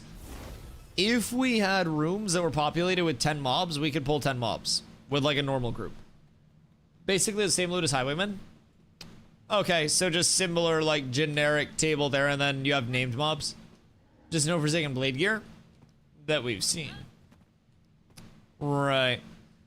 Now, do the named mobs make it worthwhile? Do we think? Because, like, yeah, I think it is going to be probably slower TTK than Highwayman. But this is also going to be like a higher level base, right? Because these are 15s and 16s. I mean, I guess Highwayman has 15 on the top end of it, but isn't Highwayman like... This is faster TTK than Highwayman? My gifted sub ends tomorrow? Yo, Toasty, thank you for the 38th Street. How are your monkey bucks open? The 3 stars? Oh, you're so right, bestie. Oh. Is your server going down? Highwayman gives 5k per mob. That is also true. 3 stars will give much more XP and maybe even have a better, like, drop rate. Alright, so maybe we get out of this pocket dungeon. Maybe when we spawn back in, we all load back in at the same time, and then we go up and out. Because that's also going to be just us, right? PTR testers, Mr. Foyle, are you in PTR right now? Because I'm pretty sure that's another one that's just us. We also have really good gear that you wouldn't normally have. That is also extremely valid, yes. Yes, you will not typically have full gear sets and shit right now. We're not, like, full optimized out by any means, but yeah, definitely better than your average bear will be on P3 launch at level 15, I think. To say the least. We've got weapons, we've got blues, we've got a lot. All right, let's see how the relog goes. Try an instant relog. I'm coming back in now. Thoughts and prayers, lads? I feel like we should just sprint immediately up the stairs and just try to get out. Unstuck out? Yeah, fuck it. Unstuck out if you can make it out. Oh, Biss. Okay. The dwarf mobs do not do well if you hop up on, like, the little banister areas. So when you log in next to the stairs, they have, like, the jump ups that you can hit on, like, the handrail area that's taller than the dwarves. They just reset if you go up there. Word is that drop rates have been increased on PTR.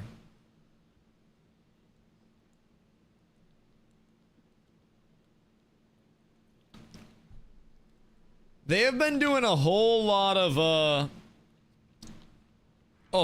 tomfoolery and shenaniganism. Borkin dwarfs. No, I'm pretty sure that's... So, they changed mob AI a while ago to actually reset when the mob couldn't reach the player.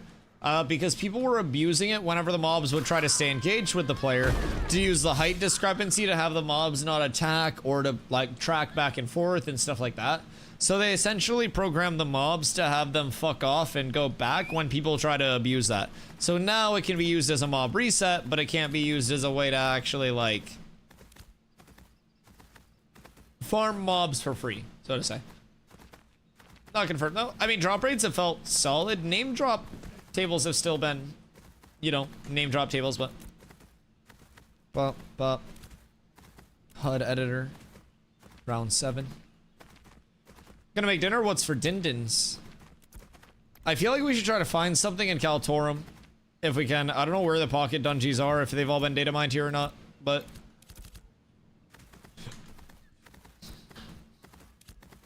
You can pass me a lead if you want, and I can invite people. I feel like there's probably something to the north of Kaltorum, yeah? Beef bulgogi? Ooh. Share? Is it bulgogi or bulgogi? I feel like it's bulgogi, right? The two different uses of the G. I'm an uncultured swine, I know. I know, it's okay to shame me.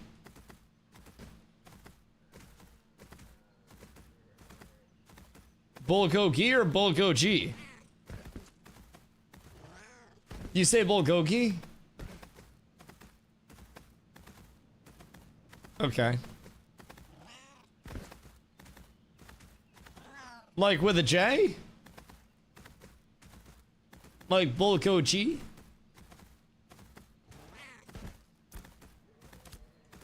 This is so difficult through text sometimes. Twitch is like playing the fucking Survivor blindfold challenges together. I swear to God.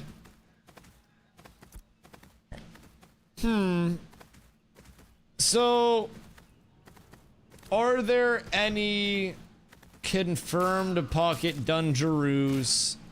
What's this archway over here? This archway looks kinda swag. Wait, so Bad Dad, what's the pronunciation? Is it Bulgogi or Bulgogi? That is the question. G, right? I'm gonna start typing phonetically. I'll still fuck it up. Like Zop said. So like Bulgogi. Like that one. I really need to like get my culture up. Sometimes I truly just feel unprepared for the real world.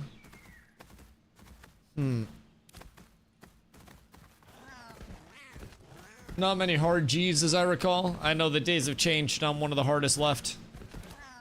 It's fucking crazy in these streets, brother. Not many real ones left holding it down. It's like potato, potato, tomato, tomato. Yeah, no, exactly. Yeah, I agree. I agree. And there's also one pronunciation for each of those. If you say tomato... Chat, does anyone say tomato unironically? And if so, why? I could see it maybe being like a New York thing. But is that like an actual thing? Or is tomato just a meme? Because it sounds like a meme. Is there an invis wall here or am I just stupid?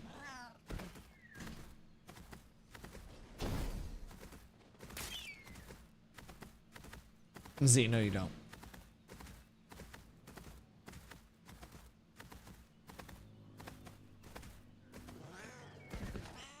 So, are we sure that that last set of T's is in there? Are we like 1000% certain? Tomorrow? Did you just say like tomorrow? Is that essentially like the same thing? Zombie, what you doing with that? What you need that for? Also, exclamation delay. Tell your friends. Back to the drawing board. But right now we're outsourcing pocket dungeon stuff at the anvils. I'm from UK, we say tomato. I mean, I guess that's like an accent thing, right? And like, it sounds better in like... Super Scan, thank you for the follow. It sounds better in British than it does American. Like, if I just say tomato, it sounds lifeless, but like tomato. Like, that sounds better. That makes sense. Cause like, tomato is to like... I don't know, it sounds labored to say. Like, you have to work hard to say it. So... Shallot. Jesus Christ. Depends which county too. Jesus Christ, there are different dialects. Yeah, I mean, Tuesday is valid. Tuesday is very valid. So like, how does that impact Taco Tuesday? Just as a tradition.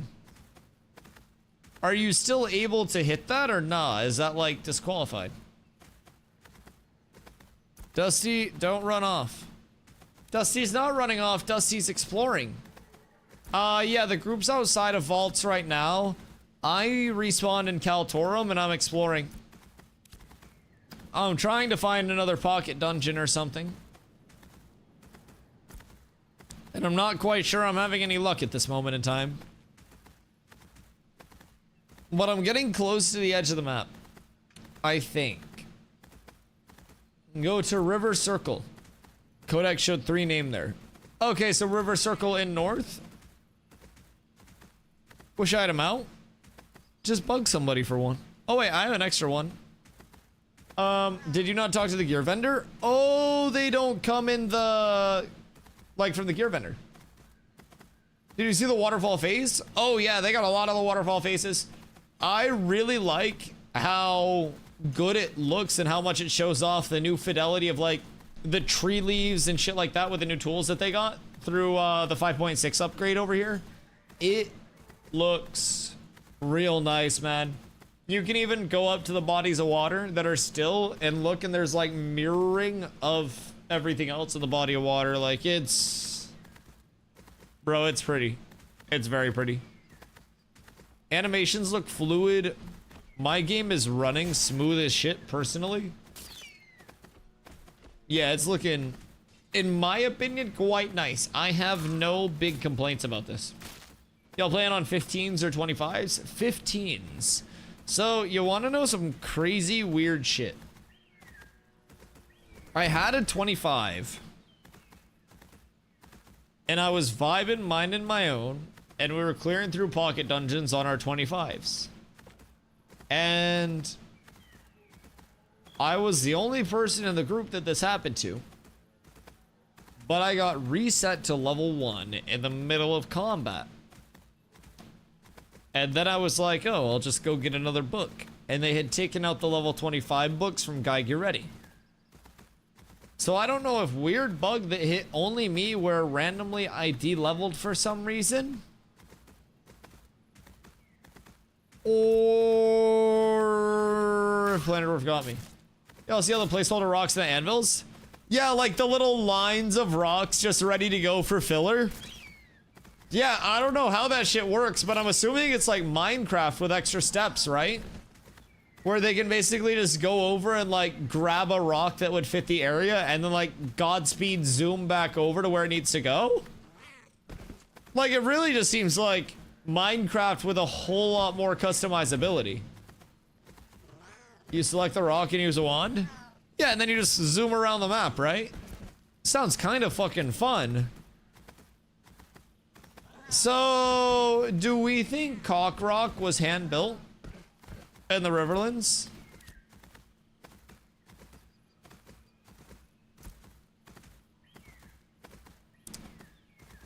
What did I just join to? So we're in the anvils today, Mr. Mustang, sir. Vroom vroom. So we're testing a lot of pocket dungeons out here. And over on the right side of the map in the anvils, there are a bunch of like placeholder rocks and like road paths and shit like that. That they just kind of like have out there. So the devs can grab them and like, you know, use them in places. And it shows on the map. Surely it'll go away. But it's kind of funny. So we're discussing how they like bring things over and just kind of like patch and fill from that. Can I have an invite? You can, yes. I think as of right now, it's only 3 of us. Everybody else is doing other things. But we're heading up. I'm going up to the top of Kaltorum right now. Towards the, towards like the little circle lake. Server worker crashed again? Oh yeah, get the fuck off that server worker. That shit is cooked. I would also maybe post in global and see if a GM's available to come check it out. I don't know what server worker it is. I know that was man-made. How could it not be? What if a woman made it? Because that thing is sculpted in glory, Toasty. Cubicle, P3 launch delayed. Yes, indeed, exclamation delay. It's Friday night PvP on live. Oh, wait. Has it been for an hour? Are people PvPing over there? Or nah? When are we doing it? But yes, it got delayed to August 26th instead of August 4th. So they are able to finish up a few changes that they are feeling like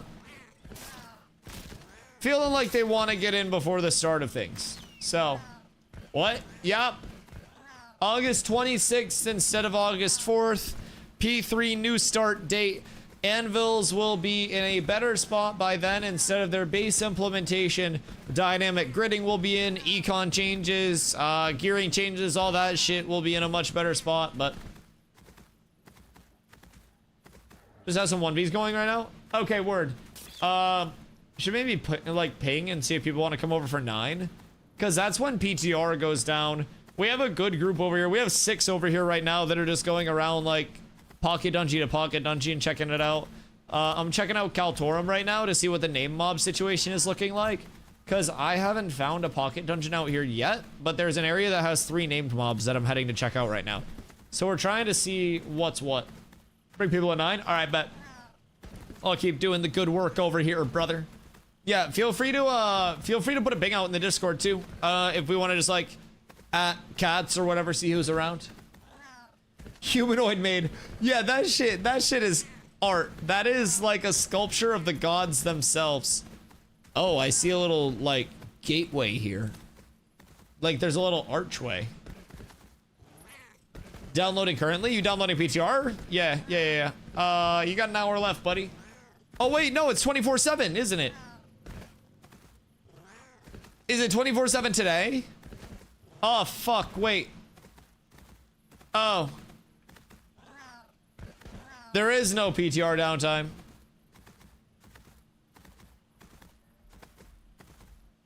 Huh. How am I going to get a month worth of VODs to play from live?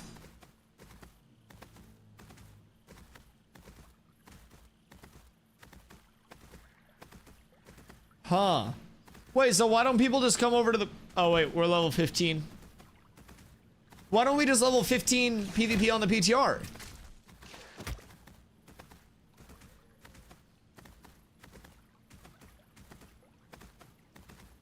Talk about the...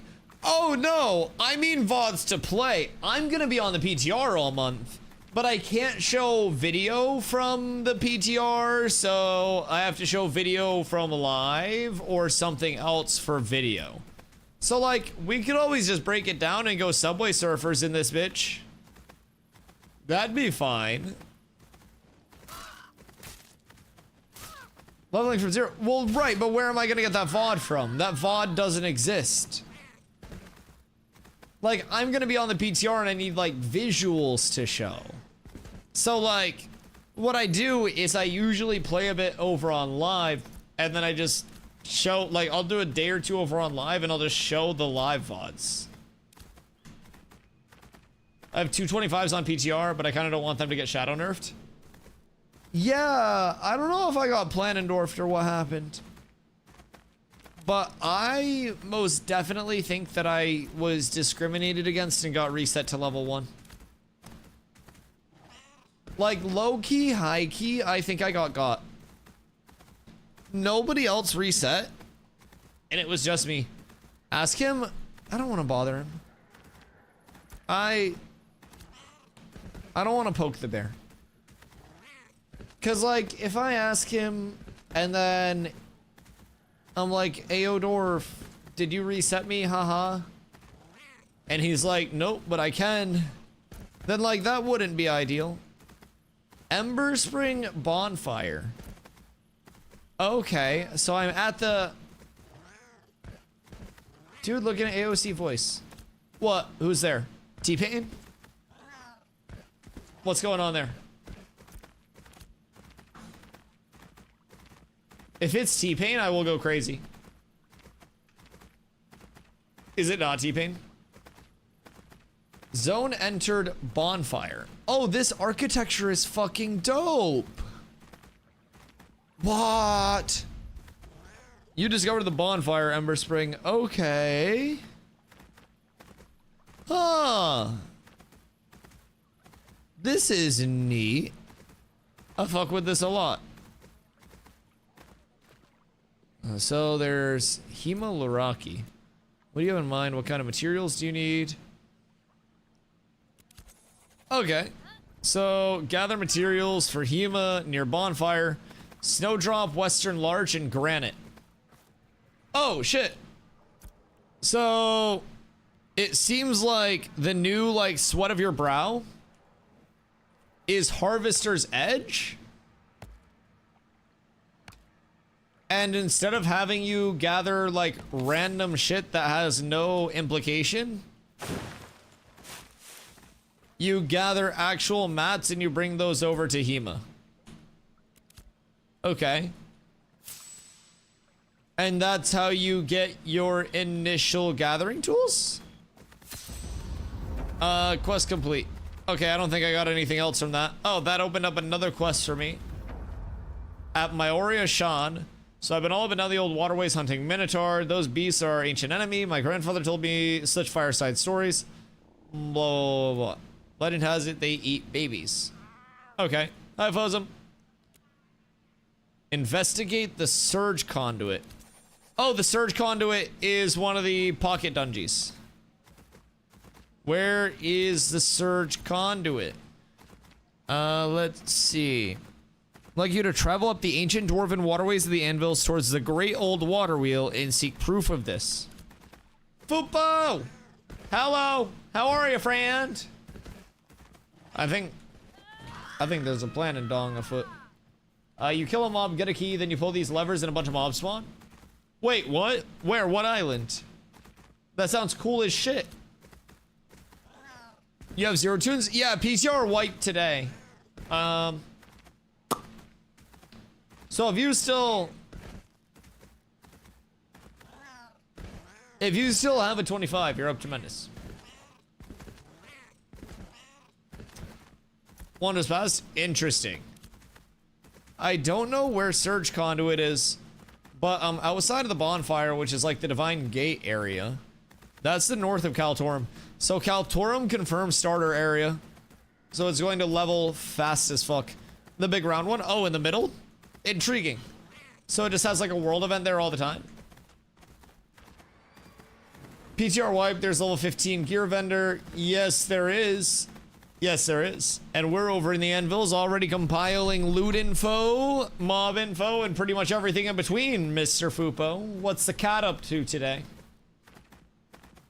I'm sure it's been a busy day of testing on your end. Guy is directly in the start. It's actually not Guy, it's Gustavo. Guy had an accident during the dynamic gritting testing. And Guy just needs your prayers more than anything else.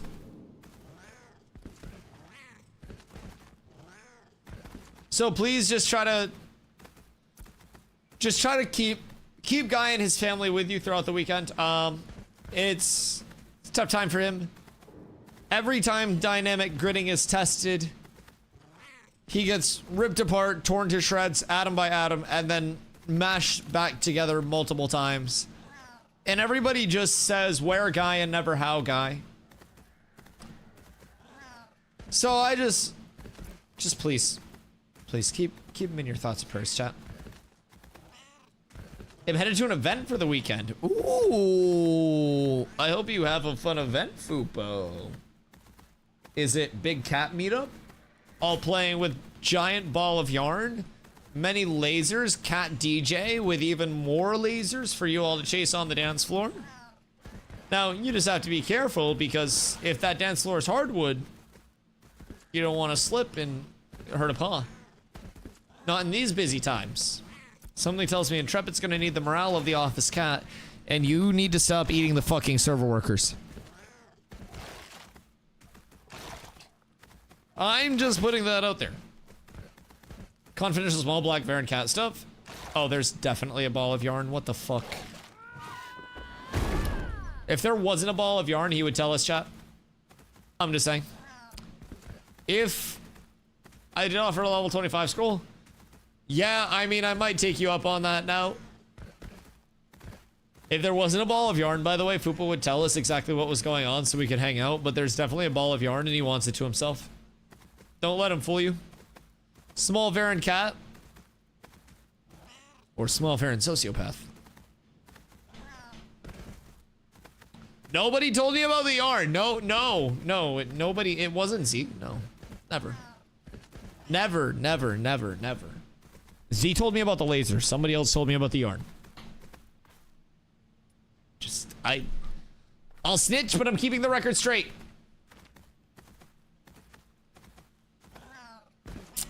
Z leaked pointy lights. Level 18, 3 stars. Where are those bad boys at?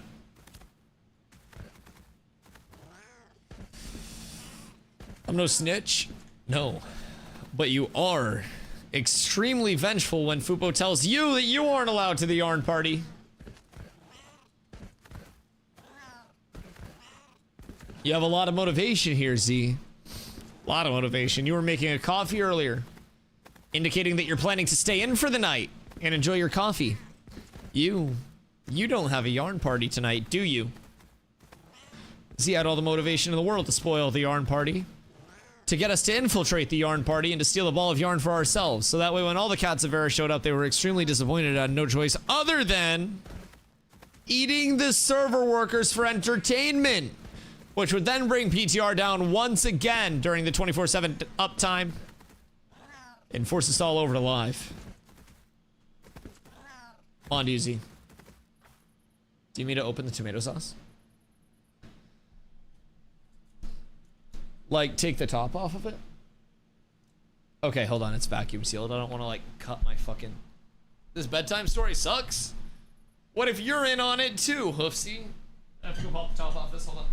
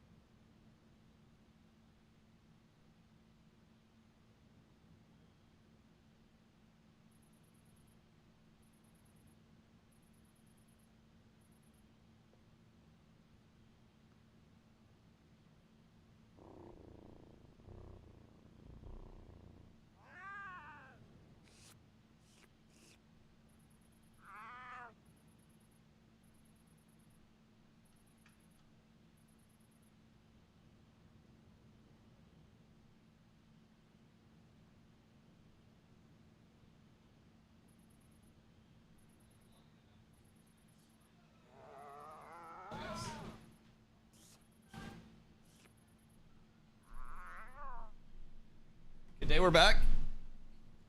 He was defeated by the jar? No, no, no. The jar is vacuum sealed. I went about it in the most reasonable way that a human could, with diplomacy and a fork. So my mom does a lot of canning, and anytime we go up, we just like stock up on, you know, canned veggies, or like jarred veggies, I guess, and like jams and, you know, all those things. So Carla is making, I believe, like a pasta dish, and my mom sent back some tomato sauce, like jars, like literally just like smushed up tomatoes and shit. So Carla's doing a sauce with all them things, and then we are eating yums. And then I think after stream tonight, I'm making a buffalo chicken dip, because we got a rotisserie chicken yesterday at Sam's Club. And I'm gonna pick that and then turn it into buff dip. Yum, yum, yum, yum, yum, yum. Yes, yes. Smack the edge with the back of a chef's knife. Yo, Lord Lorient, how you doing, my friend? Appreciate you coming through. Storage conduit is the T intersection of the River of Kaltor. Oh yeah, I see it. Okay. It breaks the steel. Interesting. I usually try to like scoop it like underneath it with a fork and then just pry it open. I'm kind of a barbarian, Foop. I'm kind of a barbarian. Z does amazing things with yarn and other stuffs. Wait, Zine does yarn creations and shit? What do you mean Zine? Zine, Jesus Christ, Z. I don't know why I defaulted to Zine. Z does yarn creations? What? Maybe I have seen these in passing? Do show. Do I need to do sweat of your brow for horse? Yes. Yes, because I don't think that Gustavo has horses available. Unfortunately. This game. So, in terms of like the full launch, the launch won't be for a little while. The next phase and the next set of servers will open up on August 26th. So, about a month from today. You actually want to see? Yeah. What? I like art shit. Because I'm not very, like, artistic myself. Like, I'm not a very... I don't know, some people are, like, very creative mind. And me, personally, am not very creative minded. So, I like looking at people's, just, like, creative stuff.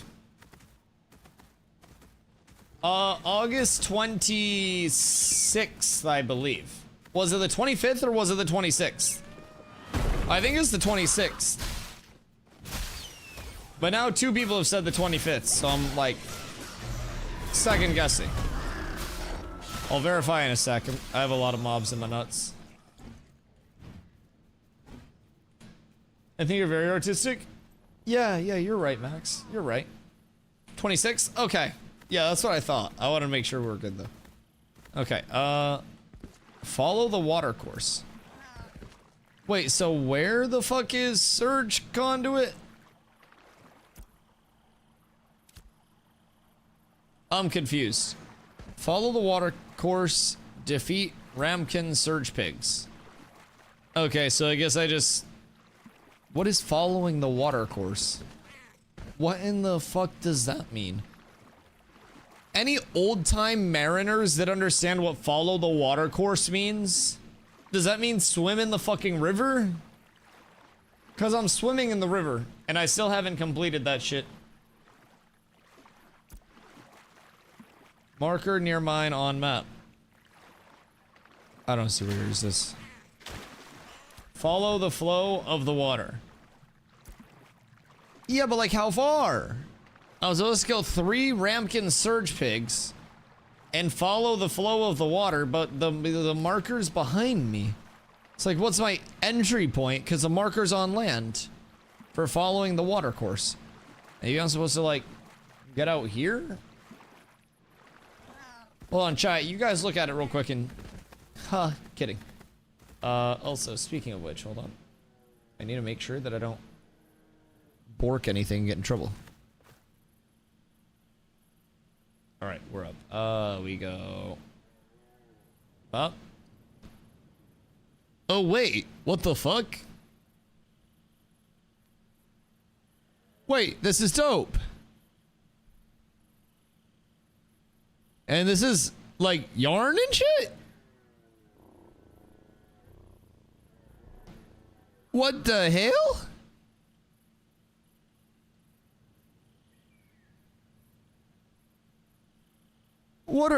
What? Wait, this one's adorable. I love the sword. This, I feel like Steven would hang this up in his room. Dusty, there's a group in the Lawless Zone. Oh shit, I'll be right there. I want you guys to know, when you bully me, this is who you're bullying, by the way. Just consider that for a second, if you will. You're being mean to somebody that really doesn't deserve it.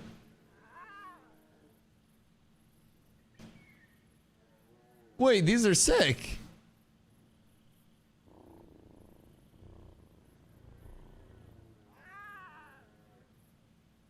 So, is this like clay as well? Or is this all yarn?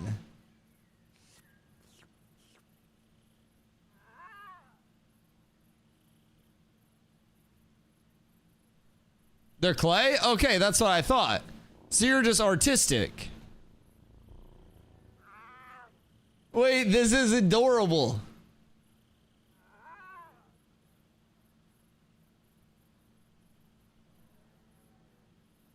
That goes hard.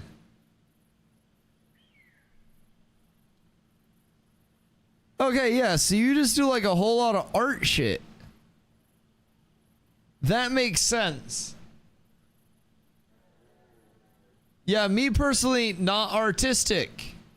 Oh my god, there's so much. What the hell? Do you do art for like job?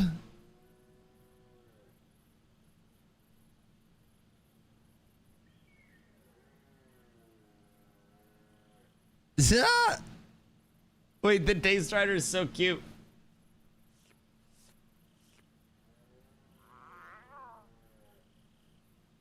He looks so swift, but so chonky at the same time. The ribbon is bis. Okay, yeah, I like this.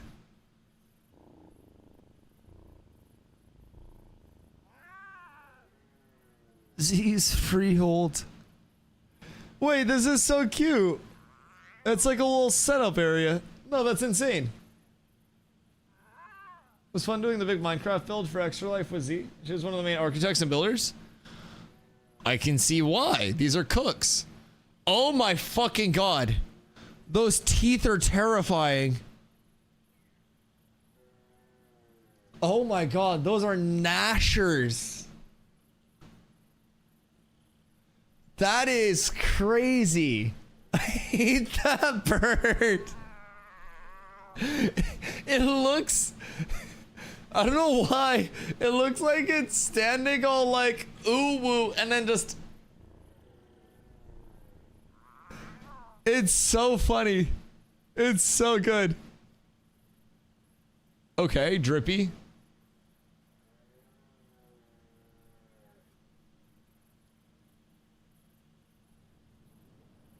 See, the crazy thing about this one is like, okay, Fubo, I didn't want to bully British people. I wasn't gonna say it.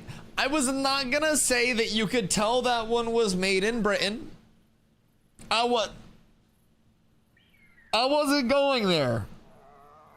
But some things just do have a made in Britain sticker on them without having a made in Britain sticker on them. Yes. Yes. See, I was gonna say this one could either be made out of art supplies or Rice Krispies. Fubo is cyberbullying. Because I think these out of Rice Krispies would also go Insano style and sell very well. I got you, Blackblood. Yeet.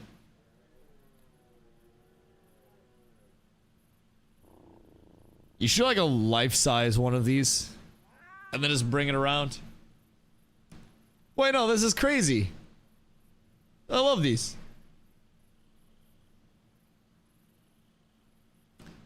My Minecraft builds are so uninspired. I make very basic house and I'm very happy with it. My architecture dreams are extremely uninspired. But I can tell you what, I can make some builds in games pretty well. Just not Minecraft builds. It's a video at the top. Ayo. Wait a minute. Up here? This one? What this one? Flashbang. Sorry.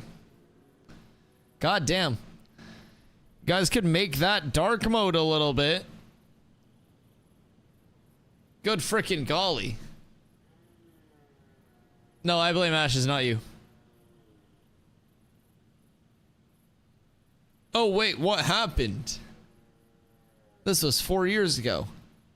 No, was this a doggo? Sag.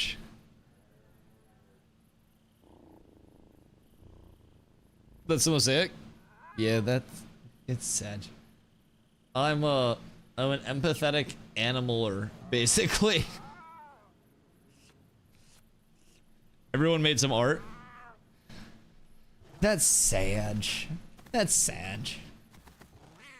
Yeah, that would be like a heavy ass watch. I will say. We give it to him in Discord. I bet he fucking balled. That's really nice though. That's community's a good community. I will say. Some of this level 10 gear has no stats. He cried, we cried. It was a beautiful day. Everyone was sad, and then everyone was happy again. Almost drowned. Poor cat. Cat doesn't like water either. And all that water coming down on the floor, that's... Yeah, you probably had a lot to avoid. That was probably very rough for Foop. Guess I gotta do sweaty about to get a horse, so I can run to town and get an omen. Why do you need a fucking omen? Just teleport out to a pocket dungeon like a normal human being. What do you mean? Pull up. The time is nigh.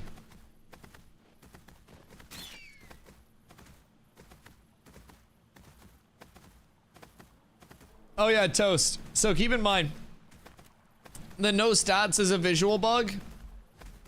So if you just equip something, and then you hold hold left control to compare, it will tell you which stats are on which piece. Because it'll tell you like the plus minus of switching the pieces out. So you just have to do a little bit of investigatory work, but if you're willing to put in the leg work, then you're good to go. Earlier, all the nodes were still wilderness, so good luck getting that omen. Oh yes, let me check on that. Yeah, everything is indeed still wilderness. There will be no omen for toast. Oh wait, Hakriba is encampment. God damn. And interestingly enough, Hakriba has 6 plots at tier 2. Can I ask a GM to get TP'd? You can talk to the teleport NPC that is inside the castle where you spawn.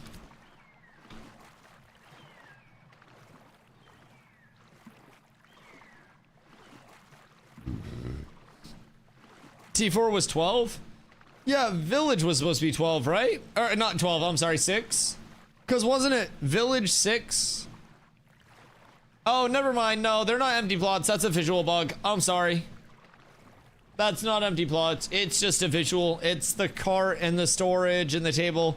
There are no empty plots at encampment. My apologies. I baited you all. So yeah, it'll be 6 at Village and then 12 at T4. And then I'm curious what T5 is planned to be, whether, because that leaves it a little ambiguous. Is it a double up or is it a +6? Because if it's a double up, then that means T5 is going to be 24. But that would also mean T6 is fucking massive.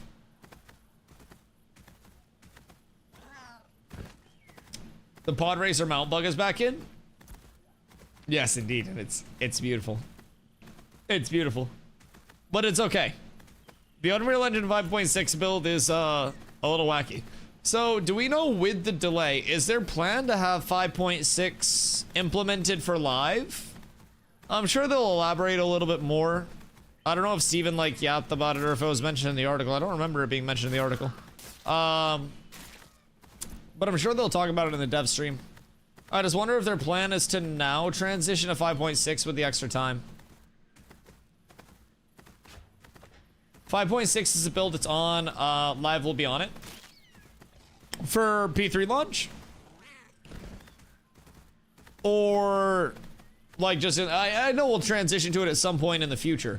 But I don't know if Steven confirmed, was already 5.6 for PTR, and that's a build being made for P3. Okay.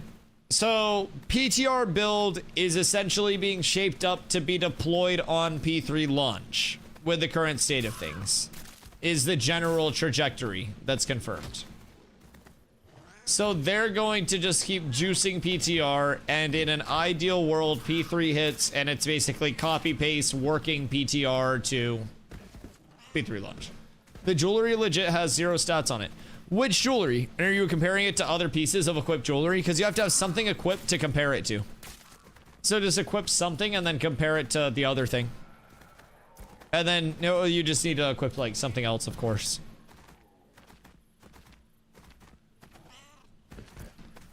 But there could also be bugged pieces. Make sure you report them if they are actually bugged. But depending on what you're looking at, I may have some semblance. Brass hoops, for example, are con, max health, and health regen. Emeralds are phys power, phys attack speed, strength. So, imagine will be other things as well in, but they've not addressed details. PTR is merging a lot of lower branches into the staging. PTR realms to get ready for production. Got it. So, in lower dead branches, is that where they're more likely to use splices to focus test things in a more controlled, like sealed off environment in terms of internal QA, and then it's put here to kind of like see how it fares out in the wild, so to say? And then from there it's brought over to prod when it's functioning? Or is internal QA is something Intrepid would need to address the answer? That means I'm asking the good questions. Okay, cool. So, we're learning today. We're learning today. I've always wondered what internal QA looks like versus, like, this external QA that we're doing. Because at the end of the day, playtesting or whatever, like, we're basically external QA. That's coming in and, like, paying, you know, to QA. Which is cool. Which is great. Huge opportunity.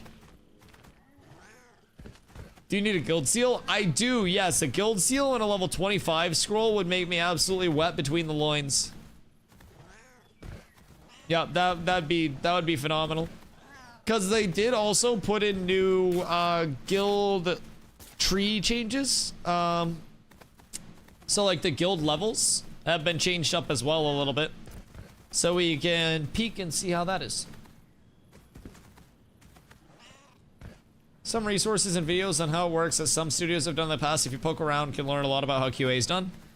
Or I just wait for a QA job to open up at Intrepid, and then I just apply, and for like my resume, it's just a link to my Twitch. That's a pretty good resume. Like, that's a lot of QA experience, I will say. Like, very informal, but it's like, do you trust a carpenter that's built 1 million houses or a carpenter that's built 0 houses that's a part of a company that's built, you know, a bunch, right? Me personally, I've built 1 million houses. I just may not have all the credentials and the fancy truck with the, you know, with the brand company name on the side. Like, it's a little bit different of a representation, but the qualifications are there, and I'll have you know I am unemployed. So, which dungeon do I TP to? I don't know the name of it. We're down in Vexhelm right now. QA has a lot of checklists and documentation and writing documentation. You might get pretty bored. I mean, maybe. Maybe. Or, I'd be really good at finding shit. Because if it's like, go here, do this, test this, make sure this functions, blah, blah, blah. That could be cool. To a certain extent. But also, if things are all broken, I feel like it would be a little game of like, I don't know, investigating. Trying to find as many small things as you can along the way. Or you just take no pride in your work and you're like, fuck it, they'll get it on the external side. Surely somebody in QA for certain titles, New World, is just like, oh yeah, fuck it, send it through, this is great. This is great, this is awesome. And he's just like taking it, like fucking tokes at home all day and just rolling doinks and not QAing a single fucking thing. We love New World. By the way, I saw a funny little moment today. Cause I always like peek to see how my friends that are, you know, creating content still over there do it. And they're advertising season 10 hype in their title, which is like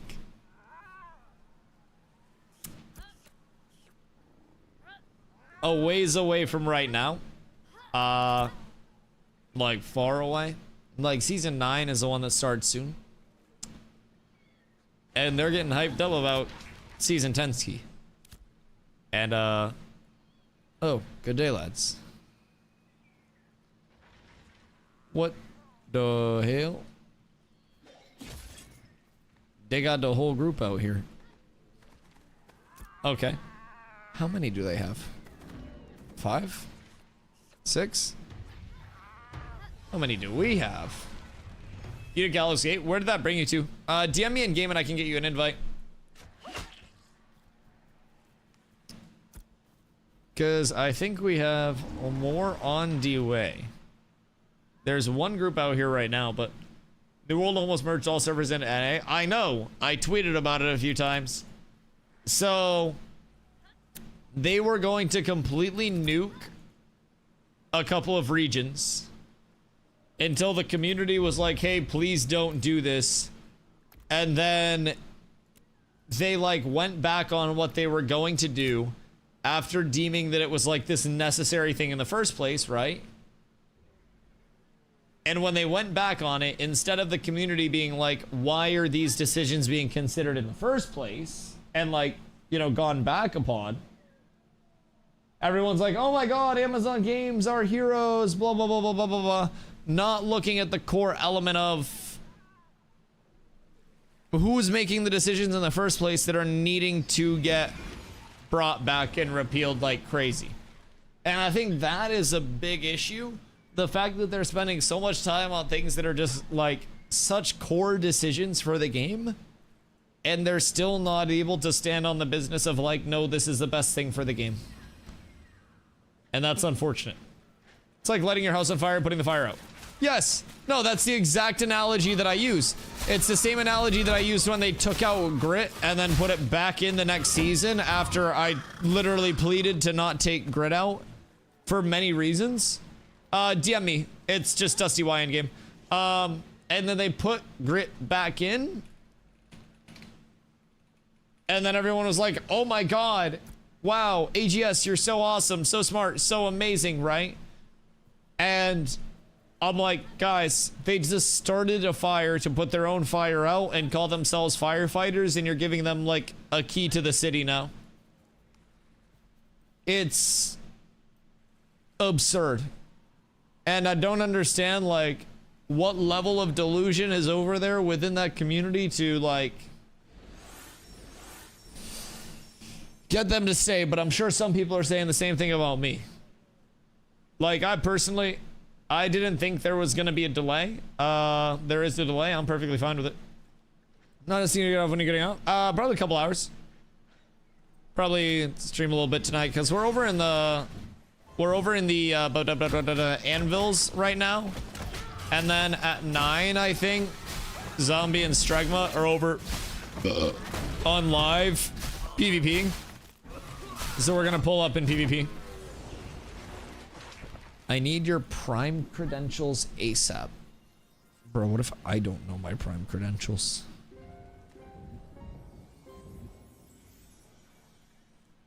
That is the question. It's so important. What is important? What must you do? Just download app and I give code. Oh, wait. I have the Amazon app. Is that what you need? Prime Video. Play Store. Prime Video. Are you gonna hack me? Like, am I being hack-sword? They boosted Note XP again? Yeah, I don't know when, but out of nowhere, Kaltorum is Crossroads. Durgrim is Crossroads. So, I mean, it seems like the Anvils is juiced at least. Maybe they want to see how the Anvils is? I have to watch show ASAP. What is the show?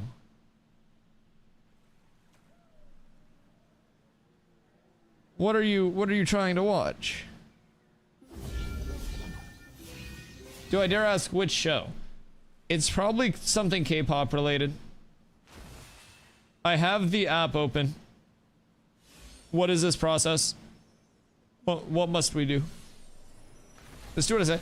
I'm doing it. I'm doing it. The money's in the fucking bag. The app is pulled up. I'm just awaiting my next steps. I'm sorry.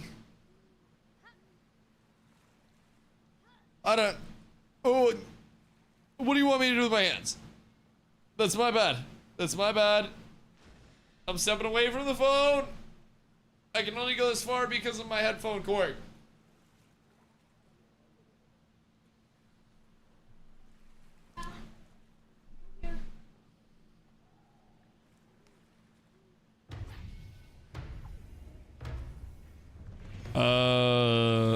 Where? I will be right back. Yeah, I just don't know where I'm supposed to like confirm that.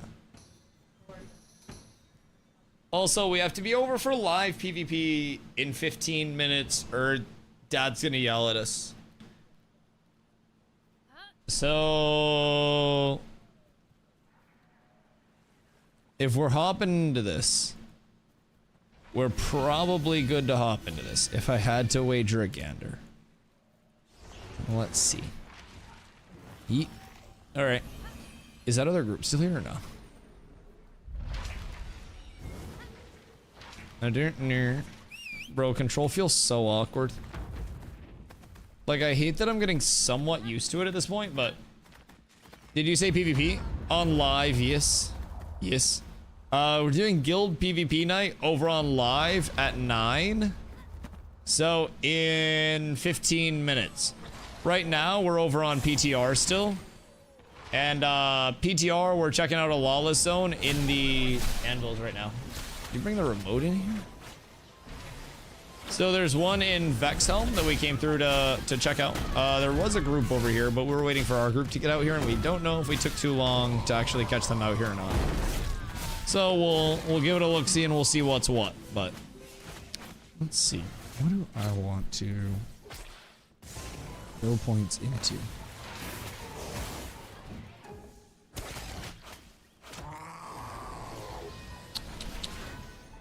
Yeet. Yeet. Okay. I don't think they're down here. Although, goddamn, wait. What is this pocket dungeon in Vexhelm? This is level 18, 3 stars. It's Minotaurs and Corrupted Dwarves. Very, ow. Oh my god, they hit hard. Wowee wee wah. They went this way. Which way is this way? Like down the Minotaurs and shit? Oh, they dropped down and there are ashes down here. I think they may have just died.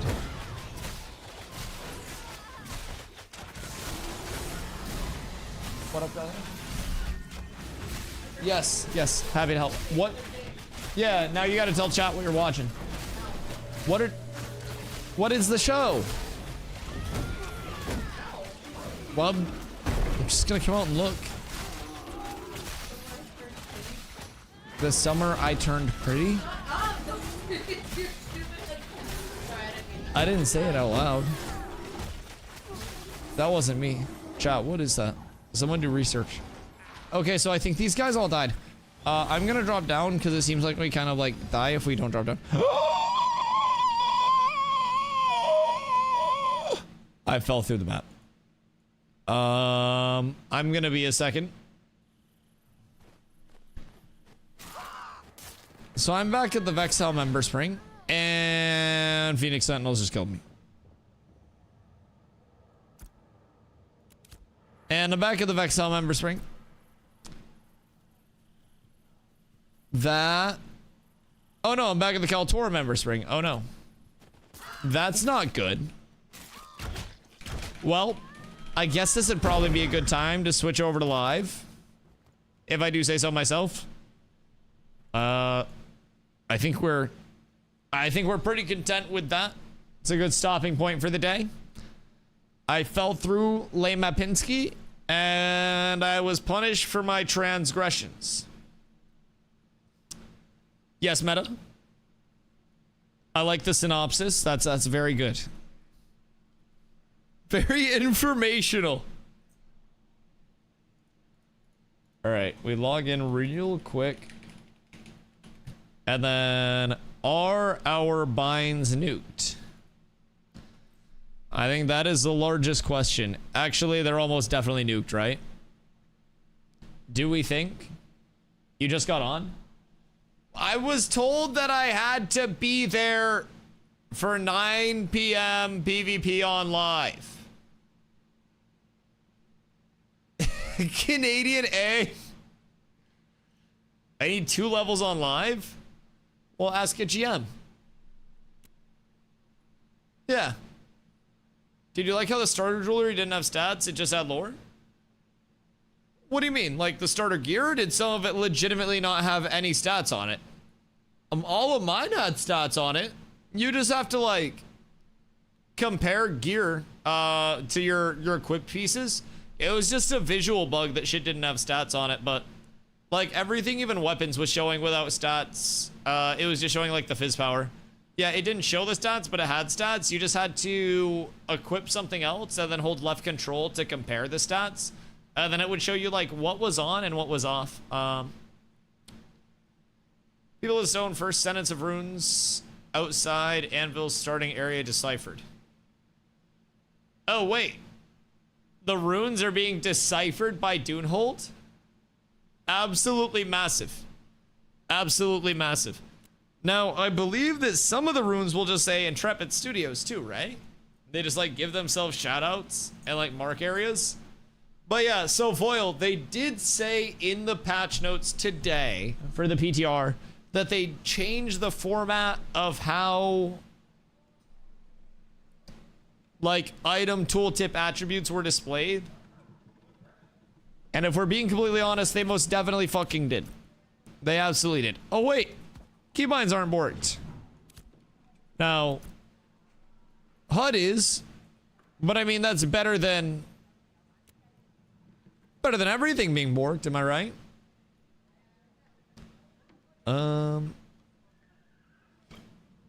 Raid. Save. Game options. Gameplay. Combat.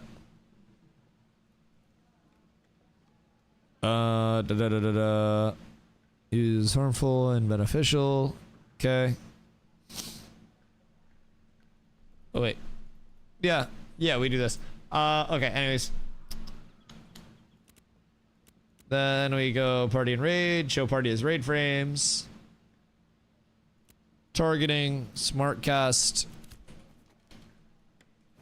Alright, we're up. The Summer I Turned Pretty is an American coming-of-age romantic drama television series created by author Jenny Han for Amazon Prime Video. It's based on her novel trilogy of the same name. Oh, so Carla just like is too lazy to read? Romantic drama.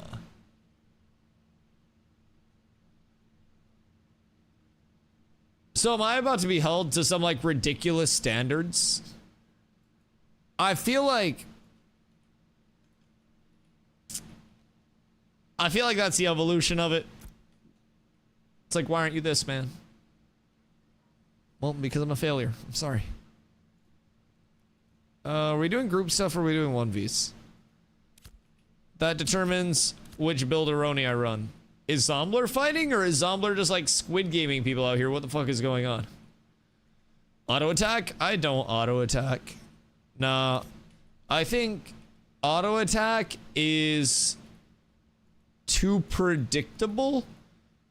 People can play around it and they can punish it with reflex, with a lot of things. What the fuck? I've arrived.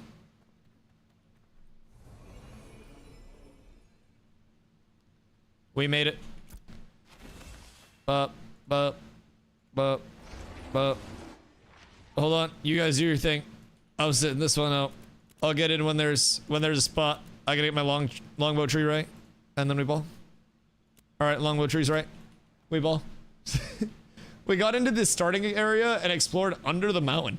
Oh, no fucking shot. Did you really? Oh my lordy. Wait, I love hearing that. How was it under there? Was it fun? What did you guys find? Anything good?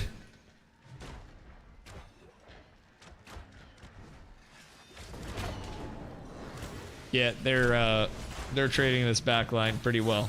Oh, did you now? Huge, massive, looks great. So, I don't know if you guys have explored the pocket dungeon in Dunehold yet, but that chick goes deep. There's a lot to it. It is a very, very, very, very, very expansive. Like, I'm talking maybe forge levels of area occupied. Like, it's big.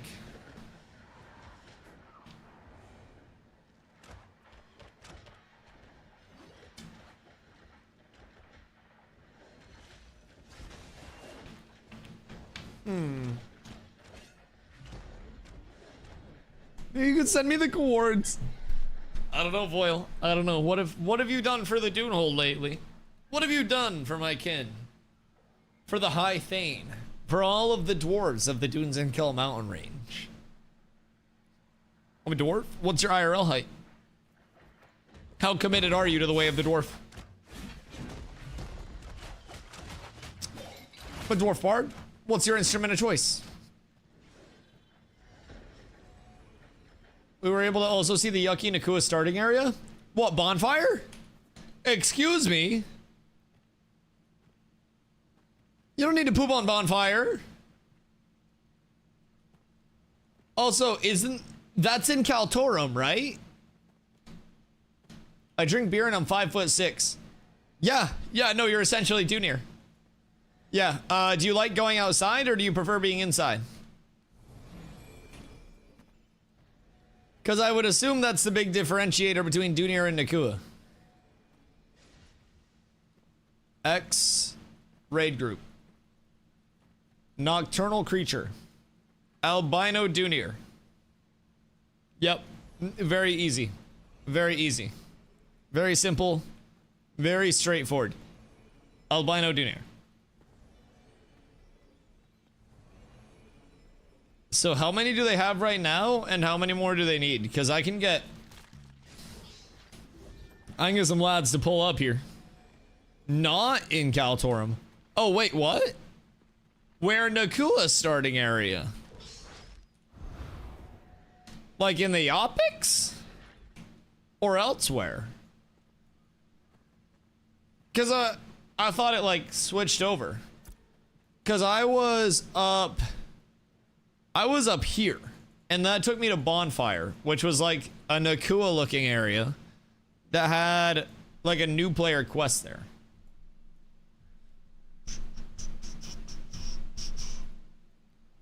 Cause it had like a bunch of, I don't know, a bunch of very like islandy looking huts.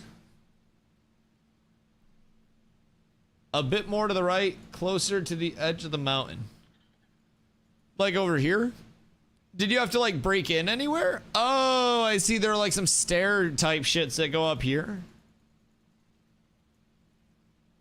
So did you have to like break into that? Because Bonfire had an ember spring right down here. I didn't bother going up this way.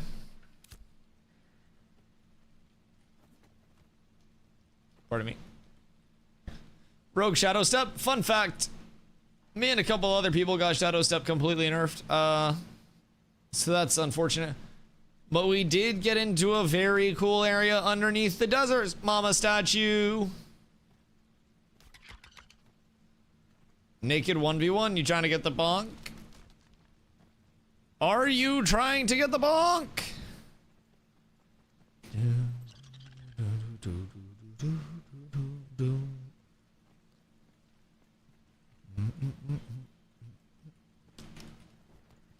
What you doing tonight, Xenicus? We got through the wall for the starting area. How difficult was that? Probably not. I got streamer chests on IG, and we got 3 chest creators at TwitchCon to do an event after the main thing. I made the logo and branding just now. Is this gonna be the next great, like, conspiracy on Twitch? Am I being hit with another ice cream? Yeah, I'll take it. I'll save you from your fate. Why do you eat drumsticks like this? Because I want to give you part of it. I did it for you, Dusty. Is this how you ensure you eat less than 50%? You measure Yes. vertically? Yes. What is that? She eats drumsticks the long way, so that way she can measure how much of a drumstick she's eating and give me half. No, she like nibbles at it like this. Sorry.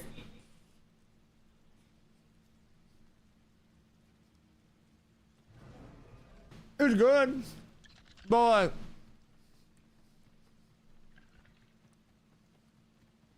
I'm like, surely there are other ways to measure, but I guess that is the truest way to make sure you're getting half.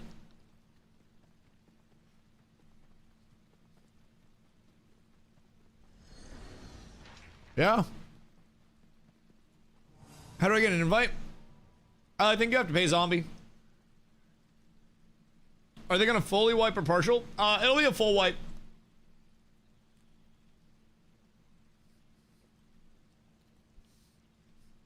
Oh wait.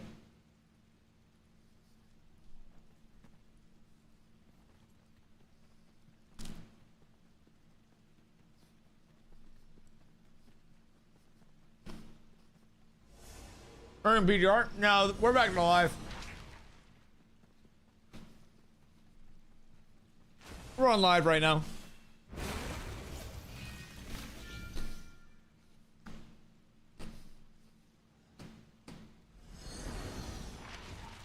I love ice cream.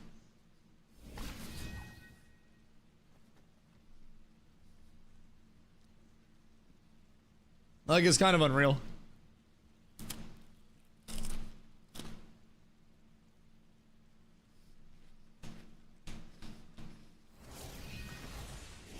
How long usually ever phase last? Phase 3 is going to be a very long time. Oh wait, are we attack or defense?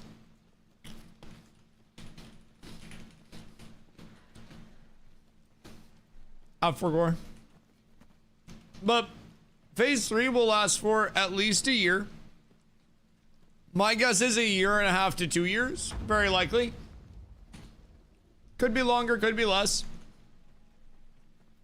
The next phase starts on the 26th of August, so a month from now. Month and a day. And that, like I said, is going to last for, I would say, quite a while. Now, with that being said, by the end of that, the game will be feature complete. So, you'll see the game go from a playtest to a fully fleshed out MMO over the course of that. Really fun to be a part of. Things could always wipe. Things could always get reset. But if you go into it, not basing everything around like, you know, this has to be my permanent progression, shit like that, then I think there is a lot of fun to be had.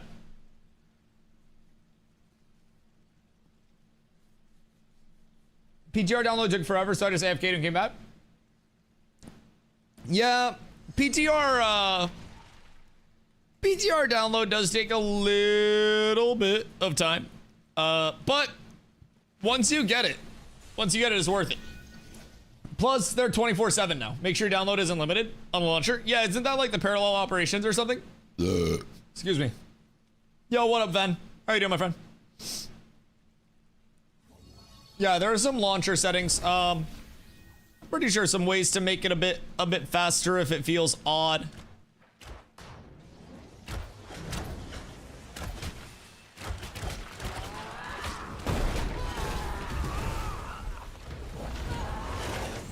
Poor cyborgs. Brother just got absolutely fucking yopped. Oh my god.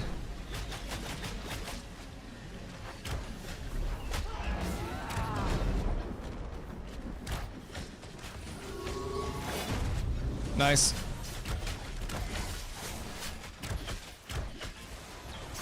I'm hurt. Bro, I like initiating. When they let the Dusty roam in the front line, The Dusty roams. I find kills, I make kills happen, brothers. Good fight, good fight, good fight, good fight. We're up tremendous. All right. We got some good burst on cyborgs there, I will say. We jump in, he jumped in and we got the insta pop. That was smooth with it. Good shit, boys, good shit. Very good burst. Delay equals game no worky. Yeah, I mean, 826 now. Yes, 826 now, and the anvils will be in a better spot for launch. Dynamic gridding will be in. Everything that basically is on like the PTR is hopefully going to be shipped and ready for P3 now. Hopefully. So we have a month to get ready. A month to be on the PTR, hopefully testing out the anvils the entire time, sourcing all the loot that we can, all the information that we can. And in that time, we just try to get more prepared on our end. We try to get more people more prepared. And if we can do that, then we're in a great spot. Is this the PTR? No, this is Patrick. So this is the live environment, Alpha 2. I do play a lot on the private test realm, but we're doing a guild PvP night over on live at the moment. Private test realm has some keybind issues today that make PvP a little bit wacky over there. But the private test realm is also visually NDA'd, so we can't share gameplay visuals from that. We can talk about what we're doing, we can yap about it, but we can't share it.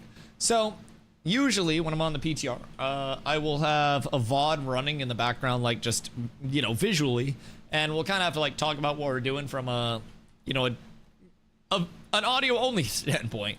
But right now we're on the Alpha 2.5 server, so this server will be up for another month until the 26th. So we have a little bit of time to mess around. Emu! Maybe Carlos, right? Maybe I do need to up the price on that. Oh, golly. You have a 17. Wait, Zombie, why do you guys have a level 17? And how many people do you have? Emu, thank you for your dedication. And RIP, your 50,000 monkey bucks, my friend. May they rest in peace. Who's the level 17? Lego boy. Oh. You need to make this point reward higher. Much higher. How many monkey bucks can you farm in a month, do you think? Because Carla also said I need to make that higher. Yes. Yes, yes, yes. What would be fair? Like 1 million? Like a little 100K type shit? Excuse me. Lace skirt. I'm at 140K and I'm here probably too often at this point. Yeah, I mean, I did calculate the totals back before I was like streaming full time. And so now that I just degen stream constantly every single day, it does make it a little easier for people to attain their buckaroos, I will say. Bro, we do not have a single fucking ranger. What if we do a redraft since we have more people hopping in? Not that it's like a huge deal. I don't necessarily think like balance is a big problem or anything like that, but like one cleric, we need another cleric. In 1 year all of a sudden you're gonna gift out 80 subs at once? Yeah, no, I feel that. I feel that. Although, hey, at least at that point, 80 subs. That'd be cool. 59.6K in a month of watching every day here. Okay, okay. So I could do a little over 50K. Up it just a little bit, maybe a little 75K, as Baron said. Good economy there, very good economy. But yeah, we don't have a single ranger in this bitch. I mean, I guess not that we really like need one, so to say, but rangers do be nice.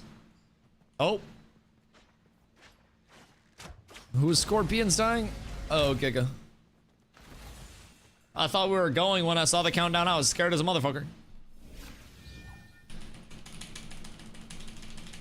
Alrighty. It's time to go. Crows! P3's being delayed? Yes. Yes, yes, yes. Until the 26th of August. We've got 1 month now. 1 month to prepare. 1 month to ready ourselves, arm ourselves with all the information that we possibly can, and continue to develop the community to a level that nobody thought we ever would. So right now we're over on live. We're doing a little PvP night with the gang, with the squad, and we're getting some good reps in. There go my vacation plans. Good news is 7 days to watch Dusty. Yeah, so I applied. Oh shit. I applied for the Twitch front page for August 4th. So I gotta figure out something really cool to do for stream that day, if I am being completely honest. It's gonna be a little unfortunate, but you know, it is what it is.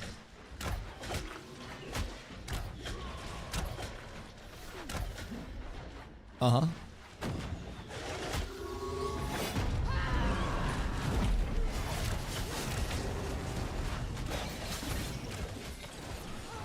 Why am I on some? No. I got too standoffish, I think.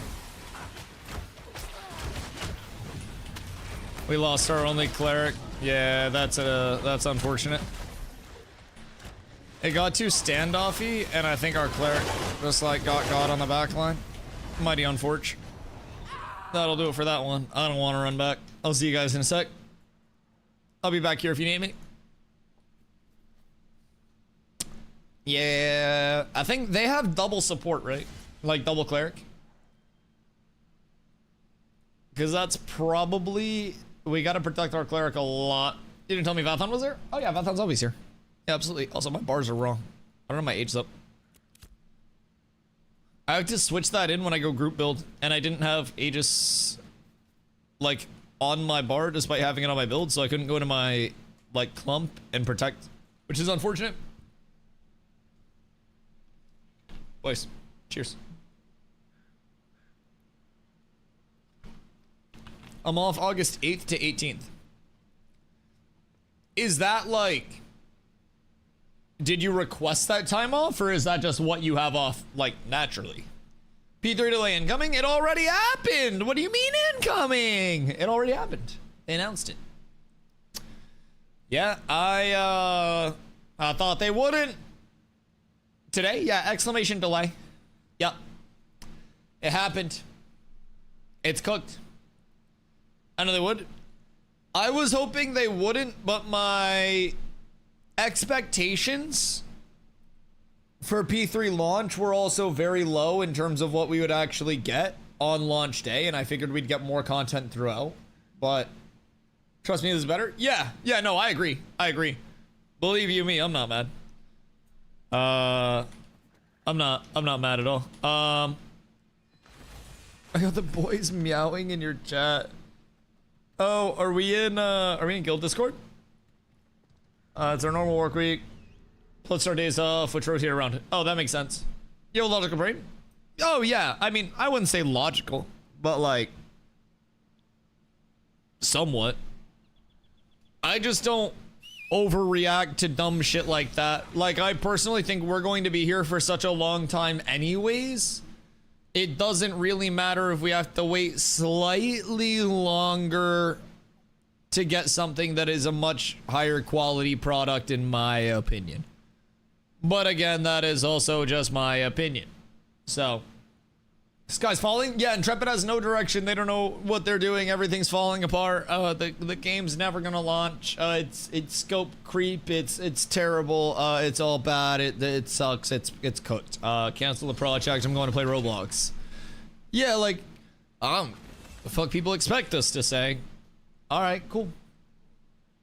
I'll be here for the next month. I'll be streaming every day. And the people that take a break are going to be a month behind in terms of getting information, getting prog. PTR just went 24/7 as well. So hopefully they're able to cook with that like full time this time. And I think that would be absolutely wonderful. If they're able to keep it 24/7 and people have access to all of that information. What are you going to do this next month?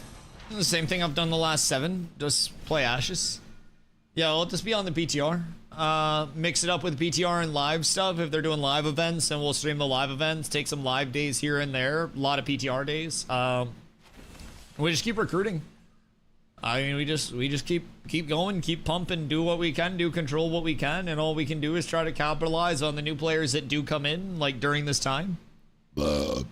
Guilds that do back out during this time, because there will probably be some communities that were planning on coming in that realize it's delayed and they're like, oh shit. There will be a lot of guilds on P3 launch that can no longer take a shitload of time off, so they'll be behind there unless people are able to reschedule all of their time off. But that tends to be a pretty hard thing to do, man. Tends to be a very hard thing to do. So we just try to capitalize and like do as much as we can to keep our community rolling and keep our momentum building. And I think the next month will be a great time to do so. So we just keep doing stuff like this, man. More PvP nights, more everything. Like, oh, 500 health, you know? All right, we're live. Give it a try. I have All right, arrived. go ahead, push up middle. Welcome, Dusty. Just go ahead and get some damage on zombie. Dusty, you go ahead and get your pick. Yeah, I'm poking Cyborg right now. He's been coming in pretty early, switching over to Black Blood. I'm just switching back and forth between the two. Just let him burn stuff on me. It's not a huge deal. Mercus sleep. Mercus sleep. I'm getting hit. They burned both roots. Both roots. Both roots are down. I don't Back know on the and wall on on. Cyborg, but we're Oh, showing. we got Vaughn. Oh, we had Vaughn. We should have gone on Vaughn. My bad. Yeah, they turned and got me. On Sip. I got him tripped. Nice. Oh, we got a swap. We got a swap. Or a heal. Zombie. Team turned and got me. Unfortunately. Look into the back line, try to peel that. Bro, I cannot. Raven needs help. Oh no. I got rooted. Yeah, they got I've- Cyborg I up got tackled. just perfectly enough there. That was. That was clutch. Did they have double bard? I don't think so.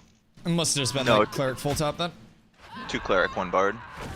Yeah, so just the old cleric 100 to 0, or I guess 0 to 100. Fuck. Yeah, because he was dead. Yeah, the cleric inverse 100 to 0. I'm like 60% thinking we might want to try just a crazy Zerg crash. But normally I'm against such a strategy, but just in this, in We these don't really fights have here, much pop for that, though, is the weird thing. Like, we have no rangers to hold them in place. We only Agreed. have one mage, so we don't have, like, Priz. Like, our team comp is just really weird against theirs, because we have one support. Well, we have one cleric, one bard. They have a another ranger would be cleric. fucking huge. Yeah, I think they have a couple sets of vines. They've got, I don't know what their mage situation is looking like. They have at least one. So They have one low level, but I they think got a weapon we out. just have to try to get one of them committed so far in that we just pick them and then just roll momentum there onto their supports, which is what we did the first time that we got here. But like, it's just tough if we don't get that first kill immediately, because them having an extra support and then the vines means that they can reinitiate on us like crazy, like they did there, and then it's just a little rough. So we just gotta Okay, make sure so- for all inning we just pop that person.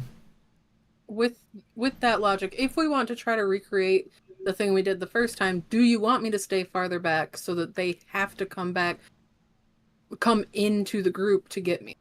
Probably, yeah, because we can peel for you a little bit easier in that, like, that setup as well. Like, if you're just kind of playing in the middle of our clump and playing, like, out of that, like, the middle of our back line, then they have to go through a lot of people to get to you. We can get trips off. We can kind of, like, play soft and absorb it a little bit. So I would say playing out of, yeah, like, out of the middle of our back line would probably be best. Okay. I wonder how this would work. You know, we haven't seen a lot of like tank coordinated like attacks. What if we created a wedge with the walls and split the team in two? Like it would be like nerds, you throw yours first, and Dusty, you like combine the walls to split the team, and then everybody goes balls to the walls on the people on our side of the wall. I mean, you can. I think the biggest thing, since we don't have, because like walls, you can just get around it like crazy, right? I think the biggest thing is when we have a target that we want to go on, we need to have like our tanks grappling together. With two tanks, you want to like double grapple targets like crazy. So like we call out a target, we get, you know, combos, we get finishers out on that target, and then grapple 1 goes out like here, and then the other tank is standing in the middle of our backline and like grapples a person in here. So like there, Cyborg Sib was in range to like get heals. So if we had somebody that like grappled him into our backline here, then it would have like stopped him from being in range of those heals.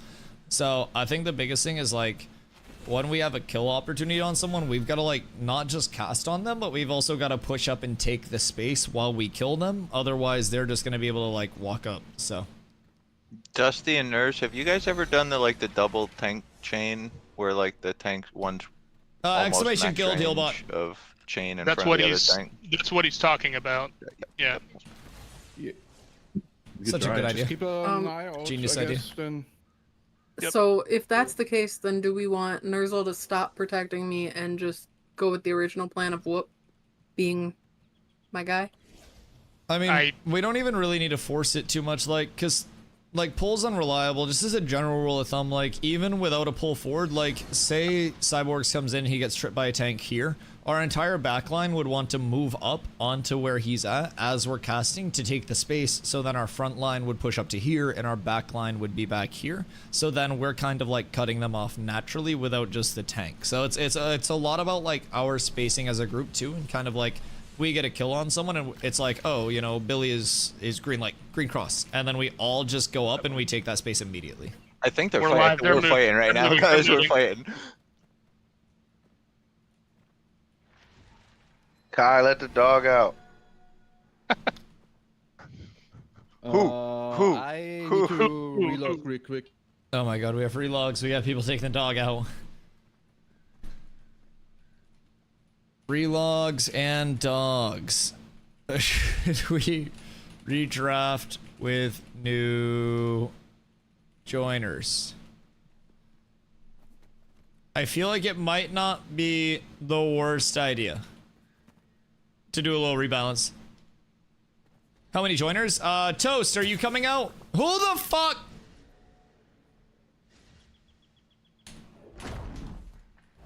I know we got Toast, we got another cleric, we got another tank. Toast coming on mage. We also have 0 ranger vines. Slightly unfortunate. I'm fixing binds currently. Okay, word. Tell them to go level. I have a ranger. Are they 25? Because we could use a ranger over on this team. And also another mage. And also another clerk. And many things. Many things. Okay, Emu, you're coming over to this side. So that way we're double clerk now. I feel like we just... We should be fine now with the double clerk. Pretty sure it'd be no help with 21. I mean, 21 can still use level 20 gear. You're vibing there. They have a level 17 on their team. I think it's more just about people showing up and having fun with it. So if you're on and you're gonna be around, come on down. We should move Sajura into their own group, and then put Emu in group 2 or group 1. Biss. Okay, if Emu's settings are borked, I was smoking a bowl.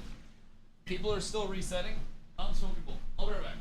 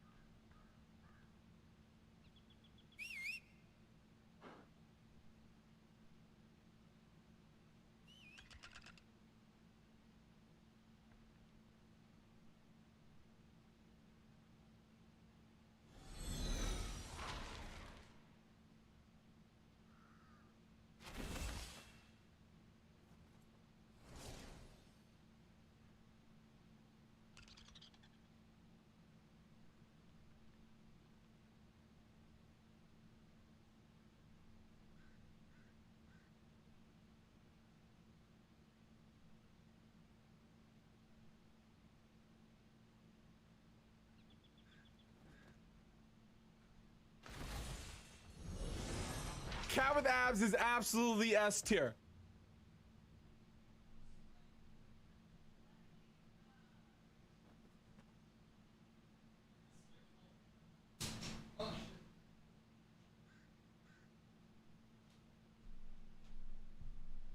Carla brought me in half a chicken Caesar wrap earlier.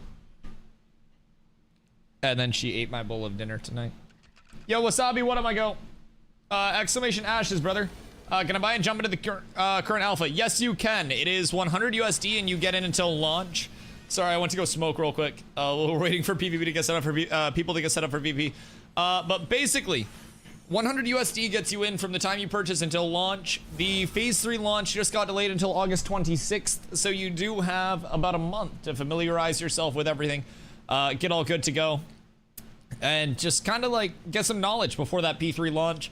PTR, the private test realm, is open 24/7 until that start time, and from there, you can just chill out. You can literally like, you can play whatever you want on the PTR, whichever class, archetype that is. A lot of the time, there's Guy Geretti over there too, so you can level in a very frictionless environment, aka instantly. You can get some gear, and you can get all set up. So, Guy who? Guy Geretti! He'll take you to Flavor Town. Oh, that's so tragic.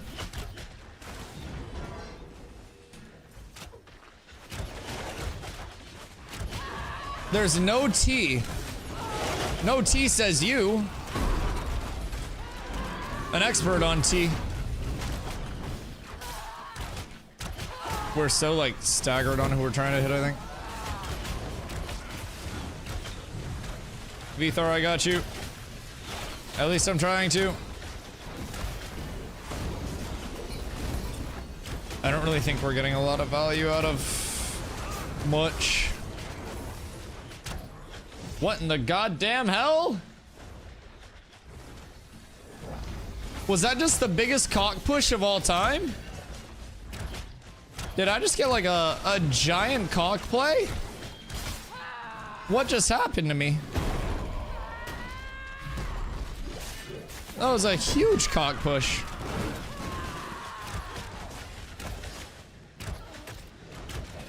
I definitely feel the lack of initiate that we currently have without a ranger and with only one mage. Most definitely feels a little less than ideal. Less than ideal. Either way, there's a gear vendor right at the start. You can talk to the gear vendor and you can get all leveled, all squared away, all good to go, get your set of gear going, get up to level 25 usually. Right now it's level 15, but you can level from there. And they can really just, you can do anything within the PTR. It's a future looking build. It's on Unreal Engine 5.6. You've got new gearing, new movement, new everything over there. As a new player, I would highly recommend going over to the private test realm. Just keep in mind it's visually NDA'd, but again, that's up 24/7 until phase 3 launch. It wipes frequently, but you can also very frequently re-level super easily. So, take 5 minutes away on a ranger, massive. But yeah, in terms of referral code, exclamation ashes will get you the referral code. If you have any questions, just feel free to let me know. I noticed on the store they're only selling Wave 3. If you buy it off the store, do you still get access right now? Yes. So basically, you will get access with the Wave 3 bundle that started back on May 1st. You get it from your purchase date all the way through launch. I don't think that there are more packs planned at this time or like a price decrease or anything like that. So with that being said, I personally think it's like the best time to hop in prior to phase 3. Phase 3 is going to be the start of like long server uptime. It's probably going to be a couple years in my opinion, and in terms of launch, I'd say late 2027, early 2028, optimistically. So like with that, I think that it's a good time to get in because you do get yourself some knowledge before P3 launch. You're able to get all squared away and actually have an idea of like what you're doing. So just want to know from being able to play right now rather than having to wait for Wave 3 actual.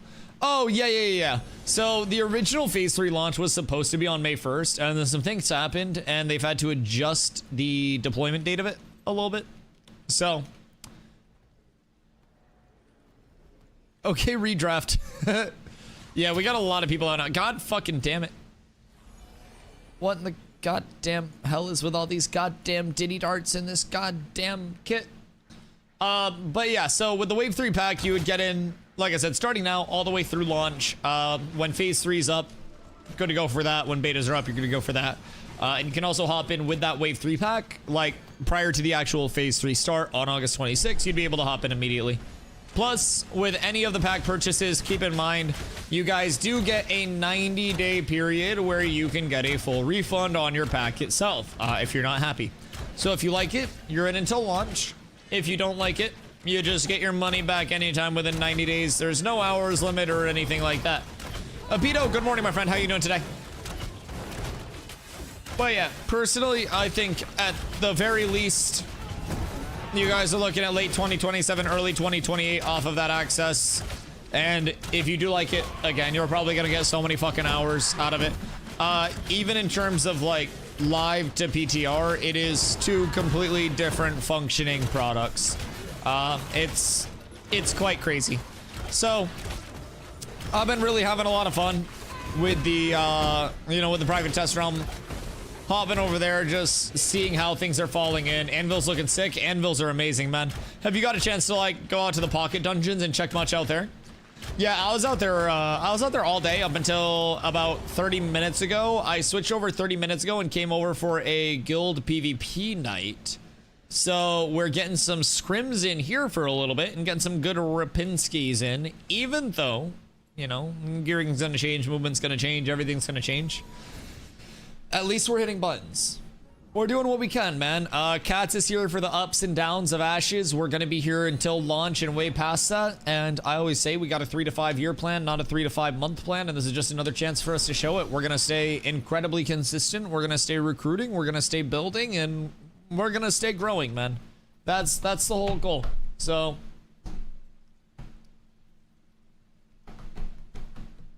Durgrim encampment obtained. Oh shit, it's leveling. Just checked a little bit since I don't want to spoil too much before the 26th. I love the differences in approach. You don't want to spoil too much before the 26th. We as a community want to have all the information before the 26th. But there are people in the community that also don't want to spoil it for themselves. We're just like, yes, we must know where to go. We must know what to do. Like, these are going to be your leveling routes. You go here, you go here, you go here. You're looking for this drop from this mob. Like, we want to have all of that information ready for our people. So I love it though. I think that's one of the coolest things with these deployments in particular is you're very much able to decide how hard you want to go with things or how casual you want to go with things. And the best news about it is nothing really matters before launch anyways. As long as by the time the game launches, you're in a spot where you're ready to grind, you feel confident that you'll have enough information and time invested to get you to the spot that you want to be at. Nothing fucking matters from playtesting. It's not like shit carries over. So I think Ashes Codex is still linked to prod at this point in time. I have been like fucking foaming at the mouth for Ashes Codex to update for PTR environment, but I don't know if they've put it through yet. I also don't know like what the timetable for that typically is. And because on New World Database, it's the same creator. New World Database, there was a PTR versus like live, like switch over that you could basically turn on or off. And if we had one of those, we'd probably be able to get a shitload of information out of it. Like probably a whole heck of a lot. And I would put together so many potential gear sets out of pieces that are looking nice. And I think the biggest thing early is if you can get gear sets that your entire community can farm very accessibly out of like 1 to 2 areas, then you're up tremendous. Like for instance right now, Steel Bloom gear on the private test realm is probably going to be very sought after. Very, very, very sought after. Like, Steel Bloom jewelry is insane. It's also power, like, crit, max HP on a lot of it. and that's not fizz power or magic power, that's just power. That is like a one-size-fits-all type thing. So, it's quite nice. We haven't seen the Carfin stuff yet. We haven't seen a lot of shit yet. There could be more sets existing in the game that we don't even know. It's a whole goddamn lot. A whole goddamn lot.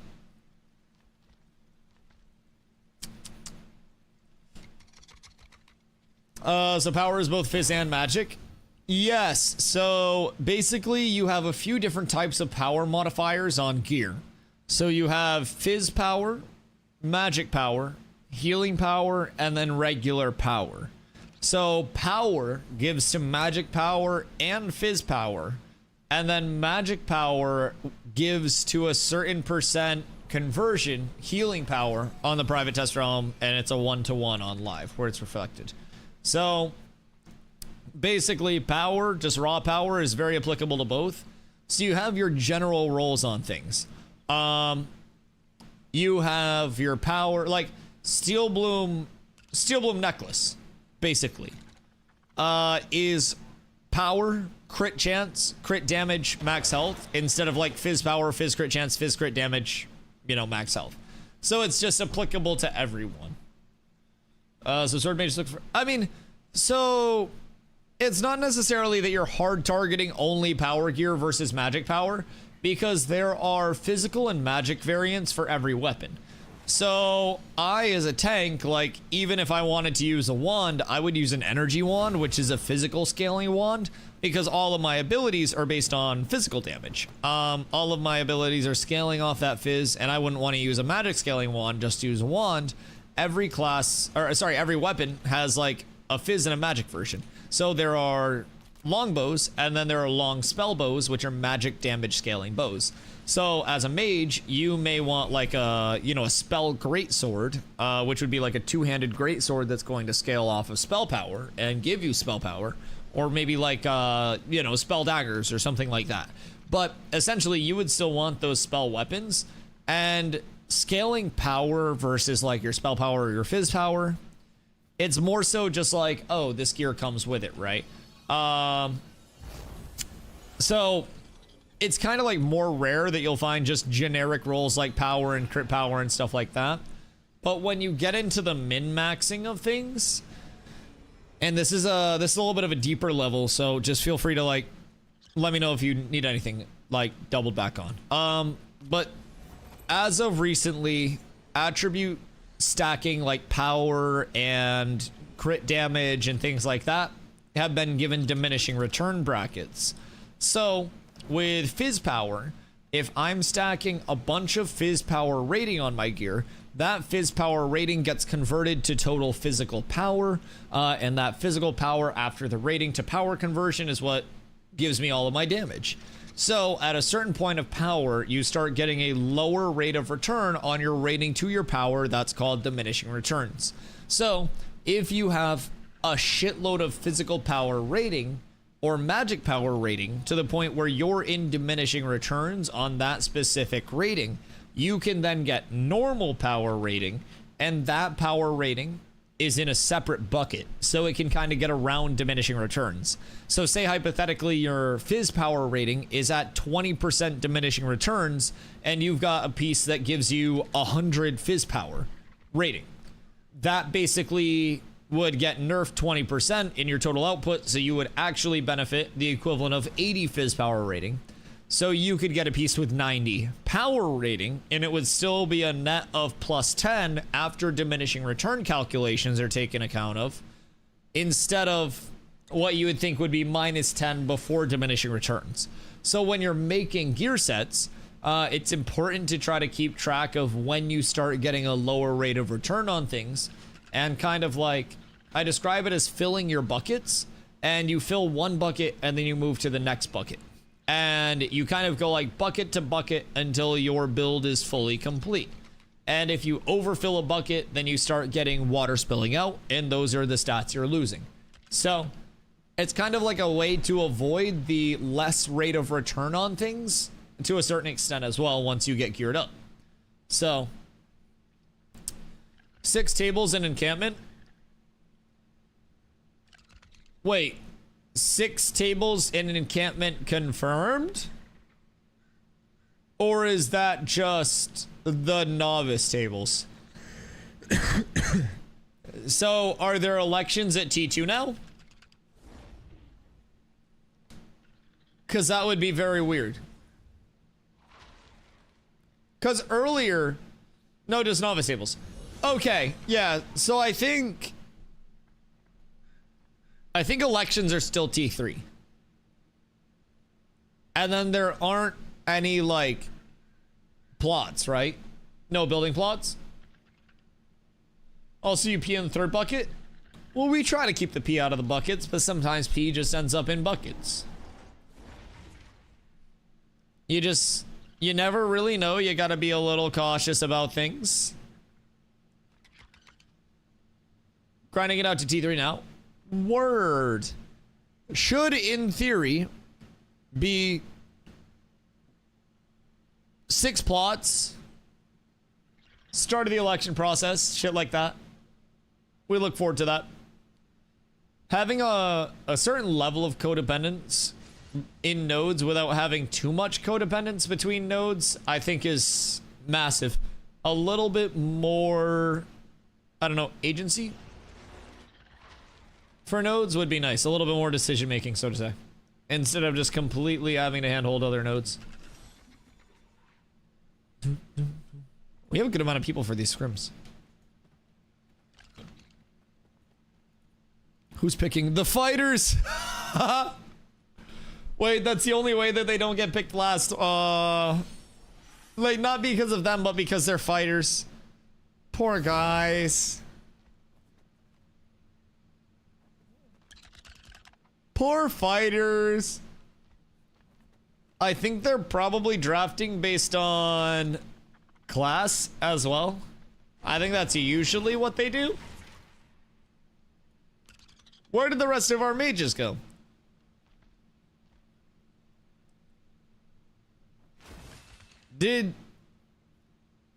Wait, Toasty showed up. Where's Vathon? Toasty, did you scare Vathon off? Where's Vathon? What the? Vathon! What are you doing over there?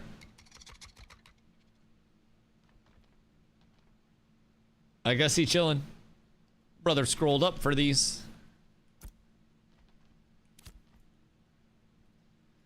I don't know who's picking whom. So they're on bards now. Oh, Vathon's over here. Okay, cool. They're up tremendous. Brother was actually just mentally checked out. Heard Toast was coming and fucking hightailed it out of here. I'd do the same. Toast, how sad are you to not be playing PTR Mage comparatively? It's probably a pretty sad state of affairs for you. If I had to wager a gander. So Carla ate my bowl of food that she was going to bring me and then never brought me another bowl of food. I'm just saying. She said she was cooking dinner, and then apparently when I went out to smoke when we were like reforming the teams, she goes, "Oh, I was gonna bring you a bowl of food," and then I ate your bowl of food, and I was like, "Oh, okay, cool." And I thought she was gonna like bring me another bowl of food or some bullshit, and I kind of like got myself excited. Love PTR Mage. I feel like Strag and Dusty. Oh, what'd I do? Over here? This way? I've arrived. Alright, we got Zest. We got Stregma. What do they have going on there? But like, I don't know, more gear will become available, right? Very simply put. But I feel like tank just doesn't feel too tanky on the PTR right now. I feel like we don't have that big beefcake identity. Not playing Ashes, now she's not feeding you? I know, she told me I can have food again when I hit something about Ascendant. And something about Valorant. And, I don't know, I'm not worried about food. She's got to go to work about at some point. So I'll just eat when she's gone. I'll maximize my gains during the good hours. Something about RP. Oh no. Oh no. Not like this. Something something, carry me to something something, and then you can eat again. It's all just a blur. It's all just a fucking blur. I don't really know how I'm supposed to handle it. Do we have 4 clerics?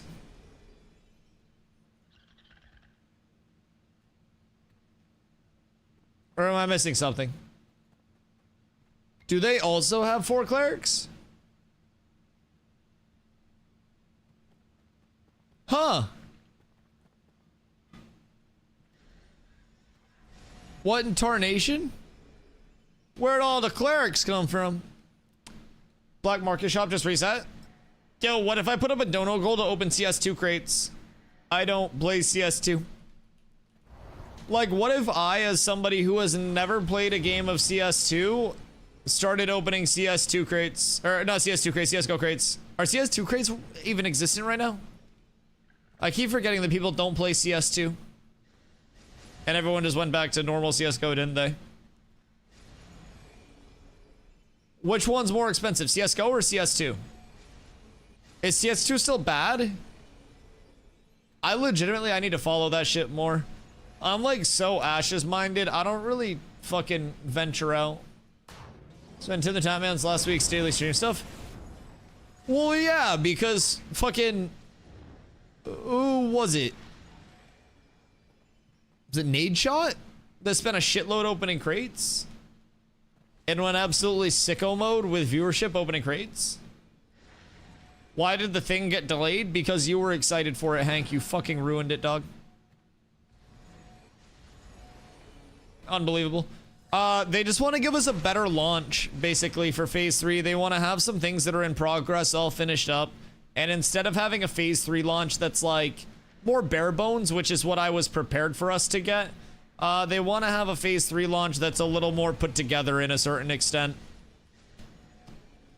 People just don't like the subtick stuff, but being able to shoot through a smoke is cool. You can, like, shoot through a smoke and then the smoke moves, right? So can you just have people, like, spray the blickies into the smoke to clear out the smoke? Wouldn't that be a smoke nerf? You can pre-fire the smoke and see through it. So you can shoot holes in smoke. Is that really realistic or really unrealistic? I, as an American, am genuinely piqued in terms of my curiosity. I don't know, but it's cool. Chat, dono goal coming soon for smoke grenade.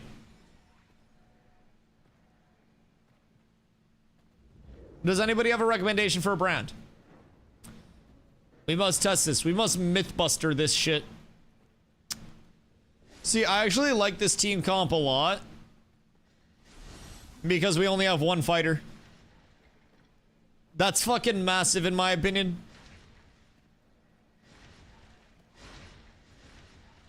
Alright, where's AI coming in with a clutch? Wait a second, where is AI coming in with a clutch? Where's the bot? I don't know, was there a space at the start of your chat? It looks like there might have been a space. Oh no! Error connecting to web proxy service. It's cooked! They killed my bot! They killed my AI! We're attackers, right? Because zombies on the other side and it's zombies caravan. Yeet. Yeet.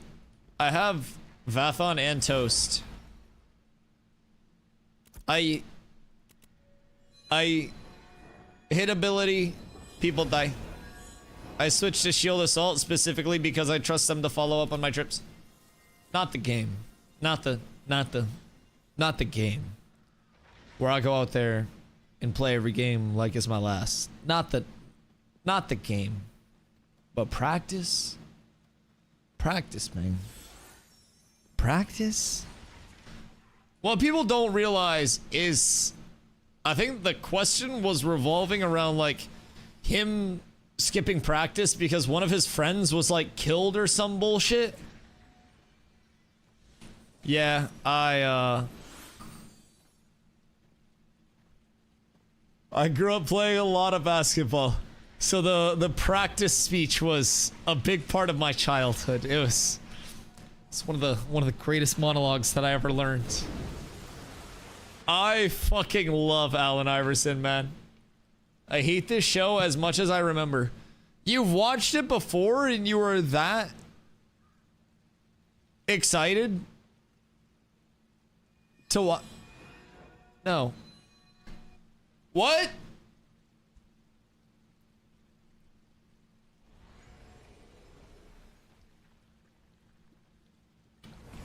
It's season 2 and 3. Oh, okay.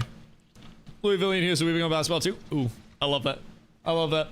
Yeah, my entire childhood was essentially basketball and video games. Basketball took the lion's share of everything through college, and then video games somehow took back over in adulthood. So it's been a cool, like, gameplay loop for me so far. I'm from Maine, so, you know, everybody over here is just happy that the Great White Hope Cooper flag is, you know, having some success, you know, post Brawny raid boss. But, you know, everything's going well over on this end of things, man. Everything is going absolutely well. So, as someone from Louisville, if I say the words Kevin Ware, does that bring up sadness? Because that also brings up sadness for me. The gnocchi tastes weird. Like something tastes weird. Are you eating more of it without bringing me some? What do you mean something tastes weird? You're 3 bowls in saying something tastes weird. What do you mean something tastes weird? What?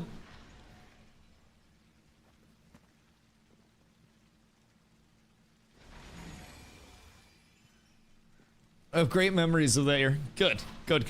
I'm glad it was overall a positive for everybody involved. I mean, except for maybe Kevin. He had the transfer portal, right? After that. Dusty, go to other channel. You're gonna have to make me leave. I'm not fucking leaving. I left. Wait, so Foil, do you work at, like, I'm assuming there's an airport in Louisville? Is that a stupid question to ask? Like, how big of a place is Louisville? Because I've always heard people talk about Louisville, but I don't necessarily, like, I don't register it as, like, a real place. Like, they make baseball bats there, but, like, I don't really know what there is out there. It's in Kentucky, right? Because I also don't really understand what Kentucky is. Oh, imagine you got like a basketball stadium, a bridge, a little downtown, a museum park, an amusement park, and an airport. And then a lot of land and highways. So it's just like a random city skylines build in the middle of nowhere? I mean, that seems... yeah, interesting. Mid-sized city, 1 million people or so. I mean, that's huge for Maine. I'm pretty sure Maine's, like, largest city is far less than that. So, I mean, we ain't even got a professional team or any colleges worth a shit. Cooper Flag's little brother committed to UMaine, so that's cool. I don't think he's going lotto, though, I will say. I wouldn't put my eggs in that basket, but, you know, it is what it is. Maybe he just has a blow up, but it's the biggest city in Kentucky. Well, that's like saying I'm the fastest person in a race where nobody else has legs. Yeah, I mean, it makes sense. The best we got recently was Jack Harlow. Oh, no. Oh, God. I was going through school while he was blowing up. Did you go to school with Jack Harlow? I feel like he's become... oh, wait, the fried chicken. Yes, like the KFC. Okay, hold on. PvP, 1 sec. Yeah. Hello, I've arrived. So Hi. Let's go off to the left. Go off to the left. You go off to the left. Oh, God. Okay, hold up.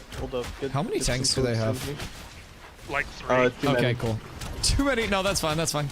They dropped the vines on me on left side. They're getting poke out. Oh, we got, Look oh for no, we got... extensions here. Just be careful there. I can look for. I can either look Can we for try a to look pole for or the we can try to bards? all in. Yeah, I got Vivacious marked. If we get a vines on that, I can just go in. Yeah, looking on. I'm pulling vines Vive. to the left. Oh, You good, Big freeze on the right.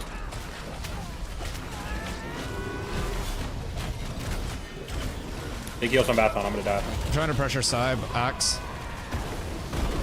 Bilius is deep. Get him. He's behind you guys. Oh yeah, yeah. Take out Bilius Oh. here. Nice. Get out of the Run out of it, Look run at out of Axe. it. Look at Axe. I got mitigation on you They're guys. focusing on Axe if you can. I'm Yep. pulling Sib. Shot. Sib trip. Shots Sib on can die. Sib. Axe can Nice die. going out on Kill, Axe. kill. Look for a you swap. got Look for a swap. swap. Whoop deep. Look out. Number One 4 of their left. players Number is 4 left. frozen. Green Turn them cross. out Green again. cross. Turn them out again. He's down. They're frozen. Looking for that root on the back line here. Bilious is weak. Bilius. Green cross is on Bilius. low.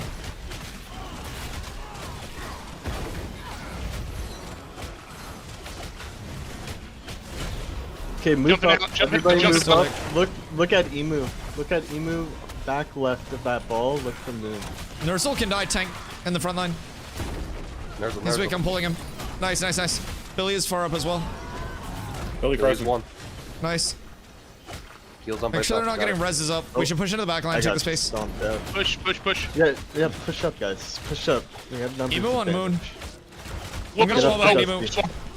Look Look at for Moon, push up Moon to Mark. Moon. Look for Moon Mark. I got a big trip on that back line. Pulling Emu back in. Look for swaps. They only have one swap. Whoops out. Vivacious screen cross. Zombie in our back line. Zombie's Turn on deep zombie. behind Turn us. on zombie. Moon Mark. Look beside him at Merc. Green cross. I got Merc locked. Merc's out. Toast, come back to me. I got you. You're protected. Vivacious, weak, Big hits hard. on zombie. Green cross, Nice. trip to the back line. Vivacious dead, nice. Nice. Merc half. Going in on him. Going for the trip. I think they're good. Looks like he's trying to Yeah, call it. yeah. That's Get off of I think they forfeit. Oh. Yeah, good shit. Yeah, if you see. Oh, the solo tank wins again! Alright, we're up. Yo, Rudy Rube. Thank you for following. Much love, man. Papa John is from here too? Wait, didn't Papa John say like racist shit? Yeah. Yeah, I'm glad Shaq took his shit over. Shaq the GOAT. Yeah, like, honestly, if I had to choose between Papa John or Shaq making my pizza, I'm gonna choose a Shaq-a-roni. 100 times out of 100, dog, just straight up. KFC is based here too. They also own Taco Bell and Papa John, so that's a big employer. Wait. KFC owns Taco Bell and Papa John? So that would make sense because in Maine, we have buildings that are combination KFC Taco Bells. They own Taco Bell and Pizza Hut. Oh, interesting. Both KFC and Taco Bell are owned by the same parent company. Yum. Wait, that's such a goated food company name.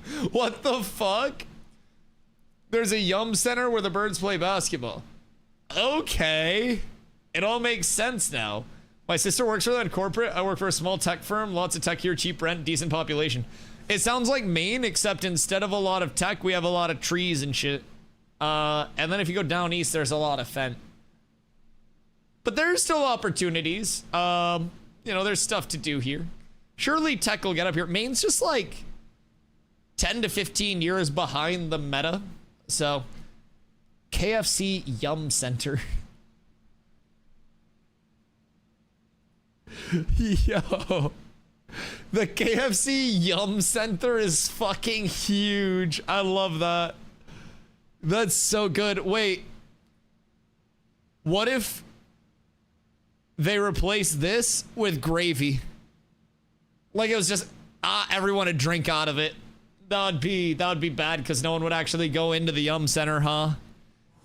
Damn. They should definitely have a gravy fountain. Like, do their concessions include KFC mashed and gravy?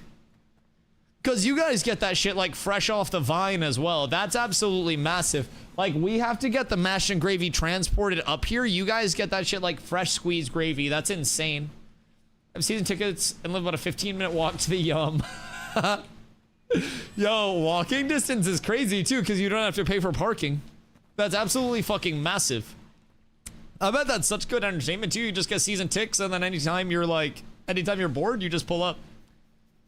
You get all 3 companies in there, including the Bulls. And I bet they actually, like, force them to put out good quality products. God fucking damn it. There's something called the Bell, and it's a little riverboat over there. Wait. What about a riverboat in a river of gravy? Sure you know about no pro sports equals crazy for college being from Maine? Oh, bro, believe me, we don't even have large-scale college. We have, like, local colleges. I ended up playing locally, and even just, like, small schools up here. Yeah, they pull.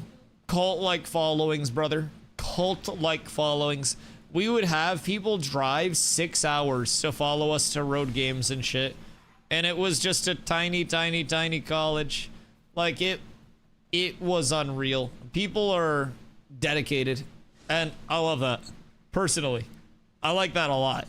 It kind of like reminds me of, I don't know, whenever somebody just like constantly shows up in stream all the time, or people just show up at the start of stream constantly, I'm just like, all right, you're a real one. We love that. They need one more chat. Who wants to come out and fill the spot for Whoop's team? They need one more to make it 12v12s.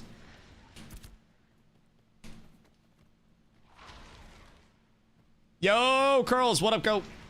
We need Uno Mas for 12v12s out in this bitch.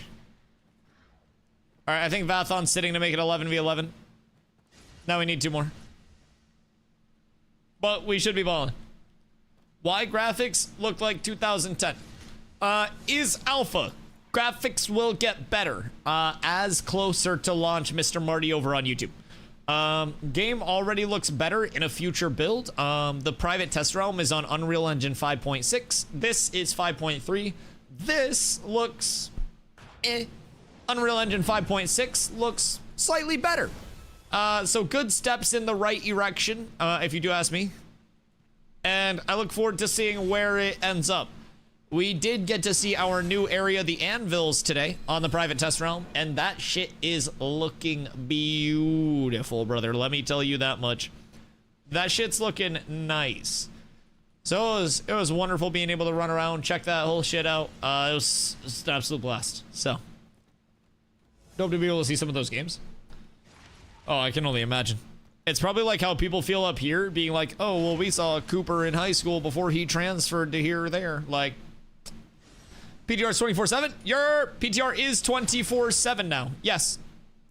We're over on live while they resolve the PTR, like, keybind bug. Just so we can actually get PvP in a way that's not causing people to get crippling arthritis, but... Drinks tonight, bud, huh? Actually, yes, and I need more. Deal with your guild, finally back online. All their tanks are right.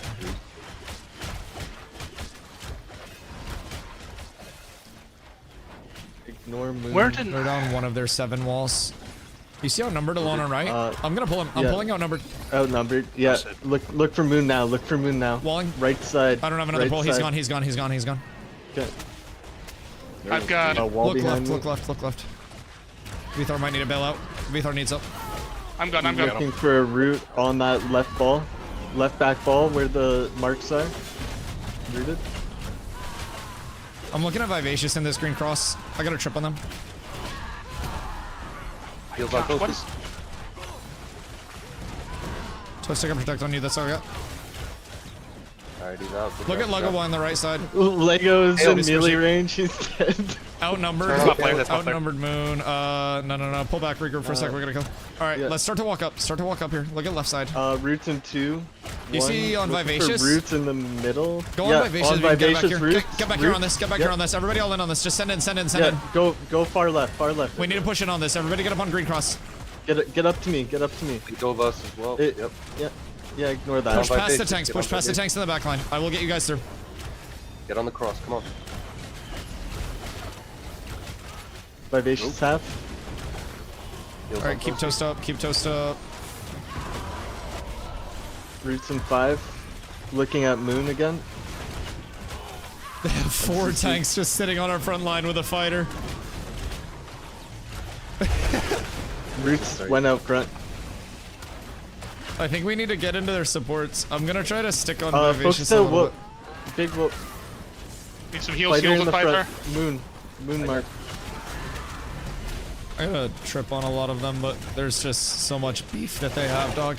I'm looking at outnumbered. Out of mana. Outnumbered green cross, but he's in the back. I need a back big up, heal back on up, Bucktalk start as soon as I backing up. take this. Look at Whoop. Focus on Big Whoop. Whoop, Look at Big Whoop in our back left. Back left. I gotta trip on him. Yep, big whoop. He's undribbable right now. Strike, I got you protected. Heals Bannering on you, strike, Strike. heals on strike. Everybody just collapse on Big Whoop. Come to our back line and protect, collapse on this. I'm walling them off. Kill Whoop, kill Whoop, kill Whoop, kill Whoop. Burst him down, burst him down. He's CC'd. Nice, alright, push up, left, up left. We're gonna look at outnumbered. I'm pulling outnumbered in. Green cross right now. He's out. Yeah, he's way out. Emu just free casted a res. Big whoops up. Yep. Started looking at Moon mark. Oh, we are backing up too. Stop backing up. We're not gonna win like that. Yes, All your clerics are We have no choice. Okay. Yeah, I think. Is there something we can do to help you guys get your mana back? Because we should. We have to rotate our drinks. Basic back. We have to rotate our drinks.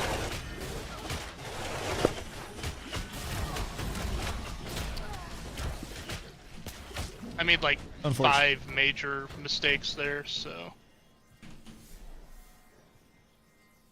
Wait.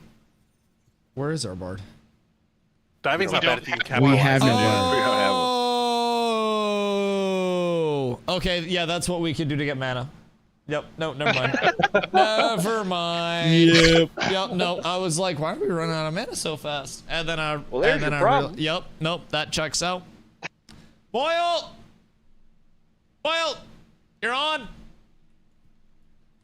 All right. Do PvP in lawless event zones. Yo, the lawless zones were nice, I will say. But you don't need to hold the button anyways. Like, people that are saying they need to hold the button to PvP just don't have their settings right. You only have to hold the button if you are hitting somebody that's a non-combatant for the first time. If you are hitting somebody that's a combatant, as long as you're unchecked, checked, and then unchecked in the game options, combat PvP settings, then you should be good to not hold your button hitting like combatants. Doing leveling guides? How are you gonna feel when all the leveling routes change again? Also, keep in mind, Voil, for leveling guides, you have to keep an eye on node progression, because as a node levels, the levels of every mob in the node also change. So you need to wait for all of the nodes to level and then see how they're going to be. It was from Wilderness? Okay, true. Yeah, that's, bro, that's the fuckiest thing. Because somebody day 2 could be like, oh, Dusty, where'd you level? And I'm like, oh, go here, right? And, it's no longer that level. Yo, Dusty, it's pretty dope that you were able to get every active player together for one big PvP fight. I didn't even have to organize it. But do you think this many people watch my stream for me to organize this shit? What do you mean? This is enough for me to eat well. That's crazy. Absolute crazy talk, libel and slander. And also, we apparently got the only bard in the entire game out here. So if anybody plays bard, wait, how'd they get both bards? What in the Sam hell? Uh-oh. That's... We have 5 clerics.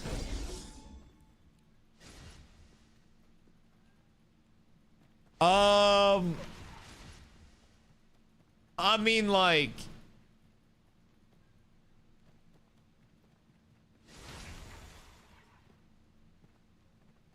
I guess.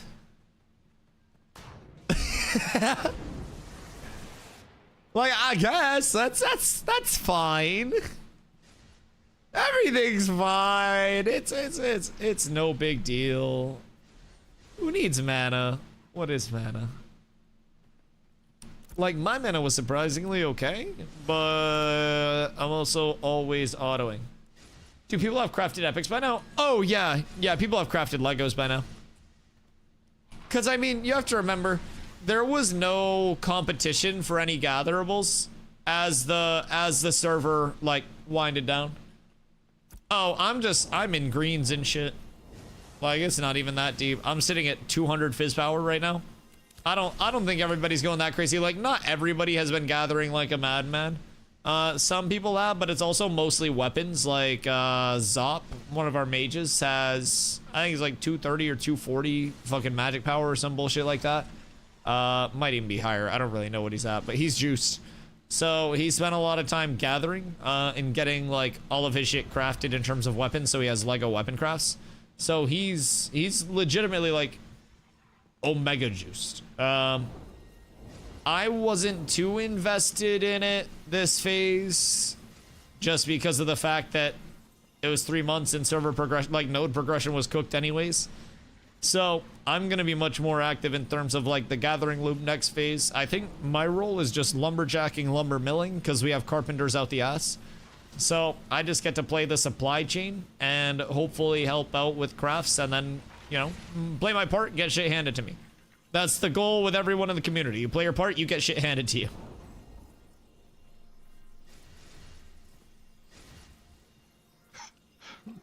All right, move up the gut. Let's go straight.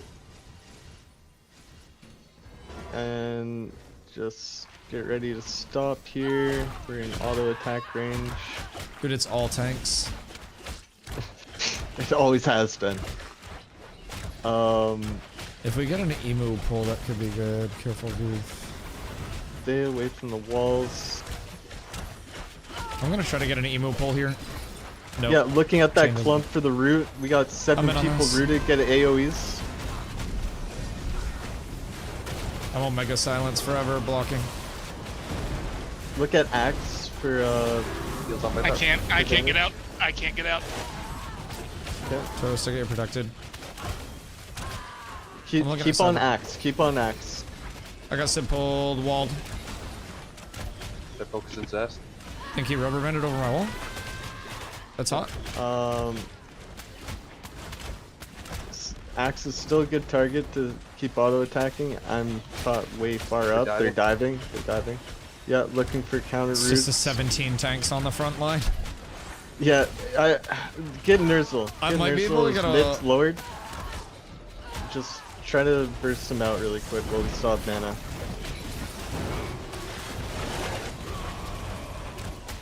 I cannot get shit off to help you guys right now. Anything I throw out just gets interrupted. Toast, I got protect on you. Look outnumbered on the left. Out cross. He's out. I Sib got is frozen. trying to go in on it. Take a Sib, don't overcommit for it.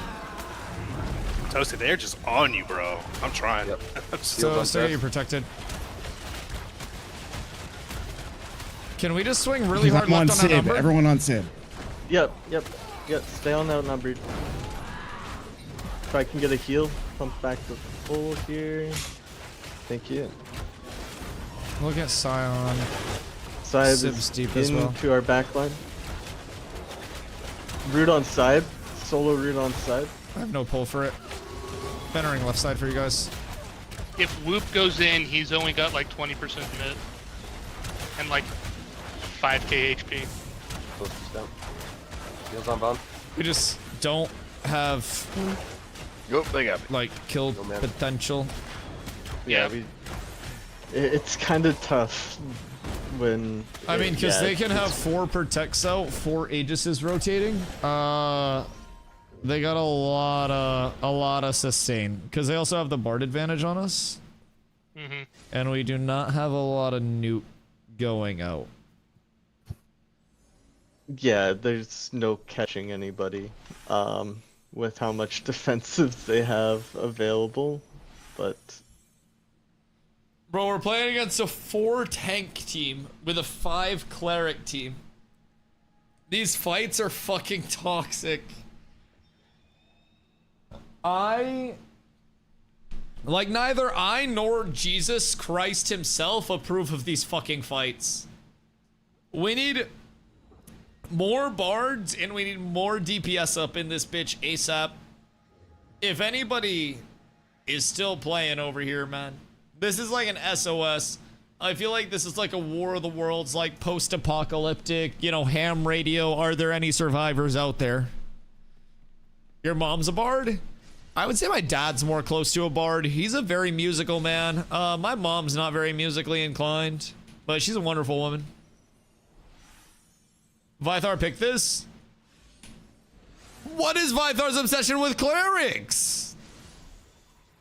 I was a bard when I played. Good time to hop back on. Brother, you getting on will double the player base, me and you. I'll be right back. I'm gonna smoke a bowl while people run back. 1 sec.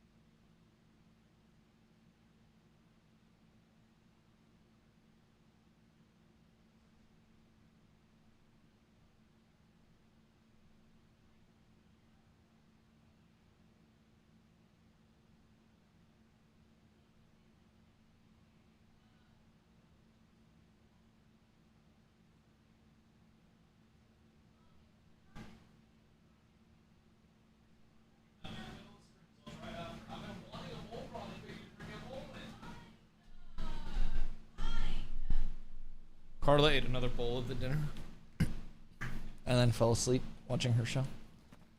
She went into a food coma. I saved the day. And then I smoked a bowl. The bowl count is now, well, if we're talking about dinner, 3-0 Carla. I'm getting cooked out here, lads. We're getting absolutely dusted in terms of this comp. Unreal. I know. What am I being subjected to here? Fucking torturous conditions. A violation of pretty much every convention ever to be put together. The Geneva Convention, the United Nations Yearly Convention, the Comic-Con, pretty much every fucking convention. All being violated here, all at once. I need Ashes of Creation on DVD. I can sell you a Blu-ray player for a reasonable markup. What? What? No, I'll be fine. Is it hot still? A little bit. I didn't have the 2-1 Brain Cell Fighters draft. That was, I think, Streg. I'm pretty sure that was Stregma.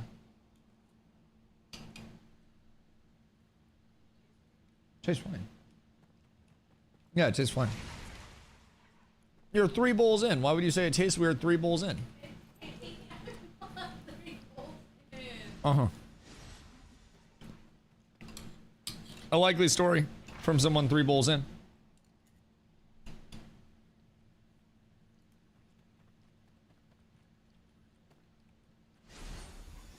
Is that cats with abs script Fridays? Well, being cat, like the cat with abs. I do not run the scrims. That's not my division of the company. That's like I'm the V Shoujo Japan division, where everything's going well. You know? Everyone getting paid from my end.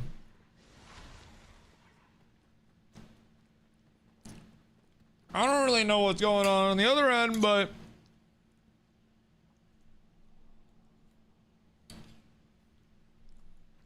you take the flag. I have people do that for me. Why do you think I got zombie here? 7 o'clock p.m. Is that EST or BST? We plan milestones ahead of this current one, and we have big plans for P3 with an update in November. I do not want to impact that timeline by further delaying P3, and we need to ensure proper testing and data collection with the current planned P3 entrance system / content in order to deliver on our goals for November. Hey yo! November uppies too? That's actually massive. I like that a lot.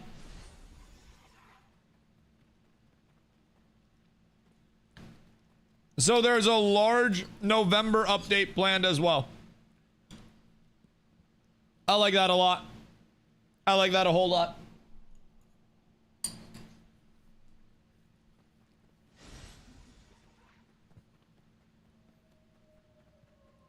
So what do we think November is? Guild castles? Mayhaps?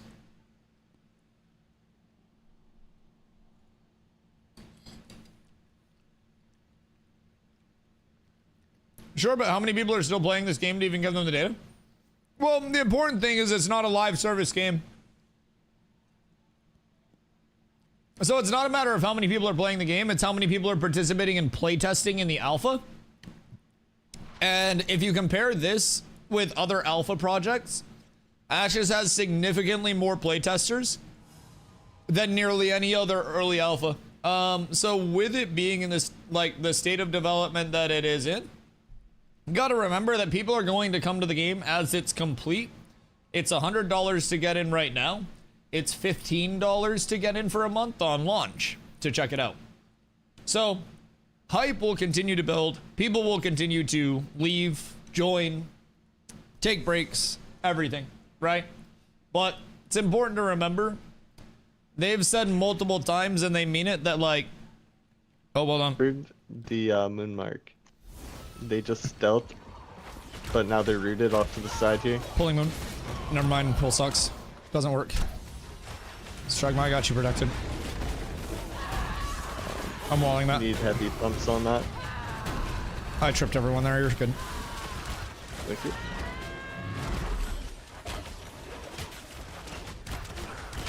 Yeah, keep looking for moon mark here. I can get a pull on him. Never mind, pull sucks. Everything's terrible.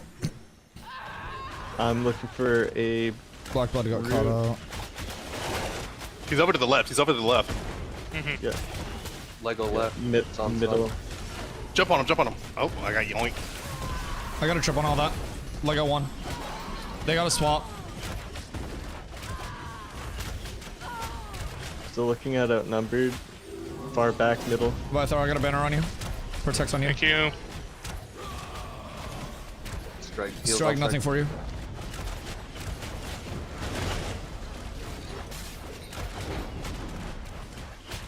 We don't really have How many more pulls am I gonna get? Yeah, meanwhile my fucking grapple doesn't even work. Strike. I couldn't pull one of them if I wanted to this round. I got rooted. Look at Cyborg. I caught a res from somebody. Sweet. I got you. Strug, I got Aegis on you. I'm trying to peel this. Sorry, I didn't. There's nothing but tanks everywhere. Dude, Fuck literally, Trip on outnumbered. Yeah, rooting. Oh, outnumbered got out of it. I'm taking a drink. Oh, dang it. It's just so tanky. There's not a lot to do with fort. Is it still the fort tanks on the front?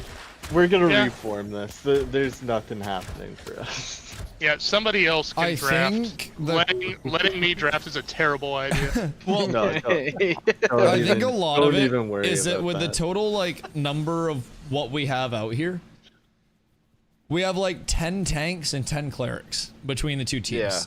And that It's doesn't crazy. really help. Like if we had more bards, more DPS, we'd be in a much better spot. But like, there are so many of Y'all everything. can't kill Lego. That's crazy. Anyways, okay. I'm thinking honestly that November is when the next region and/or tank cleric archetypes out. Secondaries there could be valid as well. Yeah, secondaries there could be very, very valid. Summoner, I mean, Summoner is going to be before that. Summoner is going to be September, October, in terms of that deployment to live, as of the last update on it. But I didn't notice the new weapons. Wait, have you not played with the new weapons yet at all? Also, hail to the High Thane. How are you, my boy? We, the people of the stone, stand firm, unmoved, and not alone. Like mountains crowned in frozen flame, we guard our blood, we keep our name. No time can wear, no war can shake.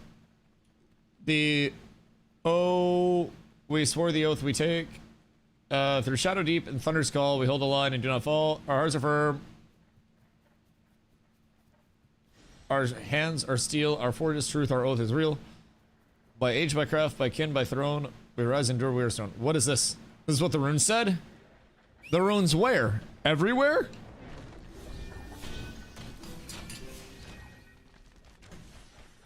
That kind of goes hard.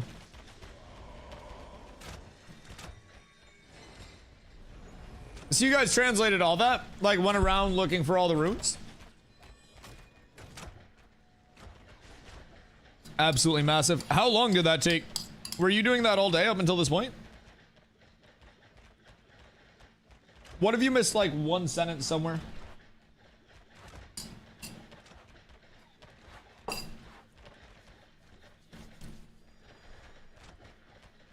And were they all in one area?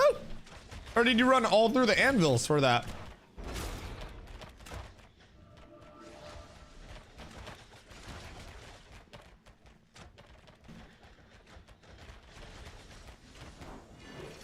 Cause seems like a whole ass fucking puzzle.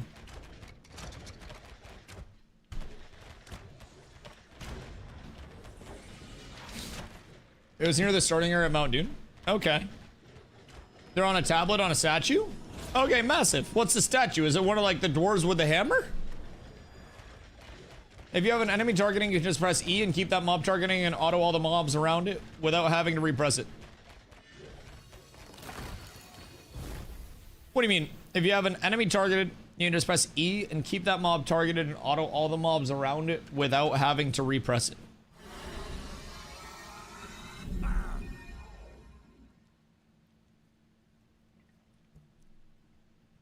So like you can lock your target and then auto other targets? Is a dwarf holding something like a shield? Interesting. Just keep auto gumming all the mobs around it. That sounds weird. So it just sprays a bunch of different mobs with your autos? What the fuck? That seems very strange. I'll send you a video. Yeah. Yeah. Send me a video of this live tech. A text video. Yeah. Yeah. An illustration on MS Paint. Right. Right. Zine going crazy with the streamer chest logo. Recreation. Yes, exactly. Exactly. A recollection from memory, some would even call it. No copyrighted material used here. Nothing of concern.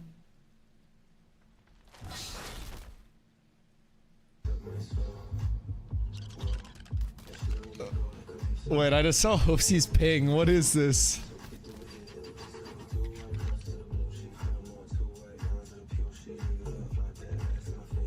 What the fuck? Teslas have a rave mode now? Bruh. Huh.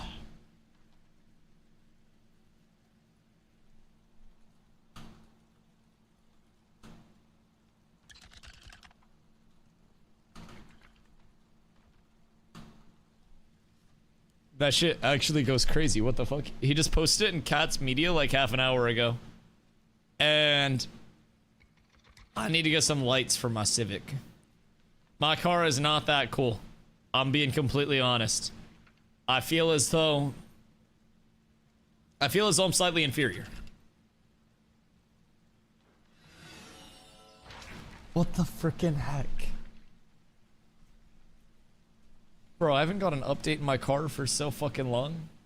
So, what else did you guys find out in the anvils? And was there any significance to the dwarves? Like, were they recognizable dwarves in any way? Because I know a lot of the statues, like out in the desert, are related to Carfin.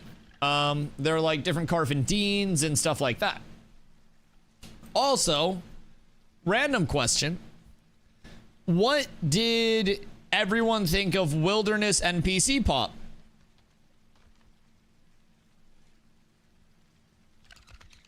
Like, just how, you know, how things were out in the wilderness itself.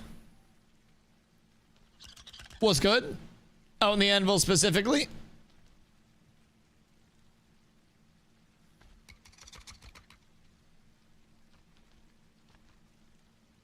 Wait, interesting. Wait, is I think that's just because you're meleeing. With melees, you just swing. Did you try it with a ranged? It's never been like that with melees? Yeah, it has. Not with range though. Like, cause melees you can just go like this. Melees you just swing when you hit your bind. It's always been like that. It's for melee, but it's always made me re-swing. What do you mean re-swing? You're not pressing anything? Oh, do you think that you may have just turned on the auto attack enabled? Because if auto attack is enabled and you have something targeted with a melee, then you'll like end up just auto spamming. I don't use auto attack enabled, but I think if you're in range of it, let me go see real quick. You shouldn't just auto spam like that. It should only auto on your target.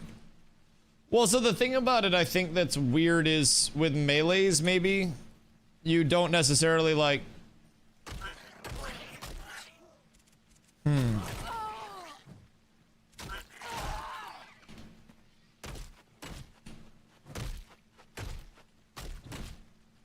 It's not what I was doing. Right, you were targeting one and then hitting others around it. Target something and swing at something else. Right.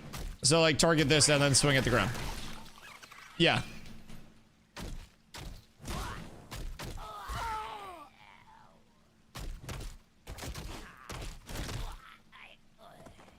Yeah, that's on live too.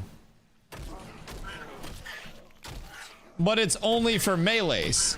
Because melees don't have a pull to a specific target. It's just kind of like you swing in the vicinity.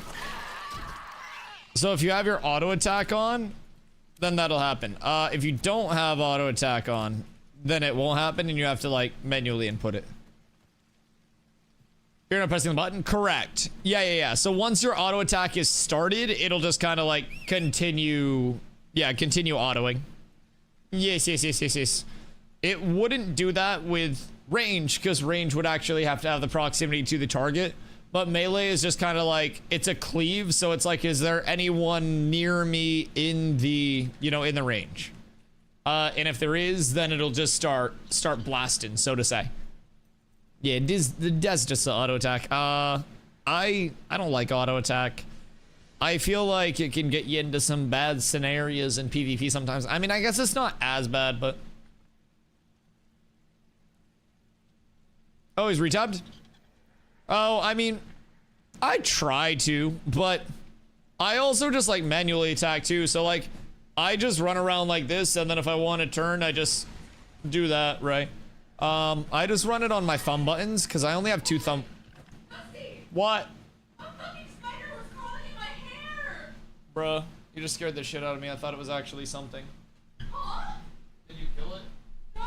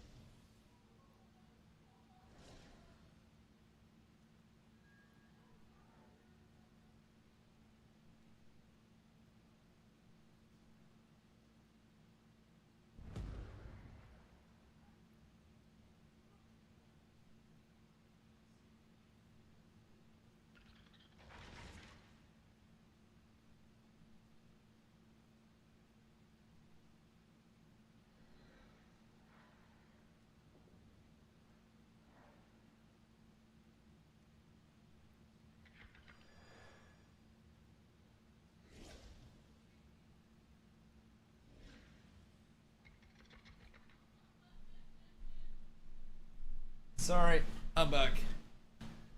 Carla had a spider on her. Not a spider on her. Well, a spider on her, apparently. It was crawling in her hair, she said. So I had to go make sure that she was safe and did not get eaten by a spider. Isn't she used to scorpions and shit? Yeah, I'm pretty sure she says scorpions are no big deal, being from Arizona. But up here, the spiders are too much, and spiders are literally less harmful scorpions. So... Hoofsy! Oh, my boy. Sorry, I had to go conquer a spider. I'm jealous of rave mode. That shit looks so fire. What, like... color is your car like that color? Does it match the color of the car, or can you just put it like whatever color you want? Because that would also be a fire color for the car, I will say. P3 got delayed? Yes, so P3 is on the 26th instead of the 4th. And basically for P3... Oh wait, do I have to attack? I'm so sorry. It's Strug's van. Strug is in my group. I'm defense. Anyways. So, P3 on the 26th. They are delaying so they can get the anvils, dynamic gridding, a bunch of other things all shored up and ready to start out P3 instead of bringing them in throughout P3. Steven did also say today that they are planning a large November update in P3 as well. So we'll be getting the deployment next month. Towards the end of the month, we'll have September, October, and then a large November update to look forward to. So, again, everything is always subject to change. But in the grand scheme of development, I plan to be here every day until shit launches anyways, right? But, like, I don't necessarily think 20 days is make or break if it's allowing Phase 3 to launch in a much better state overall. That would... in theory, have a much better chance at retaining the players. So just, you know, a different way to look at things, but I personally didn't think it would get delayed. I was really hoping that it wasn't going to. But unfortunately, you know, it did. But I say unfortunately, it's probably for the best even with the delay. I think it'll lead to a much better phase 3 environment. I think that means Summoner not till November update. Personally, no. The Rogue came into the middle of phase 2, and then phase 2.5 was like leveling with the Rogue, right? Like the Rogue came in a very, you know, midpoint spot. So I think Summoner will come in before November. They'll try to flesh out things with the Summoner when it does come out for a little bit. And then maybe November fresh start servers. If I had to, you know, if I had to really put my eggs in a basket, I think wouldn't be too, like, unfathomable. Yep. Okay. Okay. How many tanks do they have this time? Dusty on the wrong side. Wait. I'm on the wrong On the wrong call. Wait a minute. Dusty. Wait a minute. How many tanks do you guys have? in. I was in the wrong call. I'm so sorry. I'm back. Big heals on side. We're good. I didn't know I was in the wrong room. Reset. Dude, I unmute and I go, how many tanks do they have? And it got real awkward. I'm looking at Zest. I'm looking at... No, never mind. That's not going to work. Looking for that ball on the right. Root out, root out. I walled behind that. Tripping nothing because they all just moved out of Heal it. strike. Look at Heal outnumbered. strike. Heal strike. We got whoop inside, whoop inside. Riven. Black Blood Bros. In our ball here. Look, Yeah, we can look kill at Black Moon. Dive on Moon. Nice, Black Blood Moon done. down. Look at Axe now. Look at Axe. Far left. I'm getting far out, left. getting out. Alright. Whoops inside, whoops inside. Heals, heals. Okay, yeah. Look at Whoop. Look at Whoop. Moon Mark. I'm going whoop. Okay, stop backing up. You guys gotta push forward. Whoop's Look at off. Moon Mark. Everybody go on Moon Mark right now.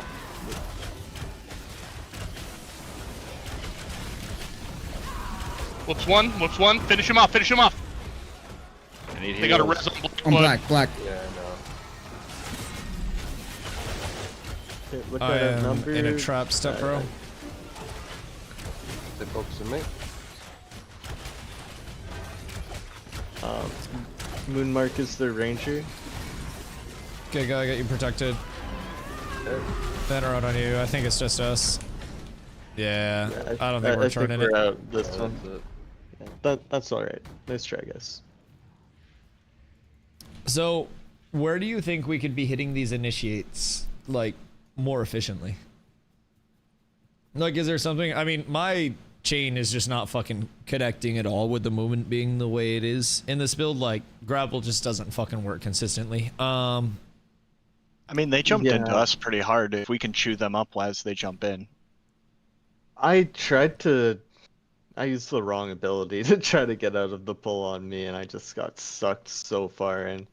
Yeah, I'd look to use your pull kind of defensively. Like, if you see either the rogue or one of their fighters on one of our clerics, we'll just pull them away. Right. Make it harder on them.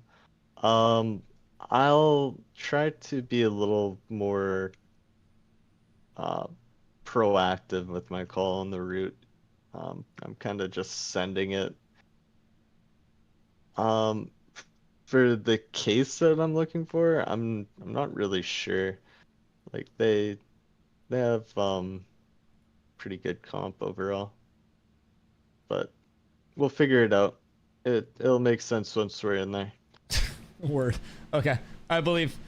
Another fresh in November. I don't necessarily know if the fresh would be in November subsequent to that.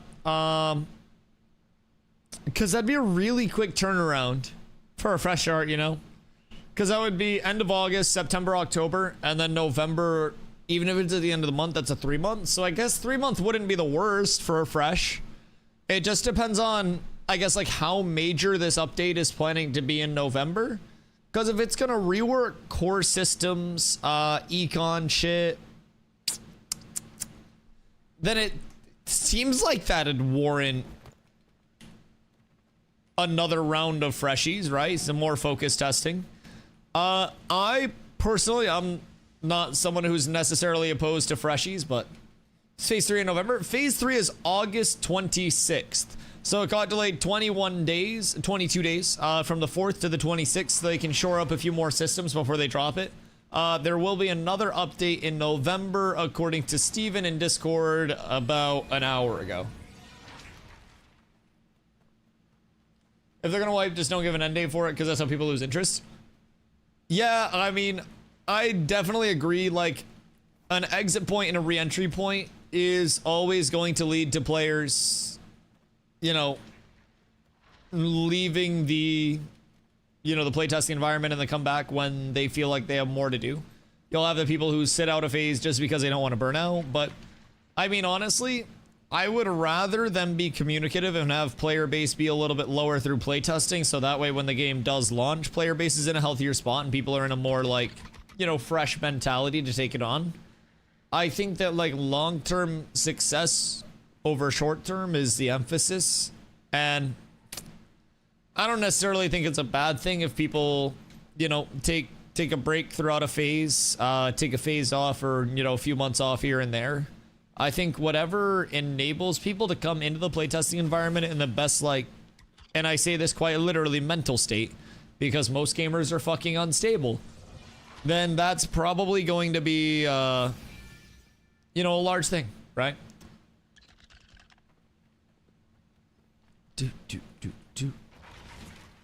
Excuse me. Pardon me. Some people quit the game over not getting a drop. Oh, yeah. I mean, some people quit the game and made YouTube videos complaining because they didn't know where to find tin on the first week of this server when there were 8,100 concurrent players in the Riverlands. And they were trying to farm in the Riverlands. Like, people are very quick in the gaming industry to get mad at things that they should be getting mad at themselves for. The number of people, keep in mind, this was one of the most highly talked about player pain points. There's not enough tin, there's not enough copper to go around, wow, wow, wow, wow, wow, wow, wow, wow. Meanwhile, my guild and many other guilds who simply went to the fucking tropics had a ton.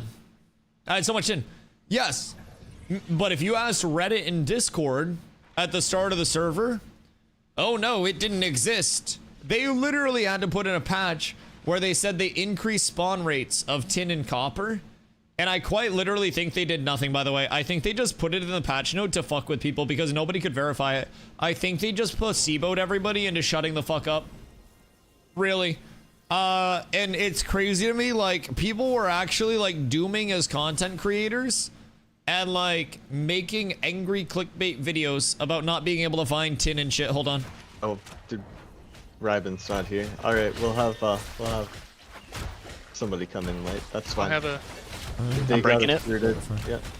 Good break. Good break. Look at outnumbered front and center. We're going out on outnumbered. Careful on this left side. Don't overextend here. Let him focus me. Look at Blackblood. He's alone on left side. Pulling Blackblood. Oh, yeah. He's out because rogue movement's balanced. Look at kill. I can wall this when I'm out of this CC. The rogue's silence. Silence. Breaking it. Pulling Blackblood. Blackblood trip, green cross. Left side, he's alone. Whoops in. Yeah, look at Whoops. Yep, he's rooted. Take him out. Come on, finish it up. We got another trip, we got a swap. Keep hammering him. Heals on Riven. Rive, I have nothing for you. Alright, whoop again in 1, 2, 3, go! Trip!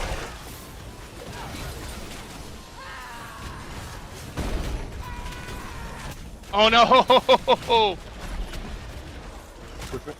Switch me. Yep. Oh, frickin' pop up.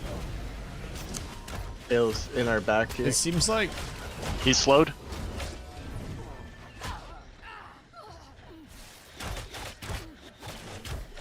Seems like we're not getting good pop. It's CC.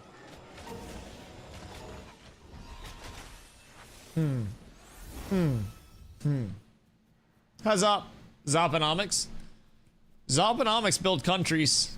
Successful countries, too. Not those shitty countries that don't use Zoponomics. It's honestly, it's like the freedom units. Only the good countries use them. Only the bad countries use the shitty ones. If you're not using Zoponomics, you're behind the times. You're out of it. Can't catch me? We can't catch shit because grapple is a fake fucking ability. Grapple literally doesn't function in 2025. It's actually a fucking debate of a point. Like the 1 out of 72 times that it actually works and you get a kill, you're like, this is the greatest ability ever, I'm never taking it off. And then the other 71 times, I just want to die. Fucking hate it here. I can't wait for the new movement system. I finally got a grapple on Blackblood. I get a beautiful play, and he goes from here to back there with 1 fucking rogue ability. Like, I swear to God, a rogue right now could murder a political figure and remain in stealth while doing it. They wouldn't even have to break stealth. I'm so glad that they're making rogue actually, like, come out of stealth to play the fucking game in the next phase. No more dodges in stealth. Boys. Boys. It's beautiful. Trickle down Zoponomics built squalls. That is true. I heard between the trickle down Zoponomics and the Zop tax reform of mid 2025, Squall's End was able to outpace many other nodes that were trying to do things in a much shadier way. And through Zoponomics, through the Zop tax system of mid 2025, Squall's End was able to grow to be a beautiful hub for all 7 players that were a part of it. And through that, the world grew. Journeyman fishing, not previously available. But you come down to the desert, where Zoponomics has revitalized shit, and brother, it looks like Akon's futuristic city that never got built. It is unfucking believable. Unbelievable. And if you aren't a part of it, then you're not a part of history. Be a part of history. It's a reverse funnel system. Yes, I've been telling people, you flip a funnel upside down, and then you have the poor people feed up to the rich people. Yes. And we as leadership are the rich people sitting on our silken thrones. Exactly. Yes. Thank you. It's like a vacuum. Yes, exactly. Except instead of a vacuum, it's more of like the soulless OF girl sucking like the life depends on it. But it's from the top of the funnel, so everything just continues to go up. Zoponomics! We're up tremendous. We're truly up tremendous. Speaking of which, I feel like everybody just... You're saying I can become the mayor of City in Ashes, then just set taxes extremely high to mess with everybody and make myself rich? So, no, the tax money doesn't actually go to the player. So nodes have their own coffer. So, like, node tax money goes directly to the node and stays with the town itself. Unlike New World, where it goes to, like, the guild or the company that controls the taxes, or controls the town. You kind of have to, like, manage things in the node. With that being said, though, there are guild castles. Well, there will be guild castles, I should say. 5 guild castles, each one oversees 1/5 of the map. And with the guild castles, once a week, you'll have automated tax caravans, because basically nodes tax players, guild castles tax nodes. Once a week, all of the nodes that are in the purview of the guild castle will send out automated tax caravans that the guild castles will have to escort out to their castle nodes, and that's how they'll actually get their taxes to prepare for their castle defense. So that's going to be a pretty cool system in itself. And only the top 5 guilds on a server theoretically will have one of those puppies at any given time. They get sieged once a month. And through that, I believe the guild will have access to some of those funds as well. So it will be a way for the actual guilds to make money. In the event that a guild castle is lost in a siege, a portion of the taxes would stay with the guild that lost, and a portion of the taxes would stay with the like the castle itself. So that seems like the incentivization. Now, while you may not be able to become mayor of a city and make yourself rich, what if you could become the overseer of multiple cities and make your entire guild rich, the whole squad eating good, eating the filet mignon? That, my friend, that is a good goal to have. So basically with your guild castle, you'll have the big castle in the middle, and then that'll be protected by 3 smaller nodes on the outside of it. Castle Siege is like ESO, or is it only just point capture like New World Wars? So there is a Castle Siege video from the like very early tests of the mode on YouTube. Castles are not in yet, thus we have not tested sieges since like that splice and that dedicated test for it way back in the day. I'm hoping that those come out maybe sometime around November through the map expansions. That would be really cool to have some form of vying for that. But with that being said, the castle sieges, you actually have to like work your way through the guild castle nodes. The guild castle itself, once you get up there, there's basically, it's a full PVX. So there will like long-term be different like mobs and shit that you can kill and control for buffs for your raid and your like, you know, your group and shit like that. So you work your way through the castle. If you're the defender, you can use your taxes that you've accumulated over time to upgrade parts of your castle. You can set traps. You can hire mercenary NPCs to fill your castle as well. And then you kind of have to like actually overtake the throne room. I don't know what their like long-term plan for objective control for everything is. As of right now, node sieges, the one that we do have. So like you have nodes and then you have guilds as your kind of like 2 parallels. So you have your node wars, your guild wars, your node sieges, your castle sieges. So with like node sieges are currently like similar to kind of like a New World War, except you have your respawn points outside. Attacker takes the respawn points, defender can retake the respawn points, and then you get down the gates. The channel flag is in the middle of market, and then you channel the flag, and like one person just has to channel it. It's not like the objective. I hope it's an objective. I personally played thousands of New World Wars, and I think they were fun as fuck. Hold on one sec, PvP. We're all drinking. No, like I was making myself a drink. Maybe I can go fishing and get one of their clerics. Twizzle if possible. Pulling Zest. Never mind, pull doesn't work. I hate this game.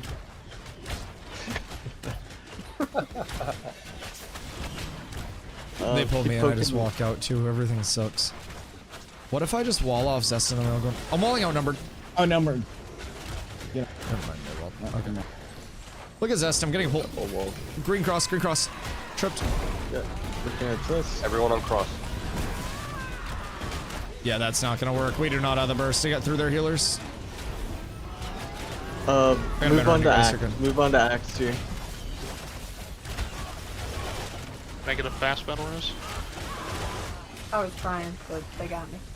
Well, they didn't kill me, but... We throw him with the like a kill in the middle of our ball here. Moonmark. What is happening? Moonmark. I don't think we have the burst to get through a tank right now. We're just slowly losing the attrition battle. Well, we're also not like getting any CCs out on their healers when we try to burst stuff, so we can't just try to like burst a target and let 4 supports free cast. When we go on a target, we also have to have like silences on their backline. We have to have people like getting, you know, mez dances in the backline, stuns on the backline. Like all of those supports are probably the difference maker, because a lot of these people are gonna have, you know, 5,000 HP at most. If all of us use a rotation of abilities, that's 5k HP. But if they're healing for 20k through that 5k, then we're just not gonna have enough to kill anyone. And I think that's the big thing, is like, we're just not getting the, I don't know, the CC support, so to say, on the back line.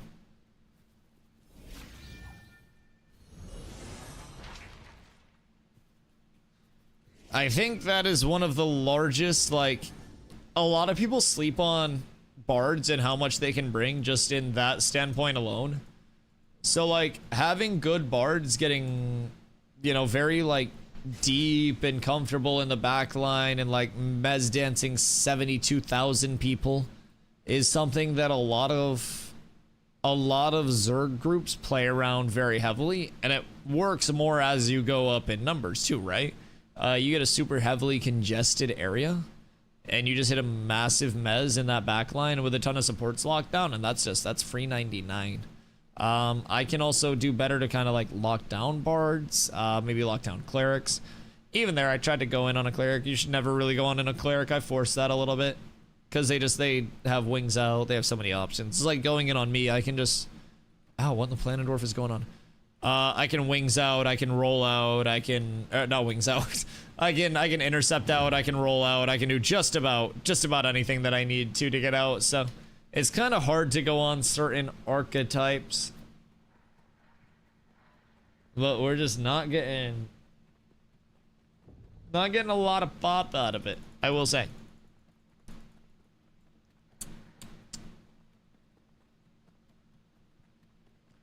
Bucks, I'm catching up. Calator must be first. Ayo. Ayo. Is jumping game? Hidden platformer. Yes. Yes, exactly. Now, the jumping does have some validity. In terms of while you're moving and shooting your ranged weapon, right? When you actually go into your shooting animation, it slows you down a significant amount and almost puts you into like a walking stance, kind of like a walking speed. So I'm just like walking around here. You'll notice I go there. And then if you're jumping around, it can carry your momentum a lot more. Especially if you get hit with like a stun or a slow or anything like that. So it's a good way to just kind of like keep your momentum going. And then after Big Diff listening to both teams as comms. Oh yeah, no, absolutely. It's hard, I think, for people to feel comfortable like voicing what they're doing. And I think that a big thing is getting like callers comfortable with pacing of things, and then people comfortable working with callers too, right? I think that's one of the hardest things for me sometimes is like I naturally want to yap too much on target calls, but sometimes I can fuck that up if, you know, say Strike's calling and he calls someone out and I'm like, oh, go on this instead because I see an opportunity. That can fuck stuff up.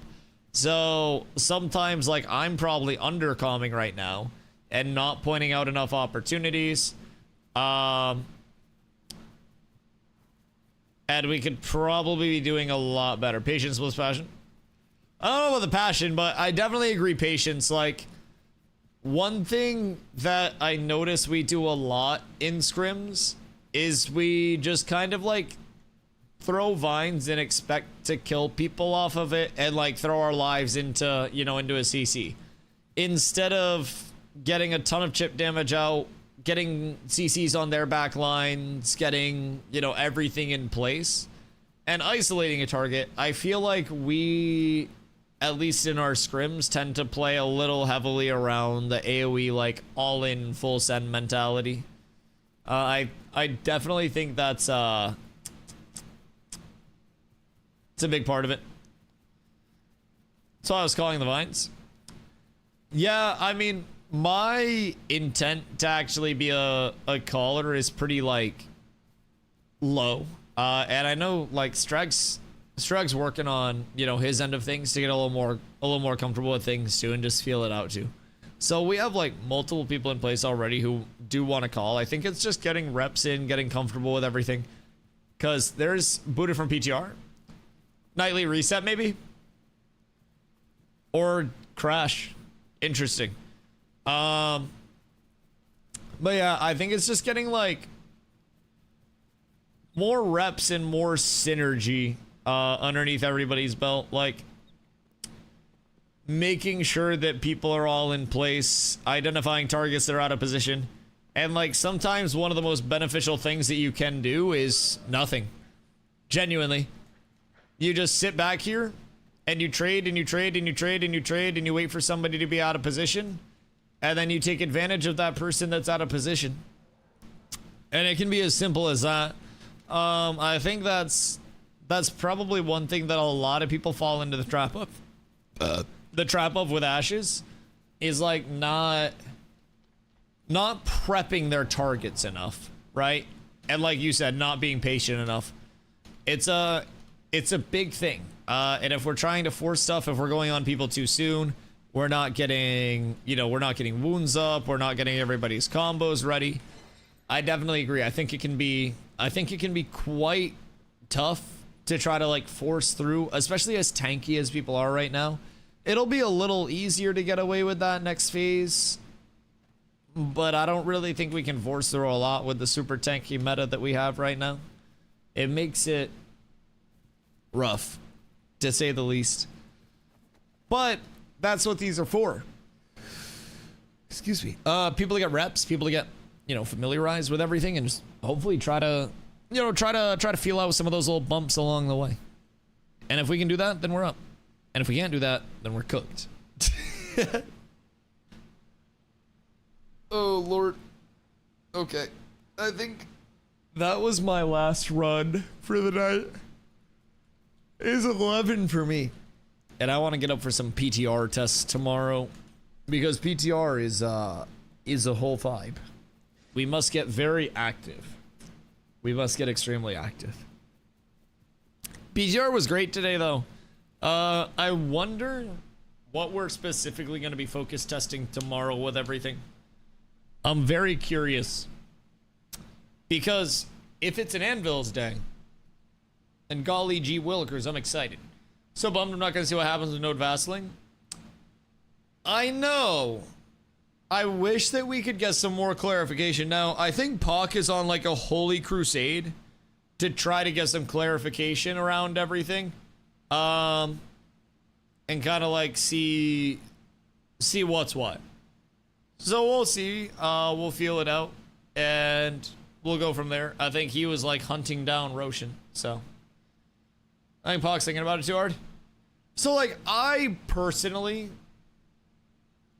I don't think it would make a ton of sense for a level 1 node to lock another node to 0 without it being able to progress to 1. Yeah, that doesn't happen. I don't think it would. I think the lockouts happen at tier 3. In terms of like the progression stopping the other one at T2, all of that. Yeah. That's where my eggs are allocated. Like in terms of the basket. I think at T3 it gets his vassal, and then that vassal cannot go past T2. And if there are no T2s available, then it goes down to a T1, and if there are no T1s available, then it goes down to a T0. That's kind of what I'm thinking, but Anvils finds that level statement false. Yeah, is everything in the Anvils leveling up to 1? Because, like,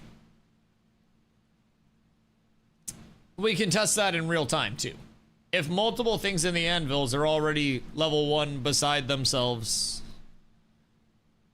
4 level 2s and 1 level 1. Oh, yeah. Okay. So none of the lockouts actually happen until 3. And then the first level 3 would take one of the 2s, and then that would vassal it.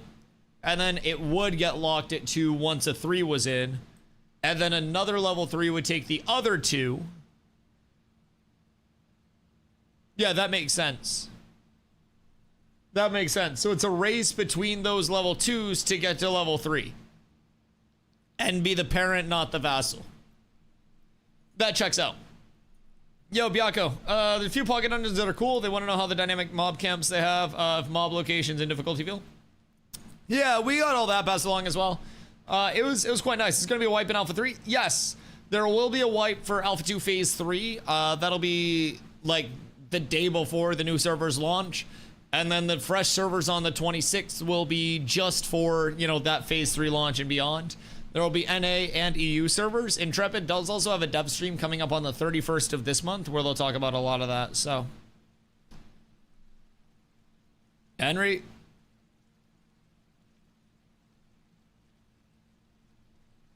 Be a nice lad. I appreciate you. I'm glad you're here. Be good. Don't get yourself in trouble. But yes, there will be a full wipe for Phase 3. Phase 3 will come with a large patch based on what we've gathered because of the delay. Again, they'll talk about that a little bit more with the dev stream at the end of this month. And then from there, we continue to get ready. We continue to prep and we continue to pump as much as we can. So, boys, if it is your first day here, I do greatly appreciate y'all coming through today and spreading the love. My name is Dusty, and I do stream every single day starting at 2 p.m. EST. And it is an absolute pleasure to be here. If you guys do enjoy the content, make sure you click on your purple sub button and see if your Prime sub is available. I've streamed now 758 days in a row, and the days just keep rolling, boys. The days just keep rolling. So I will not be stopping anytime soon, and hopefully with your support, we can stay here, stay doing it full time, and keep bringing you guys Lash's content all through launch and beyond. So, again, if it's the first day here, I do stream every single day. Ni hao, ni hao, ni hao, ni hao. Ni hao. So, with that being said, if it's your first day, make sure you guys drop the follow so you know when I go live daily. Watch this, watch this, watch this, watch this, watch this. Hold on. I'm gonna corruption bait the fuck out of these lads. Hold on.